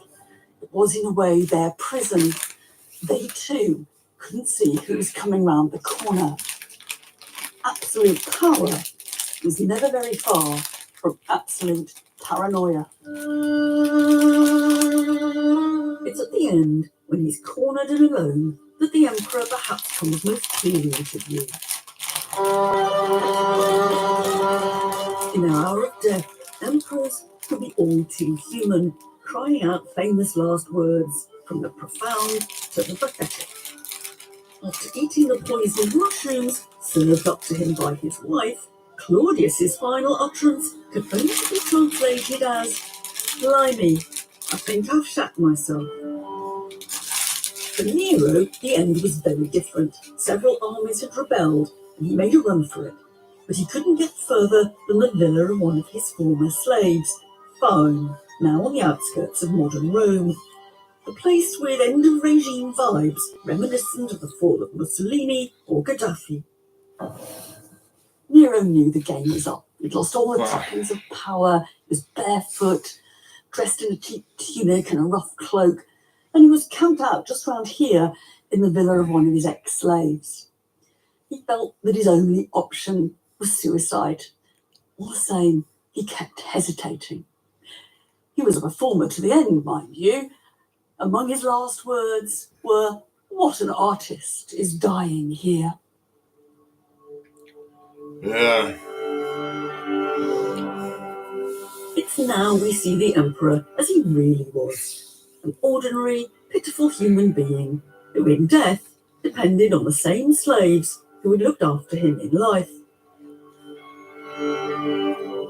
Nero's bloodied body was bundled up and, Suetonius tells us, buried by his wet nurse, Eclogae, who had cared for him when he was a baby. In the end, the person who looked out for the emperor wasn't a member of his family, wasn't a political ally. It was his old slave. And this is her tombstone. It's got her name here, Claudia Eclogae. And underneath, very faintly, it says Pissimi, which means most devoted, most loyal. She certainly was that. The stone was found quite near the Villa of Thyone, which means, I guess, that she was eventually buried near where her master had fallen. Now, it'd be easy just to walk past this, not to give it a second glance. But that would be a real pity, because this is the tombstone of the woman who buried the Emperor Nero.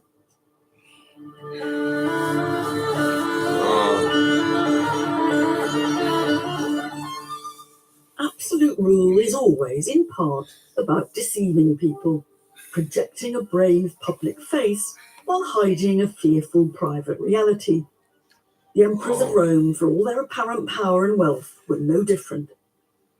We can't now meet a Roman emperor, but we can strip away the spin and see more than we might have imagined of the emperor's life behind the facade of power, from his anal suppositories to his uneasy dinner table, maybe even to his loneliness. More than anything else, though, we get a sense of his vulnerability. Now, I'm not for a minute trying to defend this series of absolute rulers and what they got up to, but I confess that every now and then I feel just a little bit sorry for the very ordinary, flawed human beings who had to play the part of rulers of Rome.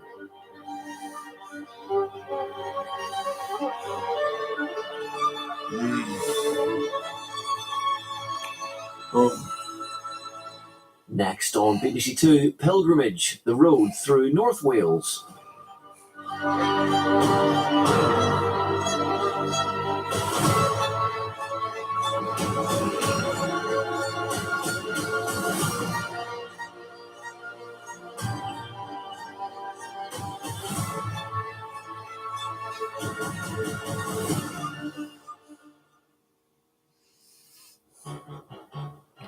Ready, steady.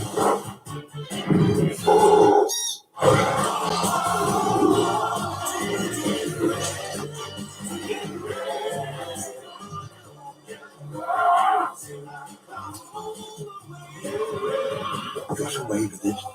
Get Ready for Mammals continues Sunday at 7 on BBC One and iPlayer.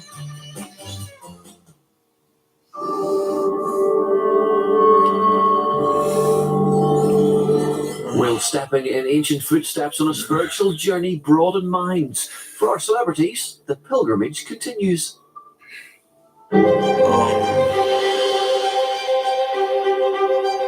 Going on a pilgrimage can be a renewing and transformative experience. Here we go. That is beautiful. God feels like he is talking to me. Now, 7 well-known personalities commit to an immersive spiritual journey of their own. It just feels so alive. That vicar got us. What a dude. Among them, a non-practicing Anglican. I am conscious that I only pray when I need something. Like, I think if there was a God, he would know what I was up to, wouldn't he? A pilgrim who was brought up Catholic. I am still a Catholic and I still love my faith. Whether there's a big man sitting on a big chair, I don't know, but I know that there is someone there. And a lapsed Muslim. Being Muslim was a big part of my childhood. Oh. But over the years, I grew this sense of there can't just be one faith that's the correct answer to everything. They're following the North Wales Pilgrim's Way, a path linked by churches echoing tales of long-forgotten Celtic early Christian saints. Well, it's the freakiest church we've been in. Oh, wow. The thwarted lover chopped off her head. What? Their final destination is a sacred place that has been drawing pilgrims for centuries. That's something, isn't it? Wow. Bardsey Island. Over 2 weeks, the pilgrims will journey through stunning Welsh landscapes. Look at that! Can't believe it. There'll be trials. It's just minging. Come on, team! There was snoring, wailing, thunderclap. And revelations. So, like, Jesus Christ definitely existed. Well, I thought he was fictitious. I'm not scared of death anymore. They'll be challenged emotionally. I associate this breeds with praying on my mum's grave. And changed by life-affirming experiences. We did it! Wow! I woke up this morning and I did have the thought, am I going to become a monk? The pilgrimage has been insane. Last time, St. Winifred was 630 years after Christ. Yeah. I guess it's as believable as Jesus. TV presenter Michaela Strachan and former reality star Spencer Matthews grappled with religious truths. I have kind of likened religion to fairy tales. I'm far more into Winifred now that I know she was real. Actor Tom Rosenthal and former model Christine McGuinness discovered something in common. Within the first 2 minutes of meeting you, I thought you were autistic. Yeah, well, you're not the first person to say that, to be honest. TV personality Amanda Lovett found comfort in a Catholic relic. I love that because I've also got my mum's ashes beside my bed.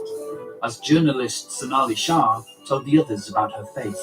The main belief in Jainism is you are meant to have as minimal impact on the environment around you as possible. And when a worship in the wild with a pioneer priest took the pilgrims closer to another world. A thin place is somewhere where you have a sense of the barrier between earth and heaven being thinner. It was all too much for comedian Ishan Akbar. I think the tears are just because of the love I wish I could still give her. The pilgrims spent last night on the edge of Aruri, or Snowdonia National Park. They're staying in a refuge for people needing rest and respite.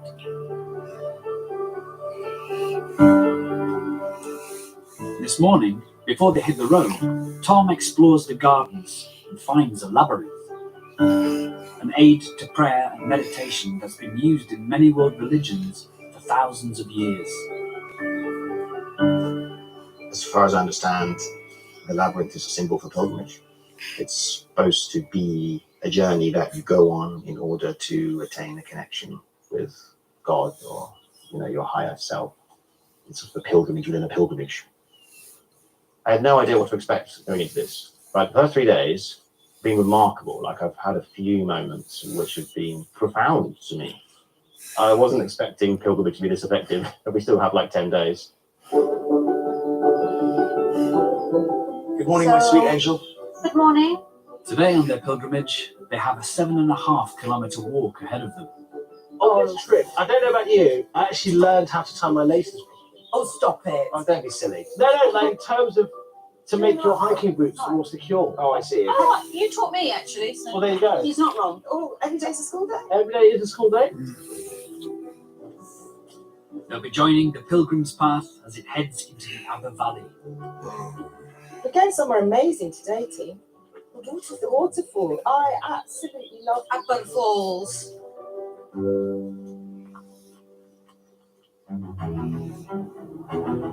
The pilgrims are 4 days into their 220 kilometre journey on the North Wales Pilgrim's Way.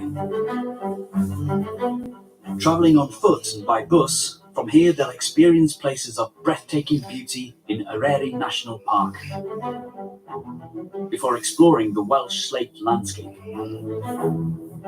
They'll discover age-old churches celebrating Celtic early Christian saints as they walk the stunning North Wales coast path until they reach their final destination, Ynys Encle, Bardsey Island, fabled as the final resting place for 20,000 Christian saints.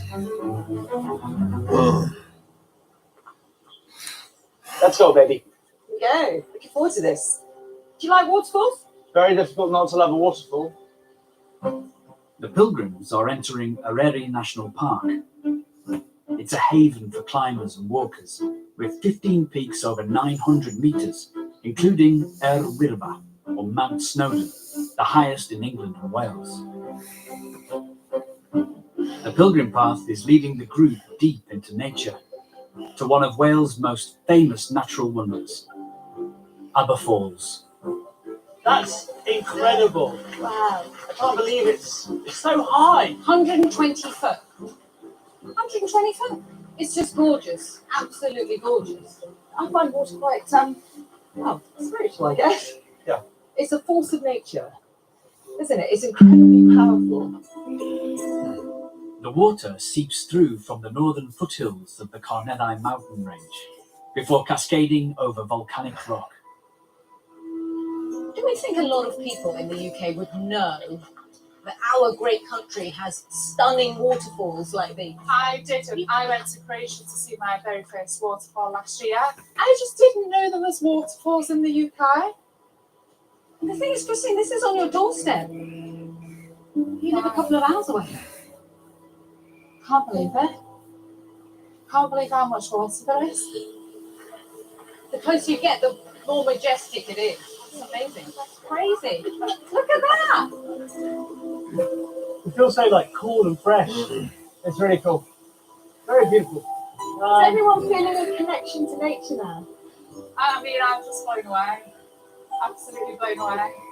Can't believe it. When you see it, what does it do for you? It's a sign of life. For me. Yeah. And it's still going, and I think as long as we've got water, we've got life.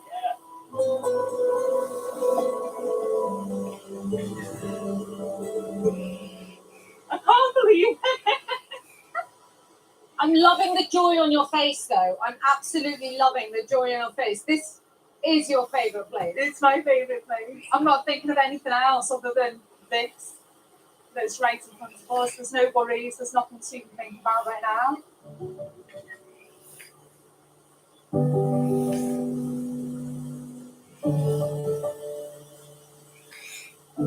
The pilgrim path continues over to the other side of the valley, but Christine is reluctant to move on. I'm not quite ready to go. You don't want to leave? I'm just scared that I might never see that ever again. Well, we have to return one day. Do you think it'll be there forever? We'll be there forever, I should think. Look at this. Oh my word, look at this. Christine, you're going to love this. It's another waterfall. No way. Are you sure it's not just the same waterfall? Waterfalls are like buses. Oh, I don't like this path at all. Okay. Do you want me to go forward, stay behind you, hang on to your I'll go bag, carefully. leave you alone? Are we walking down there? I don't like it. I don't like it. I don't like it at all. I don't like this. Straight to the left. Yeah. When you come to a place like this, you get a real sense of your own significance as a human being, just how small we are, how tiny we are, how this will be here long after I'm gone and has been here for centuries and centuries, millennia maybe even. This is the stuff of dreams, really. It's absolutely stunning. Go on, Ishan, what did I teach you? Discomfort is key. Comfort is a killer. Push through the pain. Push on up the hill. I think I'm doing all right. Never stop. You're doing brilliantly. Never fear.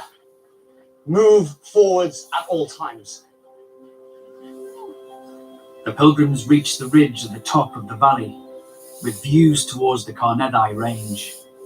Guys, I love this. Isn't it brilliant? Really amazing. It's so lovely. The newly learned concept of thin space has become Tom's mantra. every single place we go to is either a thin place or a thick place. A thick place would be a standard, non-special, like a pret-a-manger or a garage. And a thin place is a place that obviously reminds you of the tiny space between heaven and earth. And I can certainly tell you that this is a thin place. It's not only breathtaking in its scope and its landscape, but it forces you to think about heaven, or at least me. Can't get enough of the thin places. You can keep scoffing on thin places and you never fill up because they're thin.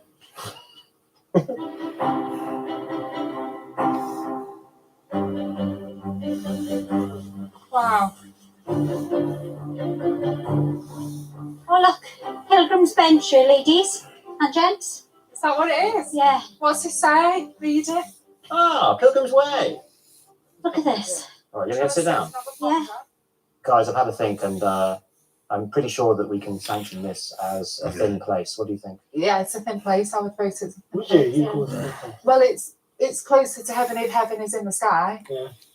Because we're so high up. See, that's the difference because I feel like heaven is here right now with us together.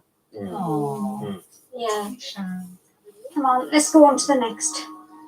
So are we coming away from heaven, or we? Yeah. Now we go to some more thicker places before we get dinner.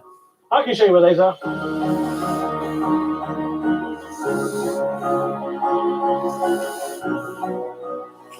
What would you call a hybrid of kind of just people of faith who are spiritual, who aren't in a particular lane?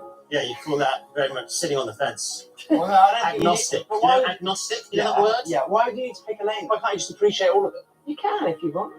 But what does that make you? Like a citizen of the world? We should send you to the Middle East. I really think you'd make a lot of progress. Wow! Sick! Oh, look at the motorway. So beautiful. Ishan, don't spoil it for. I was having spiritual moments. Dude, do you want to get out of the way while I meet God? Yeah. It's time for the pilgrims to head back down into the valley. But there's a steep descent ahead of them on a rocky, narrow path. Amanda, I feel like I should be helping you, but if I go down here, you go down with me. All right. Thanks. Let I me know. can't walk that way. Oh, this has really tested my fear of heights. That's a bit slippy, that bit. Okay. Oh yeah, this is slippy, Chris. Sonari, a novice walker, is beginning to find her pace, while some of the others struggle. That's a big one. Bloody hell.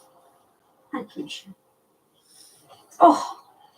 I'm quite enjoying these tricky, challenging bits of our pilgrimage. Ishan's doing a very good job of helping our Amanda. Oh God, that's slippery as well, isn't it? Ishan, you're such a gentleman, helping the ladies. Moment in Razor Pool. Should we pull up there for a bit? I think we should take a moment, don't you? Yeah. Oh.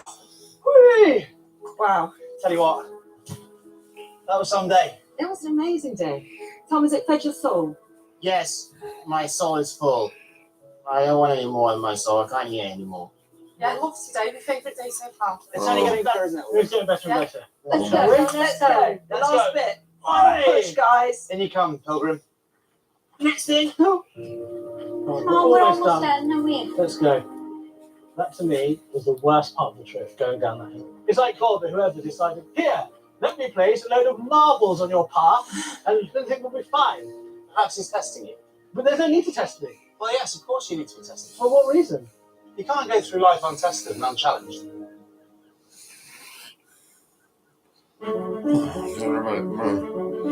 Today, the group decide to detour from the pilgrimage path and cross to the island of Anglesey, which is rich in pre-Christian history.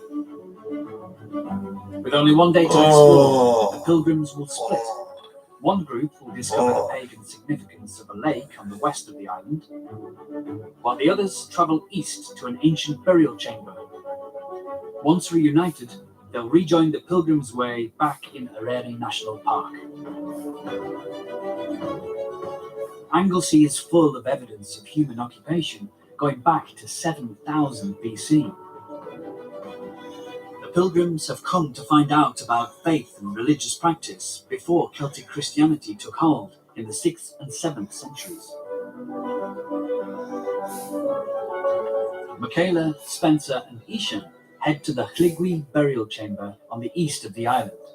So this was a Neolithic burial site, and it was excavated in 1908, and they found the remains of between 15 and 30 people here, buried here. Wow. And that stone cap weighs 25 tons. So that was about 10 Range Rovers, and it was somehow placed there by humans, you know, thousands of years before the death of Christ. So That come weighs on 10 then, what's tons. your explanation? I don't have one. That's why I find these things so fascinating. When was this? So this was in the 3rd millennia, before Christ. Before Christ. So before this infrastructure of Christianity and religion and burial and afterlife, you've got 15 to 30 people buried in there. Why? What are these humans in the Neolithic period thinking is going to happen when they've got no reference point for God or anything like that? Well, I think they did. They had their own beliefs that maybe we don't know about. I love this stuff. Can I just show you something that's not going to surprise you? I'm going to show you this. But amazing as this is, and it is amazing, but also you see all those plants growing within the stone there. Do you find that amazing as well? Less amazing. What's really nice about this is all three of us are like seeing beauty in different ways. You're seeing just the sheer magnitude, the physics of it. How did they build this? You're seeing the biodiversity on the thing, and I'm, seeing why pre-Christianity, what these people believed, what was interesting to them, and we're here looking at a structure that was there from the 3rd millennium. And when we're gone, people will still come back to this place, and that's the bit that I find quite emotional, actually. That's good. I like that. I like that too. Cheers, brother. Let's go. Christine, Amanda, Sonali and Tom have come to the west of the island to find out about some recent pre-Christian finds. Before the Romans arrived in the 1st century AD, it's likely that pagan druids had been Anglesea's spiritual leaders for centuries, as in the rest of ancient Britain. Not much is known about them, but it's thought that they were wise men who dealt with prophecy and ritual. The pilgrims have come to a Royal Air Force base and met up with RAF Padre Mike Hall. It's quite rude, isn't it? You feel like you should be able to leave the door open for someone. No, that's the point of Sort the of slam it gate. in their face. Well, don't they call it a kissing gate, or is that something different? Stop trying to kiss me. You can hear the sea from here. Can you hear it? The waves. Oh, yes. Now Spencer's not here, we can actually hear nature. Yeah. Mike is taking the pilgrims to an ancient lake, Clyn Cerrig Bach, on the perimeter of the base. Dredging of this wetland area in the early 1940s brought up some significant artifacts relating to the time of the Druids. They discovered on one of those early dredging expeditions a chain. Oh. How big was that? So that is 3 meters in length. Okay. Okay. And they got somebody to have a look at it, and they said, this is thousands of years old. This is probably a slave chain that would have been used to attach slaves to each other once they'd been captured by an enemy force, and somehow it is at the bottom of this lake. Further dredging revealed numerous spearheads, a piece of a shield, a bent sword, and animal remains. In total, over 160 objects were eventually found. It's thought that Druids were gifting these objects to the lake between 300 BC and 100 AD. But who their enemy was or what their motivation was can only be conjecture. The thought is that there was some kind of ritual ceremony that went on in this place to deposit the elements of war, maybe as some kind of appeasement to either eradicate the effects of war for them, or just to conclude what they believe is such an important part of their national life. So we're going to head round to the other side of the lake, and here you're seeing Anglesey at its best, sunshine and breezes. Beautiful. Well, thanks for sorting that out too. You're very welcome. My boss is in that department. Yeah. How big is the lake? Well, it's not just one lake, it's a combination of lakes. It's very low-lying ground, and in the winter, when the water table rises, all this area is flooded. So the images that I've shown you already, those kind of items would be deposited by the Druids in the lake as some kind of ceremonial act. And certainly in terms of the Christian tradition, we would talk about baptism, so that as people release into the water the things that they would rather not be associated with now, something is being transformed in that moment that's better for them. So you think that's what the Druids were doing? I'd like to think that maybe there was something of letting go, and we all have to find ways of dealing with things that aren't particularly pleasant. And if that's it, then I'm sold. I would love to think that, and that's why this particular story is such an interesting one, because we are able to retell what happened over 2,000 years ago, but with a sense that there is still a connection with what we are doing in the modern age. Wow. The story has resonated with Christine, whose marriage to husband Paddy McGuinness recently broke down after 11 years. It sounds like what might have happened to you. It was about letting things go. And it just kind of made me think if only it was that easy. If you could put all your trauma or your worries and just chuck it away. I think everyone has hard times in life and everyone has challenges. I've been separated for almost 2 years now, but I don't think I've dealt with the separation completely yet. And I know that one day I'm going to have to do that. There's still probably the biggest changes to come that I'm scared of doing. After spending most of the day apart, it's time for the pilgrims to reunite. Oh, I see some people over there. Ahoy there! Oh, there they are. Did you miss us? We did. Spending time apart is no good. Let's never do that again. Let's never do that again. Come, Tom. Did you have a good day? Was it nice? It was so peaceful.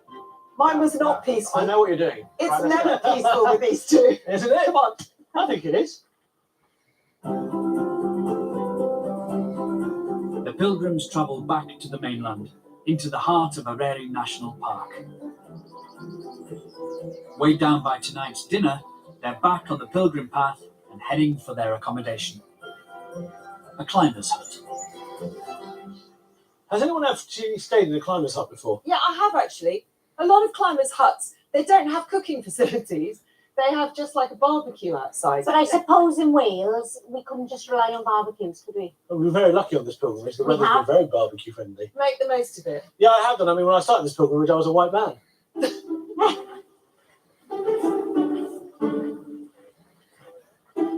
That looks like a hiker's hut to me. Get this food in the fridge. I didn't expect them to look like this. Oh, it's right. Basic but practical. Oh. Right. Oh, wow. You two are in shock. The hut is exactly what I expected. I mean, it's got everything you need. I like these things. I like the fact that some days you're in somewhere really nice and some days you're in somewhere really basic. I like the variety. But Christine's autistic, which means she can find new environments challenging. I don't know if I can do it. And I'm not even being ungrateful. I don't No. need a luxury hotel. I'm happy No, I with don't. basic Yeah. stuff, but this is beyond basic. My sensory needs are different to other people's. The senses are heightened. And I can't help but smell an awful lot in those rooms, and I can really feel how small the space is, more so than the others. It's everything that you expect from a building, but this is not a particularly nice one.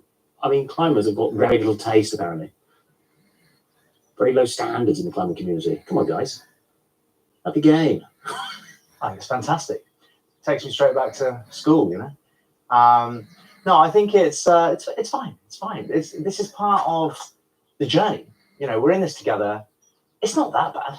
Like, it's dry. We've got a roof over our heads. It's warm. Come on.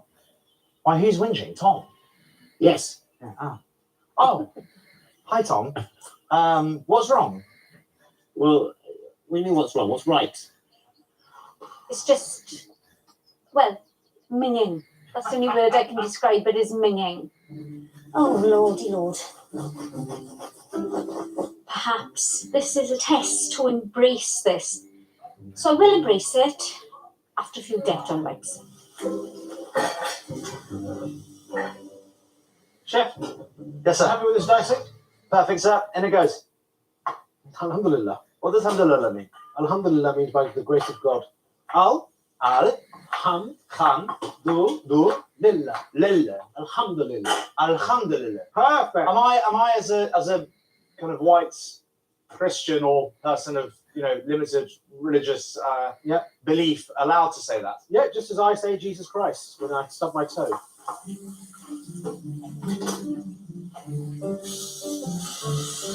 Alhamdulillah. I'm actually really impressed with how the kitchen's working. I've been in quite a few professional kitchens, and this is right up there. Well, that's because you got the dream team of Michaela, Spencer, and Akbar. I'm just going, oh! Well, it's not my fault. The pasta's crap. It's like so organic that it's shit. You know what I mean? Yeah. It's surprising, isn't it? When I first came here, I thought, oh, Lord, look at us. We've got a feast. It feels like God's table, doesn't it? Do you know where the falafels are? Yes, they are currently probably burning. Hang on. The chefs would like you to start. Welsh beef pie, freshly baked. Okay. Oh yeah. This is amazing. Honestly, I feel so much better just sitting out here eating. I found another room that I'm comfortable in. Oh, great. Yeah, Oh, it's not that much different, to be honest, but I instantly just went in there and I was like, breathing here. May I take this opportunity to thank you for preparing such a nutritious meal. Cheers. All of you, thank you. Cheers, guys. Alhamdulillah. Yeah. That means like by the grace of God. It's getting late, and as the pilgrims have an early start tomorrow, it's time to turn in for the night. I've decided I'm going to embrace the outdoors, and I'm going to give it a go sleeping outside. Which might be a huge mistake if it starts to rain, but hey ho. I think this could be rather nice. It's such a beautiful night. In the boys' dorm, they're worried about Ishan's snoring. You snore, just sit up, will you? Well, I won't know if I'm snoring. Yeah, I'll wake you up, right? So why don't you put some matches around? Sure.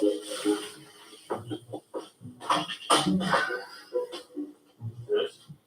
That's good. You should just push again. That's like it's been designed for that purpose. Put it behind the ladder. I will. That's structurally sound. No? Good night. So proud of you, Pilgrim. Fellow Pilgrim. I just have this Childhood me would be very excited about this. I'll see you in the morning. Christine's sharing the bunk room she found with Amanda and Sonali. It's lovely, isn't it? It's just ideal. It's just what we want. It's clean. There's nothing. What's that skeleton in the corner? Debbie Longlegs. That needs to move. That wasn't invited. You want me to try and get rid of it? Is anyone not scared? I'm not scared. Thank you so much. No, it's fine. I'd have to do this at home all the time. Well done. It's okay. It's okay. Yeah, let's Okay. Is it? Yeah, it's totally fine. Sorry. Where is it? It's in my hand, tissue, loosely held, so I don't. Kayla, we're sending a little daddy long legs out to you. There we go. Thank you. You don't need any guests. Ishan, can you hear me? There you go.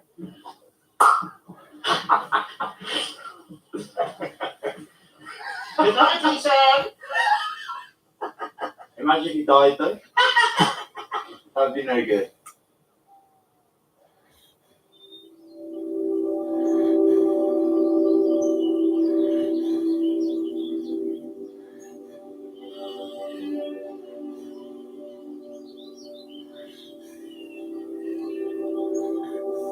This is what makes it worth it. Sleeping out here, it's actually a reasonable night, and look at the morning. You wake up and it's a beautiful morning. But on this pilgrimage, Michaela is dealing with some difficult emotions. I've had a very, very sad year. I've had a lot of grief, a lot of loss, and I think I need to walk that out. And I find walking putting one foot in front of the other, and being able to free your mind without the clutter and without the chatter is very therapeutic. I think this demonstrates how I slept. I think I need this before I go anywhere. I sleep really, really well normally. But last night, on the hour, every hour, there was snoring, wailing, Ishan, Ishan, thunderclap. I have memory of twice being told very firmly to shut up because of my snoring, which is fair enough. Despite the bad night's sleep, I'm actually really pumped for today because I've never climbed a mountain. As they're in prime climbing territory, the pilgrims have decided to seize the moment. I've seen 3 different forecasts. One says 10% rain, one says 70%, and one says there might be thunder showers. Go on, my love. Feeling good? Oh, yeah. Oh, very ominous clouds. It was an interesting night. Let's see how the day progresses. The pilgrims are going to tackle the highest mountain in England and Wales, Irwirfa, or Mount Snowdon, 1,085 metres. Now climbed by around 600,000 people each year. It even has its own mountain railway. The group will start on the Pilgrim's Way in Llanberis before peeling off to begin their attempt on the summit. Feeling okay? Wow. Nervous but anxious. You're gonna be fine. We're all with you. Yes, I know. But they're missing one injured pilgrim. I don't want to go up Snowdon because my knee is all swollen. I've had some surgeries and I have a new ligament in there. And basically, it gets inflamed during the day and then it heals during the night when you sleep. And last night, because of Ishan's loud throat, I didn't sleep at all. So it's still inflamed. And I think like walking up Snowdon today might put me out of the rest of the pilgrimage.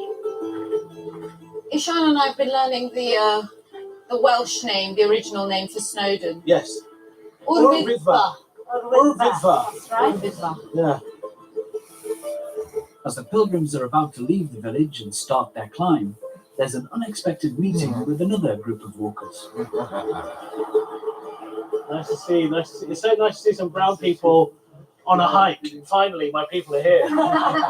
So you belong? Yeah. So you're hiking then, I assume? Yeah, today we're hiking. I used to live in London, so I moved up here, and it's closer to nature in general. Being a Muslim, it kind of embodies nature and being out there, and you see, must be great, isn't it? Do you feel like when you're doing a hike, it makes you feel a closer connection to Allah? Yes, it does, because if you look back, all the prophets, they climbed mountains, and that's where they went for reflection. But it's so nice here because, like, you know, I got drawn to you as soon as I saw you because, like I said, you just see brown people doing this kind of stuff, or Muslims. Like, what?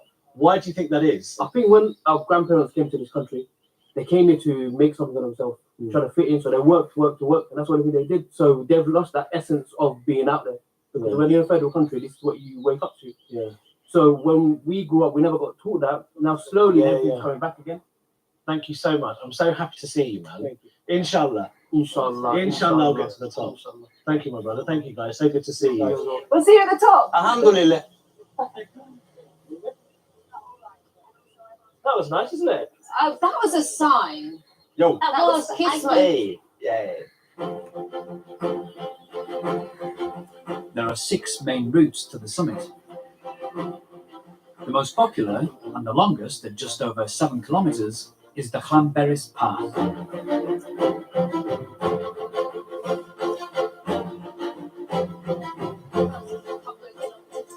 Remember, one foot in front of the other, head down. We will eventually get there. Do not be demoralised. How are you finding the walk, my friend? Finding it all right. Yeah? Like I get it. What do you mean? Like I get it. It's nice. You're not that bothered. But then just think about how good you'll feel when we get there. Well, I hope so. Focus on the journey. Thank you. Not the destination. It takes around 4 hours to walk the Llanberis Path to the summit. It is interesting why people do tromp to the top of the mountain. It's that desire, I suppose, to push yourself. It's better than an ordinary walk because it's more difficult. So you have that sense of achievement when you get to the top. Do you know what I love about mountains? Is that they're just here. They're reliable. You know what I mean? Life comes and goes, and the mountain is always here. If you do need to iron out issues, I can understand how a walk like this would help sort you out. Sonali, I already feel lighter. I woke up this morning feeling really sad. And sometimes... What about? Grief. I'm going through grief. Who did you lose? Sometimes- About 4 different people over the last few months. Really? Including a best friend. I'm sorry. And I feel sometimes like a duvet of sadness on top of me. Has it started to lift? As soon as I get into the mountain, it lifts for me. Wow, that's great. It really does. I feel my head is clearer. I feel with each step that I take, I feel more grounded to the earth, and I feel that I can cope better. But after walking for nearly 2 hours, Oh my God. Amanda is finding the challenge difficult. Are you feeling it in your legs or in your breath? My legs more. I'm finding it hard to lift my feet up. Physically or mentally, it's been tough for me, you can see. But yeah, but I'm getting it. It's part of the journey, isn't it? You've got to get your inner strength going. Let's go, baby. Onwards. Come on, team. The pilgrims are at 780 meters, about 3/4 of the way up.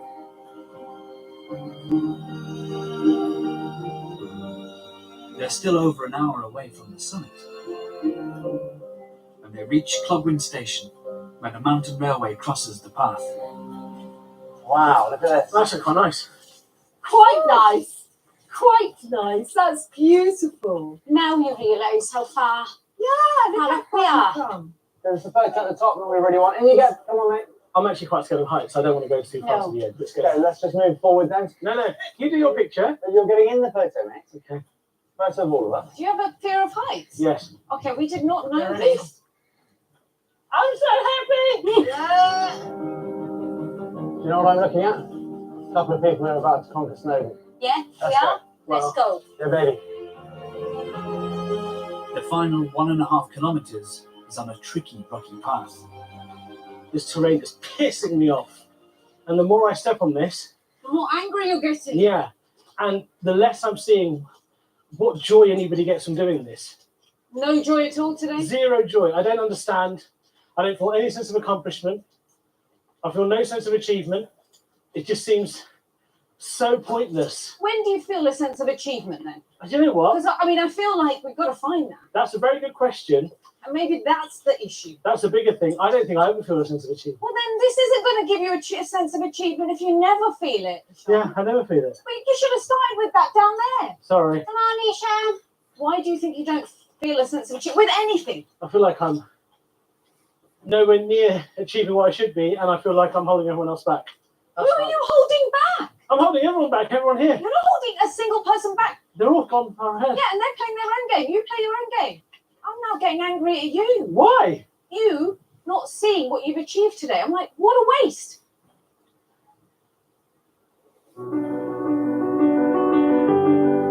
Close to the top, the pilgrims see some familiar faces. Good, well done. Yeah, I did.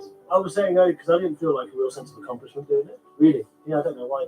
When you get to the top, you feel it. Okay, inshallah. You'll feel good. Trust me, you feel it. All right. You see you, my brother. Yeah, Take care. thanks, guys. All right, see you. Guys, all the best. Take it easy. Take care. See you later.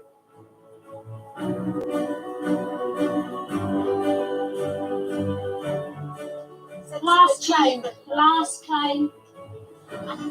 After 4.5 hours, 2 more steps and we're at the top. We've made it. the group take their final steps to the summit.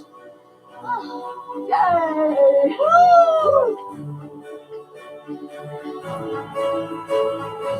Oh, it's just beautiful. Yes, look at that. Wow. We did it. We did it. Woo! Feeling good. How do you feel, pal? Fine. You've done it. Yeah, sure. Just tell me what it looks like. Is it nice? Okay. What if I hold you? No. Just have a look at the view, mate. Look. Isn't that nice? Yeah, it is nice. Oh, don't do that. That'll be alright. Let's get the train and go find Tom. Yes, Yeah. come on. Let's go. Let's go find Tom. Reaching the summit was a milestone for Amanda. When I started the walk today, when I seen the steps you've got to go and the climb you've got to do, I thought I just can't do this. But I've dug deep and I've done it. I've actually done it. I'm super proud of myself, very emotional really. The sense of achievement you get and the appreciation of the beauty around you is just phenomenal. I'm experiencing things that I never thought that I would appreciate, like a hiking hut. I now get the hiking hut thing because after today I would gladly go back there. See, makes sense. Finally. Oh, the reunion! Well done. So fresh. Congratulations. Well done. Yes, I've spent the entire day sleeping. Oh. Congratulations. Mate, Well how are you? Good to see you. Congratulations. Rosenberg. My best friends. Yes. Oh, I thought My best friends. Yeah. Oh, wow. Who comes to Sloan and doesn't get ready? So you're away. You're away. I've done it more than you have. Let's go. Let's go.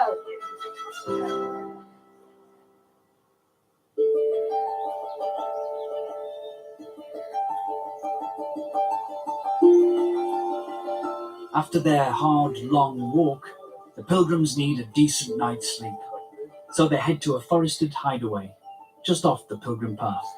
Do you have any idea of what this place is? So it's a retreat, mate. Just this where we're supposed to take a nice rest after our grueling trip up Snowdon. Yes, you must need a day off. Yeah, man, I deserve it. This is starting to feel very retreat-like. Yeah. It's not like the retreats that I go to. I've got a feeling I'm going to really enjoy this. I think, yeah. An eco retreat. It's got my name on. Call Eric. This is by arrangement only. Have we arranged? I believe so. Let's call him. Eric? Hello, we are by your dragon. We're hoping to gain access to your retreat. If you just carry on down, I'll meet you at the aptly named Pilgrim's Bench in a couple of minutes, yeah? Cheers, bro. All the best, Eric. See you later. Bye. It's just open. Fair enough. Sounds like a friendly man. Yeah. This just feels like a real mystery. I like this.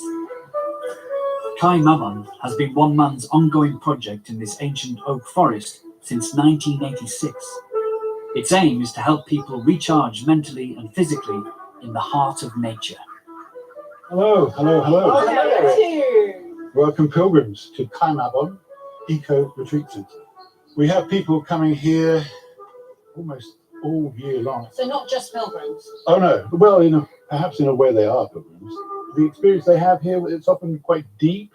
In some cases, people even have what you might call a spiritual awakening while they're here. And they'll often come away with a renewed sense of vision and purpose so that they go back, not to the same life, but something will have changed. I'm loving your place already. Love it. The best is yet to come. On the 5-acre site, there are 7 sleeping lodges, all made from sustainable building materials, surrounding a replica Celtic roundhouse. That's so cool. Well, it's better than the climber's hut. It's almost magical. So up there is the cob cottage. Cob is a traditional building material made of clay, sand and straw. Over there, the little green one, that's the hobbit hut. Over there is the long house, and then in the far corner is the hogan. So you'll be able to choose which one you want to stay in. This place is amazing. You say you've been here for 37 years? Yeah. 37 years well spent. Yeah. Genuinely, fair play. Thank you. The hogan is the most foresty, isn't it? Yeah, if there is such a term. Right. Yeah, mate. But it's actually perfect. There's a whole circle of beds. Or we can just put two together. And have two double beds. Just hold hands. Yeah, exactly. She's got such a nice table for like a seance or something. Yeah. The Hobbit hut. Hobbits welcome. I'm not even sure I can take my bag in on my back. Oh, that is great. That is so you. This is brilliant. And for the avoidance of doubt, I can. You can stand. Stand and only just touch the ceiling. So there's one with the lid down. That's for the composting. Another with the lid up, which is very much for usage. I might struggle with that in the morning, to be honest. During the pilgrimage, Christine has suspected that Tom might have some traits of autism. Have you thought any more about what I said about possibly being autistic? I'm fairly convinced that you're correct. Yes. I definitely see a lot in what you do and what you say that I relate to. Yeah. A lot more than most people. I just need some quiet sometimes. I do like to get away from the group. I love everyone, but I've noticed you having a bit of time out as well every now and again. It's not because I don't like them. Yeah, it's just... It takes a lot of energy to hang around with people. But it's quite common for autistic people to do that. Yes. So did the diagnosis make you think differently about yourself? Yeah, definitely. It's opened up a whole new world, like a brand new life. I understand myself now. Yeah, no, it's great hanging out with you. I'm very thankful for your perspective. You're basically the highest authority on autism that I've ever met. I'm definitely going to leave this pilgrimage with a little bit more evidence that I am autistic. And you've still got half a pilgrimage to go. Yeah. So there's plenty more to learn. There is. Plenty more eye contact to avoid. Yeah, honestly, my muscles have worked the most in my eyes. Oh, we're having a great time, guys. We really love all of these dinners we're having together.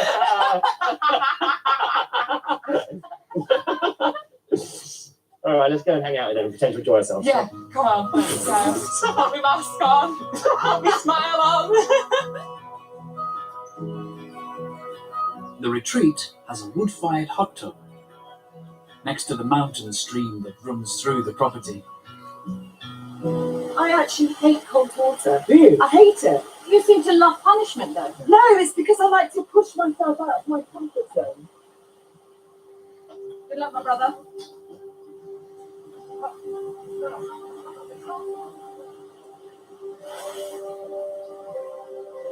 Oh, you are nuts! I admire you, but you are slightly nuts. Oh, yes. This is excellent for your body and mind. I mean, that's really truly unpleasant. I love Ixie. If you were to just imagine now, this is where you have to spend the rest of your night. Oh, no. You'll come to grips with it far more easily. Right, that's it. Come on. Oh, I'm done. I did it. I think it takes the mind off anything that you might have been thinking about. It's just really fresh and clean and lovely, and just like you just feel so alive, and it's really great. I kind of understand now why people have these silly little ice tubs in their houses, you know, or just outside the house. It makes sense. I'm gonna get one. Spencer has a track record of pushing himself to extremes by running ultra marathons. You know what you said about how you have to imagine that you're going to sit there indefinitely? Yeah. And the power of like disconnecting your immediate sensory feedback. That's quite like a spiritual thing to do. Yeah, it's a really interesting one. I just think with anything that feels uncomfortable, if you just try and disassociate the discomfort with the actual situation. You clearly have a gift for that. You've done ultramarathons and stuff. Like that must require quite a lot of what some people will call spiritual discipline to be able to do that. Well, sometimes, like on those experiences, you hit a place where you feel it would be impossible to carry on. I definitely felt something in the Sahara Desert. On day 4, it was 82 kilometers. Come 60k, I was just like finished. And I felt in that moment, I'm going to be found dead here tomorrow. And like I was praying to my brother and I was praying to God, you know, and you know, you find this place and this energy and you get into kind of a different place. Spencer's brother Michael died descending Everest when Spencer was just 10. With my brother passing 25 years ago, I feel him with me from time to time, in times of need. Usually, if I'm doing one of these ultra events, there are always times when you are just like energyless doesn't describe it. And something comes into me and lifts me up and gets me going again. And I love to think that that's Mike helping me, putting me back on my feet, pushing me through the pain, getting me through to the finish line. Maybe it's that feeling that I keep going back to, because it's not something I can experience in my day-to-day life.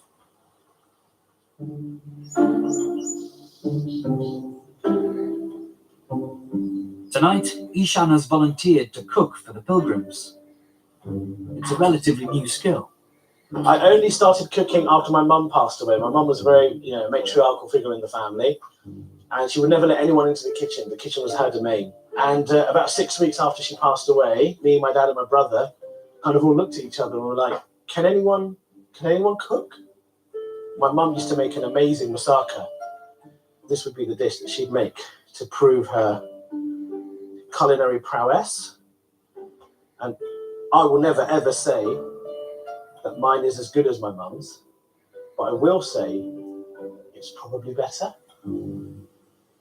Look, he's laid this table and everything for us. It's so lovely. Did he do all of this? Yeah. What a legend. Right then, pilgrims. We should That's very kind, but you've got to taste it first. And then we can give Well, we're compliments giving to the chef. 100% on present. Mashallah. Thank you, brother. Thank you very much. Well, thank you to whatever it is you believe in for bringing us all together and giving us the opportunity to experience nature in all its glory, and for giving me the time, ability, and space to be able to cook and feed my fellow pilgrims, because feeding people is the way I show love.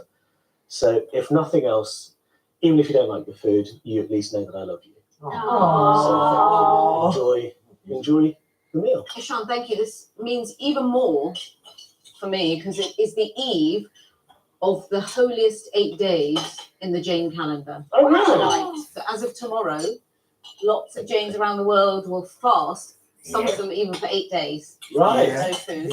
I've never attempted the full 8 days. I've never gone over 1 day. Because it's not something that I want to do. Right. It's called Parishan. It's the festival of forgiveness.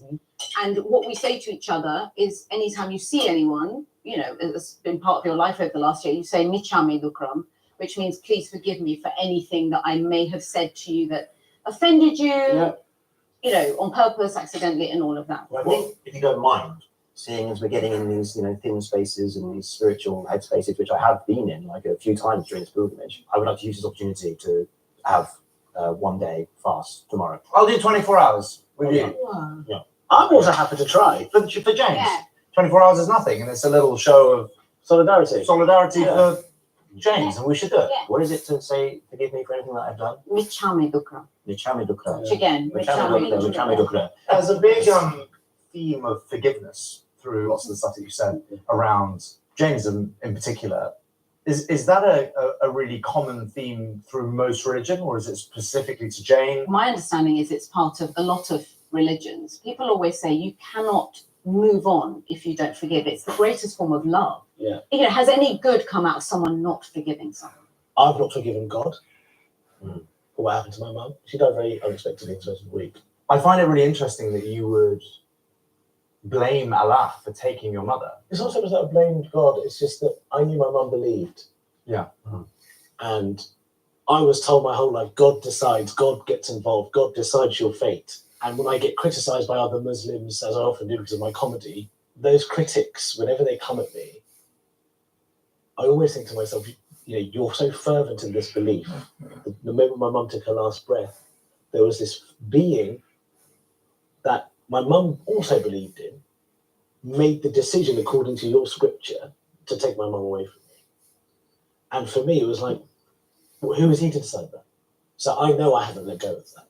And I know a lot about Islam, and there's a lot about Islamic philosophy that I'm quite proud of and I think is beautiful and wonderful. And I share with you, alhamdulillah, all this stuff, I share with you guys.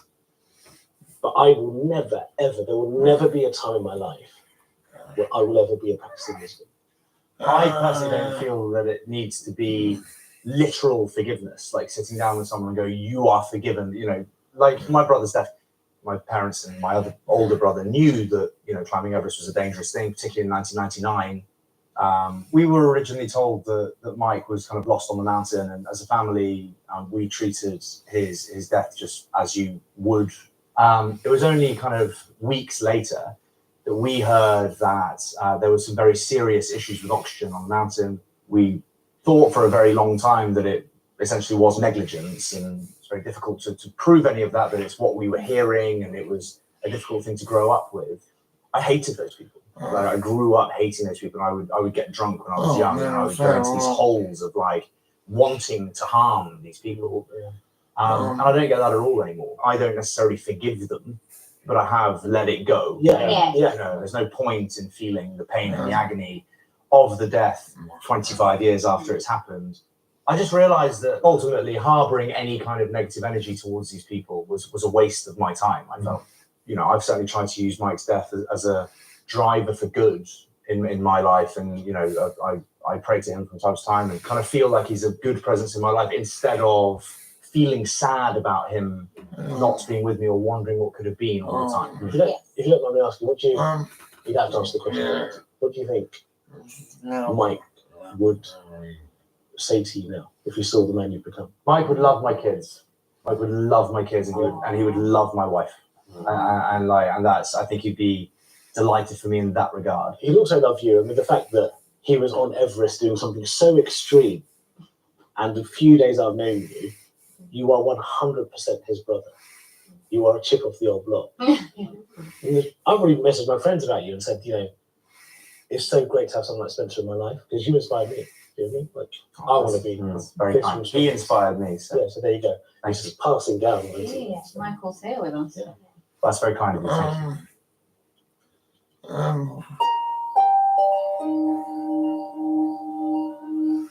It was just beautiful. It was a magical moment in seeing someone strip a layer back. Yeah. He absolutely stripped a layer back to me. Yeah. Perhaps this is what this whole journey is about. Yeah.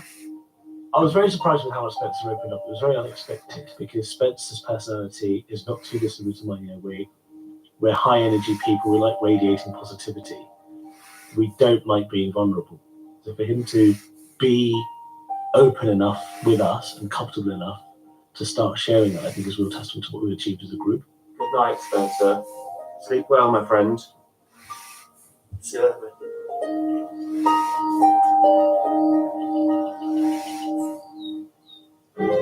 Next time, I feel like I've really given myself to the process now. You throw yourself in. A Buddhist ritual helps bring about new understandings. Maybe today has just confirmed. Maybe I should just say I am Jane. I'm not scared of death anymore. We're very close to the edge.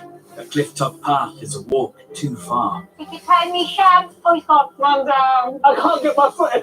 This is the most ridiculous thing I've done in my life. And Bardsey Island lies tantalisingly close. Is it looking good? It's not looking good, it's looking bad. Oh. No way, man. I need a Bardsey Island hoodie.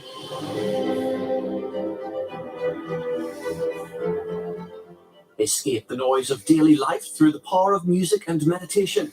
Listen now to the Music and Meditation podcast on BBC Sounds.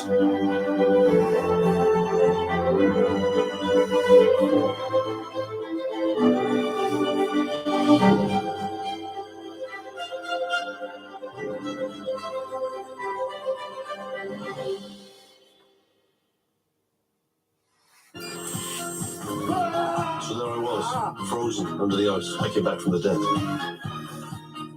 Here's a talk for half a century. 2 words. British Bulldog. We can't talk about this tomorrow because you ran over myself. She's clipped it. Next window tomorrow night. Over. Can't hit on all the members. Not just the single ones. Mammoth.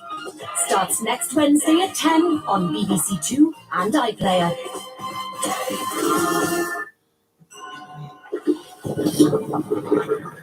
Welcome to the Science Zone on BBC Two with Make It as Market. We're a nation of talented makers. I'm literally painting with the flame. And I know how life-changing turning our making into money can be. 10 years ago, I quit my full-time job and started my own set design business. Now, in these inspiring artistic gardens, I've assembled a team of successful professional craftspeople I know your talent and I know what you're capable of doing. To help talented amateurs turn their hobbies and skills into full-time jobs. I want to put something to you, and I think I want you to try this. Here we go. With straight-talking advice, there's areas like the finish that you could improve, and plenty of hard work. Let's do it. Let's get it done. They'll make serious money. I've made £4,150. Oh my God! I've made £6,300. Can we change places? Yeah. And create dream businesses. It's like I'm talking about somebody else. It's been life-changing.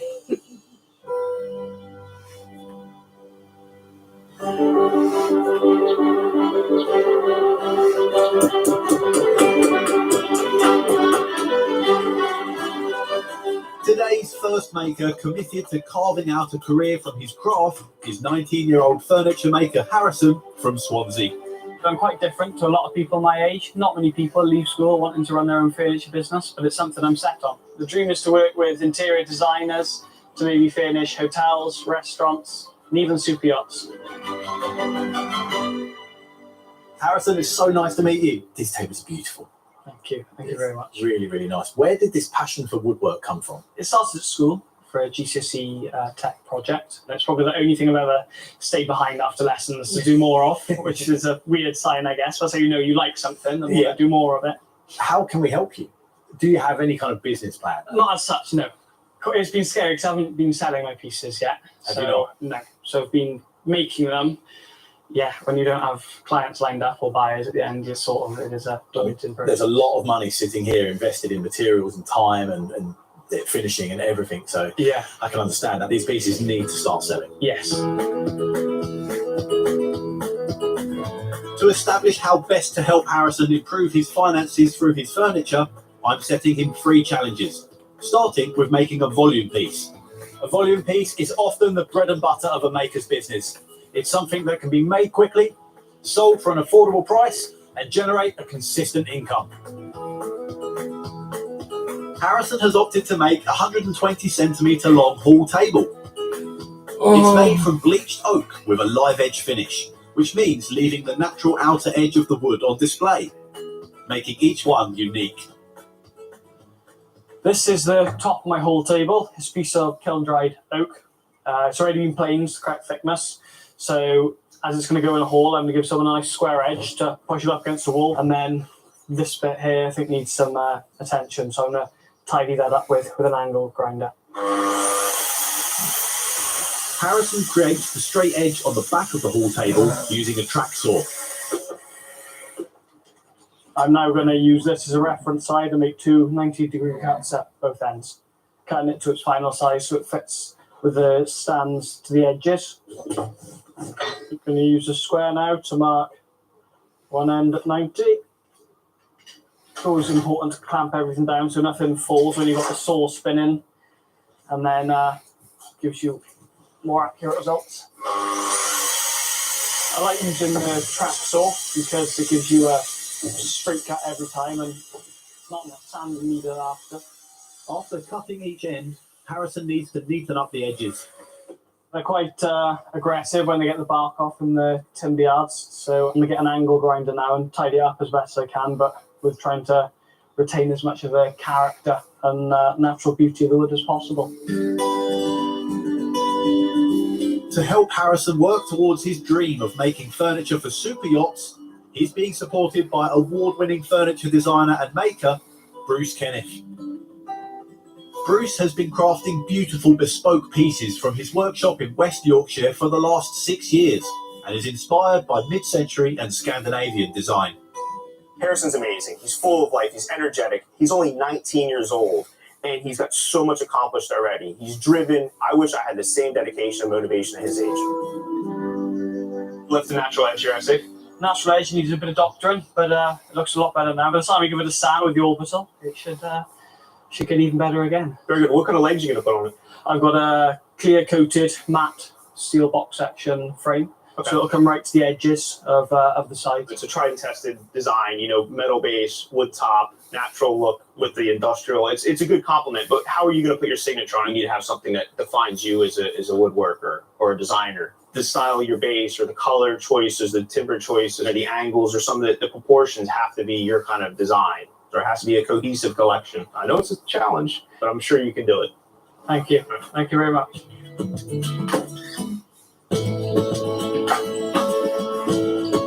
The next ambitious maker I'm on my way to meet is Rachel from Norwich, who is Head of Learning and Development for a company in the travel industry by day and wearable cake, shoe and bag designer by night. I've got no art background, I've got no cake background, I've got no shoe background. I am just a mum who wants to do something special and make some cake shoes. This is about showing my two little girls that no matter how stupid and crazy and weird an idea is, if you want it bad enough and you work hard enough, you can do anything. Rachel, where on earth did you get this idea from? Let me just take you back to my wedding day. Please do. Okay, so there's that lovely moment when you're supposed to gently feed your partner cake. Except my husband is a little bit different from that, and he shoved it into my face, up my nose, and it's all over my shoes. He's laughing, and then one of his smart friends went, well, if you hate shoes, then this wouldn't be a problem. My husband made her a pair of shoes for her wedding, and we got lots of compliments, but nothing really happened with that. And my two kids then went, come on, Mum, I bet you can do it better than Dad. And that was the moment I was like, we're on. So I made this pair of cake shoes, which were better than my husband's, I'll be honest. Of course. Just put them on Instagram. And people started asking about them. And then over the last sort of 3 years or so, I've just been making shoes and handbags like everything I love to eat, my favourite cakes. Is it working as a business? Are you selling many? So I am selling them on and off. I have given quite a lot away because I'm not very au fait with things like social media. I'm not seeing a huge amount back from that. That's really where I'm here for the support. Yeah. Really. You're in safe hands, and I want a chocolate cake. Thank you. As she tries to quit the corporate world for a new cake-inspired career, Rachel is going to be guided by luxe cycler Zoe Pocock. With a background in beauty and fashion and a bold signature design style, Zoe built her business from scratch and is the perfect person to help Rachel turn her hobby into a full-time business. I love how she's developed all these skills up until now on her own, with no really background training or anything like that. But I can see her potential to take it to the next level, and I cannot wait to get her started.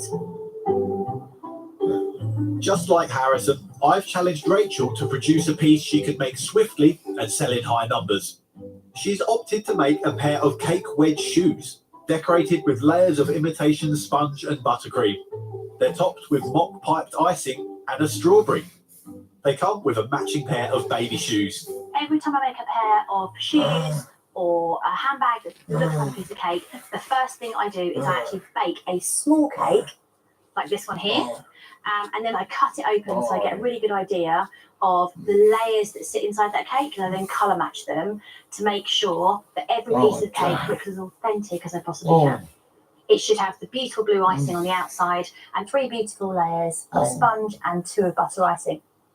Rachel's first job is to remove the shiny lacquered factory finish of her plain shoes so that her cake decoration will stick to them. I've purposely built this acrylic box with special holes put on the sides so we can actually add to an atomizer spray 3 different chemicals that will spray into the side of the box, which will remove all those chemicals that are put on by the factory. After creating her stripping agent and attaching the atomizer to the box, Rachel lets it work its magic for 5 minutes, and once done, removes the shoes. We have to wipe down all these chemicals literally off the front of the shoes. And then once they're dry, they're ready for the first layer of sponge cake. Wearable cake shoes are definitely an eye-catching product, but Zoe wants to find out more about how Rachel is trying to sell them. Where do you see you need improvement? The biggest thing for me is just being able to be seen. I need to be on the feet of people. I need to be seen more on social media, which I think is what will get me sales. I'm lucky enough that I've had quite a few famous drag queens buy my shoes from RuPaul's Drag Race, so I'm getting a bit of publicity. It's just not sales. I feel we need to narrow your niche down, as in we're going to work out who you're marketing, not just for drag queens. I think it should be for everybody. Absolutely. Both Rachel and Harrison have lots of work left to do on their volume pieces. But before they arrived here, I set them another challenge, to discover the best ways of helping them to create successful businesses. I asked them to make a high-end piece.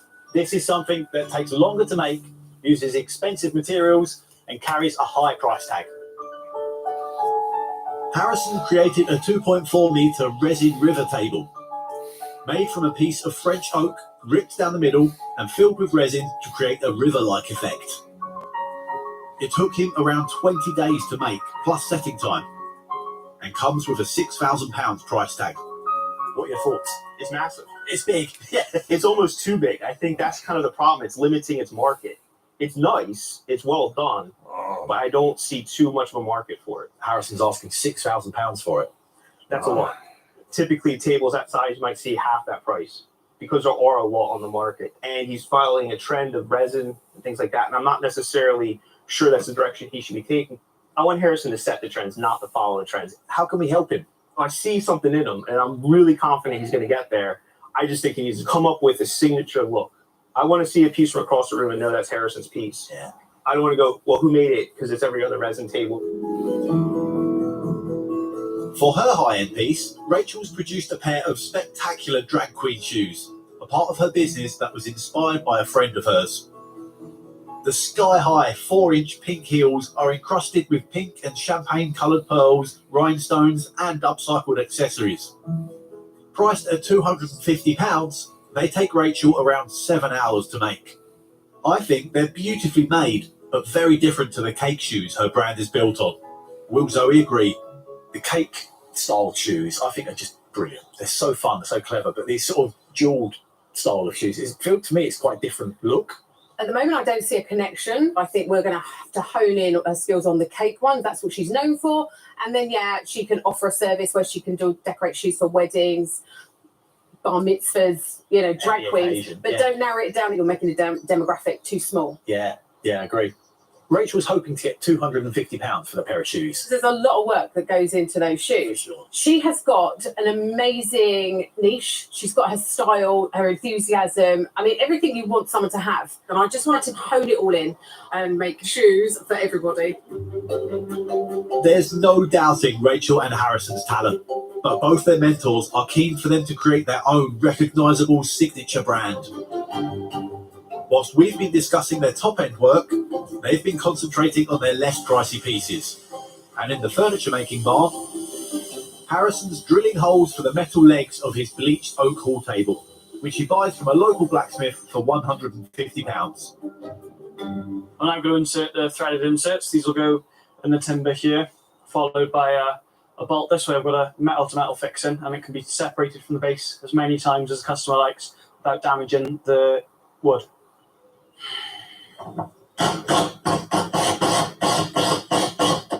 With the metal inserts in place, Harrison double checks they're in the right position. This is the moment of truth to see if they all line up. It's looking good. I'm happy they all line up, so it's time to take them back out and move on to a final sand.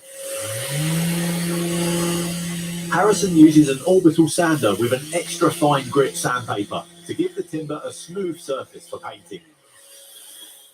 I'm going to apply a thin coat of white wood dye now, see if we can make the appearance any paler. Personally, I'm not a fan of the colour of oak, so I think this gives it a much potentially more modern look. I'm now going to buff off the excess product with a microfiber cloth.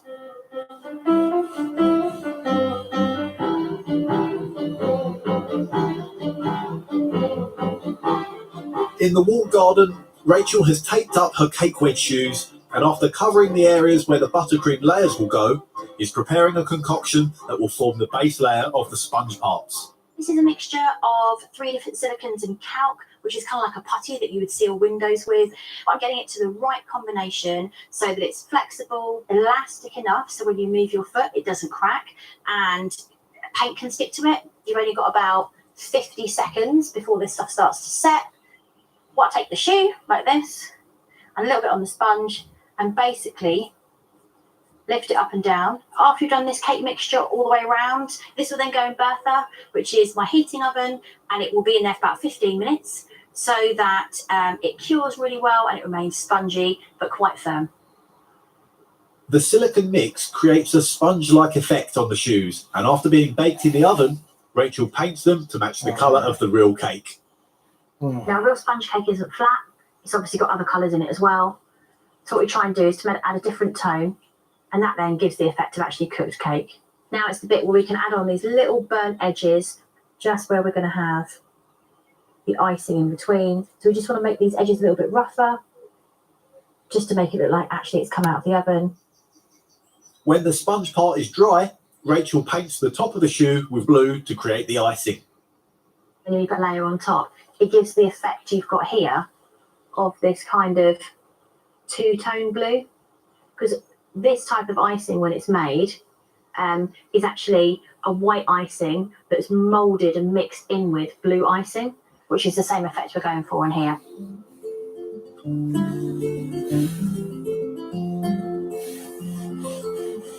In the furniture making bar, Harrison has added a coat of wax oil to his bleached oak hall table to make the wood more durable, and is buffing off the excess. This prevents any high spots in the finish and should give a nice even sheen. Because this is a volume piece, I also buy the packs of oak in bulk, which gives you a much lower price than if you were to buy it board by board. This has been finished with a white wood wax and being dyed white, but it can be done in a variety of finishes and natural oils. I'm happy with that so far, so I'll let that dry, maybe give it a second coat, and then I'll screw in the legs, and then it's complete. Harrison's beautifully crafted bleached oak hall table takes him around 3 hours to make. With the bought-in legs and sustainably sourced oak, it has material costs of over £200 and a price tag of £400. Will Bruce think it's a piece that could start delivering the regular income Harrison could build a business on? I love it. You really are kind of juxtapositioning natural lines with hard lines. I'm still looking for that signature in it, but I really do like it. What do you think about the £400 price? I think it's a little bit high. I think if you get it down a bit, you could sell them pretty well. Price is really dictated by that metal base. Would you consider making one with wooden legs? I think I'd go for the same design in wood, potentially, yeah. That could work. Since you're doing everything in-house, the cost savings will be massive. Yeah.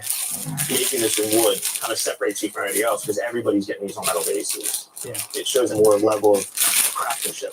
Do you have any other tips or advice at this point? Getting on social media, putting it out there, making a name for yourself, really getting some great photos, selling yourself. I haven't quite bit the bullet yet. No, but that's what you want. You want to sell yourself. Your work is going to sell you. So this is an amazing accomplishment for someone your age. The care and craftsmanship Harrison has put into his bleached oak tabletop show that he has all the skills needed to replace the metal legs with some handmade wooden ones that will help him stand out from the crowd. If he starts promoting his work on social media, his hall table has the potential to become a real business builder. Happy with their comments. I think doing all the work in-house on a piece like that is definitely going to be the way forward. In the walled garden, Rachel has finished painting her cake wedge shoes and a baby version to match. And they're dry, ready for their mock icing. I tend to do them one at a time because in that way, one of them can be drying in Bertha the heater while the other one's actually being iced by me. First things first, I'm just going to ice in this gap here, just like this. And then taking this tool and just carefully spreading it like it's buttercream. This bit I just love because this is, you've got to be so careful and so gentle with it. But that's that bit done. We can just ice around it now. This is actually just literally piping the icing. Because this is like silicones and clay mixed together, it's really hard to pipe. So I've actually got a hand strengthening tool to make sure that I can actually squeeze this bag and push out the clay. And that is the main bit of the icing done. I'm just going to ice around the edge and then put the swirl on the front. To finish, Rachel adds a recycled plastic strawberry.